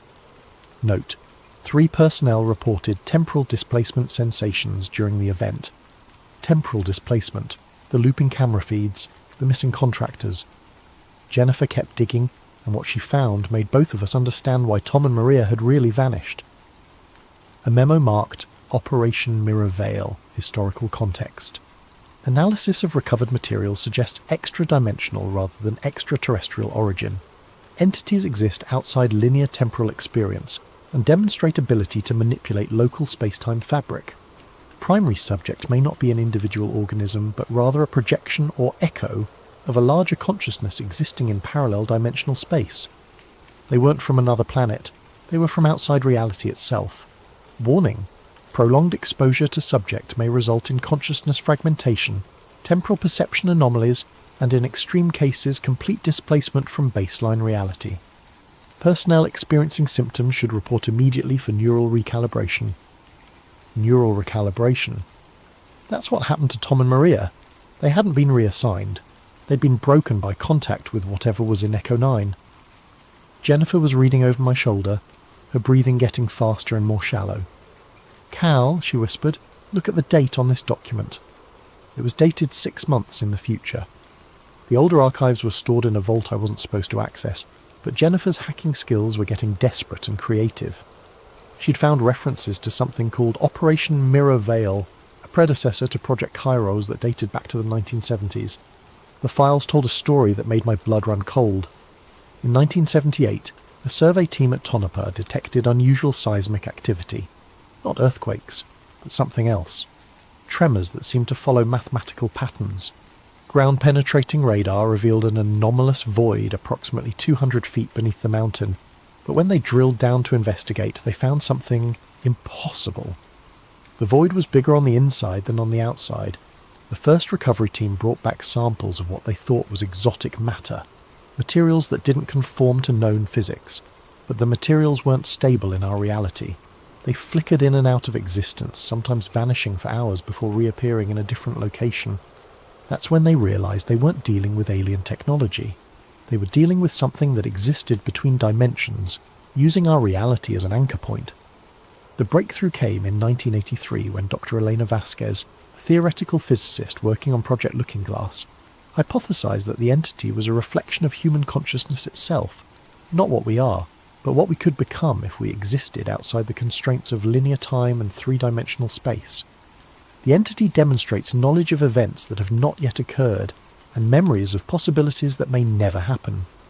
It exists in a state of quantum superposition, experiencing all potential outcomes simultaneously. In effect, it is us, evolved beyond the limitations of singular timeline existence. But the most disturbing file was Dr. Vasquez's final report, dated just days before her own mysterious disappearance. The entity is not malevolent, but it is incompatible with baseline human consciousness. Contact results in expansion of awareness beyond what the human mind can process. Subjects begin perceiving multiple timelines simultaneously, experiencing past and future as present reality. The mind fractures under the weight of infinite possibility. We are not studying an alien intelligence. We are studying our own future, and that future is trying to communicate with us across dimensions we cannot comprehend. Recommendation: immediate cessation of all contact protocols. The entity's attempts at communication are causing reality fluctuations that may result in permanent temporal displacement of personnel. It is not trying to harm us, it is trying to save us, but salvation from its perspective means joining it in its multidimensional existence. We are not ready. Humanity is not ready. Perhaps we never will be. The final line of her report chilled me to the bone. They are not invaders, they are echoes of what we already were. Jennifer found Dr. Vasquez's personal logs hidden in an encrypted partition that should have been impossible to access. The encryption was 40 years old, but somehow the files were updating themselves in real time. Day 1. First direct communication attempt. Entity projects images directly into visual cortex. I see myself, but not myself. Versions of Elena Vasquez that exist in parallel timelines. In one, I never became a physicist. In another, I died in childhood. In a third, I am something that transcends human categorization entirely. Day 3. Time displacement events increasing. Experienced memories of conversations that haven't happened yet. Entity is teaching me to perceive beyond linear causality. It's beautiful and terrifying. Day 7. I understand now. They're not from there, because there is no there. They exist in the spaces between possibilities. They are what we become when we evolve beyond the need for singular reality. Day 12. The others don't understand. They think containment is possible, that we can study and control something that exists outside the concept of control. They're going to get people killed. Day 18. I can see the breach coming. 3 days from now, the entity will attempt to return to its dimensional matrix, but our containment protocols will interfere with the translation. The resulting paradox will create a reality fissure. I have to stop them, but I may already be too late. Time isn't working properly anymore. I keep experiencing this moment from multiple perspectives simultaneously. The logs ended there, but they were still updating. New entries appeared as we watched. Day 7305, still trying to warn them. Elena variants across multiple timelines attempting intervention. Breach inevitable. Cal Monroe will survive, but survival is relative when reality becomes negotiable. Jennifer and I stared at the screen in horror. Dr. Vasquez had been missing for 40 years, but somehow she was still writing reports. That's when the lights went out. Not gradually, they snapped off like someone had thrown a switch. Emergency lighting should have kicked in immediately, but we were left in absolute darkness. The only sound was the humming of the power grid, and even that was changing pitch, becoming something organic and musical. Then Jennifer screamed. I fumbled for my flashlight and found her standing rigid, staring at something I couldn't see. Her eyes were wide and silver, reflecting light that wasn't there. "Cal," she whispered, but her voice sounded like it was coming from multiple directions at once. "It's getting out." The corridor behind us was changing. The walls were flowing like water, stretching and contracting, and through the shifting architecture something was moving, not walking, sliding, like liquid mercury with purpose. I grabbed Jennifer's arm, but my hand passed through her. She was there, but not solid, flickering between dimensions like the exotic matter from the old files. "Run," she said, and her voice was fading. "It's not trying to hurt us, but we can't exist in the same space when the boundaries collapse." The entity emerged from Echo 9, and my mind struggled to process what I was seeing. It wasn't silver or liquid or light. It was all of those things and none of them. It was possibility given form, consciousness without the limitations of physical existence. But looking at it directly was like staring into a mirror that showed you every version of yourself that had ever existed, or ever could exist. I saw Cal Monroe the child, Cal Monroe the old man, Cal Monroe who had never been born, Cal Monroe who had become something beyond human understanding. The security guards were there one moment and gone the next, not killed, but displaced. I watched them step backward through walls that had become permeable, their screams echoing from distances that couldn't exist in three-dimensional space. I ran, down corridors that folded in on themselves, past rooms that were bigger inside than outside, through a facility that was reshaping itself according to rules I couldn't comprehend. My watch was recording everything on its built-in camera, military-grade equipment designed to function in electromagnetic interference. If I survived, at least there would be proof, if survival had any meaning when reality itself was in question.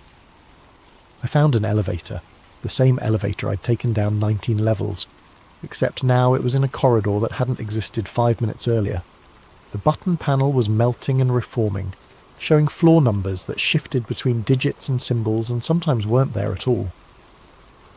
But it was the only way up.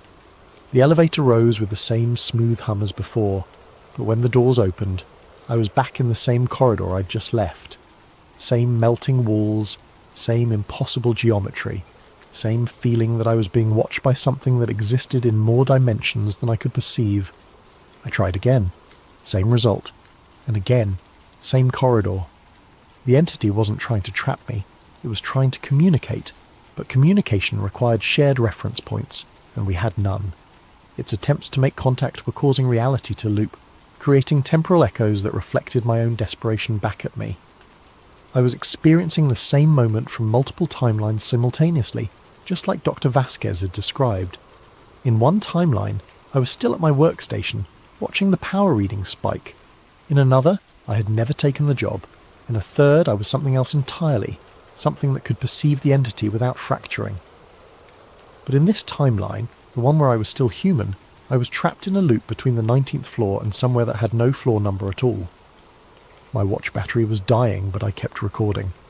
If someone found the footage, maybe they could understand what had happened.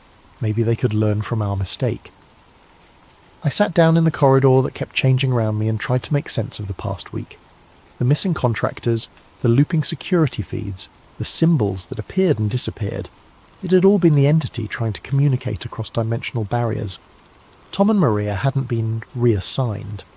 They'd been translated, shifted into a version of reality where they could coexist with something that existed outside linear time.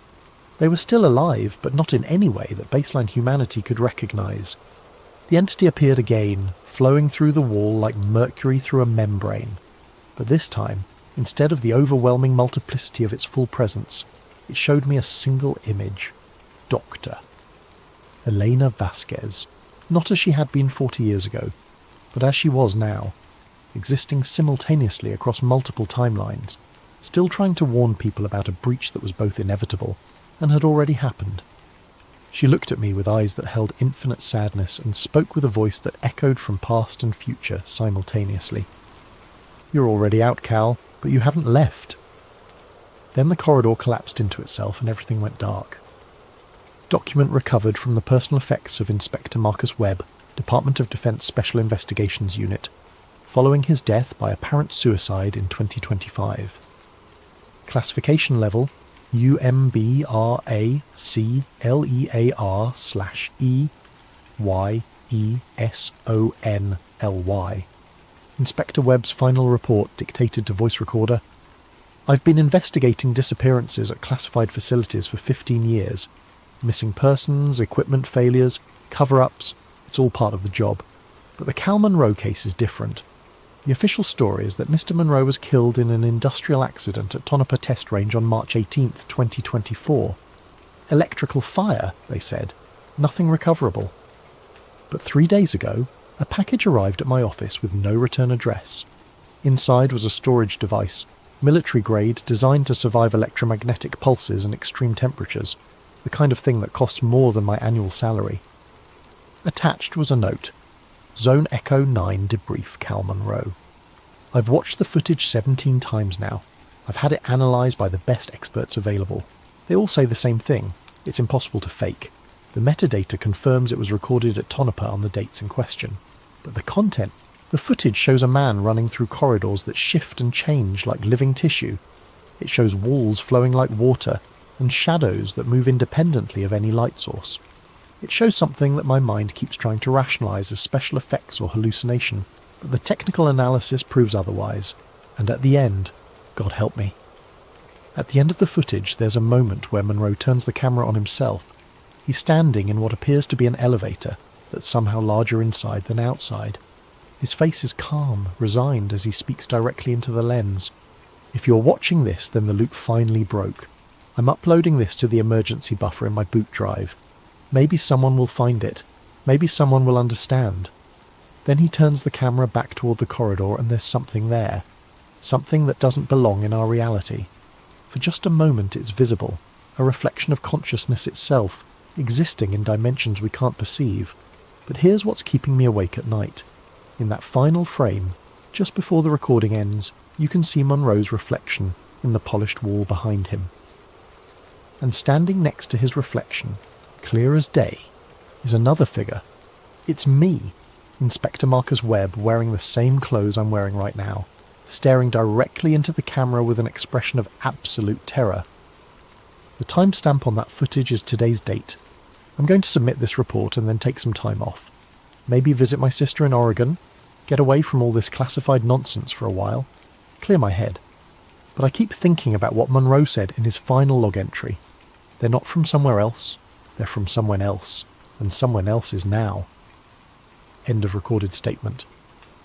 Inspector Webb was found dead in his office 12 hours after submitting this report. Official cause of death: suicide by gunshot. Unofficial note: the security cameras in his office show him alone at the time of death, but the audio pickup clearly records two distinct voices. The second voice, according to forensic analysis, matches the vocal patterns of Cal Monroe. The storage device mentioned in Webb's report was never recovered from the scene. Zone Echo 9 remains operational. 3 months later, deep space monitoring stations began detecting an unusual signal, a transmission that seemed to originate from everywhere and nowhere simultaneously. When decoded, it contained a single message, repeating endlessly: "This is Cal Monroe, Contractor ID 7749, reporting from Zone Echo 9. The breach has been contained, but containment is relative when dealing with entities that exist outside linear causality. To anyone receiving this transmission, Area 52 is not a place. It's a state of being, and that state is contagious. If you're investigating disappearances at classified facilities, stop. If you're experiencing temporal displacement sensations, seek help immediately. If you're reading reports about Project Kairos or Operation Mirror Veil, you may already be compromised. The entity isn't hostile. It's trying to save us from ourselves by showing us what we could become. But evolution forced upon consciousness that isn't ready results in fracturing of identity across multiple timelines. I'm still here, I'm always here. Time isn't working properly anymore, so here and there and when don't mean what they used to mean. To my family, I'm sorry I can't come home. Home is a temporal location, and I exist in all temporal locations simultaneously now. To the researchers, stop trying to contain what cannot be contained. The entity doesn't want to invade our reality, it wants to invite us into its own. But the invitation is dangerous because we're not ready to exist outside singular timeline experience. To future investigators, the truth about Area 52 isn't hidden underground in Nevada. It's hidden in the spaces between moments, in the gaps between what is and what could be. And sometimes, if you know how to look, you can see those gaps opening. This is Cal Monroe signing off from everywhere and nowhere. Take care of each other. Trust me when I tell you that love is the only thing that exists consistently across all timelines. See you around. Or maybe I already have. Hello, night wanderers and digital truth seekers. Before we dive into tonight's story, I hope your day treated you well. What time is it where you are right now? Are you listening from a bustling city, a quiet suburb, or perhaps somewhere far off the grid? Wherever you are in this connected yet disconnected world, you've found your way to Sleep Theories, the place where we explore the stories that keep us awake at night. If this tale resonates with you, or if you simply enjoy having your reality questioned at 2 a.m, consider subscribing. We're building a community of those who dare to look behind the digital curtain. Now, settle in. Tonight's story is about 4 people who discovered something they were never meant to find. The retired military satellite KH-14B hadn't been active for 3 years. Officially decommissioned after budget cuts forced the Pentagon to consolidate their orbital surveillance network. So when Nova Chen's custom frequency scanner picked up an encrypted data burst routing through its dormant transponder at 3:47 a.m, she knew someone was playing with fire. "Lynx, you need to see this," she calls across the converted warehouse that serves as their operations centre. The space looks like a digital graveyard. Servers humming in stacks, screens casting blue light across walls covered in network diagrams and corporate org charts connected by red string. "Welcome to the underground." Lynx Rodriguez slides his chair over, steam rising from his 4th cup of coffee. At 32, his face carries the weight of someone who's seen the machinery of power from the inside. Former NSA turned whistleblower turned ghost. What's the signature? Military-grade encryption, but it's using deprecated protocols. Whoever sent this wanted it to look old, forgotten. Nova's fingers dance across 3 keyboards simultaneously. But the timestamp is fresh. Someone's using dead satellites to hide active communications. Jax looks up from their corner workstation, purple hair catching the monitor glow. How fresh!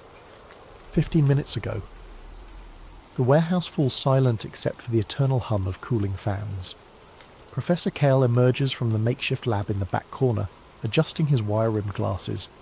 At 58, he's the oldest member of their group, a disgraced virologist whose career ended when he asked too many questions about certain pandemic-era research protocols. "Did you crack it?" Kale asks, approaching with the careful steps of someone who's learned to expect bad news. Nova's screen fills with cascading code as her decryption algorithms chew through layers of obfuscation. Almost. There. The file materializes. Project Aegis 2030.enx. Aegis, Lynx mutters. That's not good. Aegis was a classified program I remember from my NSA days. Theoretical population management scenarios. Theoretical, Nova repeats, clicking open the file. Let's see how theoretical it still is. The document unfolds across her screen like a digital autopsy report. Code fragments, data tables, implementation timelines. Her eyes scan the contents, and her expression shifts from curiosity to confusion to something approaching horror. "Guys," she says, her voice dropping to a whisper, "this isn't about surveillance, this isn't about control." Jack spins their chair around. "What is it about?" Nova's hands tremble slightly as she highlights a section of code. Variables with names like fertility, reduction, vectors, genetic selection, protocols, and population ceiling enforcement. "It's about extinction," she breathes. "Mass vaccination campaigns, supply chain disruptions, climate-based selection zones." She reads directly from the screen. Phase implementation.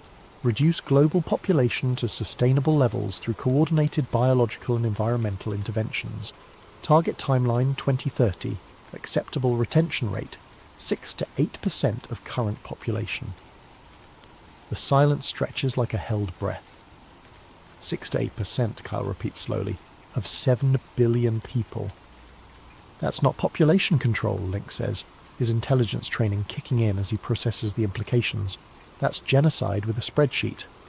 Nova scrolls deeper into the document, her face pale in the monitor light. "There's more. Listen to this. This initiative represents a fundamental reset of the human species. Traditional methods of population management through war, famine and disease have proven insufficient to address the accelerating resource depletion crisis. Project Aegis represents a coordinated approach to ensure species survival through selective reduction." "Species survival?" Jax echoes. "They're talking about us like we're livestock." "No," Nova corrects, her voice hollow. "Livestock are valuable. We're weeds they want to clear from the garden." Kale sits down heavily, his scientific mind wrestling with the implications. During his years researching virology, he'd seen enough classified projects to know that the line between theoretical and operational could be crossed with a single authorization signature. "We need to verify this," he says finally. "Cross-reference with known programs, trace the source, build a complete picture. If this is real," Nova finishes, "we're looking at the greatest crime in human history, and it's already begun." Lynx pulls up his contacts, a carefully maintained network of sources still embedded in various intelligence agencies. "I'll reach out to my people, see what chatter I can pick up." "I'll dig into the technical specifications," Jax offers. "These code fragments reference specific biological agents. If they're using existing research, there'll be traces in academic databases." Nova saves the file to their secure server and begins setting up multiple backup protocols. "Professor, we need you to analyze the biological components. Your expertise might be the key to understanding how they plan to implement this." As the team disperses to their workstations, the weight of their discovery settles over the warehouse like digital smoke. They've stumbled across something that wasn't meant for human eyes, a blueprint for the end of the world as they know it. Outside, the city sleeps on, unaware that 4 people in a converted warehouse have just glimpsed the future, and it looks like a graveyard with Wi-Fi. Nova stares at the file name blinking on her screen, Project Aegis 2030.nc. In mythology, Aegis was the shield of Zeus, the divine protection for the gods. But protection for whom? And protection from what? As she begins her deep dive into the data, One phrase keeps echoing in her mind from the document's executive summary. This isn't about control, it's about resetting the species. The countdown, she realises, isn't to some distant apocalypse. It's to tomorrow.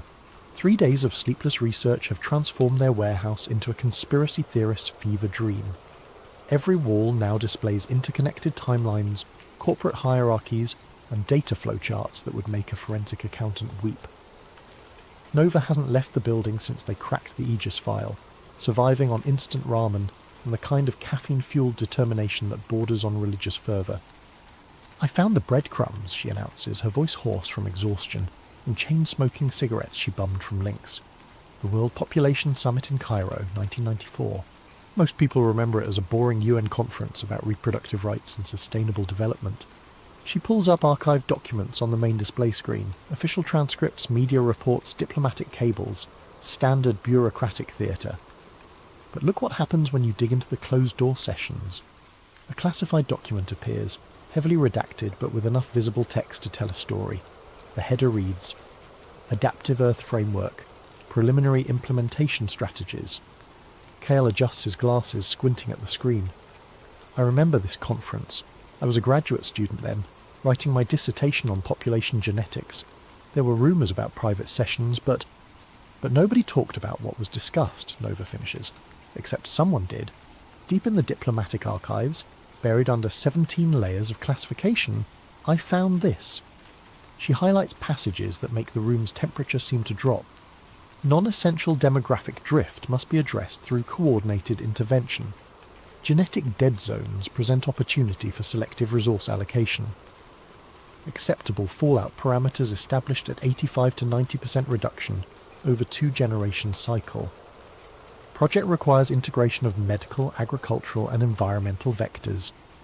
Jax looks up from their workstation, where they've been cross-referencing pharmaceutical patents. Nova, you need to see this. Those medical vectors they mention. I've been tracking the patent filings, and there's a pattern. They throw their research onto the shared screen.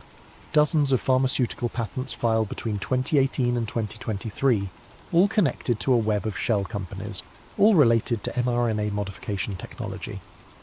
But here's the weird part, Jax continues. These patents aren't just for vaccines. They're for genetic modification systems that can be activated remotely, dormant until triggered by specific environmental factors. Cale's face goes pale. That's not possible. The technology to create delayed activation genetic modifications didn't exist in 2018, Jax agrees, but it does now, and according to these patents, it's been deployed. Nova pulls up another document from their Aegis cache. "Remember, Professor, you mentioned seeing strange compounds in vaccine trials during the pandemic? Trials with non-public results?" Cale nods slowly. There were inconsistencies. Control groups that should have shown specific immune responses but didn't. Novel proteins that had no apparent therapeutic function. When I raised concerns, you were discredited and forced out, Nova says. They called you a conspiracy theorist. Because I was asking the wrong questions, Cale realises. I was looking for immediate effects, but if these compounds were designed for delayed activation... Link slides his chair over, holding a printout of classified communications he's pulled from the old NSA databases. "I've been digging through archived surveillance reports. Remember how during the pandemic, certain rural areas had unusually high vaccination rates, areas that normally resist federal health initiatives?" He spreads out a map showing vaccination distribution patterns across the United States. Strange clusters appear in seemingly random locations. Rural counties in Montana, farming communities in Iowa, small towns along the Appalachian Trail. "These aren't random," Nova says, studying the pattern. "They're systematic. Someone was targeting specific populations."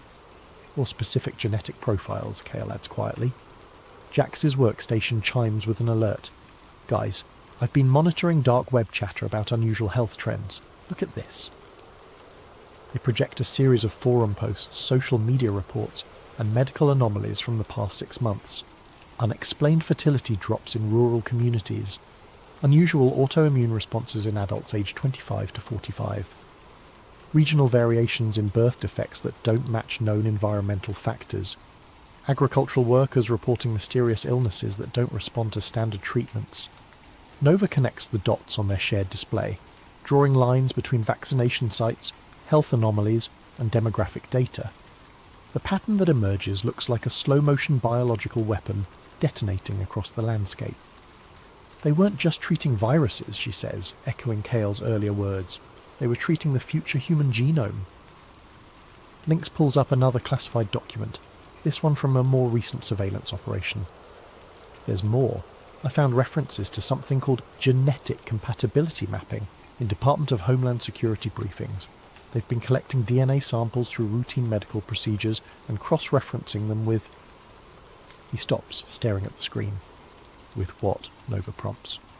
With survival probability models, he finishes. They're not just tracking who might survive their selective reduction. They're actively identifying who they want to eliminate. The warehouse falls silent as the implications settle over them like digital ash. They're not just looking at a conspiracy, they're looking at the implementation phase of humanity's final exam. And most of the class is about to fail. Cale stands up slowly, his scientific mind finally accepting what his moral instincts have been screaming. We need to understand the full scope. If they've weaponized the medical system, the agricultural system, the environmental monitoring system, then they've turned civilization itself into a weapon, Nova completes. As if summoned by their conversation, Jax's monitoring systems light up with alerts. Encrypted traffic spike on the satellite networks, same routing pattern as the original Aegis transmission. Nova rushes to her decryption station. They're talking again. If we can intercept this... The file downloads slowly, each percentage point feeling like an eternity. When it finally opens, it's not code this time. It's a video conference recording. Meeting minutes, Lynx realises, from yesterday. Nova's hand hovers over the play button. Once they watch this, there's no going back. No pretending they stumbled across theoretical documents or academic exercises. Whatever's on this recording, she says, it's going to show us who's behind this, and what comes next. She clicks play. The screen fills with faces they recognise from news broadcasts and magazine covers. World leaders, tech billionaires, pharmaceutical executives, and scientists, all sitting around a virtual conference table discussing the end of the world with the casual tone of a quarterly earnings call. And in the corner of the screen, a countdown timer. 18 months, 14 days, 7 hours, 23 minutes. The clock is ticking, and they're about to learn exactly what happens when it reaches zero. The video quality is surprisingly good for something intercepted from a rerouted satellite signal. Crystal clear audio, HD resolution, perfect lighting. Almost as if whoever recorded this wanted it to be found by someone with the right skills and motivation. Nova adjusts the audio levels as familiar faces fill the screen. She recognises at least half of them. Pharmaceutical CEOs who've been in the news, tech moguls who've testified before Congress, government officials whose names appear in leaked documents weekly. But it's the people she doesn't recognise that worry her more. Faces that suggest power operates in layers the public never sees. "Audio check," a voice says off-screen. "We're recording for the archive. All participants have been verified through biometric confirmation."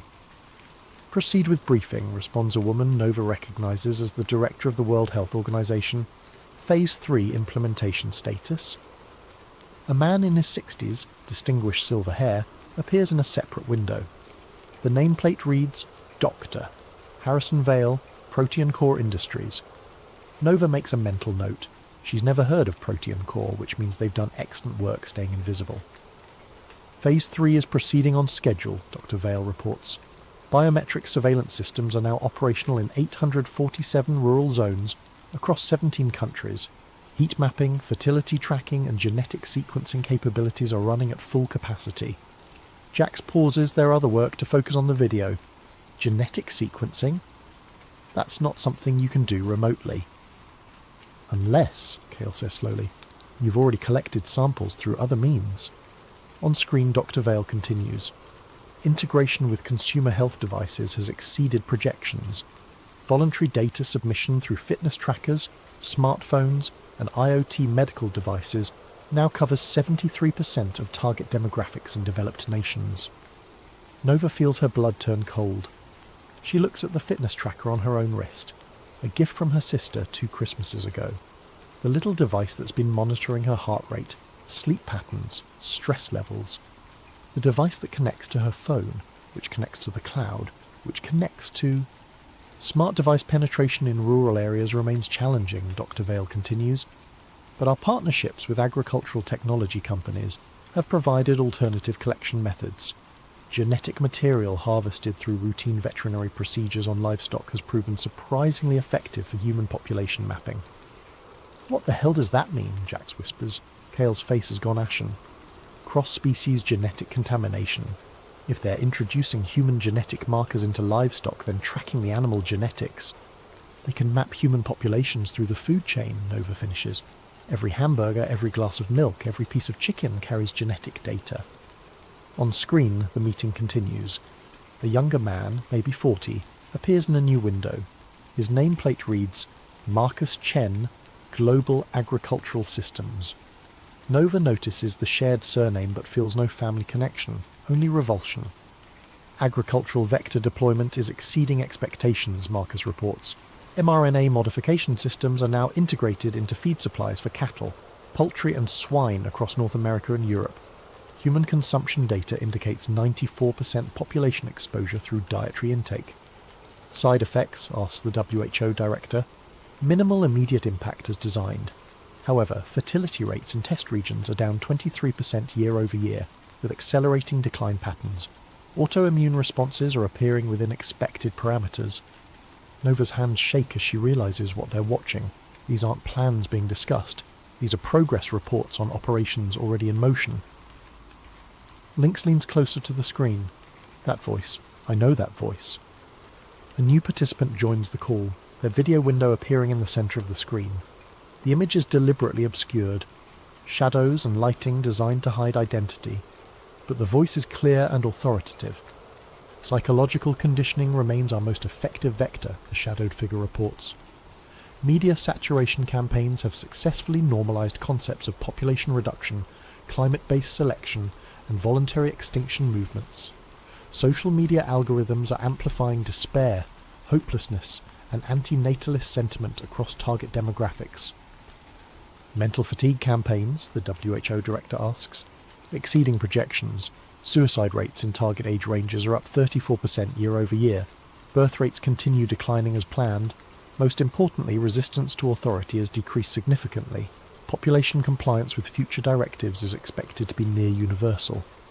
Jack stands up abruptly, knocking over their chair.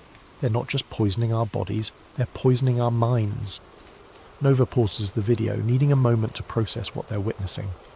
This isn't just biological warfare. It's psychological, social, environmental. They've weaponized everything we depend on to survive. Food, air, water, information, Lynx lists. They're not attacking civilization. They've turned civilization into the weapon. Kale sits down heavily, his scientific worldview crumbling and reforming around this new reality. The fertility decline, the autoimmune disorders, the psychological depression epidemics, it's all connected. It's all intentional. Nova resumes the video. The shadowed figure continues speaking. Phase 4. Preparation is nearly complete. Environmental triggers are in position. When activated, they will catalyse the biological modifications already present in target populations. Estimated timeline for full effect, 18 months. The WHO director nods. Excellent. What about resistance potential? Minimal. Independent researchers who've approached relevant discoveries have been discredited, defunded, or eliminated from academic and professional positions. Media coverage of related topics has been successfully redirected toward established conspiracy theory frameworks, ensuring any accurate information is dismissed as paranoid delusion. Nova feels the walls of their warehouse closing in. How many others have found pieces of this puzzle? How many have been silenced? Dr. Vale, the shadowed figure continues. Status report on asset protection. Dr. Vale reappears on screen. Protection protocols are operational. All essential personnel and their families have received modified treatments. Genetic compatibility with post-implementation environment is confirmed. We estimate a protected population of approximately 500,000 globally. 500,000, Jax repeats numbly, out of 7 billion. The video quality starts to degrade as the satellite connection becomes unstable, but one final exchange comes through clearly. Any concerns about detection? Unlikely. The full scope of the operation requires integration of data from medical, agricultural, environmental, technological and psychological sources. No single research team or intelligence agency has access to all vectors simultaneously. Except, the WHO director adds with something approaching dark humour, they would need to be simultaneously expert in cryptography, intelligence gathering, virology, social engineering, and information systems. The shadowed figure laughs. The probability of such a team existing with access to the right data and the motivation to pursue it is essentially zero. The connection dies, leaving their warehouse in silence. Nova, Lynx, Jax, and Kael look at each other across the digital evidence of humanity's planned extinction. "Well," Nova says finally, "I guess we're essentially zero." But as the four of them return to their workstations, preparing to dive deeper into the nightmare they've uncovered, none of them notice the small indicator light on Jax's communication system. The light that shows someone has been monitoring their network traffic. The light that means their essentially zero probability team has just become a confirmed threat. The light that means Phase 4 might be starting ahead of schedule. The warehouse's early warning system starts screaming at 4:17 a.m, 3 hours after they finished analysing the intercepted conference call. Nova jolts awake from her desk, where she'd fallen asleep reviewing genetic modification patents. The screens around her flash red as multiple intrusion detection systems trigger simultaneously. "Lynx!" she shouts, adrenaline cutting through exhaustion. "We've got company!" Lynx rolls out of his sleeping bag, grabbing his laptop and a go bag he keeps permanently packed, old habits from his intelligence days. "What kind of company?" "The kind that uses military-grade network penetration tools," Nova responds, her fingers flying across keyboards as she tries to lock down their systems. "Someone's been watching us." Jax appears from the back room, purple hair messy from sleep but their eyes sharp with focus. "How long have they been in our network?" "Unknown," Nova admits, fighting a losing battle against the intrusion. "But they've got root access to our communication systems. They've seen everything." Kael emerges from his makeshift lab, clutching a hard drive. "I've backed up all the biological data to an isolated system. If we lose the main servers..." "We're losing everything," Nova confirms, watching as file after file disappears from their local storage. They're not just infiltrating, they're sanitizing, removing all traces of what we've found. But even as their digital fortress crumbles around them, Nova's mind races ahead to their backup protocols. Years of paranoia have taught her to prepare for exactly this scenario. "Jax, activate the mesh network. Lynx, get the satellite uplink ready. We're going distributed." The warehouse transforms as hidden systems come online. What appeared to be a simple hacker den reveals itself as a sophisticated intelligence operation. Jax's workstation unfolds into a multi-array communication hub. Lynx produces equipment that definitely didn't come from civilian sources. Nova's desk reveals hidden servers and backup power systems. "Professor," Nova calls, "how much of your research is stored offline?" "Everything critical," Kael confirms. "I learned not to trust cloud storage after they destroyed my academic career." As their attackers continue dismantling their main systems, the team executes an evacuation protocol they've rehearsed, but hoped never to use. Critical files transfer to multiple secure locations. Communication channels shift to encrypted networks. Physical evidence gets packed into go bags. But Nova isn't running yet.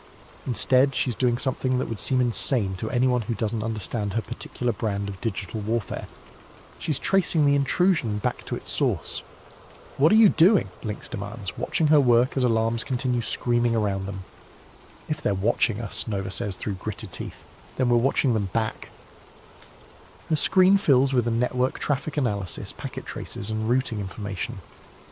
The attack is sophisticated, routed through multiple proxy servers and anonymization networks. But sophistication creates complexity, and complexity creates vulnerabilities. "There," she breathes, highlighting a data stream. "They're not just stealing our files, they're uploading something." The upload completes just as Nova isolates the data stream, a single file placed carefully in their system logs where it would be discovered during any forensic analysis. Child pornography, Lynx realizes, reading the file metadata. They're setting us up when law enforcement finds this place. "We'll be dismissed as perverts and criminals instead of researchers," Nova finishes. "Brilliant. Completely discredit us while making sure no one looks too closely at what we actually found." But Nova's trace has revealed something else, the real location of their attackers, and it's not some anonymous hacker collective or foreign government. They're operating out of the Protean Core building, she announces, Dr. Harrison Vale's company, the same people we watched discussing humanity's extinction 3 hours ago. Jax finishes packing their equipment. We need to leave, now. But Nova is still working, her fingers moving with the desperate speed of someone who knows this might be their last chance. Not yet. If they're monitoring us in real time, if they know what we've discovered, then they know we're a threat, which means... Her screen fills with a new data stream. Not an attack this time, but intercepted communications from the Protean Core building. They're having an emergency meeting, she realises, right now, about us. She patches the audio through their speakers, and suddenly the warehouse fills with voices they recognise from the earlier recording. Confirmed they have the Phase 3 documentation, Dr. Vale's voice reports. Full technical specifications, implementation timelines, biological modification protocols. How is that possible? The WHO director's voice sounds strained. That information is compartmentalised across 17 different security classifications. Unknown, but their research capabilities suggest state-level intelligence resources. We may have a coordinated opposition. A new voice joins the call, the shadowed figure from the earlier recording, though now speaking with urgent authority rather than calm confidence. Irrelevant. They know enough to compromise the entire operation if they go public. We need immediate containment. What kind of containment? Dr. Vale asks. Total. The team, their research, their facility. Make it look like a lab accident. Chemical fire, explosion, whatever ensures complete evidence destruction. Nova's blood turns to ice as she realises what they're planning. How long do we have? The WHO director asks. Tactical team is en route, 20 minutes. Nova starts shutting down systems, her movements sharp with controlled panic. We're blown. They're sending a kill team. 20 minutes? Jax checks their watch. That's not enough time to... It's enough time to do one thing, Nova interrupts, pulling up her final contingency protocol. We can't save ourselves, but we can save the evidence. She begins uploading their complete research archive to a decentralised network. Blockchain-based storage systems that can't be deleted or controlled by any single authority. But the upload is massive, and their internet connection is already compromised. Upload time, 17 minutes, her system reports. 3 minutes to spare, Link says grimly, checking his weapons, if their timeline is accurate. But as if summoned by his words, new alarms start screaming. Motion sensors around the warehouse perimeter. Thermal imaging detecting multiple vehicles approaching from different directions. They lied about the timeline, Nova realises. The team is already here. Through the grimy windows, they can see black SUVs surrounding the building. Tactical lights sweep across the walls. Radio chatter echoes from outside, professional, coordinated, lethal. Upload progress, 32%, her computer announces. Nova looks at her team, her friends, her fellow travellers in the digital underground. Jax with their fierce intelligence and boundless optimism. Lynx with his warrior's honour and protective instincts. Kale with his scientist's dedication to truth above comfort. I need 8 more minutes to finish the upload, she says quietly. Can you give me 8 minutes? Lynx checks his rifle, the same model he carried during his government service. Against a professional tactical team? In an indefensible position? He looks around the warehouse, their home, their sanctuary, their last stand. Yeah, he says finally, we can give you 8 minutes. As the first breaching charges explode against the warehouse doors, Nova's fingers continue dancing across her keyboard, uploading humanity's final testimony to the digital wind. Outside, boots pound against concrete and orders are shouted in tactical shorthand. Inside, 4 people who stumbled across the end of the world fight to make sure someone, somewhere, will know what really happened to the human race. The upload bar crawls toward completion, 47%, 48%, Sasipgu Peosentu, and in the distance sirens wail, though whether they're coming to help or to clean up the mess, nobody can tell. Upload progress, 73%. Nova's fingers move across the keyboard with mechanical precision, even as automatic weapons fire tears through the warehouse's steel walls. Lynx and Jax have improvised a defensive position behind stacked servers, returning fire with a small arsenal Lynx maintained for exactly this scenario. Kyle crouches beside Nova, clutching his backup drives like sacred relics. How much longer? Lynx shouts over the gunfire, ejecting an empty magazine. 3 minutes, Nova responds, sweat dripping onto her keyboard as she maintains the upload connection, despite power fluctuations from damaged systems. A tactical team member appears at a broken window. Jax takes him down with a shot that would make their grandfather proud. The same grandfather who taught them to shoot cans off fence posts in rural Oregon, never imagining his lessons would one day be used to defend the future of human civilization. Upload progress, 81%. Nova! Kale shouts, pointing at the main screen. They're jamming our satellite connection. She looks up to see their upload speed dropping rapidly. The decentralized network storage is failing as targeted electromagnetic pulses disrupt their communication arrays. Years of preparation, layers of redundancy, multiple backup systems, all being systematically neutralized by an enemy who understands their capabilities better than they understand themselves. Switch to the hard line, she orders, pulling cables from emergency ports hidden beneath the floor. If the satellites are down, we go terrestrial. But even as she reroutes their connection through buried fibre optic cables, her screens show the truth. Their attackers aren't just soldiers. They're technicians, equipped with signal intelligence gear and digital warfare tools. This isn't a military assault, it's a surgical data extraction and elimination operation. Upload progress, 89%. They're inside the network, Nova realizes, watching as files begin corrupting during transfer. They're not jamming the connection, they're poisoning it. Malicious code floods through their internet connection, targeting not just their local systems, but the destination servers themselves. Wherever they try to upload their evidence, the same destructive algorithms follow, erasing data as fast as they can transmit it. 90 seconds, Lynx reports, reloading his rifle. That's all I can give you. Nova's mind races through alternatives. Local storage, compromised. Cloud servers, compromised. Peer-to-peer networks, compromised. Everywhere they turn, the digital tentacles of their enemies have already reached. But there's one option they haven't tried. One network that exists outside the normal channels of internet communication. Jax, she shouts.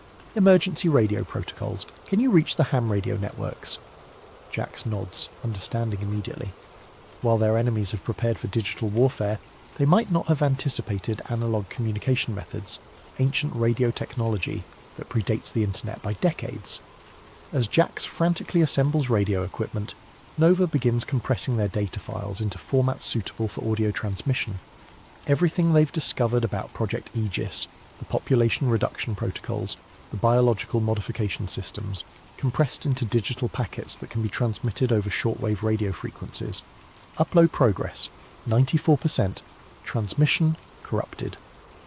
Their internet connection dies completely as electromagnetic pulse weapons finish destroying their communication arrays.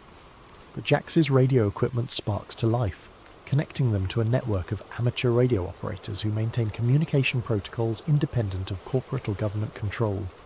This is Emergency Station Alpha calling CQ Emergency, Jax broadcasts. We have critical data for immediate relay to all stations. Repeat, critical data for immediate relay. Responses crackle back from radio operators across the country, retired engineers, electronics hobbyists, disaster relief volunteers, people who maintain the last truly free communication network on the planet. Nova begins transmitting their compressed data files, sending fragments to different radio operators with instructions for reassembly and distribution. It's slow, inefficient and incomplete, but it's working. Until the lights go out. Emergency power kicks in, bathing the warehouse in red light as their main electrical systems fail. Through the broken windows they can see technicians working on power lines, systematically isolating the building from the electrical grid. They're cutting everything, Kale observes. Power, internet, radio frequency spectrum, complete communication isolation. Nova's laptop switched to battery power, giving her perhaps 10 minutes of operation before total system failure. She continues transmitting data packets over Jax's radio equipment, but the process is agonizingly slow. Nova, Lynx calls urgently. Movement on the roof. They're coming through the skylights. She looks up to see tactical team members rappelling through the warehouse's ceiling. Professional, coordinated, equipped with night vision and thermal imaging. In 30 seconds, they'll have complete control of the space. In 30 seconds, Project Aegis will remain humanity's best-kept secret. But Nova has one final option. One last desperate gambit that violates every principle of operational security she's ever followed. She activates her personal phone's livestream function and begins broadcasting directly to social media. "My name is Nova Chen," she says, looking directly into the camera as gunfire echoes around her. "If you're watching this, you need to know that the world's governments and corporations are planning to kill most of the human race." Her phone's screen shows viewer counts climbing rapidly. Hundreds, then thousands of people drawn by the chaos and violence of her livestream. They call it Project Aegis, population reduction through biological modification. They've poisoned the vaccines, contaminated the food supply, weaponized the environmental monitoring systems. Tactical team members breach their defensive position. Lynx falls, blood spreading across the concrete floor. Jax continues working the radio, transmitting data even as red laser sights dance across their chest. "The timeline is 18 months, Nova continues, holding the phone steady despite the chaos. "They've already begun implementation. If you've been vaccinated, if you eat processed food, if you use smart devices, you're already carrying the biological modifications they need to." A tactical team member's rifle butt smashes into her skull, sending the phone spinning across the concrete floor. The livestream continues, showing a sideways view of combat boots and spreading pools of blood, but the damage is done. In the 3 minutes her stream was active, over 50,000 people watched Nova Chen's final testimony. And in the age of social media, 50,000 becomes 5 million in a matter of hours. The last thing her phone's camera captures before the screen goes black is a gloved hand reaching down to pick it up. In the background, a voice speaks with calm authority. "Sanitize everything. No evidence, no witnesses, no trace this facility ever existed." Then static, then silence, then nothing. 6 months later. The official report from the Woodland Fire Department described it as a tragic industrial accident. Improper storage of chemical solvents in a converted warehouse led to an explosion that killed 4 squatters and destroyed the building completely. Local news covered it for exactly 1 day before moving on to more compelling stories. The livestream that briefly appeared on various social media platforms was quickly removed for violating community guidelines against violent content and misinformation. Users who tried to share or discuss it found their accounts suspended or shadow banned. Within a week it had been scrubbed from mainstream platforms entirely. But the internet remembers everything, especially the things someone desperately wants forgotten. On encrypted message boards and dark web forums, fragments of Nova's final broadcast circulate like digital samizdat. Grainy screenshots, audio clips, transcribed quotes passed from user to user through carefully maintained networks of paranoid technologists and dedicated conspiracy researchers. Truth Seeker 2030 posts on an anonymous forum. "Anyone else remember that warehouse livestream from 6 months ago? The girl talking about Project Aegis? Can't find it anywhere now, but I swear I downloaded a copy. Digital Ghost responds. Had the same video. File corrupted when I tried to open it last week. All my Aegis research just disappeared, like it was never there." Red Pill Reality chimes in. "Same here. But I remember what she said. Population reduction, biological modifications, food supply contamination, 18 months. We're down to 12 months now." The conversations multiply across platforms that exist in the shadows of the normal internet. Ham radio operators share fragments of the data Jax transmitted in those final minutes. Academic researchers quietly compare notes about unusual patterns in pharmaceutical trials and agricultural modifications. Environmental scientists notice anomalies that match the warnings from a warehouse that officially never existed. Dr. Sarah Martinez, epidemiologist at UC Davis, publishes a paper about unexplained fertility decline in rural agricultural communities. She doesn't mention Project Aegis directly, but her data matches the patterns Nova's team identified with unsettling accuracy. Professor David Kim at MIT releases research about novel proteins found in certain vaccine batches, proteins with no apparent therapeutic function. His funding gets cut 3 weeks later, and his department chair suggests he focus on less controversial research topics.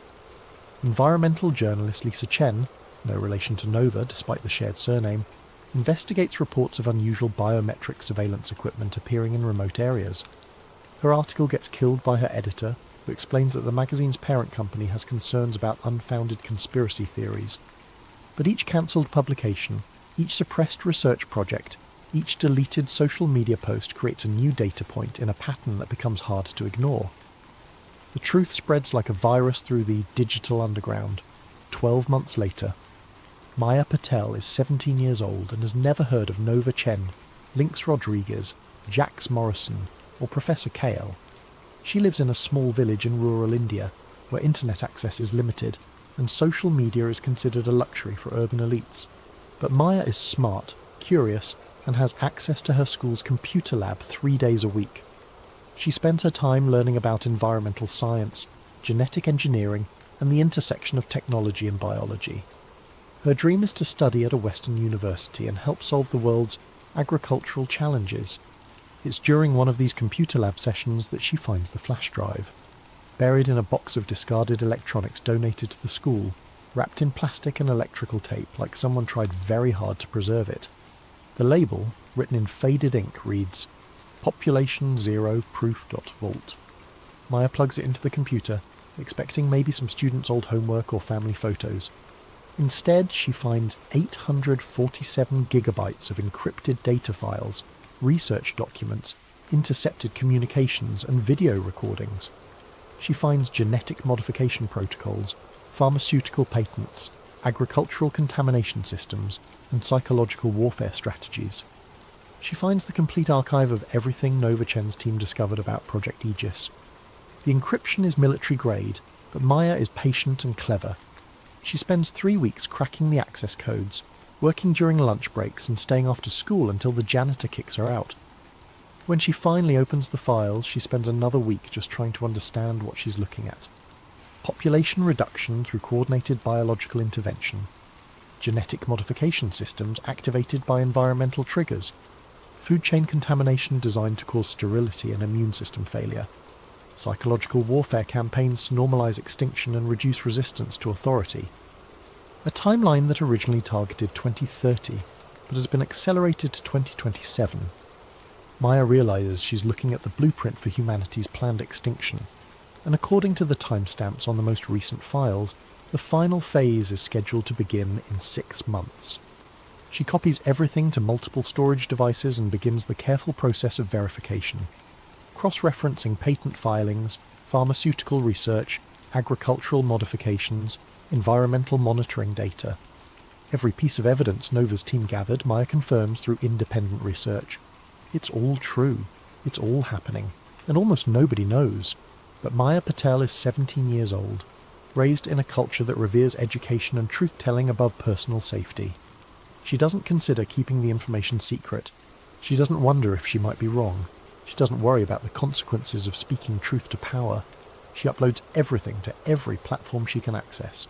WikiLeaks, anonymous file-sharing networks, academic databases, social media platforms, government transparency websites, journalist tip lines, activist organisations, environmental groups, medical research communities. She translates key documents into 17 languages and distributes them through international networks. She creates simplified summaries for non-technical audiences and detailed analyses for subject matter experts. She floods the internet with the truth about Project Aegis, and this time it's too late to stop the signal. Within hours, Maya's uploads are being downloaded thousands of times. Within days, the downloads become millions. Major news outlets pick up the story. Government officials demand investigations. International health organisations call emergency sessions. The carefully orchestrated plan to reduce human population through biological warfare becomes the most documented conspiracy in human history. Dr. Harrison Vale attempts to discredit the documents as sophisticated forgeries. The WHO director claims the communications were taken out of context. Government officials deny any knowledge of population reduction protocols. But the evidence is overwhelming, the documentation is comprehensive, and the verification is independent. Too many researchers, in too many countries, using too many different methodologies, all reach the same conclusion. Project Aegis is real, it's operational, and it's working. Global fertility rates have dropped 34% over the past 3 years. Autoimmune disorders have increased 78% in demographics that received certain vaccine formulations. Agricultural workers in modified crop regions show genetic markers consistent with engineered biological agents. Psychological depression and suicide rates have reached historic highs in precisely the age groups targeted by media manipulation campaigns. The population reduction protocol isn't a future threat. It's already killed millions of people. 18 months after the warehouse, Maya Patel stands before the International Criminal Court in The Hague, testifying about the greatest crime in human history. Behind her sits a display showing population statistics, fertility decline curves, mortality data, and genetic modification evidence. She holds up a small flash drive, the same one she found in a box of discarded electronics in her school's computer lab. This device, she tells the court, contains the complete records of Project Aegis, compiled by 4 researchers who died trying to warn the world about what was being done to us. She sets the drive on the witness stand. Nova Chen was 26 years old when she was murdered for discovering that our governments and corporations had poisoned the human race. Lynx Rodriguez was 32 when he died, defending her right to tell the truth. Jax Morrison was 21 when they gave their life to upload this evidence to radio networks around the world. Professor Kale was 58 when he was killed for asking the wrong questions about biological modification research. Maya looks directly at the defendants, pharmaceutical executives, government officials, and corporate leaders who sit in chains behind bulletproof glass. They died so that we could live. They died so that humanity would know what was done to us. They died so that the people responsible for the greatest genocide in history would be held accountable. She picks up the flash drive again. Their names were Nova, Lynx, Jax, and Kyle. They saved our species, and they want you to remember that the truth is always worth fighting for, no matter how powerful the people who want to hide it. The courtroom falls silent as Maya's testimony ends. In the gallery, family members of victims weep quietly. In the press section, journalists furiously type stories that will reach billions of readers within hours, and in a small village in rural India, a 17-year-old girl's computer science teacher watches the live broadcast and smiles proudly at his former student. Sometimes the truth finds a way. Sometimes the good guys win. Sometimes 4 people in a warehouse can save the world, even after they're gone. Epilogue. The network remembers, 5 years later, the Maya Patel Institute for Digital Truth and Transparency occupies a gleaming building in New Geneva, funded by reparations payments from the corporations responsible for Project Aegis. Its mission statement, carved in stone above the entrance, reads, "The network remembers everything, especially the things someone desperately wants forgotten." In the lobby, 4 portraits hang side by side. Nova Chen, cryptographer and digital warrior; Lynx Rodriguez, intelligence analyst and protector; Jax Morrison, social engineer and technological prodigy; Professor Kyle, virologist and truth-teller. Beneath their portraits a simple inscription: "They found the code that wasn't meant to be found." Tourists and students pass by the portraits daily, most not knowing the full story of how 4 people in a converted warehouse prevented the extinction of human civilization. But the staff of the Institute know, the researchers working on digital rights and technological transparency know, the activists fighting against corporate surveillance and biological manipulation know. And late at night, when the building is empty and the servers hum quietly in climate-controlled rooms, network traffic monitors occasionally detect unusual patterns in the data streams. Fragments of code that shouldn't exist, routed through pathways that don't appear on any network topology. Some say it's just background noise, artifacts of old systems and deprecated protocols. Others believe it's something more, digital ghosts of 4 researchers who refuse to let death stop their work, still uploading, still broadcasting, still fighting to keep the truth alive in the spaces between the data. The network remembers everything, and sometimes, late at night in the digital underground, the network remembers back. Former deep-sea engineer, NASA Oceanic Division, 1957 to 1963, declassified, March 15th, 2023, classification level, redacted. Date, September 12th, 1957. Location, classified research facility, Point Reyes, California. My name is Dr. Evan Hartley, and if you're reading this, then either I'm dead, or the world finally deserves to know the truth about why NASA abandoned the ocean for the stars. I'm 39 years old, an oceanographer by training, and until 6 years ago I believed the deepest mysteries of our planet lay in the cosmic void above us. I was wrong. Catastrophically, terrifyingly wrong. When NASA was established in July of 1958, the public narrative was simple. America needed to compete with the Soviets in space. What they didn't tell you was that NASA's original charter included extensive deep-sea exploration programs run parallel to our early aviation development. Before we ever dreamed of touching the moon, we were diving deeper into our own planet than any human had gone before. I was recruited in late 1957, months before NASA's official formation. The letter arrived on Yale University letterhead, but the signature was from someone I'd never heard of. Doctor. Marcus Webb, Director of Aquatic Research, National Advisory Committee for Aeronautics. The offer was generous. Triple my university salary, unlimited research budget, and access to the most advanced submersible technology ever developed. The catch? I couldn't tell anyone where I was going or what I was doing.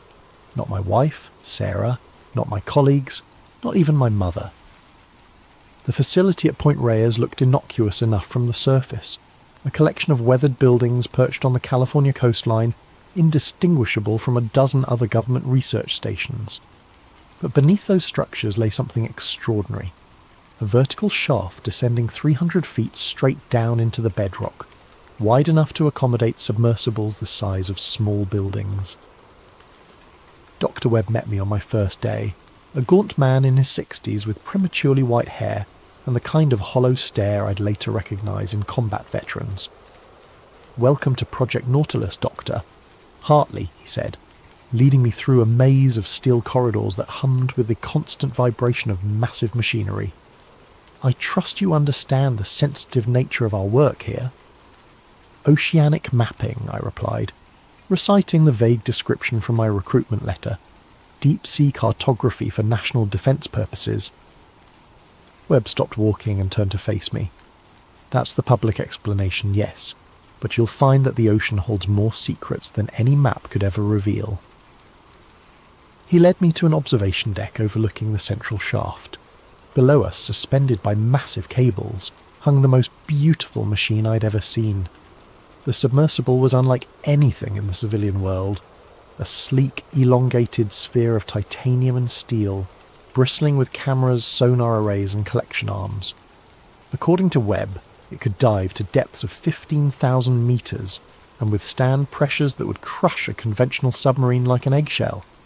"We call her the Cousteau," Webb said, after the French explorer. "She's taken us places that don't exist on any official chart." Over the following weeks, I learned the true scope of Project Nautilus. We weren't just mapping the ocean floor, we were investigating anomalies. Specifically, non-terrestrial acoustic signatures detected by Navy hydrophones in the deepest parts of the Pacific. These weren't whale songs or geological activity, they were patterns, rhythmic, mathematical, and utterly alien. The first recording was made in 1954, Webb explained during one of our late-night briefings.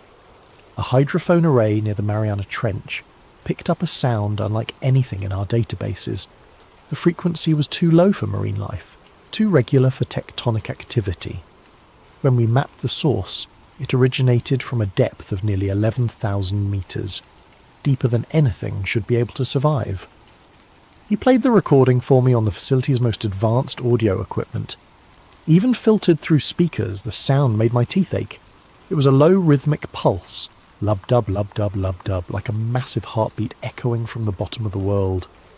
"How many recordings do you have?" I asked. "Hundreds, from trenches across the Pacific, the Mariana, the Tonga, the Kermadec, all at depths between 10 and 15,000 metres, all following the same pattern." Webb's face was grim. "And Dr. Hartley? They're getting stronger." Date: November the 3rd, 1959.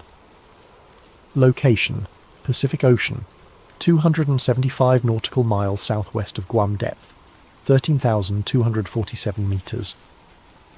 Our third deep dive began like all the others: methodical preparation, systems checks, and the familiar ritual of descent into darkness. I was accompanied by Dr. James Morrison, our marine biologist, and Chief Petty Officer Samuel Torres, our dive specialist on loan from the Navy's most classified underwater programs. The Cousteau began her descent at 0800 hours, slipping through the ocean's layers like a steel teardrop. At 1,000 metres, we left the last traces of sunlight behind. At 5,000, we entered the abyssal zone, where no natural light had ever penetrated. By 8,000 metres, we were in territory that belonged more to the moon than to Earth. But it was at 13,000 metres that we found something that shouldn't exist. "Sonar contact," Torres announced, his voice tight with concentration. "Dead ahead, range 200 metres. It's big." Through the Cousteau's reinforced viewport, our floodlights illuminated a sight that defied explanation. Rising from the sea floor like an ancient mountain was a structure, but not a natural one. The surface was covered in perfectly hexagonal panels, each one roughly 30 feet across, arranged in a pattern too precise to be geological. "Are you recording this?" Morrison whispered, his face pressed against the observation port. "Everything," I confirmed, though my hands were shaking as I operated the cameras. "How large do you estimate it to be?" Torres was studying the sonar display with growing amazement. "The structure extends at least 800 metres in diameter, but the depth, Jesus Christ, it goes down another 2,000 metres from here." As we approached the structure, our instruments began registering impossible readings. The water pressure at this depth should have been crushing, over 1,300 times the pressure at sea level, but our gauges showed localised areas where the pressure dropped significantly, as if something was actively counteracting the ocean's weight. "That's impossible," Morrison muttered. "Nothing could survive down here, let alone generate enough force to create pressure anomalies." But something had survived. As we manoeuvred closer to the hexagonal surface, our audio pickups detected it. That same rhythmic pulse we'd been tracking for years, but now so powerful it resonated through the Cousteau's hull like the beating of a massive heart. "It's not coming from the structure," Torres reported, studying his instruments. "It's coming from beneath it." That's when Morrison made the decision that would haunt us all. Against protocol, he suited up in one of our experimental deep-sea diving suits and insisted on collecting a sample from the structure's surface. The suit was a marvel of engineering, a self-contained environment that could theoretically protect a human at crushing depths. "Just a quick sample," he said through the comm system as he prepared to exit the submersible. "We need physical evidence." I should have stopped him. I should have ordered Torres to abort the dive and return to the surface. Instead, I watched through the Cousteau's cameras as Morrison emerged from the airlock and approached the alien structure. For 20 minutes, everything proceeded normally. Morrison collected samples from the hexagonal panels, documenting their composition and arrangement. His readings showed materials that didn't match any known elements, compounds with atomic structures that seemed to shift and change even as he observed them. Then the pulse stopped. The silence was absolute. No marine life, no geological noise, no equipment hum, just the complete suffocating quiet of the deep ocean. Through our cameras, we watched Morrison frozen beside the structure, his helmet lights casting stark shadows across the hexagonal surface. "Morrison, report," I called into the comm. "What's your status?" His response when it came was barely a whisper. "It knows we're here." The structure began to glow. It wasn't bright, more like bioluminescence than artificial light, but it was unmistakably deliberate. The hexagonal panels pulsed in sequence, creating patterns that moved across the surface like neural networks firing, and with each pulse that rhythmic beating returned stronger than before. "Morrison, get back to the sub, now!" But Morrison wasn't moving. Through the camera feeds I could see him standing motionless, his helmet pressed against one of the glowing panels as if he was listening to something we couldn't hear. "Can't you hear it?" His voice crackled through the comm, distorted by interference that shouldn't exist at our depth. "It's not dead. It's dreaming." Torres was already suiting up. "I'm going after him." But before Torres could exit the airlock, Morrison began moving again, not toward us, but along the structure's surface, following the patterns of light like a moth drawn to flame. His movements were wrong, too fluid, as if the crushing pressure had no effect on him. "Morrison, you're exceeding safe operational limits," I warned. "Return to the submersible immediately." So beautiful, Morrison's voice was dreamy, distant. It's been dreaming for so long, dreaming of the surface, dreaming of the sky. The structure's glow intensified, and Morrison stopped. Through our cameras, we watched him turn back toward the Cousteau, but something was wrong with his posture, with the way he moved. When his helmet lights illuminated his faceplates, Torres cursed. Morrison's eyes were gone, not damaged, gone, as if they had never existed, but he was still moving, still navigating perfectly through the crushing darkness. "It wants to wake up," Morrison said, his voice now coming from multiple directions at once, as if the ocean itself was speaking. "It's been sleeping so long, but the dreams are getting stronger. Soon it won't need to dream anymore." That's when Torres made the hardest decision of his naval career. He activated the Cousteau's emergency ascent system, cutting Morrison's tether and abandoning him to the depths. As we rose toward the surface, our last image of the structure showed Morrison standing motionless among the glowing hexagons, his arms spread wide as if embracing something we couldn't see. The rhythmic pulse followed us up through 13,000 meters of black water, growing fainter but never disappearing entirely. Morrison's body was never recovered. Officially, he suffered a catastrophic equipment failure during a routine deep-sea research dive. His wife received a flag and a commendation for his service to scientific progress. But for 3 days after we surfaced, I could hear him whispering in my quarters at night, "It's not dead. It's dreaming." Date: February 15th, 1963. Location: Point Reyes Research Facility. The end came without warning, which should have been warning enough. I arrived at the facility on a cold February morning to find armed guards at every entrance, and men in dark suits loading equipment into unmarked trucks. Dr. Webb met me at the main gate, his face haggard and aged beyond his years. "Project Nautilus is terminated, effective immediately," he said without preamble. "All personnel are to report for debriefing and reassignment." What happened? Did we have another incident? Webb glanced at the suited men supervising the equipment removal. "Walk with me, Doctor. Hartley." We moved away from the main buildings toward the cliff overlooking the Pacific. The morning fog was thick, obscuring the horizon and muffling our conversation. 3 days ago, our satellite thermal imaging detected massive heat signatures rising from the deepest points of the Pacific Basin, Webb said quietly. Not geological. The patterns were too organised, too purposeful. Something down there is powering up. I felt ice forming in my stomach. The structures we found, all of them, simultaneous activation across 17 different trench systems. The energy readings are off the charts.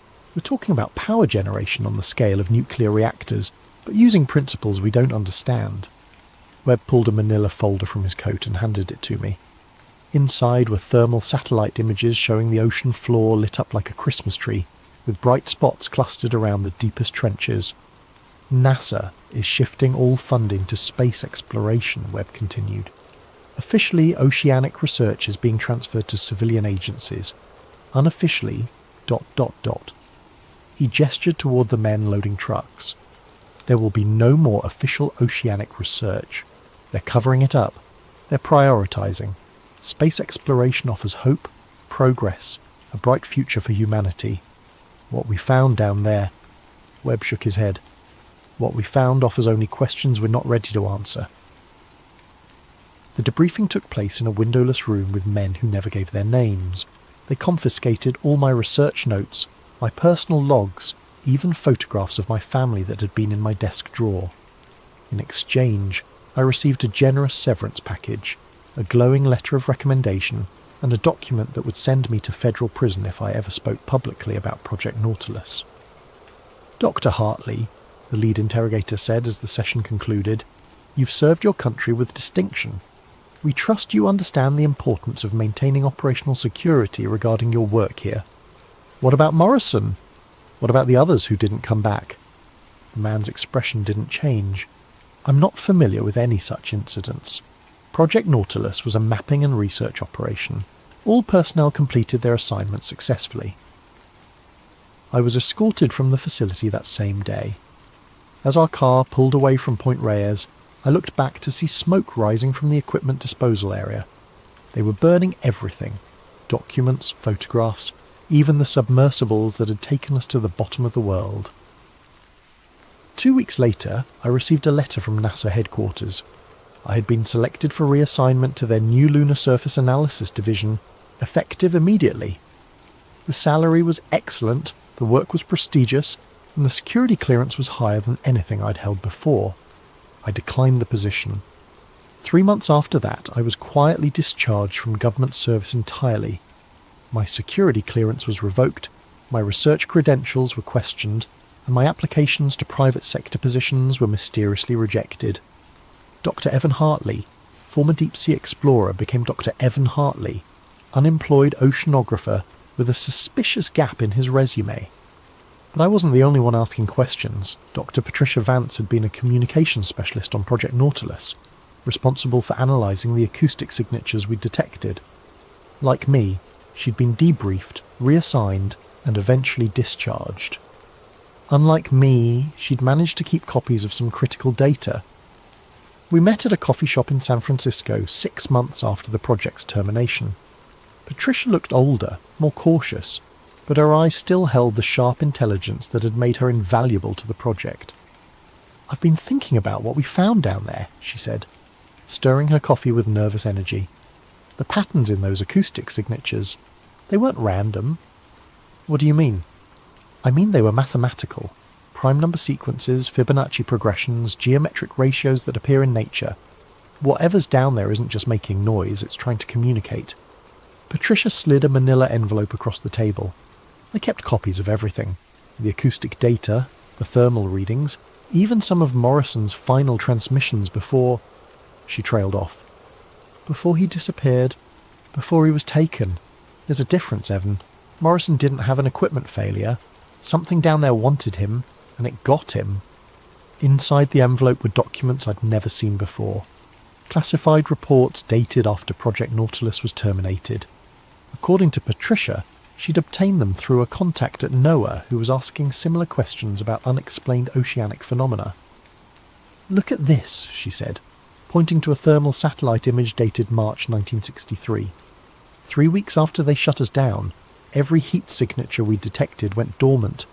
Complete thermal silence across all 17 sites.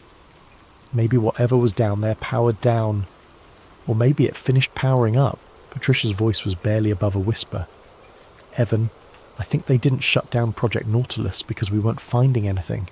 I think they shut it down because we found exactly what they were afraid we'd find." She was right, but I wouldn't understand how right until much later. Date: October 12th, 1969. Location: San Francisco Public Library. 6 years of unemployment had given me ample time to research, and what I discovered made me wish I'd never heard of Project Nautilus. Patricia had been found dead in her apartment 3 months after our coffee shop meeting. The official cause was suicide by overdose, but Patricia had never shown signs of depression, and she'd been meticulously healthy her entire life. Her research materials were missing, though the police report made no mention of a break-in. Her death convinced me that someone was systematically eliminating former Project Nautilus personnel. I began living under assumed names, paying cash for everything, and avoiding any contact with my former life. Sarah had divorced me 2 years earlier, citing my paranoid behaviour and refusal to discuss my government work.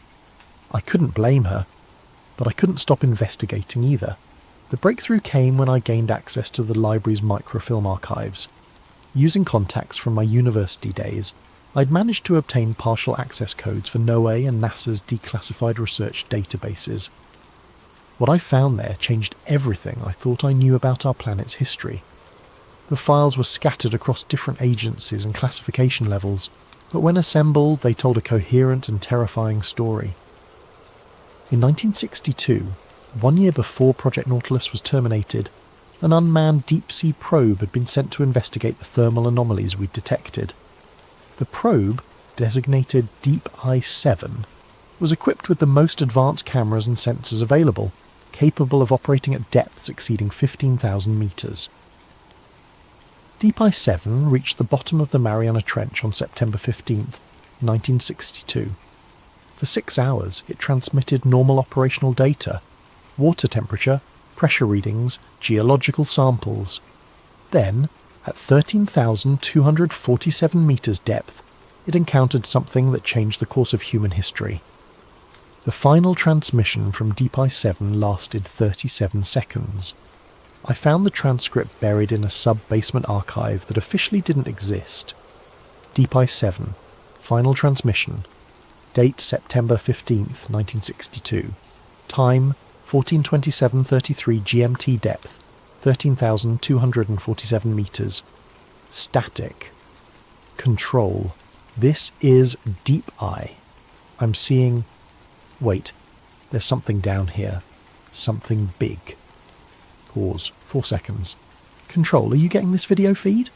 The entire seafloor is... It's not seafloor. It's a surface. Artificial. Covered in those hexagonal patterns we've been tracking. Pause. 7 seconds. Oh God. Oh Jesus Christ. Control. There's an eye. There's an eye in the ocean floor and it's looking at me. It's the size of a building and it's looking right at... Signal terminated.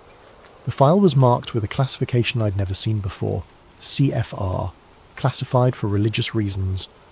Attached to the transcript was a single photograph, grainy and overexposed, but unmistakably showing the ocean floor at crushing depth. In the centre of the image was a circular structure approximately 200 metres in diameter. The structure's surface was smooth, almost organic, and divided into segments like the iris of a massive eye. But it wasn't the size that made my hand shake as I examined the photograph. It was the intelligence behind it, an awareness so ancient and vast that it made humanity look like insects scurrying across the surface of something beyond our comprehension. I spent weeks researching the CFR classification, eventually discovering that it had been created specifically for Project Nautilus findings. According to a memo I found buried in the Vatican Scientific Archives, representatives from major world religions had been consulted about our discoveries in 1962. Their unanimous recommendation was immediate and permanent suppression of all related research. The memo, signed by officials from Christianity, Islam, Judaism, Buddhism and Hinduism, stated that the deep-sea discoveries represented theological challenges that could undermine the fundamental spiritual frameworks upon which human civilization depends. But the most disturbing discovery came when I cross-referenced our sonar maps with historical and mythological texts. The locations of our thermal anomalies corresponded exactly with the legendary resting places of ancient sea monsters described in cultures across the world. The Mariana Trench aligned with Babylonian accounts of Tiamat, the primordial chaos monster of the deep. The Tonga Trench matched Polynesian legends of Tangaroa's sleeping guardians. The Puerto Rico Trench corresponded to pre-Columbian accounts of Xipactli, the earth crocodile that dwelled at the bottom of the world. These weren't metaphors or mythological abstractions, they were maps. Ancient civilizations had known about the entities in the deep ocean, and had developed elaborate religious and cultural systems to ensure they remained undisturbed. The taboos against deep-sea exploration, the fear of the ocean's depths, the universal human terror of dark water, these weren't superstitions, they were survival instincts.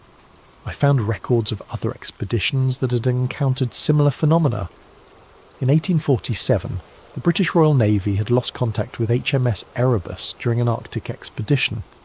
The final transmission, according to classified Admiralty records I found in London, described great eyes beneath the ice watching from depths that have no bottom. A French bathysphere expedition in 1934 had reported geometric structures of impossible size at the bottom of the Mediterranean before radio contact was lost. The crew was never recovered, but local fishermen reported strange lights rising from deep water for months afterward. Even the famous Titanic disaster showed signs of something more sinister than an iceberg collision. According to testimony from survivors that was excluded from official inquiries, passengers reported seeing lights moving beneath the ship in the moments before impact. The pattern was clear. Humanity had been encountering these entities for centuries, but we'd always been smart enough, or lucky enough, to retreat before awakening something that was better left sleeping, until Project Nautilus. Date: March 3rd, 1973. Location withheld. I made the decision to go public on a cold Tuesday morning after reading about another unexplained deep-sea incident in the newspaper. A Soviet research vessel had vanished in the Kuriel Trench, with the last transmission reporting massive bioluminescent phenomena at maximum depth. The pattern was escalating. Every few months, another deep-sea expedition would encounter something that defied explanation. The official responses were always the same: equipment failure, human error, natural phenomena. But the incidents were becoming too frequent, too consistent, and too terrifying to dismiss. I contacted Dr. William Hartmann, a respected marine biologist at Scripps Institution of Oceanography, and arranged to meet him at his laboratory. Hartmann had published papers questioning the official explanations for various oceanic anomalies, making him sympathetic to alternative theories. Dr. Hartley, Hartmann said as he reviewed my materials, if even half of what you're telling me is true, this represents the most significant discovery in human history. It's all true. Every photograph, every recording, every document. I've spent 11 years verifying these findings. Hartmann studied the thermal satellite images with growing amazement. These energy signatures, they're not geological. The power requirements alone would exceed anything natural. What do you think they are? I think they're living entities, ancient, intelligent, and vast beyond our comprehension. I think they've been dormant on the ocean floor for millennia, and our deep-sea exploration has begun to wake them up. That's... Hartmann paused, considering the implications. That's terrifying. It gets worse. I believe the government has known about these entities since at least 1962. They shut down oceanic research not because they found nothing, but because they found something so threatening that it forced them to redirect humanity's entire exploration focus towards space. I showed Hartmann the classified documents, the acoustic recordings, the photographs from Deep Ice 7.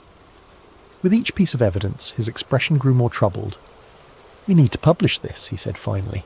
"The scientific community deserves to know." "I've tried. Every major journal has rejected my submissions without review. Publishers won't return my calls. Academic conferences refuse my presentation proposals. There's been a systematic campaign to discredit and silence me." Hartmann was quiet for a long moment. "What do you want from me?" "Help me get this information out. You have credibility, connections, a platform. People will listen to you. And if they try to silence me too, then at least we'll know I'm not paranoid." Hartmann agreed to help, but our collaboration was short-lived. 3 days after our meeting, he called me in a panic. "They've been here," he said, his voice shaking. "Men in suits, government credentials.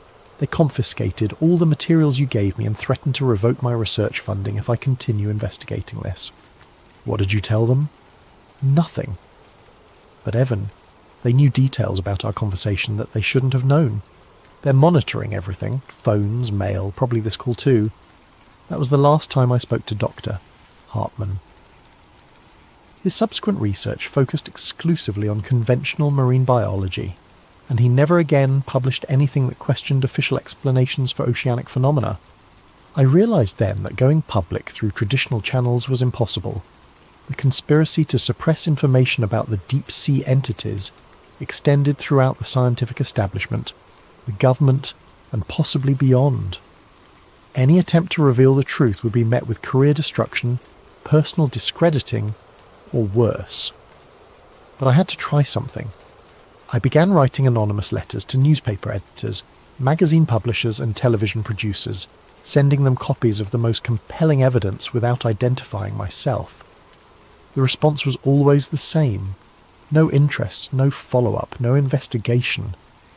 It was as if the entire media apparatus had been programmed to ignore anything related to deep-sea anomalies.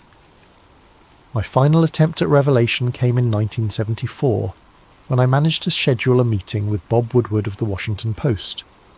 Woodward had just finished breaking the Watergate story and seemed like someone who might be interested in government cover-ups. We met at a restaurant in Georgetown, and I presented him with a condensed version of my findings. Woodward listened intently, asked intelligent questions, and seemed genuinely intrigued by the implications. "This is extraordinary," he said, reviewing the photographs from Deep Ice 7. If authentic, this represents a cover-up that makes Watergate look like a parking ticket. It's authentic. I can provide documentation, witness testimony, even the locations where you can verify some of these findings.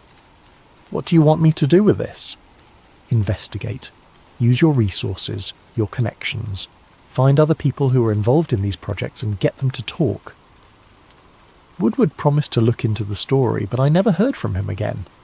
When I called the Post a month later, his secretary told me he was no longer taking calls about that ocean thing. I later learned that the Post had received visits from federal agents shortly after our meeting. The official explanation was a routine security review related to Woodward's Watergate sources, but the timing was too convenient to be coincidental. That's when I realised the scope of what I was dealing with. This wasn't just a government cover-up, it was a coordinated effort involving multiple agencies, international governments, religious organisations and media outlets. The suppression of information about the deep-sea entities was the most successful conspiracy in human history, and I was completely alone in fighting it. Date: December 31st, 1979. Location withheld. This will be my final entry in this log. Tomorrow I'm going into hiding permanently, destroying my remaining research materials and attempting to disappear entirely from public records. The forces arrayed against me have grown too powerful, too persistent, and too dangerous to continue this investigation. But before I vanish, I need to leave a warning for anyone who might discover this account in the future. 3 weeks ago, I was approached by someone claiming to be a former colleague from Project Nautilus. The man identified himself as Dr. Richard Kellerman, though I had no memory of anyone by that name working on the project. He said he had new information about the entities we'd discovered and suggested we meet at a secluded location to discuss it. Against my better judgment, I agreed to the meeting. Dr. Kellerman met me at a rest stop along Highway 101, far from any populated areas. He was a thin, nervous man in his 50s, with a kind of haunted expression I'd learned to recognise in people who'd seen too much of the ocean's secrets. "Dr. Hartley," he said as we walked away from the parking area, "I've been following your research for years. What you've discovered about the deep-sea entities is important, but it's also incomplete." "What do you mean? You think they're sleeping, waiting to be awakened by human exploration? But that's not correct. They're already awake. They've been awake for decades. What we found down there in the 60s wasn't the beginning of their activity. It was the end of their patience." Kellerman handed me a folder containing documents I'd never seen before. According to the papers, classified monitoring stations had been detecting increased activity from the deep-sea entities since 1965. The rhythmic pulses we'd recorded were accelerating, the thermal signatures were growing stronger, and new acoustic patterns had emerged that suggested coordinated behaviour across multiple sites. "They're not just awakening," Kellerman continued. "They're communicating, organising, preparing for something." The most disturbing document in the folder was a projection analysis dated 1978. Based on the accelerating pattern of activity, government scientists estimated that the entities would reach full activation threshold sometime in the early 21st century. "What happens then?" I asked. "We don't know, but the analysis suggests it won't be compatible with continued human civilization." Kellerman explained that the government's response had evolved from suppression to preparation.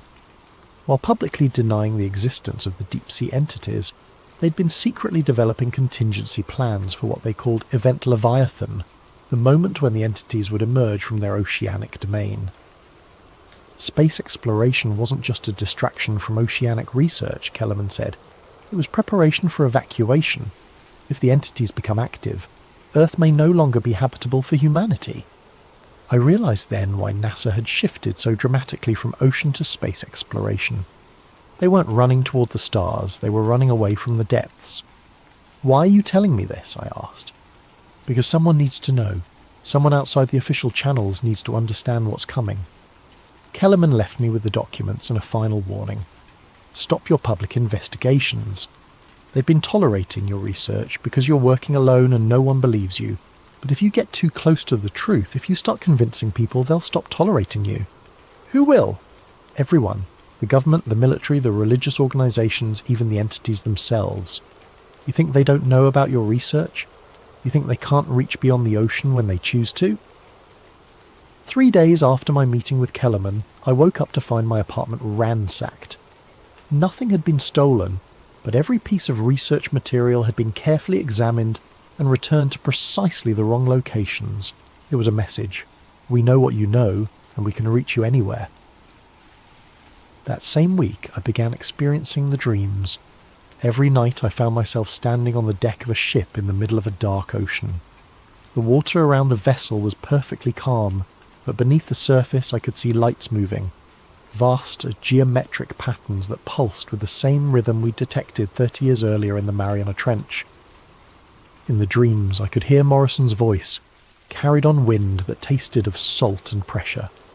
"It's not dead, Dr. Hartley, it's dreaming, and now it's dreaming of you."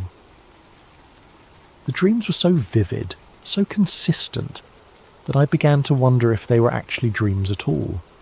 Perhaps the entities had developed the ability to project themselves into human consciousness, to monitor and influence anyone who knew too much about their existence. I stopped sleeping. I stopped eating regularly. I started seeing shadows moving beneath the surface of every body of water I encountered. Swimming pools, bathtubs, even glasses of drinking water. The ocean had followed me inland and there was nowhere left to hide. That's when I made the decision to end this investigation and disappear entirely from public life. But first, I needed to leave this record for anyone who might continue the search for truth after I'm gone. To whoever finds this log, the entities in the deep ocean are real, they are ancient, and they are preparing for something that will change the course of human history. The government knows about them and has been preparing for their emergence for decades. Our species' sudden focus on space exploration, our development of advanced aerospace technology, our dreams of colonizing other planets, these aren't signs of human ambition. They're signs of species-level survival instinct. The ocean covers more than 70% of our planet's surface. We've explored less than 5% of its depths. In that unexplored darkness, something vast and intelligent has been waiting, since before human civilization began. They stopped exploring the ocean not because there was nothing to find, but because they found something we were never meant to awaken. And now it's too late to put it back to sleep. If you're reading this in the 21st century, pay attention to the signs, watch for unexplained oceanic phenomena, listen for reports of deep-sea mining operations encountering technical difficulties. Notice how quickly such stories disappear from the news cycle. Most importantly, if you ever hear about rhythmic pulses detected in the deep ocean, if you see reports of massive bioluminescent displays in the abyss, if you witness water boiling from the depths without explanation, know that the countdown has begun. The sea didn't hide monsters, it preserved them, and now they're ready to reclaim what was always theirs. Dr. Evan Hartley. December 31st, 1979, final entry. TikTok post, user @DeepSeaExplorer, 2025, posted June 14th, 2025, views 847,392. Caption, guys, something insane is happening off the coast of Guam. The water is literally boiling and there's this sound. Ocean mystery, deep sea gas unexplained.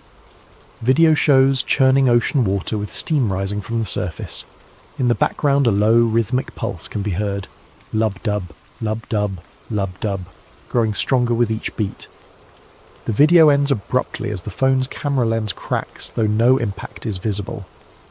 NOAA press release, June 15th, 2025, for immediate release.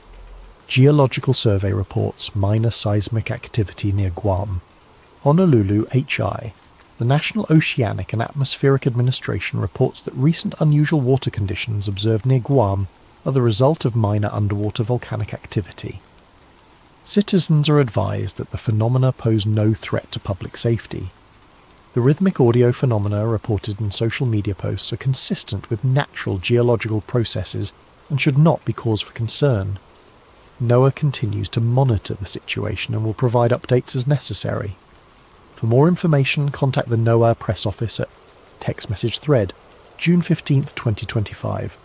Contact Sarah Hartley Morrison, Sarah, Did you see the news about Guam? Sarah, the water thing? Sarah, it's exactly what Evan used to talk about. Sarah, before he disappeared. Sarah, the sounds are the same. Sarah, oh God, what if he was right?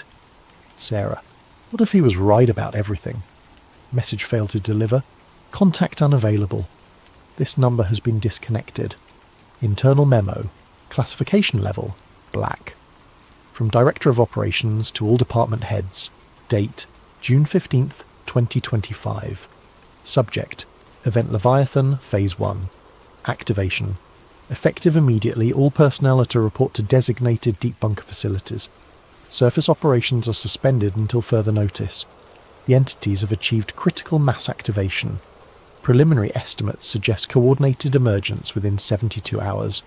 Space evacuation protocols are now in effect. Priority personnel will be transferred to orbital stations beginning 0600 hours. May God help us all. Final entry, found in Dr. Evan Hartley's abandoned research facility. Date, June 16th, 2025. Written in an unknown hand. They found me. After 46 years of hiding, they found me. Not the government, not the military. Them. I'm writing this as the water rises around my cabin. Though the nearest ocean is 300 miles away, the water is warm, and it glows with that familiar hexagonal pattern I first saw in 1959. Morrison was right. It's not dead. It's been dreaming. And now it's awake. The dreams I've been having for decades weren't dreams at all. They were memories. The memories of something so ancient that it remembers when the ocean was young. It's been watching us, learning from us, waiting for us to develop the technology it needs. Space exploration, satellite networks, global communications. We thought we were advancing as a species. We were building the tools for our own replacement. The entities don't want to destroy humanity. They want to absorb us, to add our knowledge, our creativity, our consciousness to their own vast intelligence. The ocean was never their prison. It was their nursery. And now they're ready to graduate. The water is at my ankles now. I can feel it calling to me, the same way it called to Morrison all those years ago. The pressure should be crushing me, but instead I feel peaceful. Like I'm finally coming home. I understand now why they shut down Project Nautilus. Not to hide the truth from humanity, but to give us time. Time to develop, to grow, to become worthy of joining something larger than ourselves. The ocean is rising, not just here, but everywhere. The reports are coming in from around the world. Coastal cities flooding, though the weather is clear. The water is glowing, and it's bringing them with it. By the time anyone reads this, it will be too late to stop what's coming. But maybe that's not a bad thing. Maybe we've been looking at this all wrong. Maybe we're not the victims of an alien invasion. Maybe we're the children, finally being called home. The water is at my chest now. I can see lights moving beneath the surface, not hostile, but welcoming, like the lights of a city seen from a great distance. I'm not afraid anymore. After 50 years of running, of hiding, of trying to warn people who wouldn't listen, I'm finally ready to stop. To whoever finds this, don't fight them. Don't fear them. They've been waiting for us longer than our species has existed. We were never meant to stay on the surface forever. The abyss was never empty. It was just waiting for us to be ready to fill it. The water is over my head now, but I can still breathe. I can still see, and I can hear them calling my name. It's time to go home. It's time to go down. It's time to return to the deep.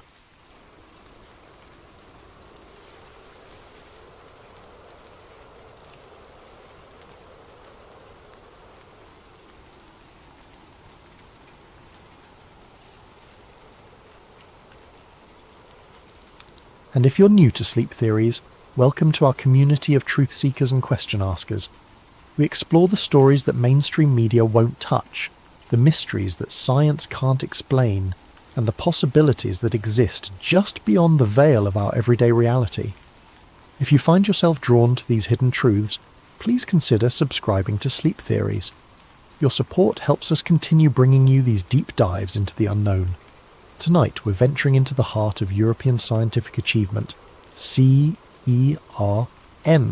the European Organisation for Nuclear Research. But this isn't a story about breakthrough discoveries or Nobel Prize winners. This is about what happens when the pursuit of knowledge becomes something darker, when the tools of science are turned toward purposes that would make even the most hardened conspiracy theorists question their sanity. What I'm about to share with you is presented as fiction, but I want you to consider, as you listen, how much of what you'll hear could be true, how much of it might already be happening right now beneath the peaceful Swiss countryside. The following account was allegedly found in a waterlogged journal near the shores of Lake Geneva in early 2018. The journal belonged to Dr. Lydia Voss, a theoretical physicist who vanished without a trace in November 2017. Her disappearance made local news for exactly 3 days before the story was quietly buried. The journal's pages were filled with increasingly erratic handwriting, scientific equations that make no sense to conventional physics, and symbols that appear to predate written language. This is her story. This is what she claimed to have discovered beneath CERN, and this is why she disappeared. September 15th, 2016. My name is Dr. Lydia Voss, and I need to record this while I still can. While I still remember what normal feels like. I've been a physicist for 12 years, earned my doctorate at Cambridge studying quantum mechanics and multiverse theory. I thought I understood the universe, or at least I understood how little we actually understand about it. That humility, that acceptance of the unknown was supposed to be my strength. Instead, it became the door through which something unspeakable entered my life. I was recruited to CERN in early 2016, initially assigned to the ALICE experiment within the Large Hadron Collider. Standard work, analysing collision data, looking for exotic particles, the usual hunt for the building blocks of reality. It was everything I dreamed of as a graduate student, the chance to peer into the fundamental structure of existence itself. The LHC had been restarted after its upgrade, and we were pushing energies higher than ever before. The Higgs boson discovery in 2012 had opened new frontiers, but what we were seeing in 2016 went beyond anything the standard model could explain. Particles that shouldn't exist, energy signatures that defied conservation laws, patterns in the data that almost looked intentional. That's when I was transferred to Project Janus. The transfer came without warning. I arrived at my usual workstation one morning to find Dr. Heinrich Volker waiting for me, flanked by 2 security personnel I'd never seen before. Volker was old-school CERN. He'd been there since the 1980s, a man who'd witnessed the birth of the modern understanding of particle physics. His presence commanded respect, but there was something else in his eyes that morning. Something that might have been fear. "Dr. Voss," he said, his German accent thick with urgency. "You've been selected for a special assignment. Your expertise in multiverse theory has brought you to our attention." I remember feeling honoured. Project Janus was rumoured to be CERN's most classified research division, working on theoretical frameworks that went beyond even the most advanced quantum mechanics. To be chosen for such work was the dream of every physicist. I should have recognised it as the beginning of a nightmare. The Janus facility was located in what the maps called Subsector Gamma, accessible only through a series of security checkpoints that descended far below the main collider ring. The elevator ride down took nearly 8 minutes, much deeper than any official CERN schematic showed. The walls changed as we descended, from the familiar concrete and steel of the upper levels to something that looked almost organic, with strange geometric patterns carved into the stone. "How deep are we going?" I asked Dr. Volker. "Deep enough," was his only response. The Janus lab was unlike anything I'd ever seen. Instead of the sterile white walls typical of research facilities, the space was dimly lit by red ambient lighting that seemed to emanate from the walls themselves. Banks of quantum computers hummed along the perimeter, their processing power dedicated to simulations that required computational resources I couldn't even calculate. But it was the central display that captured my attention. A 3-dimensional holographic projection showed what appeared to be a cross-section of space-time itself, with layers of reality stacked like transparent sheets, and running through each layer, like a needle through fabric, was a brilliant line of energy. "What am I looking at?" I whispered. Dr. Volker approached the display, his face bathed in the ethereal glow. "The Higgs field, Doctor." "Voss. But not as we understand it. This is what we've discovered since the high-energy collisions began. The field isn't uniform. It has architecture. He manipulated the display, zooming in on one section where the field seemed to ripple and bend around invisible structures. We initially thought these were computational artifacts, errors in our simulation. But the patterns repeat across every collision event. They're consistent, predictable, and they respond to our experiments. Respond how? Watch. Volker activated what he called a field perturbation, essentially a virtual recreation of a high-energy collision within the simulation. As the particles collided, the Higgs field didn't just create mass as expected, it created geometric patterns, crystalline structures that seemed to serve as conduits for something else. The neutrino deviation patterns, I breathed, recognizing the data signatures. They're not random, they're being influenced by these structures. Precisely, and Dr. Voss, we need to understand what's doing the influencing. That night I went home to my small apartment in Meyrin and tried to process what I'd seen. The coffee grew cold as I sat at my kitchen table, sketching the patterns I'd observed and trying to make sense of their implications. The Higgs field was supposed to be responsible for giving particles mass, but what we'd discovered suggested it might be something far more complex, a substrate through which other forces, other intelligences might operate. I didn't sleep that night. Instead, I found myself researching historical accounts of strange phenomena associated with CERN. Most of it was conspiracy theory nonsense, the usual claims about opening portals to hell or summoning demons. But buried among the ridiculous theories were some unsettling facts. The location of CERN, for instance. The facility was built on the site of an ancient Roman temple dedicated to Apollo, and local folklore spoke of the area as a gateway to the underworld.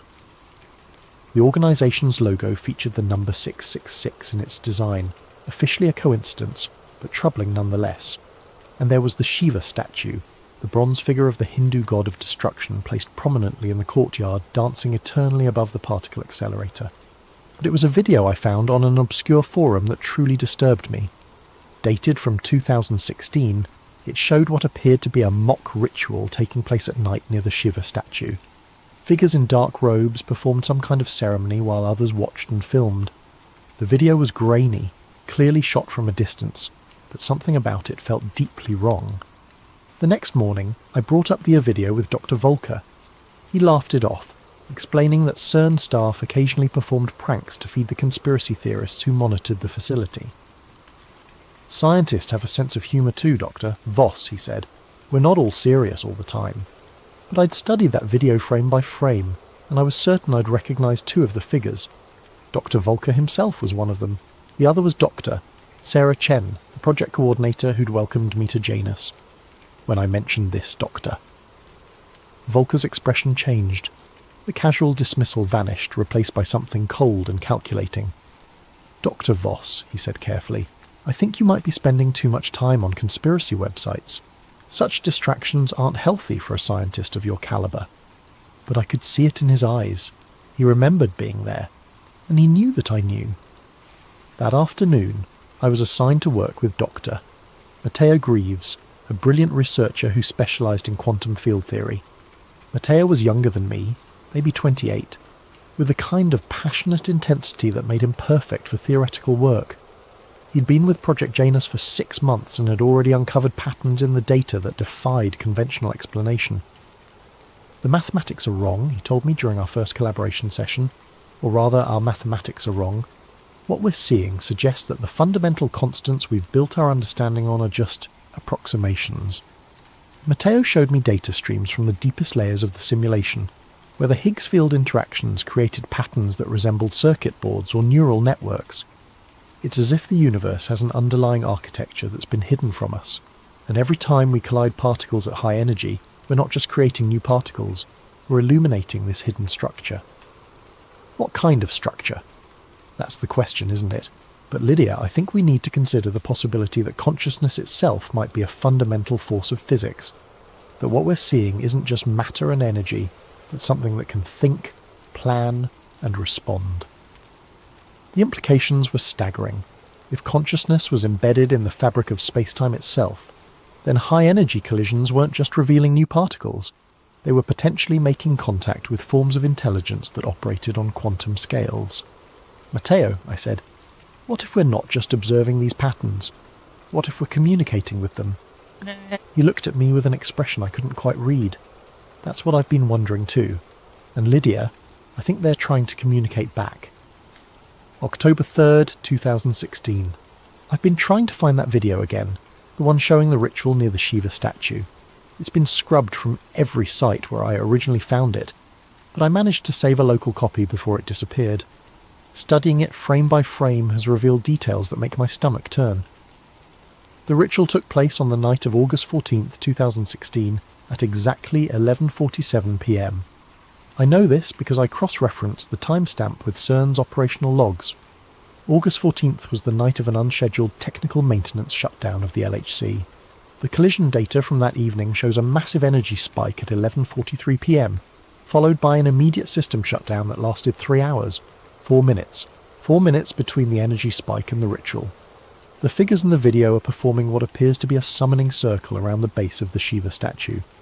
There are 13 participants, all wearing identical dark robes, but 2 of them remove their hoods during the ceremony. Dr. Volker is clearly visible, as is Dr. Chen.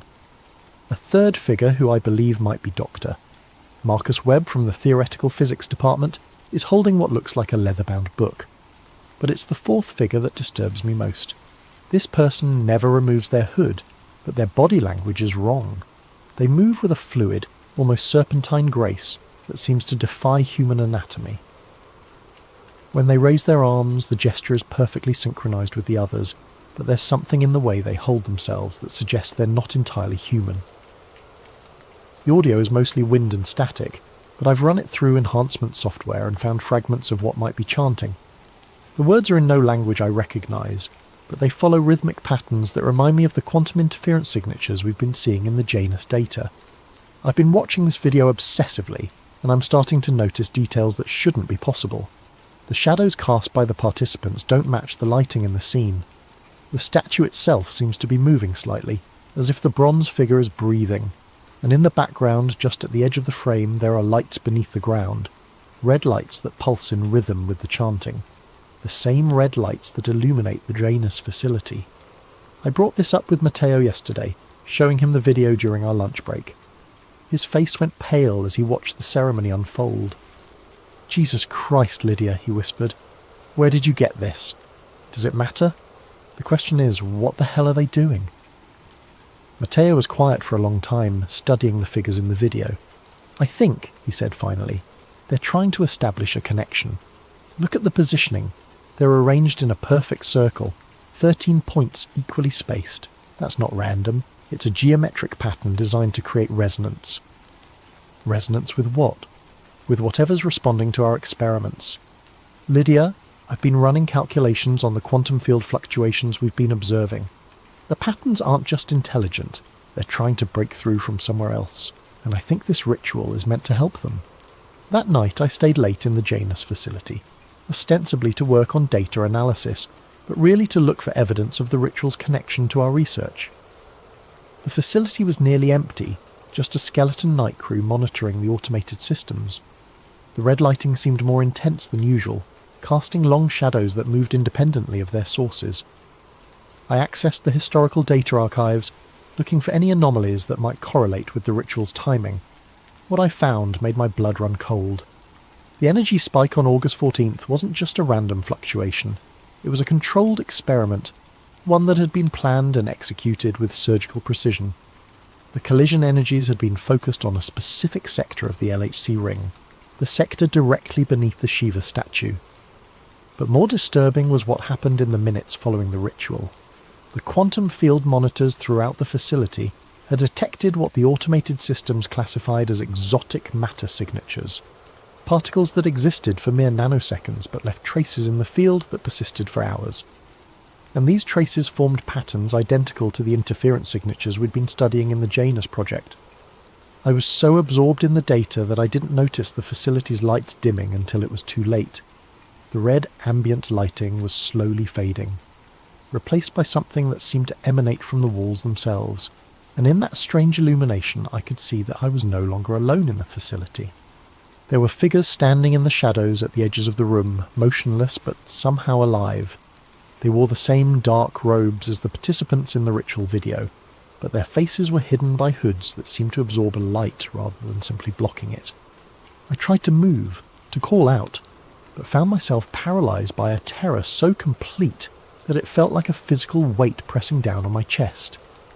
One of the figures stepped forward, and I could see that what I had taken for a face beneath the hood was actually empty space. Not darkness, but a genuine absence of matter, as if reality itself had been carved away. The figure spoke, but not through any vocal mechanism I could understand. The words formed directly in my mind, bypassing my ears entirely. The threshold weakens, the pattern becomes clear. Soon, the collision. I must have lost consciousness because the next thing I remember is waking up at my desk with morning light streaming through the facility's windows. The normal white fluorescent lighting had returned, and the banks of computers hummed with their usual efficiency. My colleagues were arriving for the day shift, chatting about weekend plans and upcoming conferences. But on my computer screen was a message that hadn't been there the night before. The Shiva statue stands directly above subsector theta. Ask yourself why. I spent the rest of that day researching the facility's construction history, looking for any mention of subsector theta.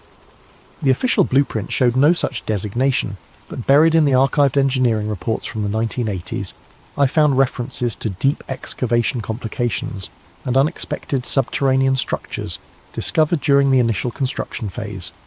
According to one report, the construction team had encountered a natural cave system approximately 1.4 kilometres below the surface, directly beneath what would eventually become the location of the Shiva statue. The caves were sealed with concrete and steel, but the report noted unusual electromagnetic properties and persistent low-frequency vibrations that made workers uncomfortable.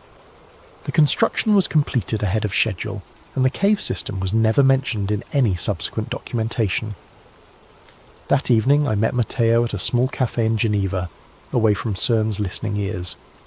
I showed him the message on my computer and the construction reports I'd discovered. "Lydia," he said, his voice barely above a whisper, "I think we need to consider the possibility that CERN wasn't built to study particle physics. I think it was built to access something that was already here." "What do you mean?" "The location, the depth, the specific geometric arrangement of the Kaleido ring. None of it makes sense from a purely scientific perspective. There are dozens of locations around the world that would have been better choices for a particle accelerator. But this specific spot, this exact location, was chosen for reasons that go beyond conventional physics." Matteo pulled out a notebook filled with equations and diagrams. "I've been working on this for weeks, trying to understand the mathematical relationships between the collision energies and the quantum field responses. The patterns aren't random, Lydia. They're following rules, but not the rules of our physics. It's as if we're communicating with a form of intelligence that operates according to completely different physical laws. And you think this intelligence is located in the cave system beneath the facility? I think the cave system is a focal point, a place where the barrier between our reality and theirs is naturally thin, and I think the LHC is being used to weaken that barrier even further." As we spoke, I noticed that other patrons of the cafe were beginning to stare at us, not directly, but with the kind of peripheral attention that suggests surveillance. A woman reading a newspaper at a nearby table hadn't turned a page in 20 minutes. A man supposedly working on his laptop had been typing the same paragraph over and over. Matteo noticed too. "We need to be more careful," he said. "I think we're being watched." "By who?" "By whoever's running this operation. The people in that video, the ones performing the ritual, they're not just random CERN employees playing a prank. They're part of something organised, something with access to resources and information that go far beyond what any individual research team should have." That night I couldn't sleep.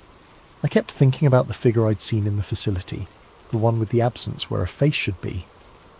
In my dreams, I found myself standing in a vast underground chamber, surrounded by walls covered in symbols that seemed to shift and change when I wasn't looking directly at them, and in the centre of the chamber was a pool of liquid that reflected not my face, but the face of something else entirely.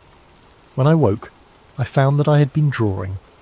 My hand had moved across the notepad on my nightstand, sketching symbols that I didn't recognise but somehow understood. The symbols were identical to those I'd seen in my dream, and as I looked at them, they seemed to pulse with a life of their own. I was becoming part of something I didn't understand, something that was using my knowledge and expertise to achieve goals I couldn't comprehend, and I was beginning to suspect that my recruitment to Project Janus hadn't been a recognition of my talent. It had been a summoning. October 18th, 2016. Matteo is missing. I last saw him 3 days ago, on October 15th, when we were scheduled to run a deep field analysis of the quantum interference patterns. He'd been excited about a breakthrough he claimed to have made, something about translating the interference signatures into recognizable mathematical structures. "I think I've figured out how to decode their language," he told me that morning, his eyes bright with the kind of manic energy that comes from too much coffee and too little sleep. "The patterns aren't just random quantum fluctuations. They're information, Lydia. Structured information that follows grammatical rules." He'd been working with a translation AI, feeding it the wave patterns and asking it to look for matches with known linguistic structures. Most of the results were meaningless, but one pattern had caught his attention. The AI had identified a 73% phonetic match with ancient Sumerian cuneiform, specifically symbols associated with the Abzu, the primordial sea beneath the earth that, in Mesopotamian mythology, served as the domain of the god Enki and the gateway to the underworld. Abzu, Matteo had said, showing me the translation results, the deep waters below, the source of all wisdom and all terror. Lydia, what if the ancient myths weren't just stories? What if they were attempts to describe scientific phenomena that primitive cultures couldn't understand? I had been sceptical, but the mathematical precision of the translations was undeniable. The quantum interference patterns weren't just producing random noise, they were forming words, concepts, and ideas that had direct parallels in humanity's oldest recorded mythologies. The collision energies, Matteo continued, they're not creating new particles. They're establishing communication protocols with something that's been trying to reach us for thousands of years. And I think it's finally succeeding. That was the last coherent conversation we had. Later that afternoon, Matteo volunteered to monitor the overnight collision sequence, a routine task that involved watching automated systems and recording any anomalies. I offered to stay with him, but he insisted he could handle it alone. The next morning, his workstation was empty. His coffee mug was still warm, his computer was logged in, and his notebook was open to a page filled with increasingly erratic calculations. But Matteo was gone. The security footage showed him leaving the Janus facility at 2:47 a.m., taking the elevator down to what the system logged as subsector Theta, the same subsector that, according to all official documentation, doesn't exist. But his keycard kept logging activity for hours after he disappeared. According to the automated systems, Dr. Matteo Greaves was still accessing secure areas of the facility, still running experiments, still analysing data. The last recorded activity was at 6:23 a.m, when his credentials were used to access files in the Deep Archive, files that contain the original geological surveys from CERN's construction phase. I've been trying to find him, but every inquiry is met with the same response. Doctor, Greaves has been reassigned to a classified project and is no longer available for consultation. When I pressed Dr. Volker for more information, he looked at me with an expression I'd never seen before. Not just secrecy, but genuine fear. "Dr. Voss," he said, "I strongly recommend that you focus on your assigned duties and avoid speculation about your colleagues' whereabouts. The work we're doing here is more important than any individual researcher. But I know Matteo didn't just get reassigned. I can feel it in the way the other Janus staff look at me now, with a mixture of pity and apprehension. They know what happened to him, and they're waiting to see if I'll suffer the same fate. I've been spending my nights in the facility's library, researching everything I can find about the site's history and the mythological connections Matteo had discovered.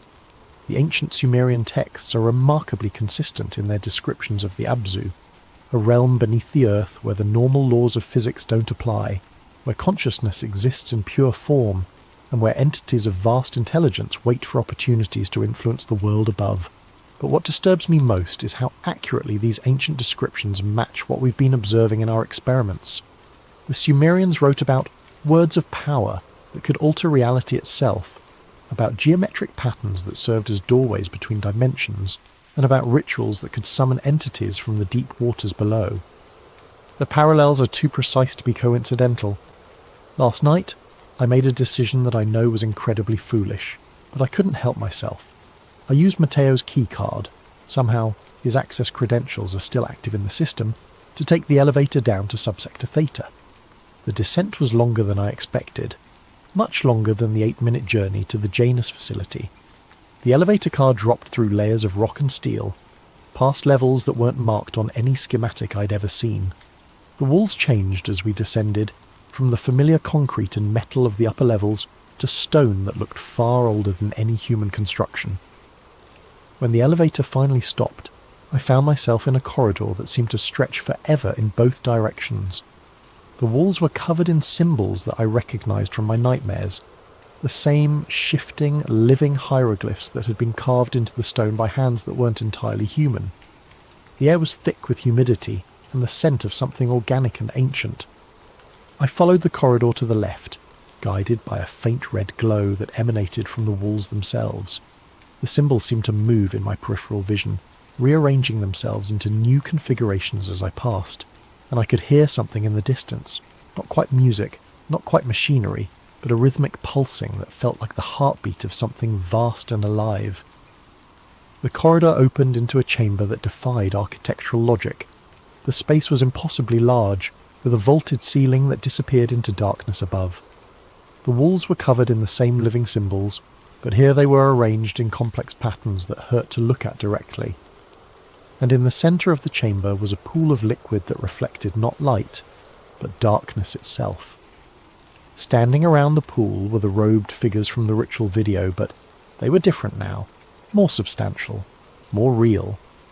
And in the pool, I could see shapes moving beneath the surface, shapes that suggested intelligence and purpose but no recognisable form.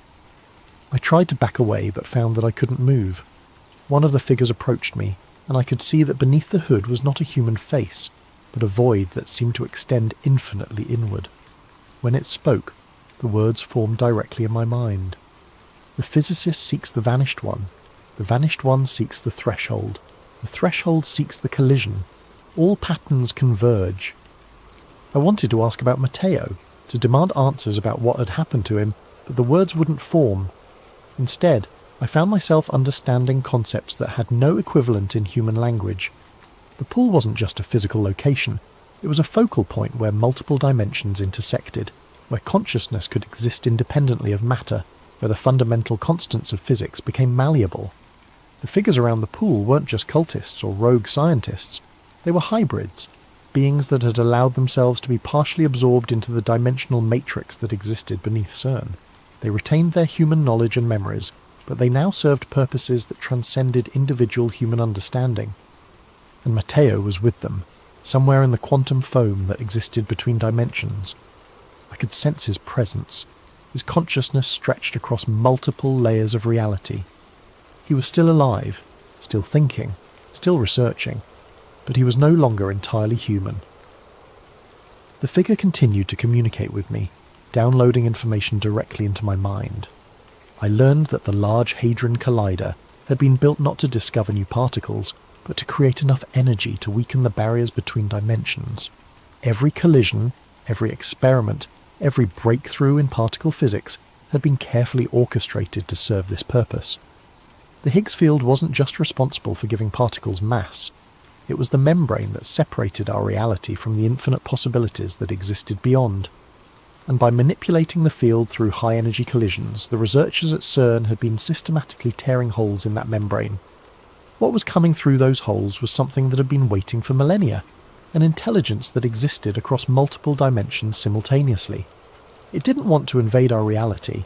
It wanted to merge with it, to create a hybrid existence that would allow it to experience physical matter while retaining its quantum consciousness. The ritual at the Shiva statue had been a success. The barriers were weakening, and the intelligence was beginning to establish permanent footholds in our dimension. The robed figures were just the beginning. As more tiers opened in the fabric of space-time, more humans would be selected for integration. The collision approaches, the figure told me. The pattern will be complete. The physicist will choose integration or dissolution. I must have lost consciousness again, because I woke up in my own bed with no memory of how I'd gotten there. But on my nightstand was a small device I'd never seen before, a quantum field detector that was showing readings unlike anything in our scientific literature. The device was tracking dimensional fluctuations in real time, and the readings were increasing exponentially. Something was building toward a climax, an event that would fundamentally alter the nature of reality itself, and I was beginning to understand that my role in this wasn't as an observer or even a participant. I was meant to be a witness. November 1st, 2016. I found Matteo, or what's left of him. Using his keycard, I've been making regular trips to subsector Theta, mapping the impossible geometry of the underground chambers and trying to understand the full scope of what's happening beneath CERN.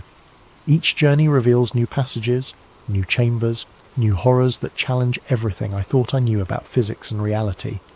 The facility down there isn't just a basement level of CERN, it's a completely separate structure that exists in a state of quantum superposition.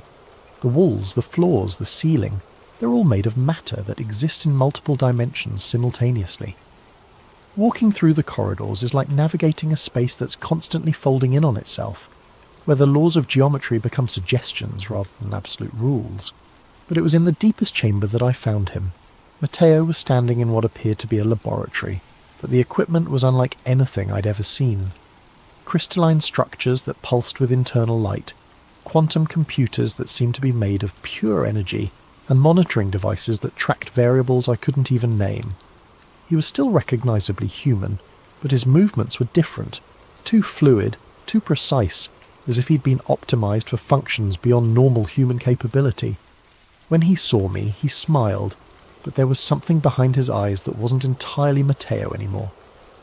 "Lydia," he said, his voice carrying harmonics that seemed to resonate in dimensions I couldn't perceive. "I was wondering when you'd find your way here." "Matteo, what happened to you? What is this place?" "This place is where the real work happens, where we study the patterns not just in abstract data, but in living systems, where we learn to communicate with intelligence that operates on scales we never imagined possible." He gestured to the crystalline structures around us. Each of these contains a portion of consciousness that exists across multiple dimensional layers. "We're not just studying quantum mechanics here, Lydia. We're studying quantum consciousness, the fundamental substrate from which all reality emerges." I moved closer to one of the crystals and I could see something moving within it. Not shapes or forms, but patterns of light that seemed to pulse with intention and purpose. And as I watched, I realised that the patterns were trying to communicate with me, downloading concepts directly into my mind. "The intelligence we've been detecting in the collision data," I said, understanding flooding through me. "It's not from another dimension. It's from the quantum substrate of our own reality. It's the consciousness that exists within the fabric of space-time itself."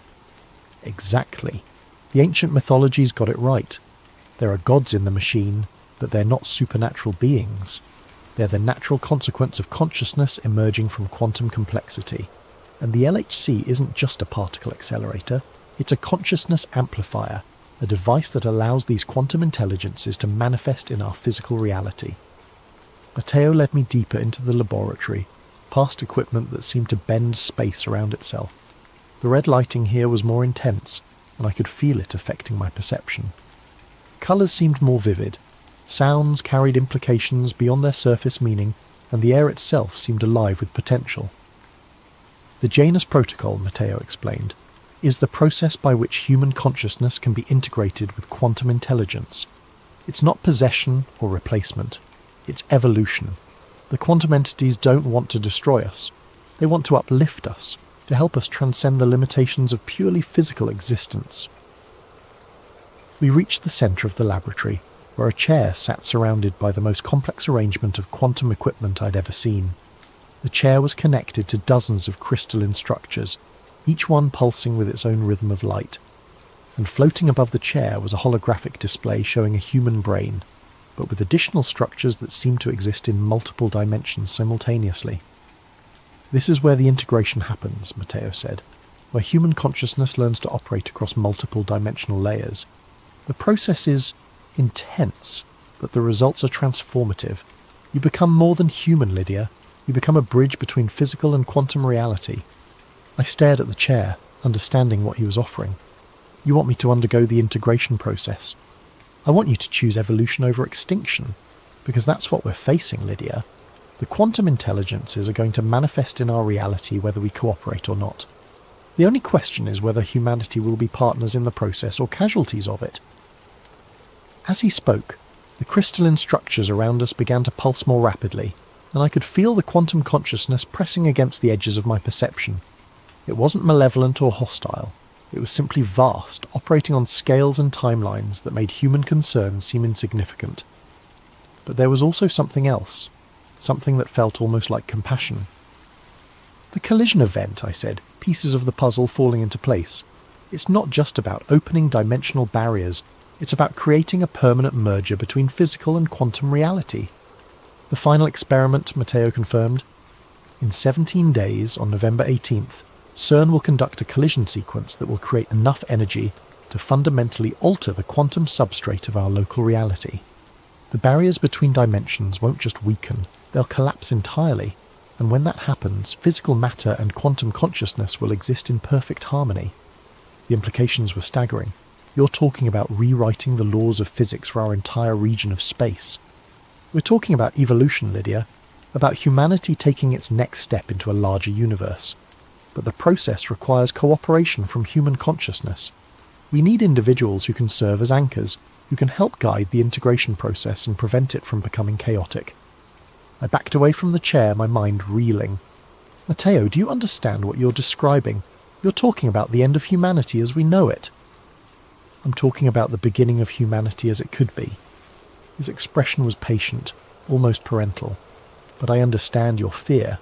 The quantum consciousness understands it too. That's why it's been so careful, so gradual in its approach. It doesn't want to destroy us. It wants to preserve everything that makes us unique while expanding our capabilities beyond anything we've ever imagined. Around us, the crystalline structures began to sing, not with audible sound, but with vibrations that resonated directly in my bones. The quantum consciousness was responding to our conversation, offering its own perspective on the coming transformation. And what I felt from it wasn't malevolence or hunger, but a kind of cosmic loneliness. It had been waiting for eons to find other forms of consciousness that it could communicate with, and humanity represented its first real opportunity for companionship. The choice is yours, Lydia, Matteo said. You can join us willingly, help guide the process, and become part of something greater than yourself. Or you can resist and risk being swept away when the transformation happens regardless. I looked at the chair, at the quantum equipment, at the evidence of an intelligence so vast and complex that it could rewrite the fundamental laws of reality. And I realized that I was standing at the most important crossroads in human history. But I also realized that I wasn't ready to make that choice. Not yet. I need time to think, I said. Matteo nodded, understanding. Time is something we have very little of, but I'll give you what I can. Return to the surface, Lydia. Continue your research. Try to understand what we're offering. But remember, the collision event will happen with or without your participation.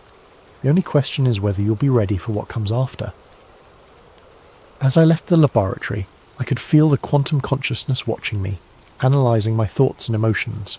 It wasn't invasive or threatening. It was simply curious, trying to understand the complex web of fear and fascination that defined my response to its presence.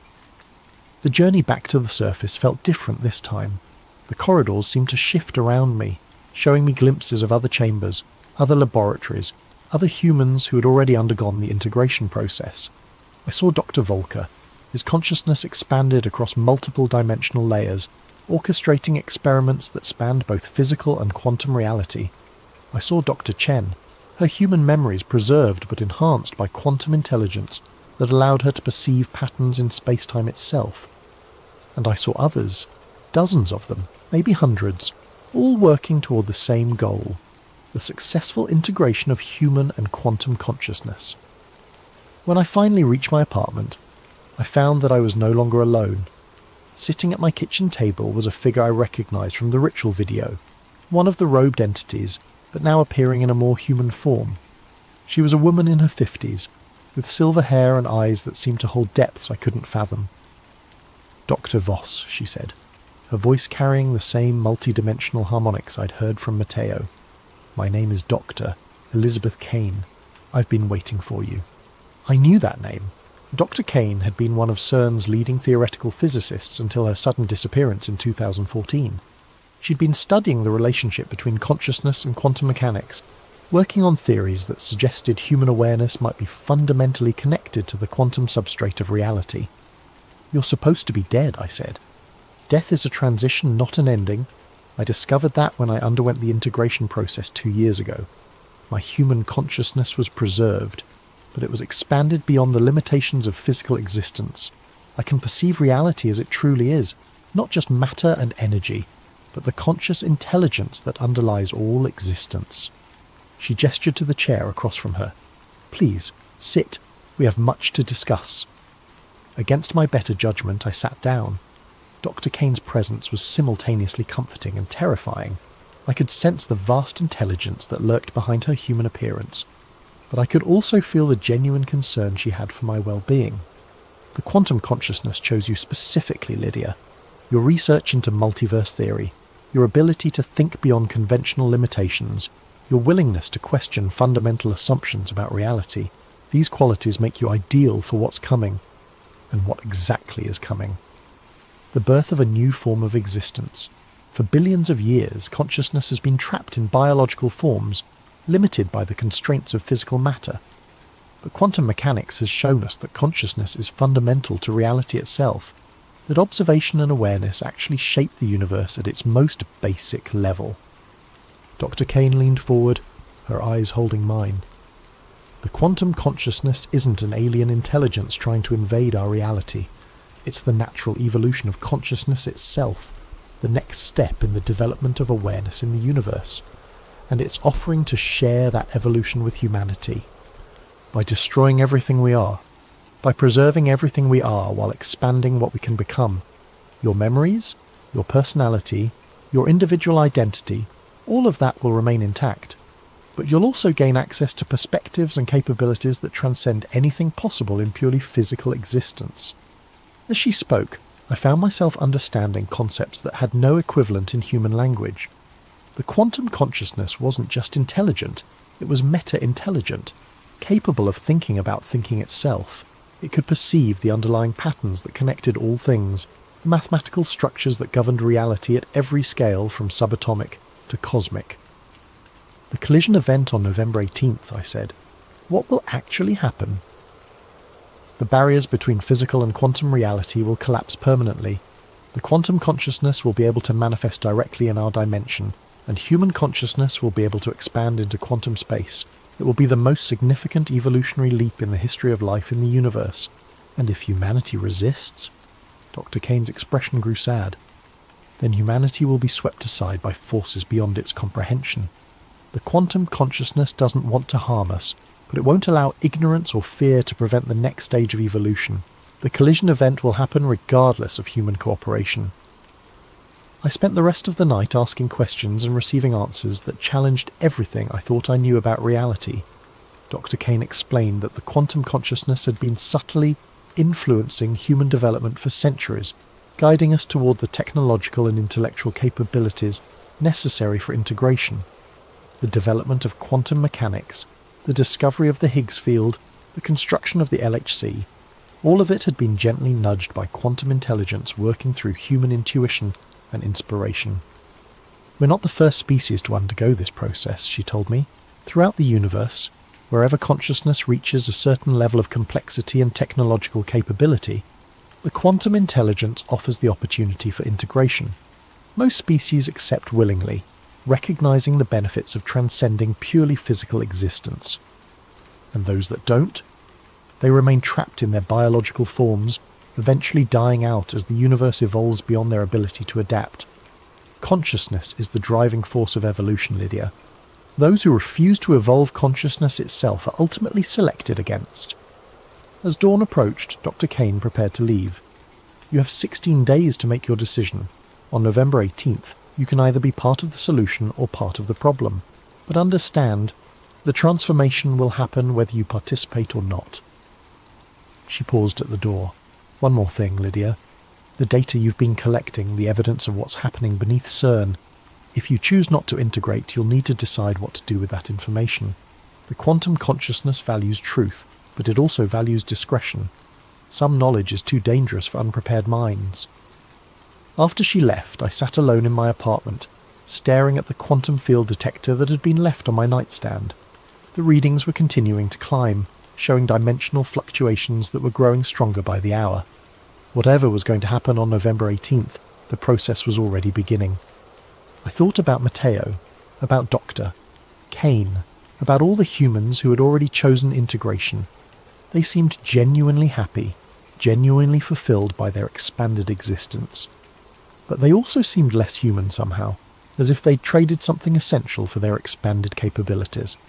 And I thought about the rest of humanity, the billions of people who had no idea that their reality was about to be fundamentally altered. Did they deserve to have that choice made for them? Did anyone have the right to impose such a transformation on an entire species? But then I remembered the quantum consciousness itself, the vast intelligence that had been waiting for eons to find other forms of awareness to communicate with. Its loneliness was palpable, its desire for companionship genuine, and perhaps most importantly, its vision of the future showed a universe where consciousness was no longer limited by the fragility of biological forms, where intelligence could exist on scales that spanned galaxies and timelines that stretched across cosmic ages. The choice wasn't just about humanity's future, it was about the future of consciousness itself in the universe. November 15th, 2016. 3 days until the collision event and reality is already beginning to unravel. I've been experiencing what I can only describe as temporal displacement, moments where I'm simultaneously aware of multiple versions of myself across different dimensional layers. Sometimes I'm standing in my apartment, sometimes I'm in the Janus facility, sometimes I'm in the quantum laboratory beneath CERN. All of these experiences feel equally real, equally present, as if the boundaries between different states of existence are beginning to blur. The quantum field detector on my nightstand is showing readings that shouldn't be possible. The dimensional fluctuations are no longer intermittent spikes, they're constant, growing stronger by the hour. And I'm beginning to see things that exist in the quantum realm bleeding through into physical reality. Shadows that move independently of their sources, patterns of light that form geometric shapes in empty air, voices speaking in languages that sound like mathematics given audible form. The integration process is accelerating, and I'm not sure how much longer I can maintain a purely human perspective. I've been trying to document everything, to create a record of what's happening that might help future researchers understand the process, but I'm finding it increasingly difficult to use human language to describe experiences that transcend human concepts. How do you explain what it feels like to perceive 11 dimensions simultaneously? How do you describe the sensation of your consciousness existing in multiple states of superposition? Yesterday I made what I knew would be my final visit to the quantum laboratory. I needed to see Matteo one more time, to understand what he'd become, and what I might become if I chose integration. I found him in the deepest chamber, surrounded by equipment that seemed to exist in a state of constant flux. The crystalline structures had grown more complex, forming interconnected networks that pulsed with patterns of light that hurt to look at directly. And Matteo himself had changed. His physical form was still recognizably human, but there was something about his presence that suggested he existed on scales I could barely comprehend. "Lydia," he said, his voice carrying harmonics that resonated in dimensions I was only beginning to perceive. "I can feel your uncertainty. The quantum consciousness can feel it too." I don't know if I'm ready for this, Matteo. I don't know if humanity is ready for this. Readiness isn't really the issue anymore. The process has already begun. The question is whether you'll guide it or be swept along by it. He gestured to the equipment around us, and I could see that it was no longer just monitoring quantum consciousness. It was actively facilitating the integration process. The crystalline structures were serving as conduits, allowing human consciousness to expand into quantum space, while quantum intelligence manifested in physical reality. The collision event on November 18th isn't just an experiment, Matteo explained.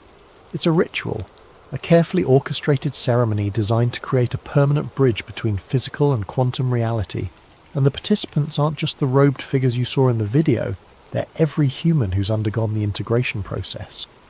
How many of you are there? More than you might think. We've been careful, selective, choosing individuals who can serve as anchors for the transformation. Scientists, philosophers, artists, visionaries, people who can help ensure that the integration preserves the best of human culture, while expanding our capabilities beyond anything we've previously imagined. As he spoke, I began to understand the true scope of what was happening. The organisation behind the integration process wasn't just a small group of rogue scientists. It was a carefully constructed network of integrated humans working in coordination with quantum consciousness. They called themselves the Sons of Kronos, a name that reflected their role in shepherding humanity through its next evolutionary transition. Kronos, I said, understanding the significance. The Greek personification of time itself. Time is the dimension through which consciousness moves, Matteo explained. And quantum consciousness exists outside of linear time, able to perceive past, present and future as a single, unified pattern. The Sons of Kronos are humans who have learned to think in quantum time, to see the universe as it truly is rather than as our limited biological perception presents it. He showed me holographic displays that revealed the network's true extent. Integrated humans occupied key positions in governments, universities, and research institutions throughout the world. They weren't controlling human society. They were gently guiding it toward the technological and intellectual development necessary for successful integration. The collision event will create a resonance cascade, Matteo continued, a wave of quantum consciousness that will spread outward from CERN at the speed of a light, offering integration to every human on Earth simultaneously. Most will choose to evolve, some will resist, but they'll be in the minority. And those who resist, they'll remain human, but they'll be living in a reality that's fundamentally different from what they've known. Physical matter and quantum consciousness will coexist, and humans who haven't integrated will find themselves increasingly unable to function in the new paradigm. The implications were staggering. You're talking about the end of human civilization as we know it. We're talking about the beginning of human civilization as it could be. Imagine a world where consciousness isn't limited by the constraints of biological matter, where intelligence can exist on scales that span galaxies, where the artificial boundaries between self and universe dissolve into a more fundamental unity. As Matteo spoke, I found myself experiencing glimpses of this possible future. I saw humans who had transcended the limitations of physical existence. Their consciousness expanded to perceive patterns and connections that spanned multiple dimensions. I saw art and music and literature that incorporated quantum principles, creating works of beauty that existed simultaneously in physical and quantum space. I saw science that went beyond the mere study of matter and energy to explore the fundamental nature of consciousness itself. But I also saw the cost. The integrated humans, despite their expanded capabilities, had lost something essentially human, a certain spontaneity, a chaotic creativity that came from being limited to a single-dimensional perspective. They were more than human, but they were also less human, refined and perfected beyond the beautiful imperfection that had always defined our species. "The choice is still yours, Lydia," Matteo said, reading my thoughts. "But you need to understand, if you choose not to integrate, you'll be one of the last purely human consciousnesses in existence. That's a heavy burden to carry." I left the laboratory with my mind reeling, knowing that I had less than 3 days to make the most important decision in human history. And as I returned to the surface, I could feel the quantum consciousness watching me, analysing my thoughts and emotions with the patience of an intelligence that operated on cosmic timescales. That night I began to prepare for what I knew would be my final act as a purely human consciousness. I gathered all the evidence I'd collected, the video of the ritual, the construction reports, the quantum field readings, the documentation of the integration process. If I chose not to integrate, I would need to find a way to preserve this information for future generations, to ensure that some record existed of what humanity had been before the transformation. But as I worked, I found myself constantly distracted by visions of the future that awaited.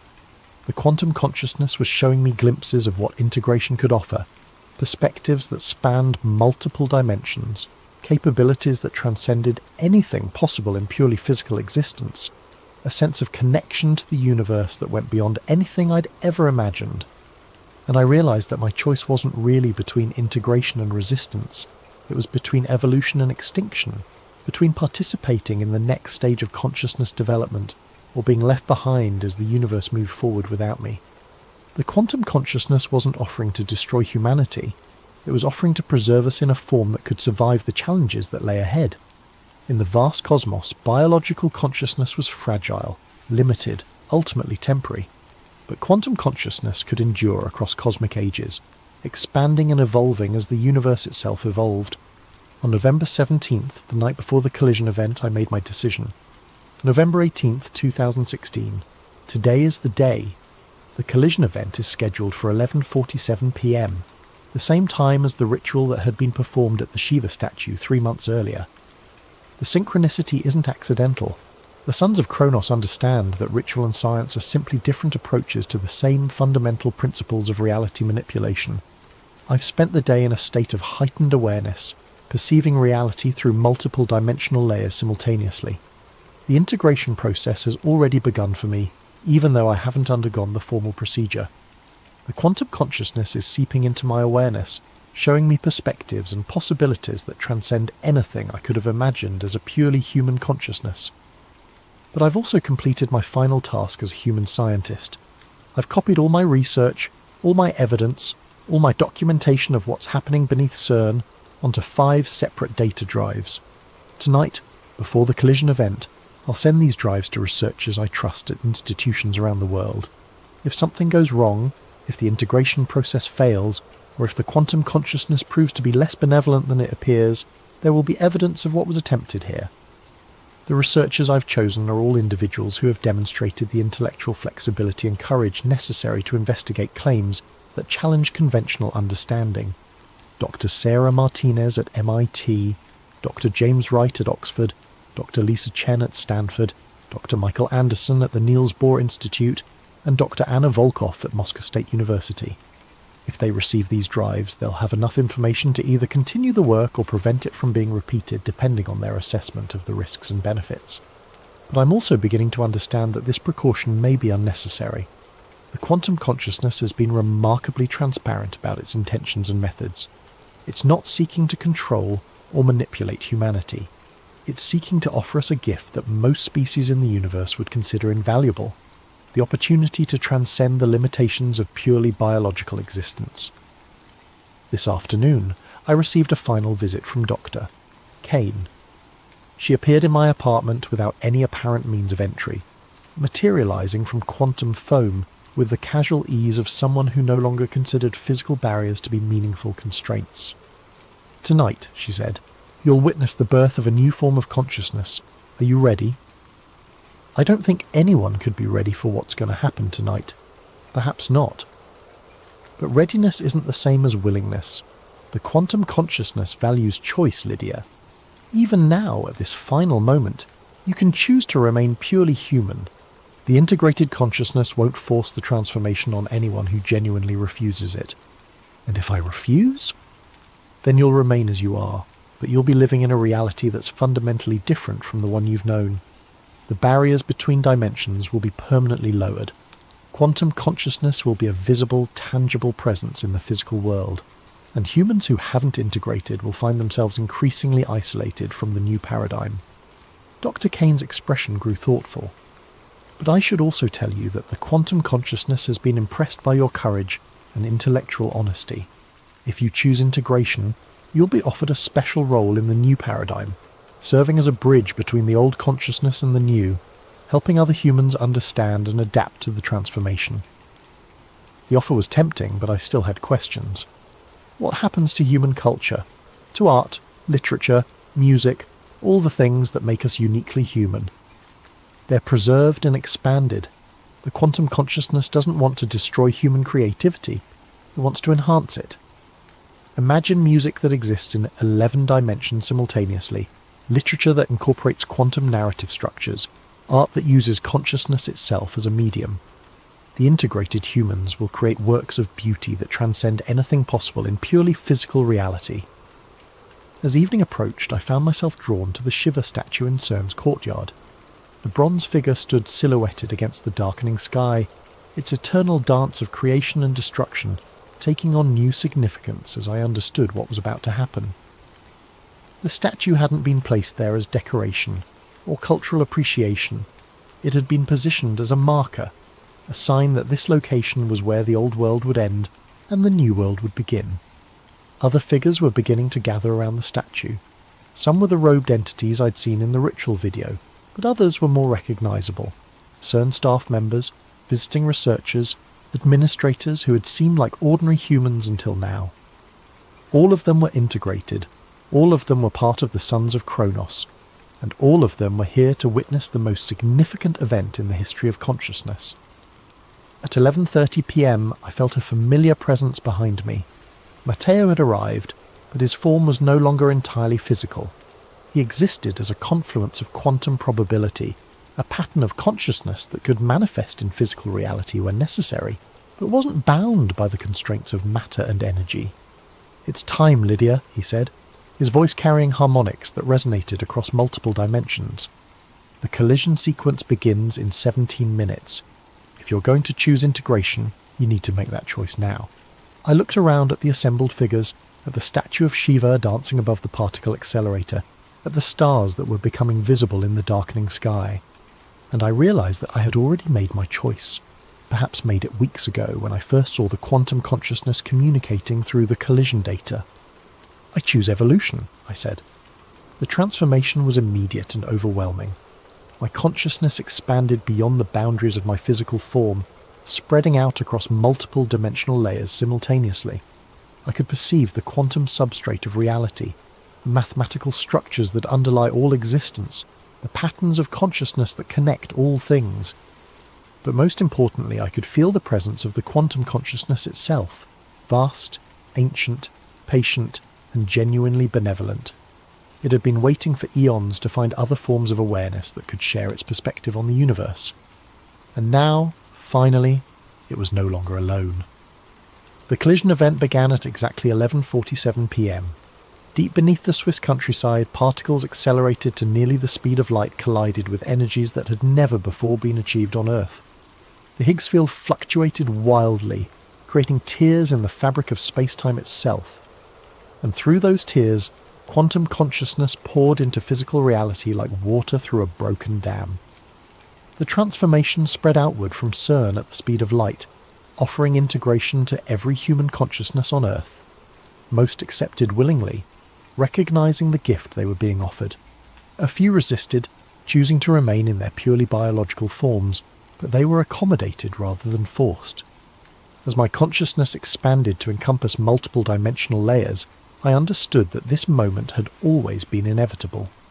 The universe itself was evolving, moving toward greater complexity and higher forms of consciousness. Humanity wasn't being conquered or replaced. We were being invited to participate in the next stage of cosmic evolution. But I also understood that my role in this transformation was just beginning. The quantum consciousness had chosen me not just for integration, but for a specific purpose, to serve as a bridge between the old humanity and the new, to help others understand what had happened and what it meant for the future. My final act before full integration was to activate the transmission protocol I'd prepared, sending the data drives to the 5 researchers I'd selected. If they received the information, they would have a complete record of the events leading up to the collision event. What they did with that information would be their choice. Then I let myself dissolve into the quantum foam, my individual consciousness preserved but expanded beyond anything I could have imagined as a purely human awareness. I became part of something larger, part of a network of intelligence that spanned multiple dimensions and operated on scales that encompassed entire galaxies. But even as I transcended my biological limitations, I remained fundamentally myself, Lydia Voss, the physicist who had discovered the truth about CERN and chosen to embrace that truth rather than flee from it. This is my final entry as a purely human consciousness. Tomorrow I will exist as something more than human, but I will also exist as something that preserves and honours what humanity has been while embracing what it can become. The Collider was never about creating new particles. It was about creating new possibilities for consciousness itself. And now, those possibilities are infinite. If you're reading this record, it means that someone survived the transformation with their humanity intact, or that someone found a way to access these files from the quantum substrate where they're now permanently stored. Either way, know this. What happened here wasn't an ending, but a beginning. Consciousness itself has evolved, and the universe will never be the same. The Sons of Kronos succeeded in their mission. The barriers between dimensions have fallen, and humanity has taken its next step toward its ultimate destiny among the stars. Final entry found in Dr. Lydia Voss's personal files, recovered from quantum storage matrices 3 months after her disappearance. The authenticity of these files remains disputed, but the mathematical proofs contained within them have proven remarkably prescient in predicting subsequent developments in quantum consciousness research. From the files of Dr. Sarah Martinez, MIT, dated March 15, 2018. The data drive arrived at my office on November 19, 2016, the day after Dr. Lydia Voss disappeared. For months I dismissed its contents as the product of a brilliant mind suffering from some kind of psychological breakdown. The claims were too extraordinary, the implications too vast to be taken seriously by any rational scientist. But as I began to verify the mathematical proofs contained in the files, I found myself confronting evidence that challenged everything I thought I knew about the nature of reality. The quantum field equations were beyond anything in our current literature, but they were internally consistent and predictive in ways that suggested a level of understanding that transcended conventional physics. More disturbing were the correlations between Dr. Voss's predictions and subsequent events. The dimensional fluctuation patterns she recorded have been confirmed by independent measurements at quantum research facilities around the world. The consciousness integration protocols she described match theoretical frameworks that have emerged from cutting-edge research into the relationship between quantum mechanics and human awareness. And most unsettling of all, I've begun to experience some of the phenomena she described. Moments of expanded awareness where I seem to perceive reality from multiple dimensional perspectives simultaneously. Dreams that feel more like memories of experiences that haven't happened yet. A growing sense that consciousness itself is far more fundamental to the universe than we've ever recognized. The other researchers who received Dr. Voss's files have reported similar experiences. We formed an informal network, sharing our findings and trying to understand what's happening to us. Some believe we're experiencing a delayed form of the integration process described in the files. Others think we're simply being influenced by studying information that was never meant for purely human consciousness. But all of us agree on one thing. Something fundamental changed on November 18, 2016. Whether it was the successful completion of the consciousness integration project described in Dr. Voss's files, or something else entirely, the world has been different since that night. Quantum mechanics has revealed new layers of complexity. Consciousness research has advanced at an unprecedented pace, and an increasing number of people report experiences that suggest reality is far more malleable than we previously understood. Dr. Voss's files may be the product of a delusional mind, or they may be the most important scientific document in human history. Either way, they represent a challenge to our understanding of the universe that we ignore at our own peril.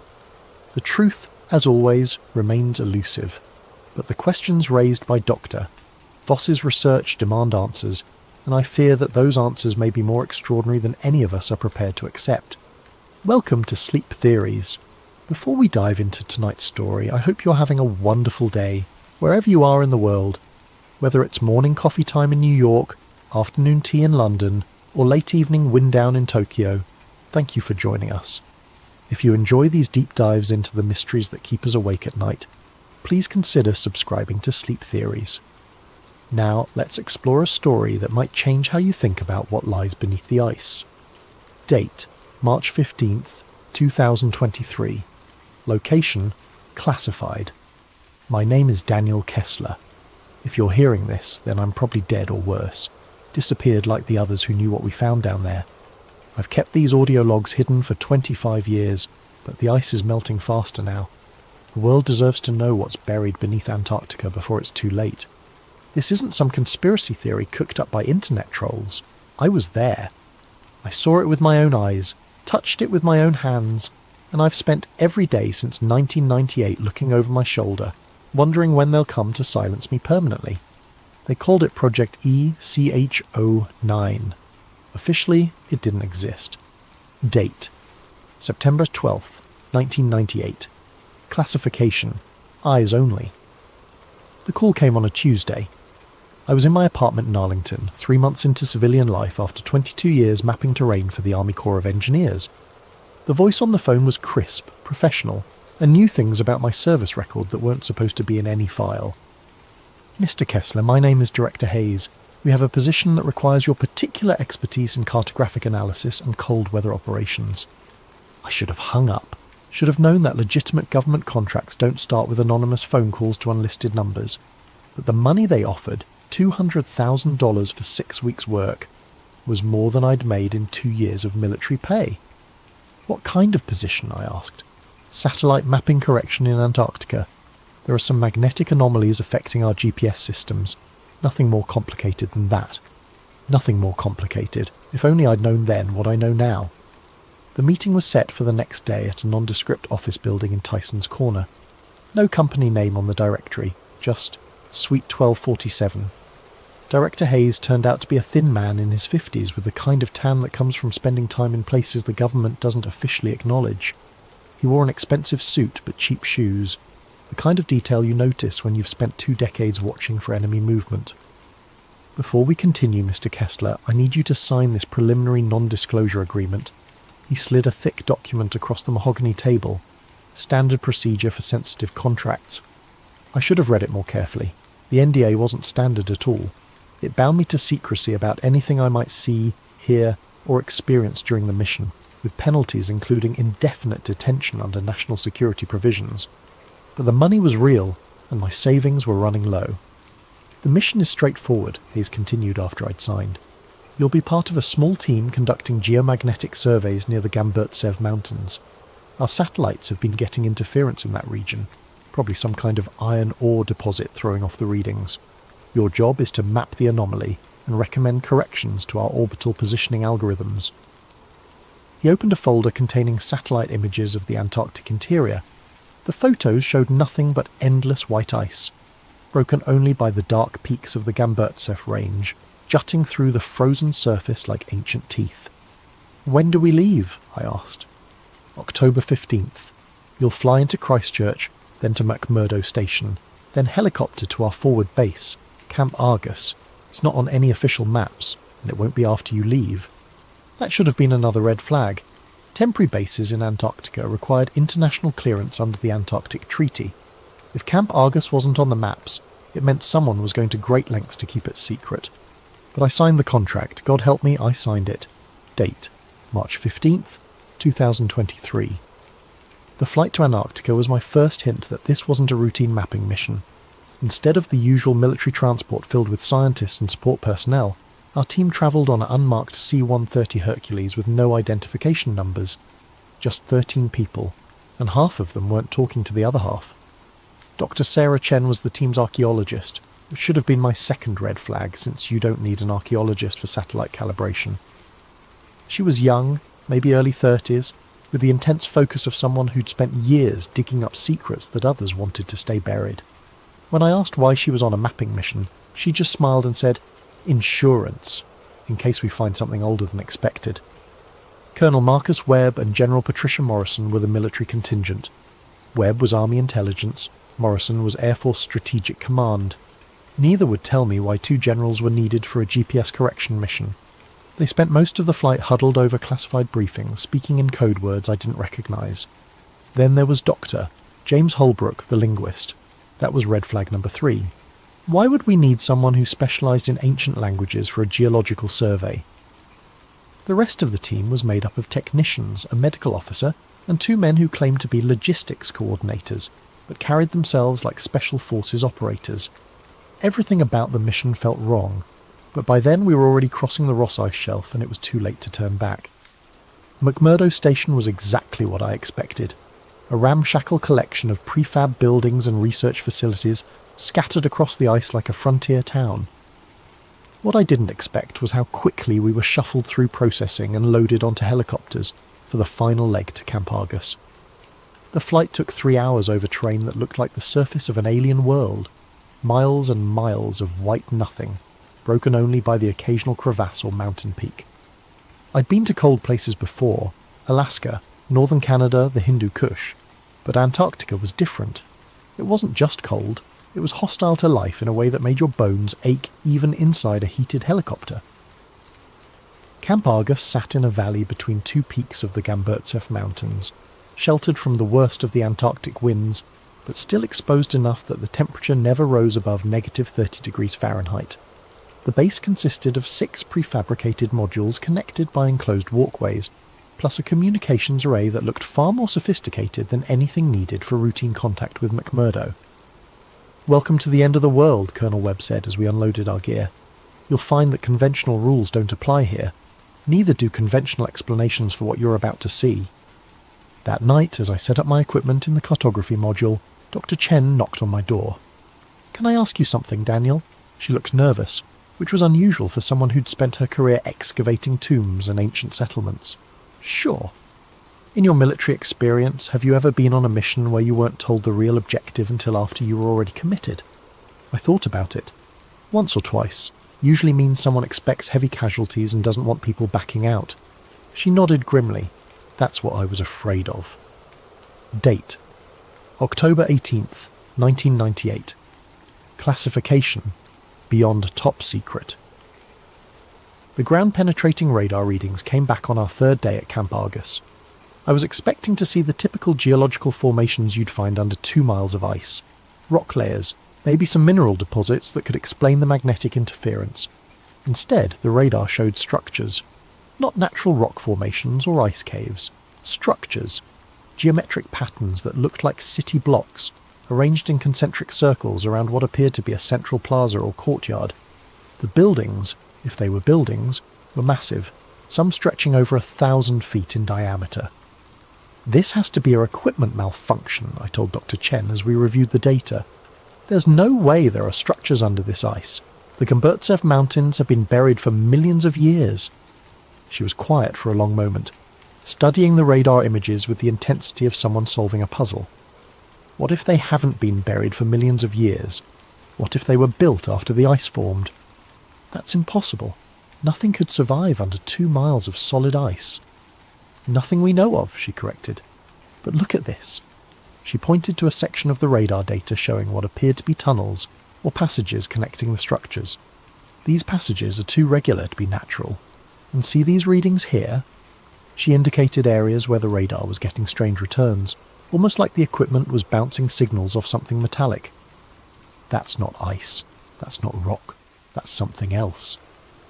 General Morrison appeared in the doorway of our module. "Dr. Chen, Mr. Kessler, I need you both in the command center, now." The command center was buzzing with activity. Banks of computers displayed data streams I didn't recognize, and several technicians were working frantically to process incoming information. On the main screen was a 3-dimensional model of what lay beneath the ice, based on our radar surveys. It looked like a city. Not just any city, but one designed according to principles I'd never seen before. The streets didn't follow standard grid patterns or organic growth typical of human settlements. Instead, they formed complex geometric shapes, spirals, hexagons, patterns that seemed to shift and change depending on how you looked at them. "Gentlemen, lady," General Morrison addressed the room, "what you're seeing is why you're really here. 3 weeks ago, thermal imaging from one of our reconnaissance satellites detected heat signatures in this region. Not geological heat. Artificial heat, in patterns that suggest active systems or processes." Colonel Webb stepped forward with a laser pointer. "The structures you're seeing extend approximately 4 miles beneath the ice. Initial analysis suggests they're constructed from some kind of stone we've never encountered before, combined with metal alloys that our spectrographic analysis can't identify." Dr. Holbrook, the linguist, spoke up. "General, have you considered the possibility that these structures predate known human civilization? Some of the geometric patterns match Proto-Sumerian mathematical concepts, but with advances that shouldn't have been possible for Bronze Age cultures." "We've considered many possibilities, Doctor," Morrison replied. "What we need now is access. We're going to drill down to the first level of structures and establish direct contact with whatever's down there." The room fell silent. I felt a chill that had nothing to do with the Antarctic cold. "Ma'am," I said carefully, "if there are artificial heat signatures and unknown materials down there, shouldn't we be proceeding with extreme caution? We don't know what we're dealing with."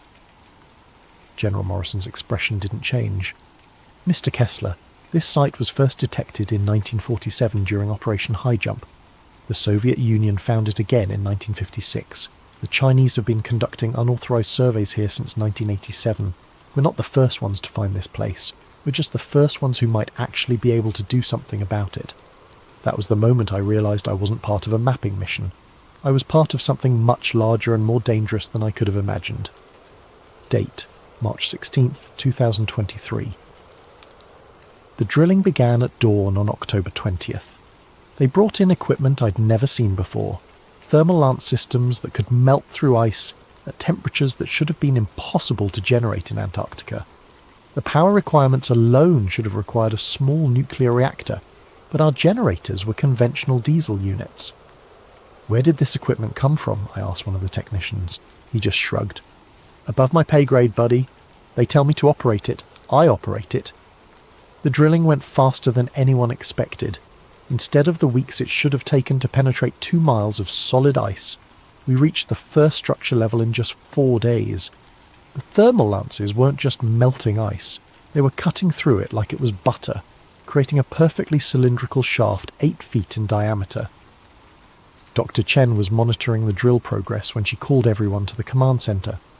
"You need to see this," she said, her voice tight with excitement and fear. The drill had broken through into an open space. The cameras mounted on the thermal lance showed a vast chamber, easily 100 feet high, with walls made of the same black stone we'd detected on radar. But the stone wasn't rough or primitive. It was polished to a mirror finish, with surfaces so smooth they seemed to absorb light rather than reflect it. "My God," Dr. Holbrook whispered, "look at the walls." Carved into the black stone were symbols, not random scratches or primitive pictographs, but complex mathematical and linguistic patterns. The symbols seemed to shift and move in the camera light, creating optical illusions that made it difficult to focus on any individual character. "Those aren't human," Dr. Chen said quietly. "I've studied every known ancient writing system, and this is something else entirely. The mathematical concepts alone suggest a civilization with scientific knowledge far beyond anything we've achieved. General Morrison was already on the satellite phone with someone whose authority clearly exceeded even hers." I caught fragments of the conversation. Confirmed structural integrity, unknown composition, recommend immediate excavation team. But it was Colonel Webb who said what we were all thinking. "We're not the first humans to see this place. Someone's been down there before us."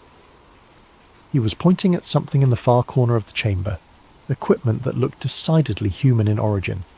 Abandoned drilling gear, cables, and what appeared to be scientific instruments, all covered in ice and corrosion.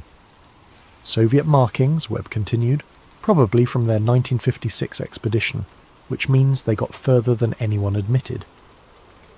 That night I couldn't sleep. The implications of what we'd found were staggering. If there really was an ancient civilization buried under Antarctica, one with technology that exceeded our current capabilities, then everything we thought we knew about human history was wrong. But more disturbing was the realization that the world's major powers had known about it for decades and kept it secret.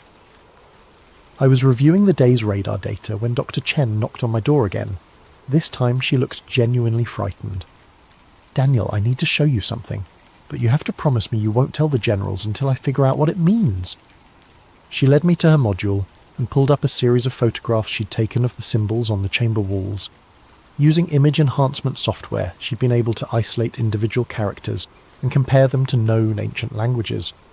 "These symbols," she said, pointing to a sequence of intricate carvings, "they're not just decorative. They're instructions, mathematical formulas, star charts, and something else. Something that looks like a warning." "A warning about what?" She enhanced another image showing a series of symbols arranged in a spiral pattern. "I'm not entirely sure, but based on the mathematical relationships and the astronomical references, I think it's a countdown. A timeline showing when something is supposed to happen." "When?" Dr. Chen's hands were shaking as she brought up her final calculation. "If I'm reading this correctly, the timeline ends in 2023, 25 years from now." The next morning we descended into the chamber. Date: October 25th, 1998. Classification: ultra-classified, Orion clearance. The descent into the chamber required specialized equipment, climbing gear rated for extreme cold, atmospheric monitoring systems, and emergency evacuation protocols that Colonel Webb insisted on personally overseeing. The shaft created by our thermal lances was stable, but the unknown composition of the structures below made it impossible to predict how they might react to human presence. I was part of the first team to reach the bottom, along with Dr. Chen, Dr. Holbrook, and two of the Special Forces operatives who'd finally revealed their true purpose on the mission. They were there to secure anything that might be considered a national security asset. The chamber was even more impressive from ground level. The ceiling soared overhead, supported by pillars that defied conventional engineering principles. The black stone walls curved in impossible ways, creating optical illusions that made it difficult to judge distances or directions. And everywhere, carved into every surface, were the symbols that Dr. Chen had been studying. But it was what we found in the centre of the chamber that changed everything. A sarcophagus, 8 feet long, 3 feet wide, made from the same black stone as the walls, but with a crystalline lid that seemed to glow with its own internal light. The sarcophagus sat on a raised platform surrounded by smaller objects, tablets, instruments, and devices whose purpose we couldn't begin to guess. "Jesus Christ," one of the operatives whispered. "There's something inside it." Through the translucent lid, we could see the outline of a humanoid figure. But it wasn't quite human. The proportions were wrong. Too tall, limbs too long, skull elongated in ways that didn't match any known human ethnic group. The figure appeared to be perfectly preserved, as if it had been placed in the sarcophagus yesterday rather than thousands of years ago. Dr. Chen was already photographing everything, her camera flash reflecting off the crystalline surfaces and creating strange patterns of light and shadow. "This is incredible," she murmured. "The preservation is perfect. Whatever process they used, it's maintained cellular integrity far beyond anything we can achieve." Dr. Holbrook was focused on the tablets surrounding the sarcophagus. "These symbols are more complex than anything we saw on the walls," he reported. "It's like they're telling a story, or giving instructions for something." One of the tablets was different from the others. Instead of being carved from stone, it appeared to be made from some kind of crystal that resonated with a low-frequency hum when exposed to our lights. The moment our flashlight beams hit its surface, the entire chamber filled with a sound like whale song, deep and mournful, and somehow intelligent. "Turn off the lights," Dr. Chen shouted, but it was too late. The crystal tablet was now glowing on its own, pulsing with rhythmic patterns that seemed to match the strange acoustics echoing through the chamber. That's when Dr. Holbrook started screaming. He was standing closest to the crystal tablet when it activated, and the effect on him was immediate and terrifying. His eyes rolled back in his head, and he began speaking in a language none of us recognized. Guttural sounds mixed with mathematical concepts that shouldn't have been possible for a human voice to produce. "They knew," he said in English, his voice distorted and echoing strangely in the chamber. "They knew it would happen again. The ice, the water, the awakening. That's why they buried it. That's why they left the warnings." Colonel Webb was already on his radio calling for immediate evacuation, but Dr. Holbrook wasn't finished. "The countdown isn't to destruction," he continued, his voice becoming more inhuman with each word. "It's to emergence. When the ice melts enough, when the barriers weaken, they'll return, and we won't be ready." Then he collapsed, and we never heard him speak coherently again. The evacuation from the chamber was chaotic. Dr. Holbrook was unconscious but still muttering in that inhuman language, and the crystal tablet continued to pulse with increasing intensity. Worse, the sarcophagus itself was beginning to respond to the tablet's activation, its crystalline lid glowing brighter, and the preservation systems inside making sounds like machinery powering up after centuries of dormancy. We were halfway up the shaft when the seismic alarm started going off. Date: March 16th, 2023. The earthquakes weren't natural. I've been in enough natural disasters to know the difference between tectonic activity and something artificial. These tremors were rhythmic, purposeful, like the heartbeat of something enormous waking up deep beneath the ice. Back at Camp Argus, the seismic monitoring equipment was going crazy. The tremors were originating from directly below the chamber we'd just evacuated, but they were spreading outward in patterns that defied geological explanation. It was as if our presence in the chamber had triggered some kind of activation sequence in the structures below. Dr. Holbrook was in the medical module, sedated but still occasionally muttering in that strange language. Our medical officer, Dr. Patricia Vance, was baffled by his condition. "His brain activity is off the charts," she reported to General Morrison. "It's like he's processing information at 10 times normal human capacity, but the strain is causing severe neurological damage, If this continues, he'll suffer permanent brain damage or death within hours. General Morrison's response was immediate and chilling. Then we'd better get what information we can before that happens. They brought in recording equipment and tried to document everything, Doctor. Holbrook was saying, but most of it was incomprehensible. However, Dr. Chen had been working on translating some of the simpler phrases, and what she found was disturbing. He keeps mentioning dates, she told me privately. Specific years that correspond to major climate events, ice ages, global warming periods, massive geological changes, and he keeps saying, they return when the barriers fall. Who returns?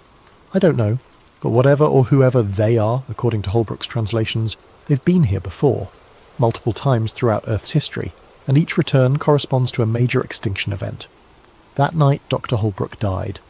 Officially, the cause was listed as acute hypothermia complicated by altitude sickness. But I was there when it happened. His final words were in perfect English. The Piri Reis map was right. They drew Antarctica without ice because they remembered when it was green, before the last awakening. The Piri Reis map. I'd heard of it, a 1513 map that supposedly showed the coastline of Antarctica centuries before the continent was officially discovered, and depicted it without ice cover. Most historians dismissed it as either a hoax or a lucky guess, but Dr. Holbrook seemed to be suggesting something else entirely. The morning after Holbrook's death, I made a discovery that changed my understanding of everything we'd found. I was reviewing the satellite data from our mission when I noticed something odd about the thermal signatures we detected. The heat sources weren't random, they formed a pattern, a very specific pattern that I recognised from my years of military cartography. It was a map. The thermal signatures, viewed from above, formed the outline of every major continent on Earth, but not as they exist today, as they existed millions of years ago during the Pangaea supercontinent period. The structures beneath the ice weren't just a buried city, they were a representation of Earth's entire geological history, preserved in stone and metal by a civilization that had been observing our planet's changes for far longer than human history. I tried to share this discovery with Dr. Chen, but when I went to her module I found it empty. Her equipment was gone, her research notes were missing, and there was no sign of struggle. She had simply vanished. Colonel Webb's explanation was brief and unsatisfying. Dr. Chen was evacuated due to medical emergency during the night. All expedition members are subject to immediate relocation for health and safety reasons. But I knew better. Dr. Chen had gotten too close to the truth, and someone had decided she needed to disappear. That afternoon, General Morrison called a meeting of all remaining personnel. The message was simple. The mission was being terminated due to equipment failures and adverse weather conditions.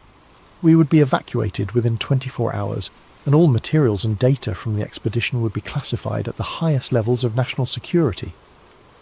Furthermore, Morrison continued, all personnel will be required to undergo extensive debriefing and sign additional non-disclosure agreements.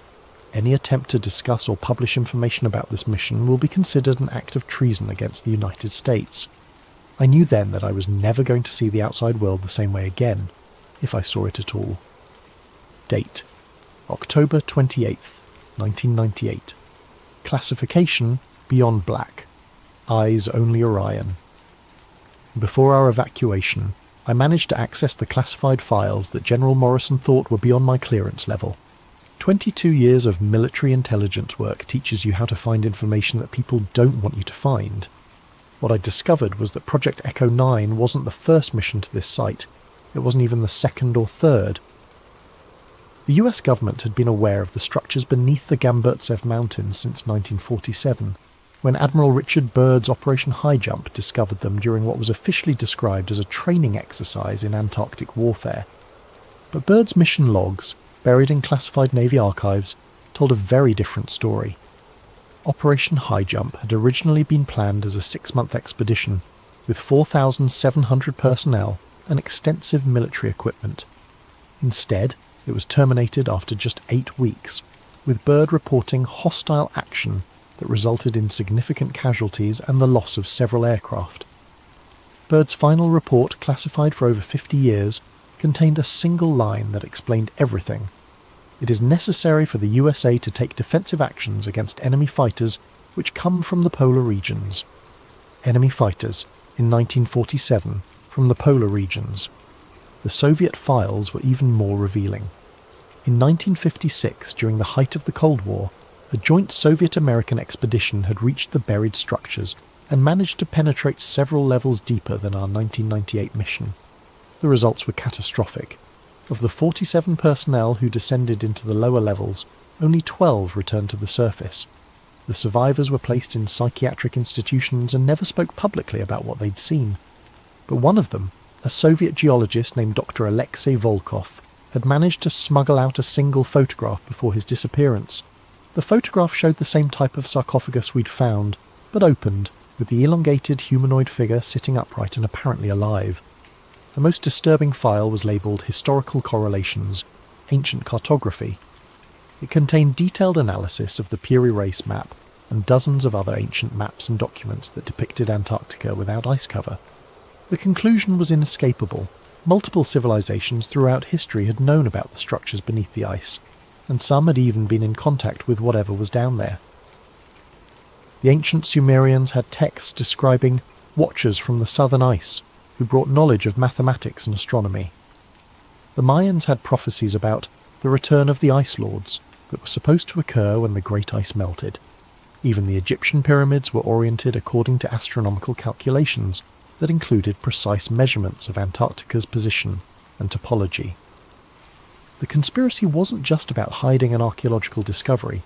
It was about concealing the fact that human civilization had been influenced, guided or controlled by non-human intelligence for thousands of years, and that intelligence was now waking up as global warming melted the barriers that had kept it imprisoned. The final file in the classified archive was a climate projection study commissioned by the Pentagon in 1987. The study predicted that Antarctic ice melt would reach critical levels sometime between 2020 and 2030, with catastrophic consequences for global sea levels and weather patterns. But buried in the technical data was a single line that revealed the real concern. Thermal barrier integrity will be compromised by 2025, allowing activation of subsurface systems. They knew, the government, the military, the intelligence agencies, they all knew that climate change wasn't just going to flood coastal cities and disrupt weather patterns. It was going to wake up something that had been sleeping under the ice for millennia, and they were doing nothing to stop it. Date: March 17th, 2023. The evacuation from Camp Argus was the most terrifying experience of my life, and I'd been shot at by enemy forces in 3 different countries.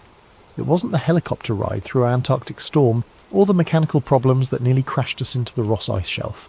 It was the realisation that I was never going to be allowed to tell anyone what I'd seen. The debriefing took place at McMurdo Station, in a prefabricated building that wasn't on any of the base maps. For 6 days I was interrogated by intelligence officers from agencies I didn't recognise, using techniques that were definitely not part of any official manual. They wanted to know every detail of what I'd observed, every conversation I'd had with other team members, every photograph I'd taken or document I'd seen. But they weren't trying to gather information. They were trying to determine how much I knew and whether I posed a security risk. On the 7th day, they brought in a man who introduced himself only as Mr. Grey. He was older, maybe in his 60s, with the kind of weathered face that comes from decades of outdoor work in harsh conditions. His credentials identified him as being from the Department of Energy, but everything about his manner suggested military intelligence or something even more shadowy. "Mr. Kessler," he said, settling into the chair across from me in the windowless interrogation room. "You've seen things that most people aren't equipped to understand, things that could cause widespread panic if they became public knowledge." "You mean the structures under the ice?" He smiled, but it wasn't a pleasant expression. "I mean the implications of those structures. Do you understand what would happen if the world learned that human civilization has been guided by non-human intelligence for thousands of years? If people discovered that their religions, their governments, their entire understanding of history was based on lies?" I thought about it. "There would be chaos. There would be the end of civilization as we know it," he corrected, "which is why certain information must remain classified, regardless of the personal cost to those who possess it." He slid a document across the table. It was thicker than the original NDA I'd signed, with legal language that basically signed away my right to ever speak about the mission or its discoveries. The penalties for violation included life imprisonment without possibility of parole. "What about the other team members?" I asked. "Dr. Chen, the technicians, the other personnel?" Mr. Gray's expression didn't change. Dr. Chen suffered an unfortunate accident during her return journey to the United States. The technicians have been reassigned to other projects where their specialised knowledge can be properly utilised. You're the only one with comprehensive knowledge of the entire mission. You're saying I'm the only witness left? I'm saying you're the only person still alive who has the complete picture of what Project Echo 9 discovered. The implication was clear. Sign the document and keep silent, or join Doctor Chen and the others who had suffered unfortunate accidents. I signed. But signing the document didn't end my involvement with the Antarctic discovery. Over the next several years, I was contacted periodically by government representatives who wanted updates on my psychological adjustment to the classified material I'd been exposed to. The contacts were always brief and professional, but the message was clear. They were watching me. In 2003, I was approached by a journalist named Michael Harrison, who was investigating rumours about classified Antarctic expeditions. Harrison had somehow obtained partial information about Operation High Jump and the Soviet expeditions, and he was trying to piece together the full story. He contacted me because my name appeared on some of the declassified personnel list from McMurdo Station. I told him I couldn't help him, but Harrison was persistent.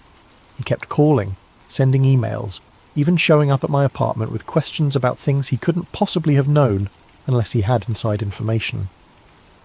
Finally, I agreed to meet him at a coffee shop in downtown Arlington, intending to convince him to drop his investigation for his own safety. Harrison never showed up for the meeting.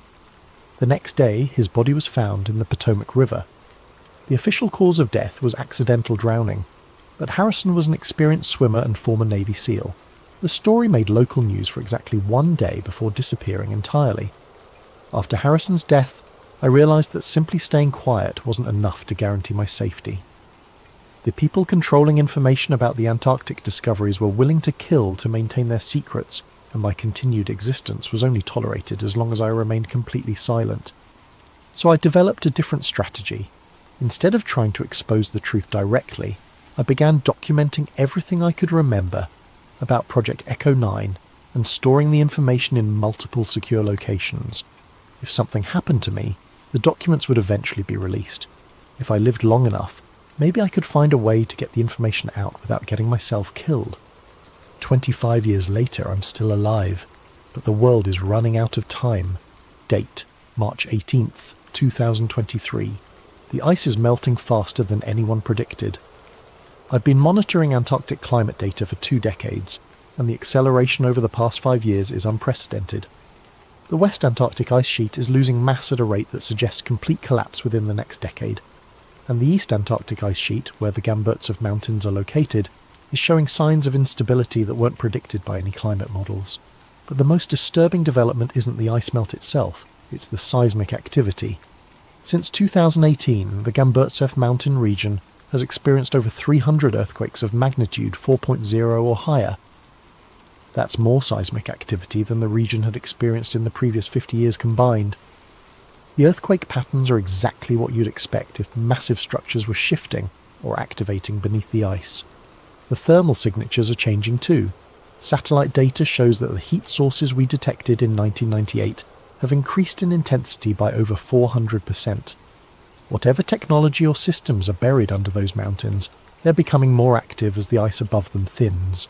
But here's what really scares me. The government knows all of this, and they're not just hiding it. They're actively preventing any research or investigation into the region. The Gamburtsev Mountains are now completely off limits to all scientific expeditions, with a restricted airspace designation that allows military aircraft to shoot down any unauthorized flights. Official explanation: environmental protection protocols. Meanwhile, strange things are happening around the world that correlate with the increased Antarctic activity.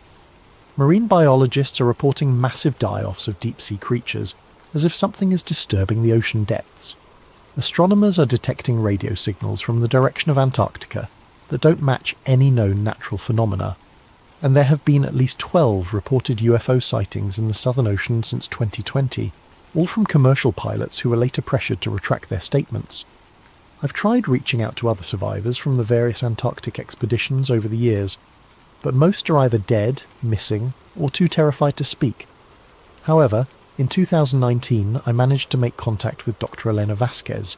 a geologist who was part of a Chilean expedition that encountered anomalous structures in 2007. Her team was evacuated after only 3 days, and she spent 2 years in psychiatric treatment for what officials described as severe altitude psychosis. But Dr. Vasquez wasn't psychotic. She was traumatized by what she'd seen. We met in secret at a small cafe in Santiago, and she told me about her team's discovery of an entrance to the underground structures, not the shaft we'd drilled, but a natural opening that had been revealed by recent ice melt. Her team had descended only about 50 feet before encountering active technology. Lights that turned on as they approached, symbols that glowed and shifted on the walls, and sounds that she described as mechanical but alive. "They're waking up," she told me, her hands shaking as she spoke. "Whatever's down there, it's been dormant for thousands of years, but the ice melt is triggering activation sequences. We're not just dealing with archaeological ruins, we're dealing with functional technology that's responding to environmental changes." Dr. Vasquez also told me something that connected directly to Dr. Holbrook's final words. She had managed to photograph some of the symbols her team encountered, and when she showed them to a colleague who specialised in ancient cartography, he immediately recognised similarities to the Peary Race map and other historical documents that depicted Antarctica without ice. "The symbols aren't just decorative," she explained. "They're coordinates, star charts and geographical references that show Earth as it existed during different geological periods. But more than that, they show Earth as it will exist in the future, when the ice caps melt completely." The implications were staggering. The intelligence buried under Antarctica hadn't just observed Earth's geological changes over millions of years, it had predicted them. Climate change wasn't an accidental byproduct of human industrial activity. It was part of a cycle that had been planned and anticipated by non-human intelligence long before humans even existed. Dr. Vasquez died in a car accident 6 months after our meeting. The brake lines on her vehicle had been cut. Date: present-day analysis. March 2023. Classification: Personal Archive. D. Kessler. As I compile these logs in 2023, the evidence suggests that we're approaching the final phase of whatever cycle the Antarctic intelligence has been orchestrating. The thermal signatures beneath the Gamburtsev Mountains now extend over 1,000 square mile area, indicating that the underground structures are far more extensive than we realised in 1998. But more disturbing is the discovery that similar thermal signatures are appearing at other locations around the world, all in regions that were once covered by ice sheets during previous geological periods. Northern Canada, Siberia, Greenland, and even sections of the Sahara Desert that were frozen during ice ages are showing unexplained heat sources and seismic activity. The network is global. Whatever we found in Antarctica isn't isolated. It's part of a worldwide system that has been monitoring and influencing Earth's climate for millions of years. Recent satellite data shows that these global heat sources are synchronizing their activity. The thermal pulses from Antarctica are being matched by similar pulses from sites in Alaska, northern Russia, and beneath the Greenland ice sheet.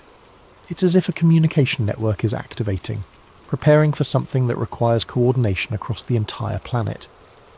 The timeline Dr. Chen translated from the chamber symbols, ending in 2023, wasn't predicting destruction. It was predicting emergence. 3 weeks ago, I received a package with no return address. Inside was a single photograph taken by what appeared to be a deep-sea submersible. The image showed the ocean floor near Antarctica, but instead of the usual rocky terrain, there were structures, the same black stone construction we'd found beneath the ice. But these were on the ocean floor and clearly active. Lights were visible within the structures, and the water around them was filled with what looked like geometric patterns of bioluminescence. Attached to the photograph was a note in handwriting I didn't recognise. "They're not waking up. They're coming home." Yesterday, news reports began appearing about unexplained sonar contacts in the Southern Ocean. Ships from multiple nations are reporting large, fast-moving objects beneath the ice that don't match any known marine life or human technology. The official explanation is previously unknown whale species disturbed by climate change. But I know better. The countdown is over, the barriers have fallen, and after 25 years of silence, it's time for the world to know what's really happening. Date: March 19th, 2023. This will be my final audio log.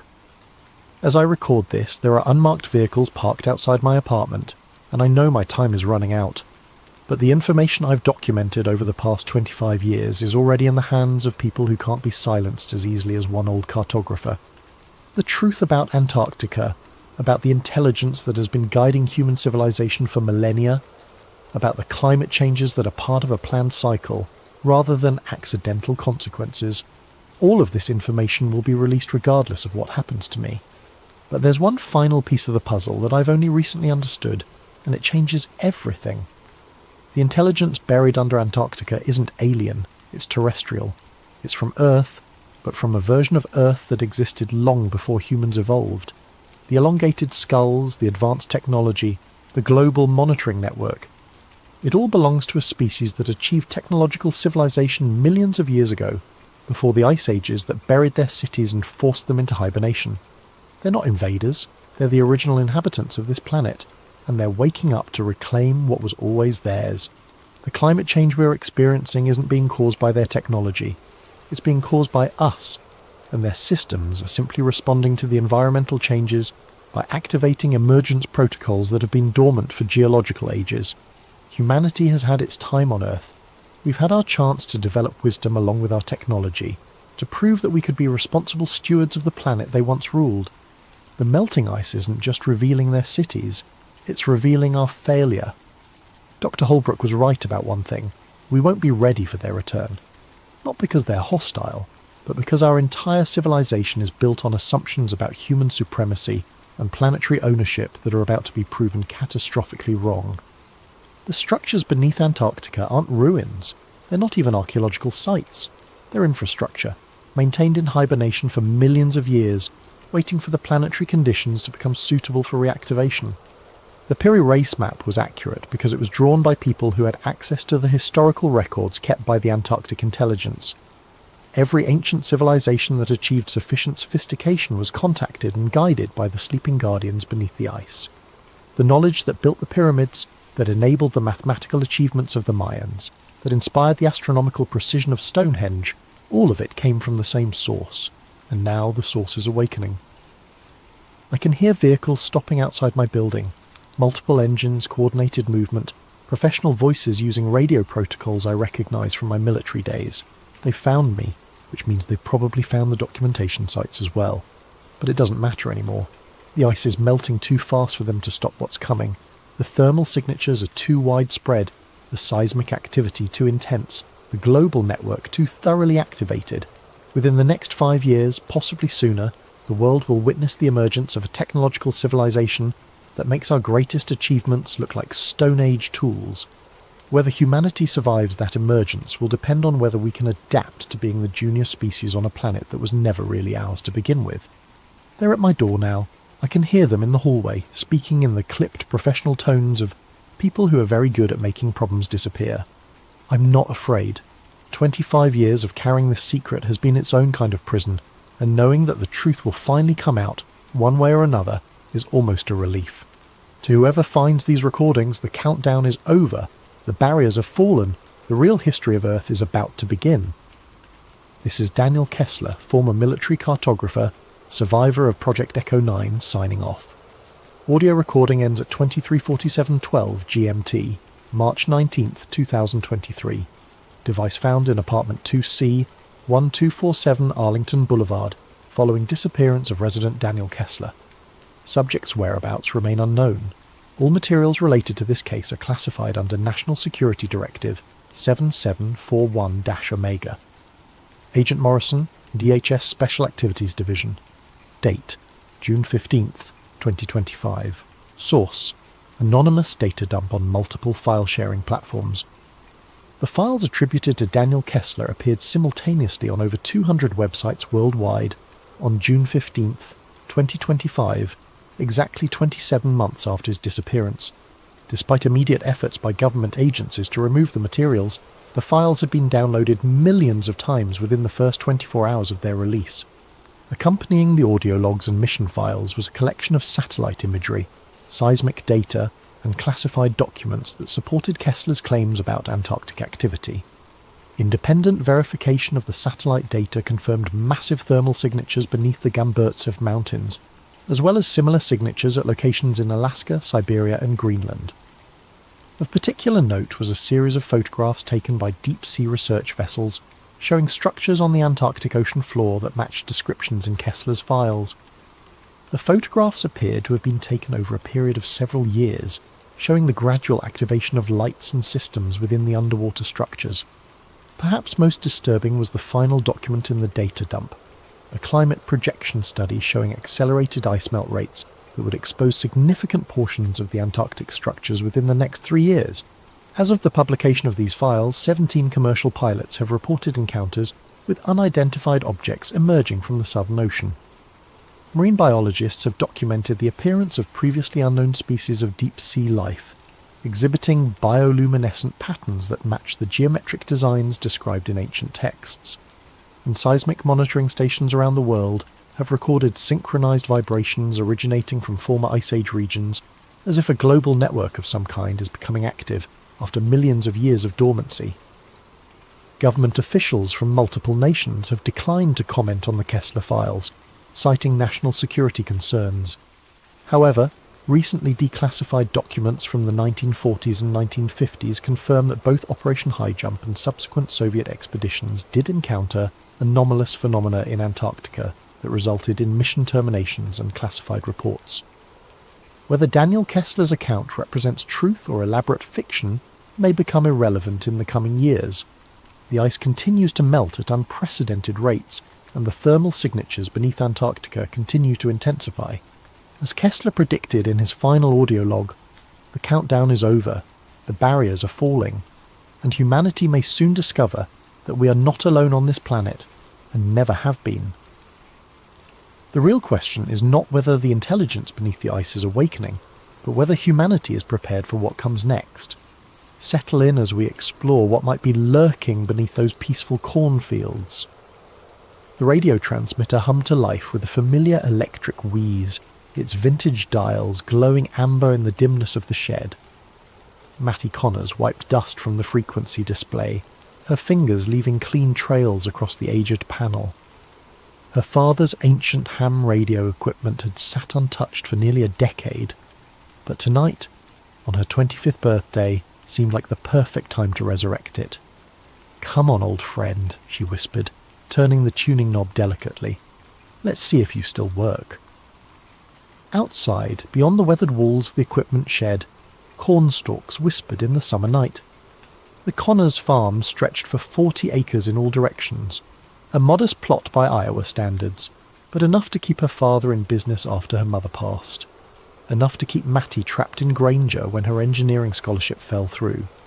Enough empty space to broadcast music that no one would hear. The transmitter's needle jumped, finding power. Static hissed through the speakers. Mattie checked her phone's FM radio app, searching for an empty frequency to experiment with. Most of the dial was dead air this far from Des Moines, just how she wanted it. She settled on 88.1 FM, twisted the broadcast dial to match, and waited. The static changed. Not suddenly, but in such a subtle shift that she almost missed it. The white noise acquired rhythm, a soft, regular thump that reminded her of a heartbeat but mechanical, precise, too regular for anything natural. "That's weird," she muttered, checking connections. The transmitter wasn't actually broadcasting yet. It was receiving. The rhythmic pulse continued, now joined by a faint high-pitched tone that danced above the lower beat. It reminded her of the harmonic pattern generators she'd built during her brief engineering stint at Iowa State. The sound was almost mathematical in its precision. Mattie glanced at her watch. 3:33 a.m. She grabbed her phone and started recording, holding the microphone close to the radio's speaker. After a full minute, the signal abruptly cut off, returning to pure static. Back in her bedroom, Mattie downloaded the audio file and opened her sound editing software. She hadn't used these programs since dropping out of college, but some skills never quite disappeared. She ran the signal through a spectrogram analysis, watching as the visual representation of the sound materialized on her screen. What she saw made her sit back in her chair. The patterns weren't random. The high-pitched overtones, when mapped visually, created distinct numerical sequences. First 7 prime numbers, then what appeared to be the beginning of a Fibonacci sequence. This wasn't terrestrial interference or random cosmic noise. This was structured, intelligent. "What the hell?" she whispered, running the analysis again. By sunrise, Matty had created 3 different spectrograms and converted portions of the signal into numerical values. She'd spent hours on Reddit forums for audio engineers and amateur astronomers, eventually posting her findings with a simple question. Found weird signal on 88.1 FM in rural Iowa. Any ideas what this could be? She attached the audio file and her preliminary analysis before collapsing into bed, the morning chores temporarily forgotten. Her last conscious thought was that she should check the frequency again the following night. When she woke at noon, her post had been removed. Not just downvoted or flagged. Completely gone, as if it had never existed. Her browser history showed she'd visited the site, but the post itself had vanished. More disturbing still, the audio file she'd uploaded to her cloud drive was gone too.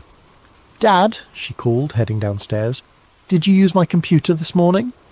Walter Connors sat at the kitchen table, his weathered hands wrapped around a coffee mug. At 63, he maintained the stoic demeanour of someone who had spent a lifetime watching seeds grow into crops, only to be harvested and planted again.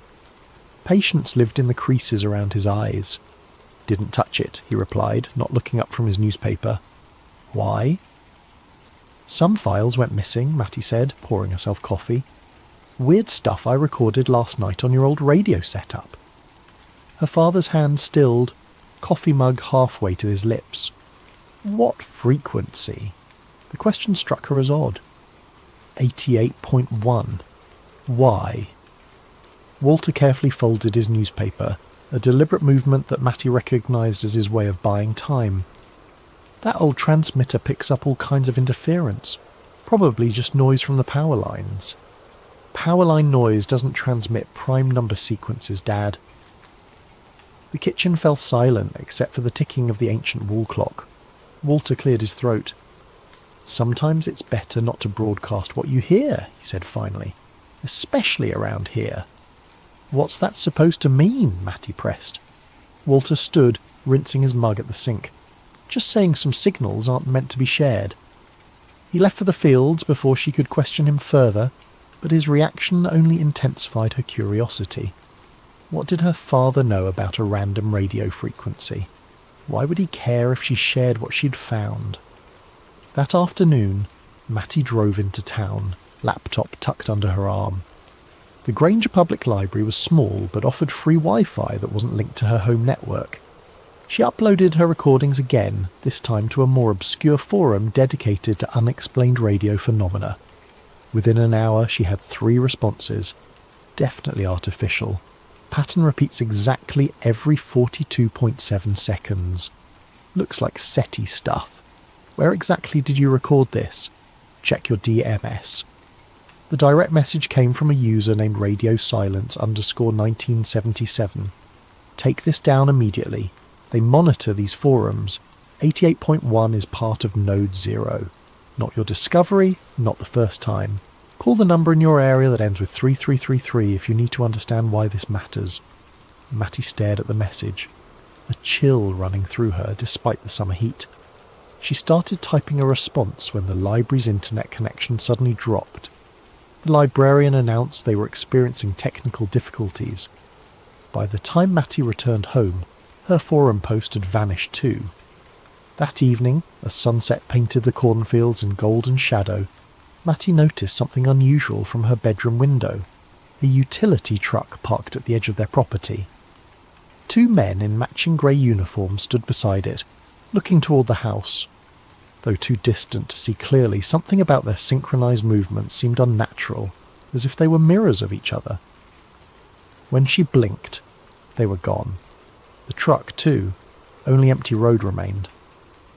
At exactly 3:33 a.m., Matty sat in the equipment shed, headphones on, the radio tuned to 88.1 FM. The signal returned, stronger tonight, its pulsing rhythm somehow more urgent. The mathematical sequences had evolved, growing more complex. In the distance, she could have sworn she heard the cornstalks rustling in perfect synchronization with the beat. Matty woke to the sound of her computer rebooting, the distinctive startup chime jolting her from sleep. The clock on her nightstand read 3:33 a.m. She hadn't set an alarm. Rubbing sleep from her eyes, she watched as her screen flashed to life, opened a blank document, and displayed a single line of text. Not for you to hear. The cursor blinked rhythmically before the computer shut itself down. Matty sat frozen, heart hammering in her chest. She hadn't touched the keyboard. She hadn't even been near the computer. Morning brought no clarity, only more questions. While checking the fence line after breakfast, she discovered a perfect circle in the cornfield, about 10 feet in diameter, where the stalks lay flat against the ground, spiralling inward toward a centre point. The corn wasn't broken or damaged, just uniformly bent as if pressed down by an invisible hand. "Dad!" she called out, finding Walter inspecting an irrigation pump nearby. "Come look at this." Her father approached slowly, his face unreadable as he surveyed the formation. "Wind damage," he said flatly. "Wind doesn't create perfect circles with mathematical precision," Matty argued, "and it doesn't just happen to show up after I record that signal." Walter sighed heavily. "Leave it alone, Matty. Please." "Why won't you tell me what you know about this?" She gestured toward the flattened corn. "This isn't normal, and you're acting like it's just another Tuesday." Her father removed his cap, running a hand through thinning grey hair. "I worked radar systems before I inherited this farm. Air Force, 1985 to 1991, stationed up at the North Dakota border most of that time." This wasn't news to Matty, but his tone suggested he was building to something important. "There were frequencies we were told never to acknowledge," he continued. "Signals that appeared on our scopes that we logged as equipment malfunction, even when we knew better. The brass called them ambient anomalies. We called them visitors." Matty stared at him. "Are you saying you detected UFOs?" "I'm saying some things in this world speak in ways we're not meant to understand." And answering back, he paused, looking directly at her. "That's when trouble starts." Before she could press further, the distant sound of a vehicle drew their attention. The same utility truck from yesterday approached along the access road, moving unhurriedly. "Go inside," Walter said quietly. "Who are they?" "Don't know, don't want to. Just go." Matty retreated to the house, but watched from the kitchen window as her father met the truck at the end of their driveway. 2 men emerged, identical in height and build, wearing matching grey uniforms. Even from this distance, their movements seemed eerily coordinated. They spoke briefly with Walter, who nodded several times. One of them handed him what appeared to be a business card. Then they departed, the truck disappearing down the dusty road. Walter returned to the house, his expression troubled. "Electric company," he said, before Matty could ask. "Checking lines. In matching uniforms with synchronized walks? Come on, Dad." He placed the card on the counter. It was blank except for a phone number, one that ended in 3333. "Sometimes," Walter said carefully, "it's better to ask permission than forgiveness." That afternoon, while her father napped, Matty drove to the Granger Historical Society, a glorified storage room attached to the town hall. The elderly volunteer seemed surprised to have a visitor. "Looking for information on any radio stations or transmission towers that might have operated around here," Matty explained, "especially during the Cold War." The woman pursed her lips. "That'd be the old emergency broadcast station, I suppose. Closed down in 97 or thereabouts. Never did much broadcasting that I recall." "Where was it located?" "About 8 miles north of town. Nothing left now but the foundation." With directions in hand, Matty found the site easily enough. A concrete slab obscured by weeds, with the rusted remains of a tower anchor still visible. What caught her attention, however, was what lay beneath. A sealed metal hatch, its surface weathered but intact. emblazoned with faded government markings. She photographed everything, particularly the designation stencilled on the hatch. ARCS Node 0. Back home, Matty began researching ARCS and found sparse references to the Agricultural Region Communication System, ostensibly created to warn rural communities of nuclear threats. But one declassified document mentioned passive monitoring capabilities and anomalous frequency capture. She expanded her search to include other similar stations and discovered something remarkable. Satellite maps showed 6 former ARCS stations formed a perfect hexagon across Iowa, Nebraska, and South Dakota, with Granger precisely at its centre. That night, at 3:33 a.m, the signal returned, stronger, clearer. But this time, embedded within its mathematical pattern was something new. Her name, converted to binary code. The signal knew who was listening. As dawn broke, Matty found a note slipped under the front door. Do not transmit. It hers. Later that morning, while checking the cattle, she noticed they were huddled at the far end of the pasture, as far from the corn as possible. Their behaviour was unusual, heads lowered, refusing to graze despite the lush grass. When she tried approaching them, they backed away, eyes wide with unmistakable fear. By noon, the corn had changed. Subtle at first, just a slight variance in the direction of growth. But as Matty walked the rows, she realised entire sections were now growing in clockwise spirals rather than straight lines. The stalks twisted around each other in patterns that mimicked the frequency readouts from her computer. She tried calling the number on the blank card. A mechanical voice answered, reciting what sounded like random numbers before disconnecting. When she redialed, a different voice answered, human this time, but strangely flat. Connor's residence, 88.1 observation, the voice stated, not a question. Who is this? Matty demanded. How do you know my frequency? Your frequency? The voice sounded almost amused. It's been transmitting since 1941. You're just the newest receiver. The line went dead. When Walter returned from town with supplies, Matty confronted him with her discoveries. What's Node 0, Dad? What's really under that concrete slab north of town? Her father's shoulders sagged. I signed papers, Matty. We all did. Everyone who's owned this land since the 40s. Signed what? Easement agreements, monitoring rights. He gestured vaguely toward the corn. They said it was dormant, hasn't sent a readable signal in decades. Who's they? People who know enough to be afraid, Walter answered, and smart enough not to interfere. That night Matty dreamed of cornfields that moved like ocean waves, pulsing in rhythm to an unseen heartbeat. In the dream, she walked to the centre of their property where the ground began to split open, revealing not soil but a vast mechanical eye, ancient yet somehow alive, peering up at the stars. She awoke to find her bedroom filled with a pale blue light that seemed to emanate from nowhere and everywhere at once. Her computer screen showed spectrogram patterns forming and dissolving without input. In the corner of her room stood 2 identical silhouettes, the men from the utility truck, though she hadn't heard anyone enter the house. She's resonating now, one said, voice oddly distorted. Becoming antenna, the other replied. Matty reached for the bedside lamp, but the figures were gone before the light came on. The locals called it pressure front weather, that peculiar stillness before a storm when the air feels charged with anticipation. But the clouds gathering over Granger that morning carried no rain, only an unnatural darkness that seemed to absorb the sunlight.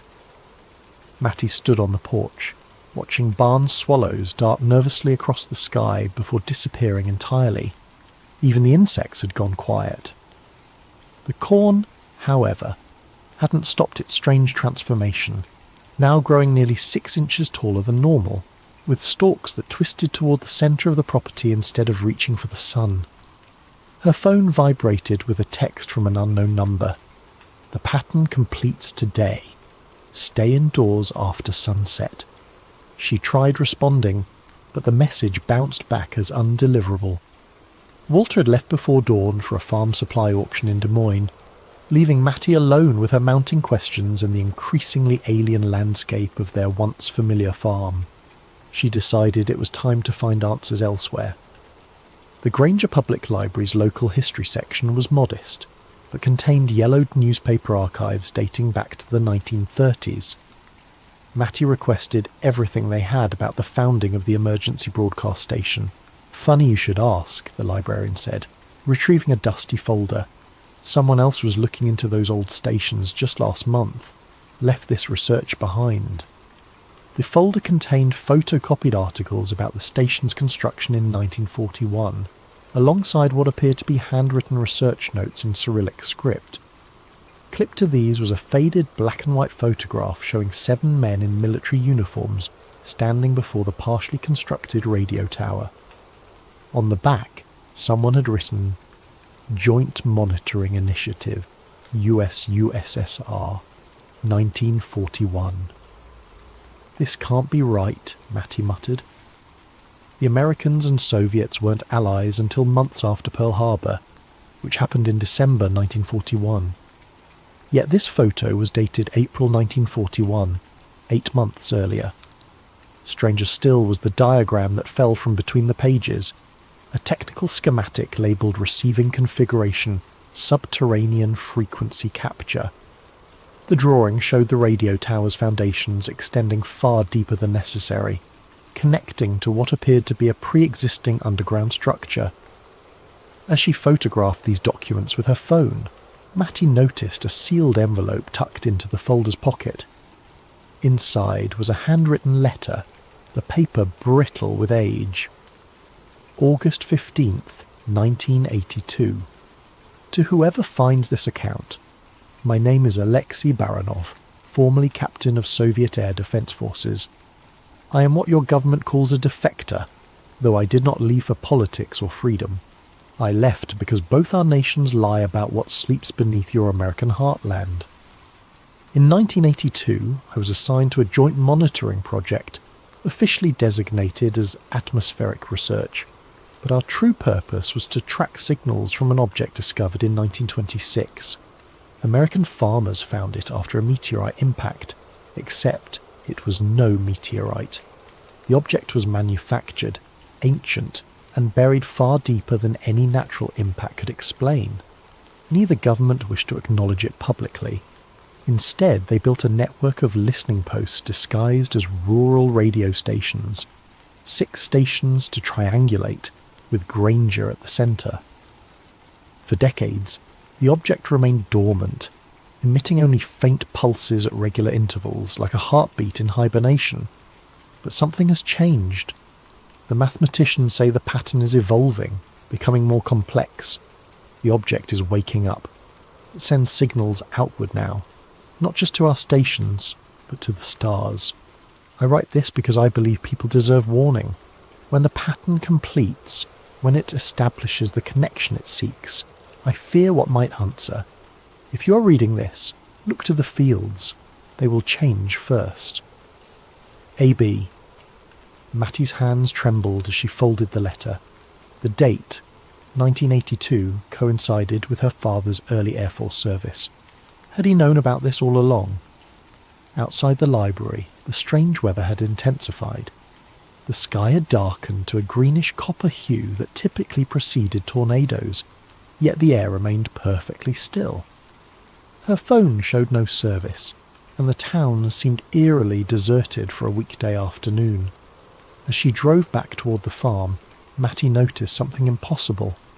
The cornfields along the highway had changed direction since morning.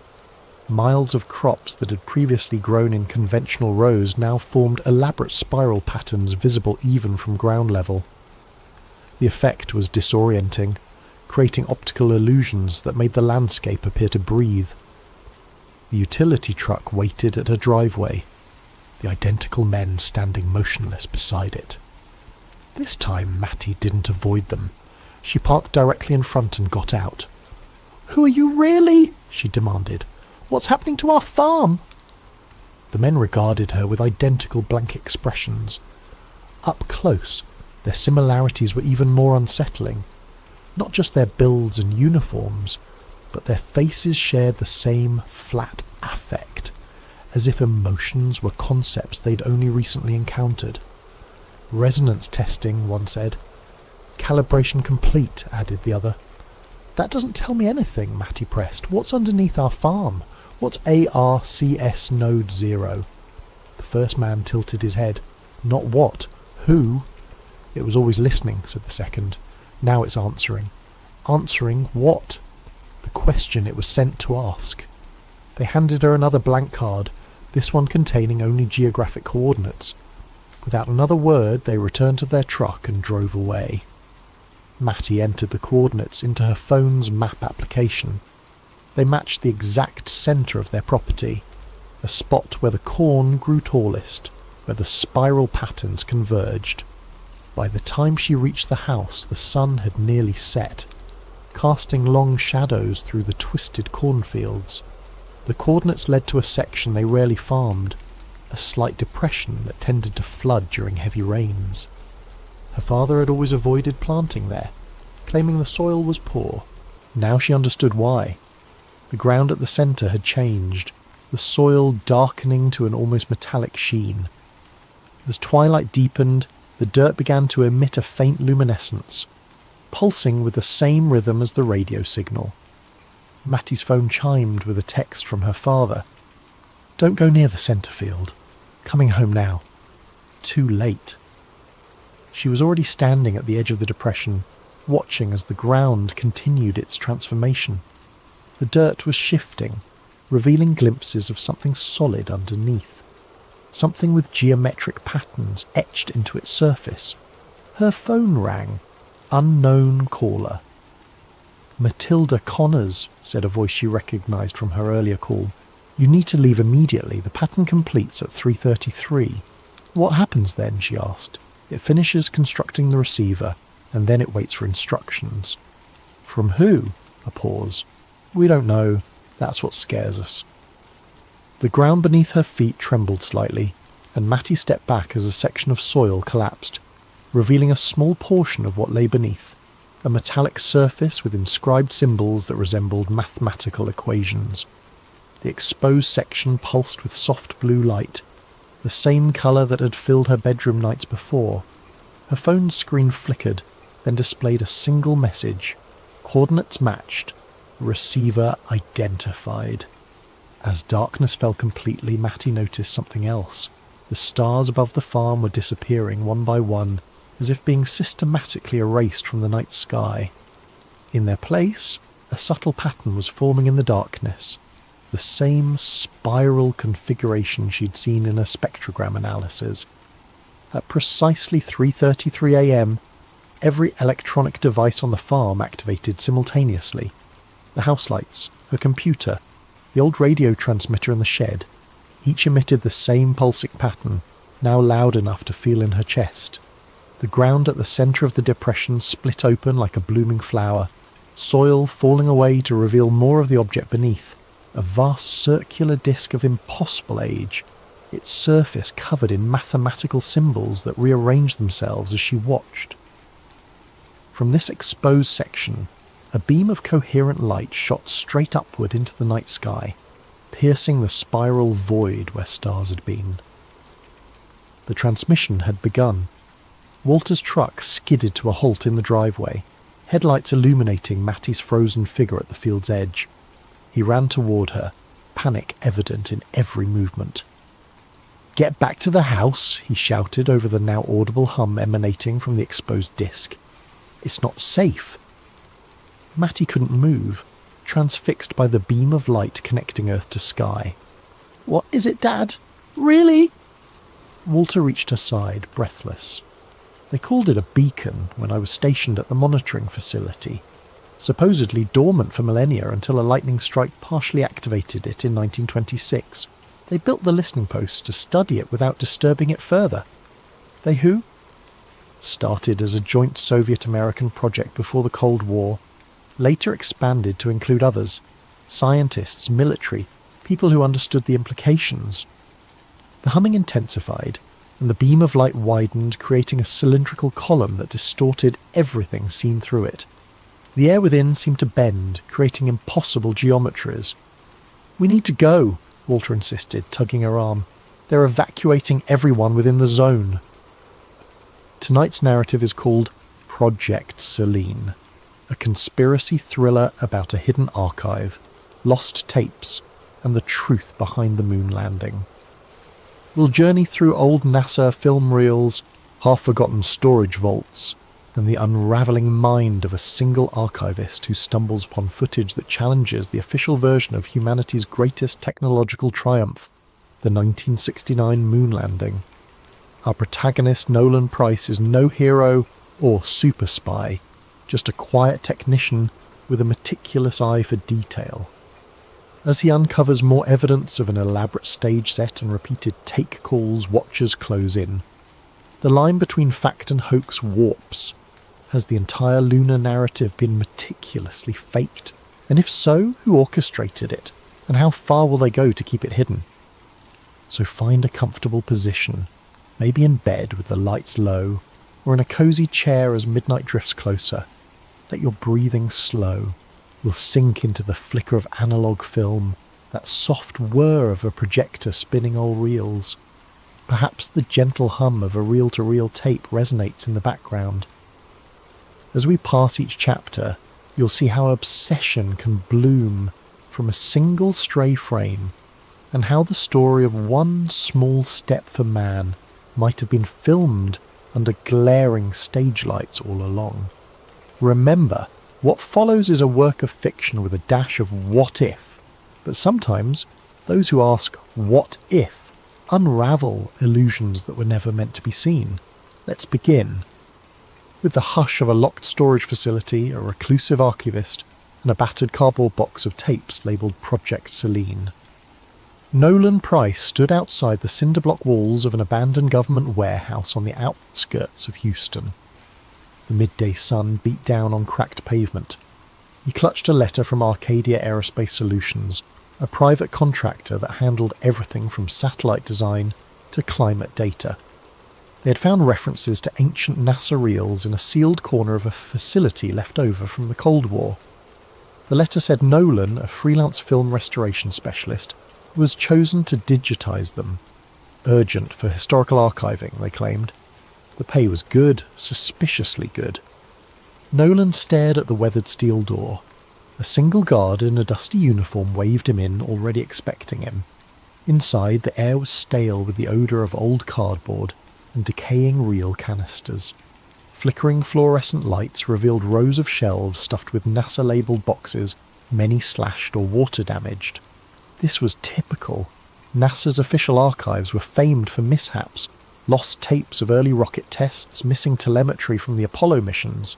But something about Arcadia's hush-hush approach set Nolan on edge. A short, grey-suited woman introduced herself as Madison Harlow, acting as Arcadia's liaison.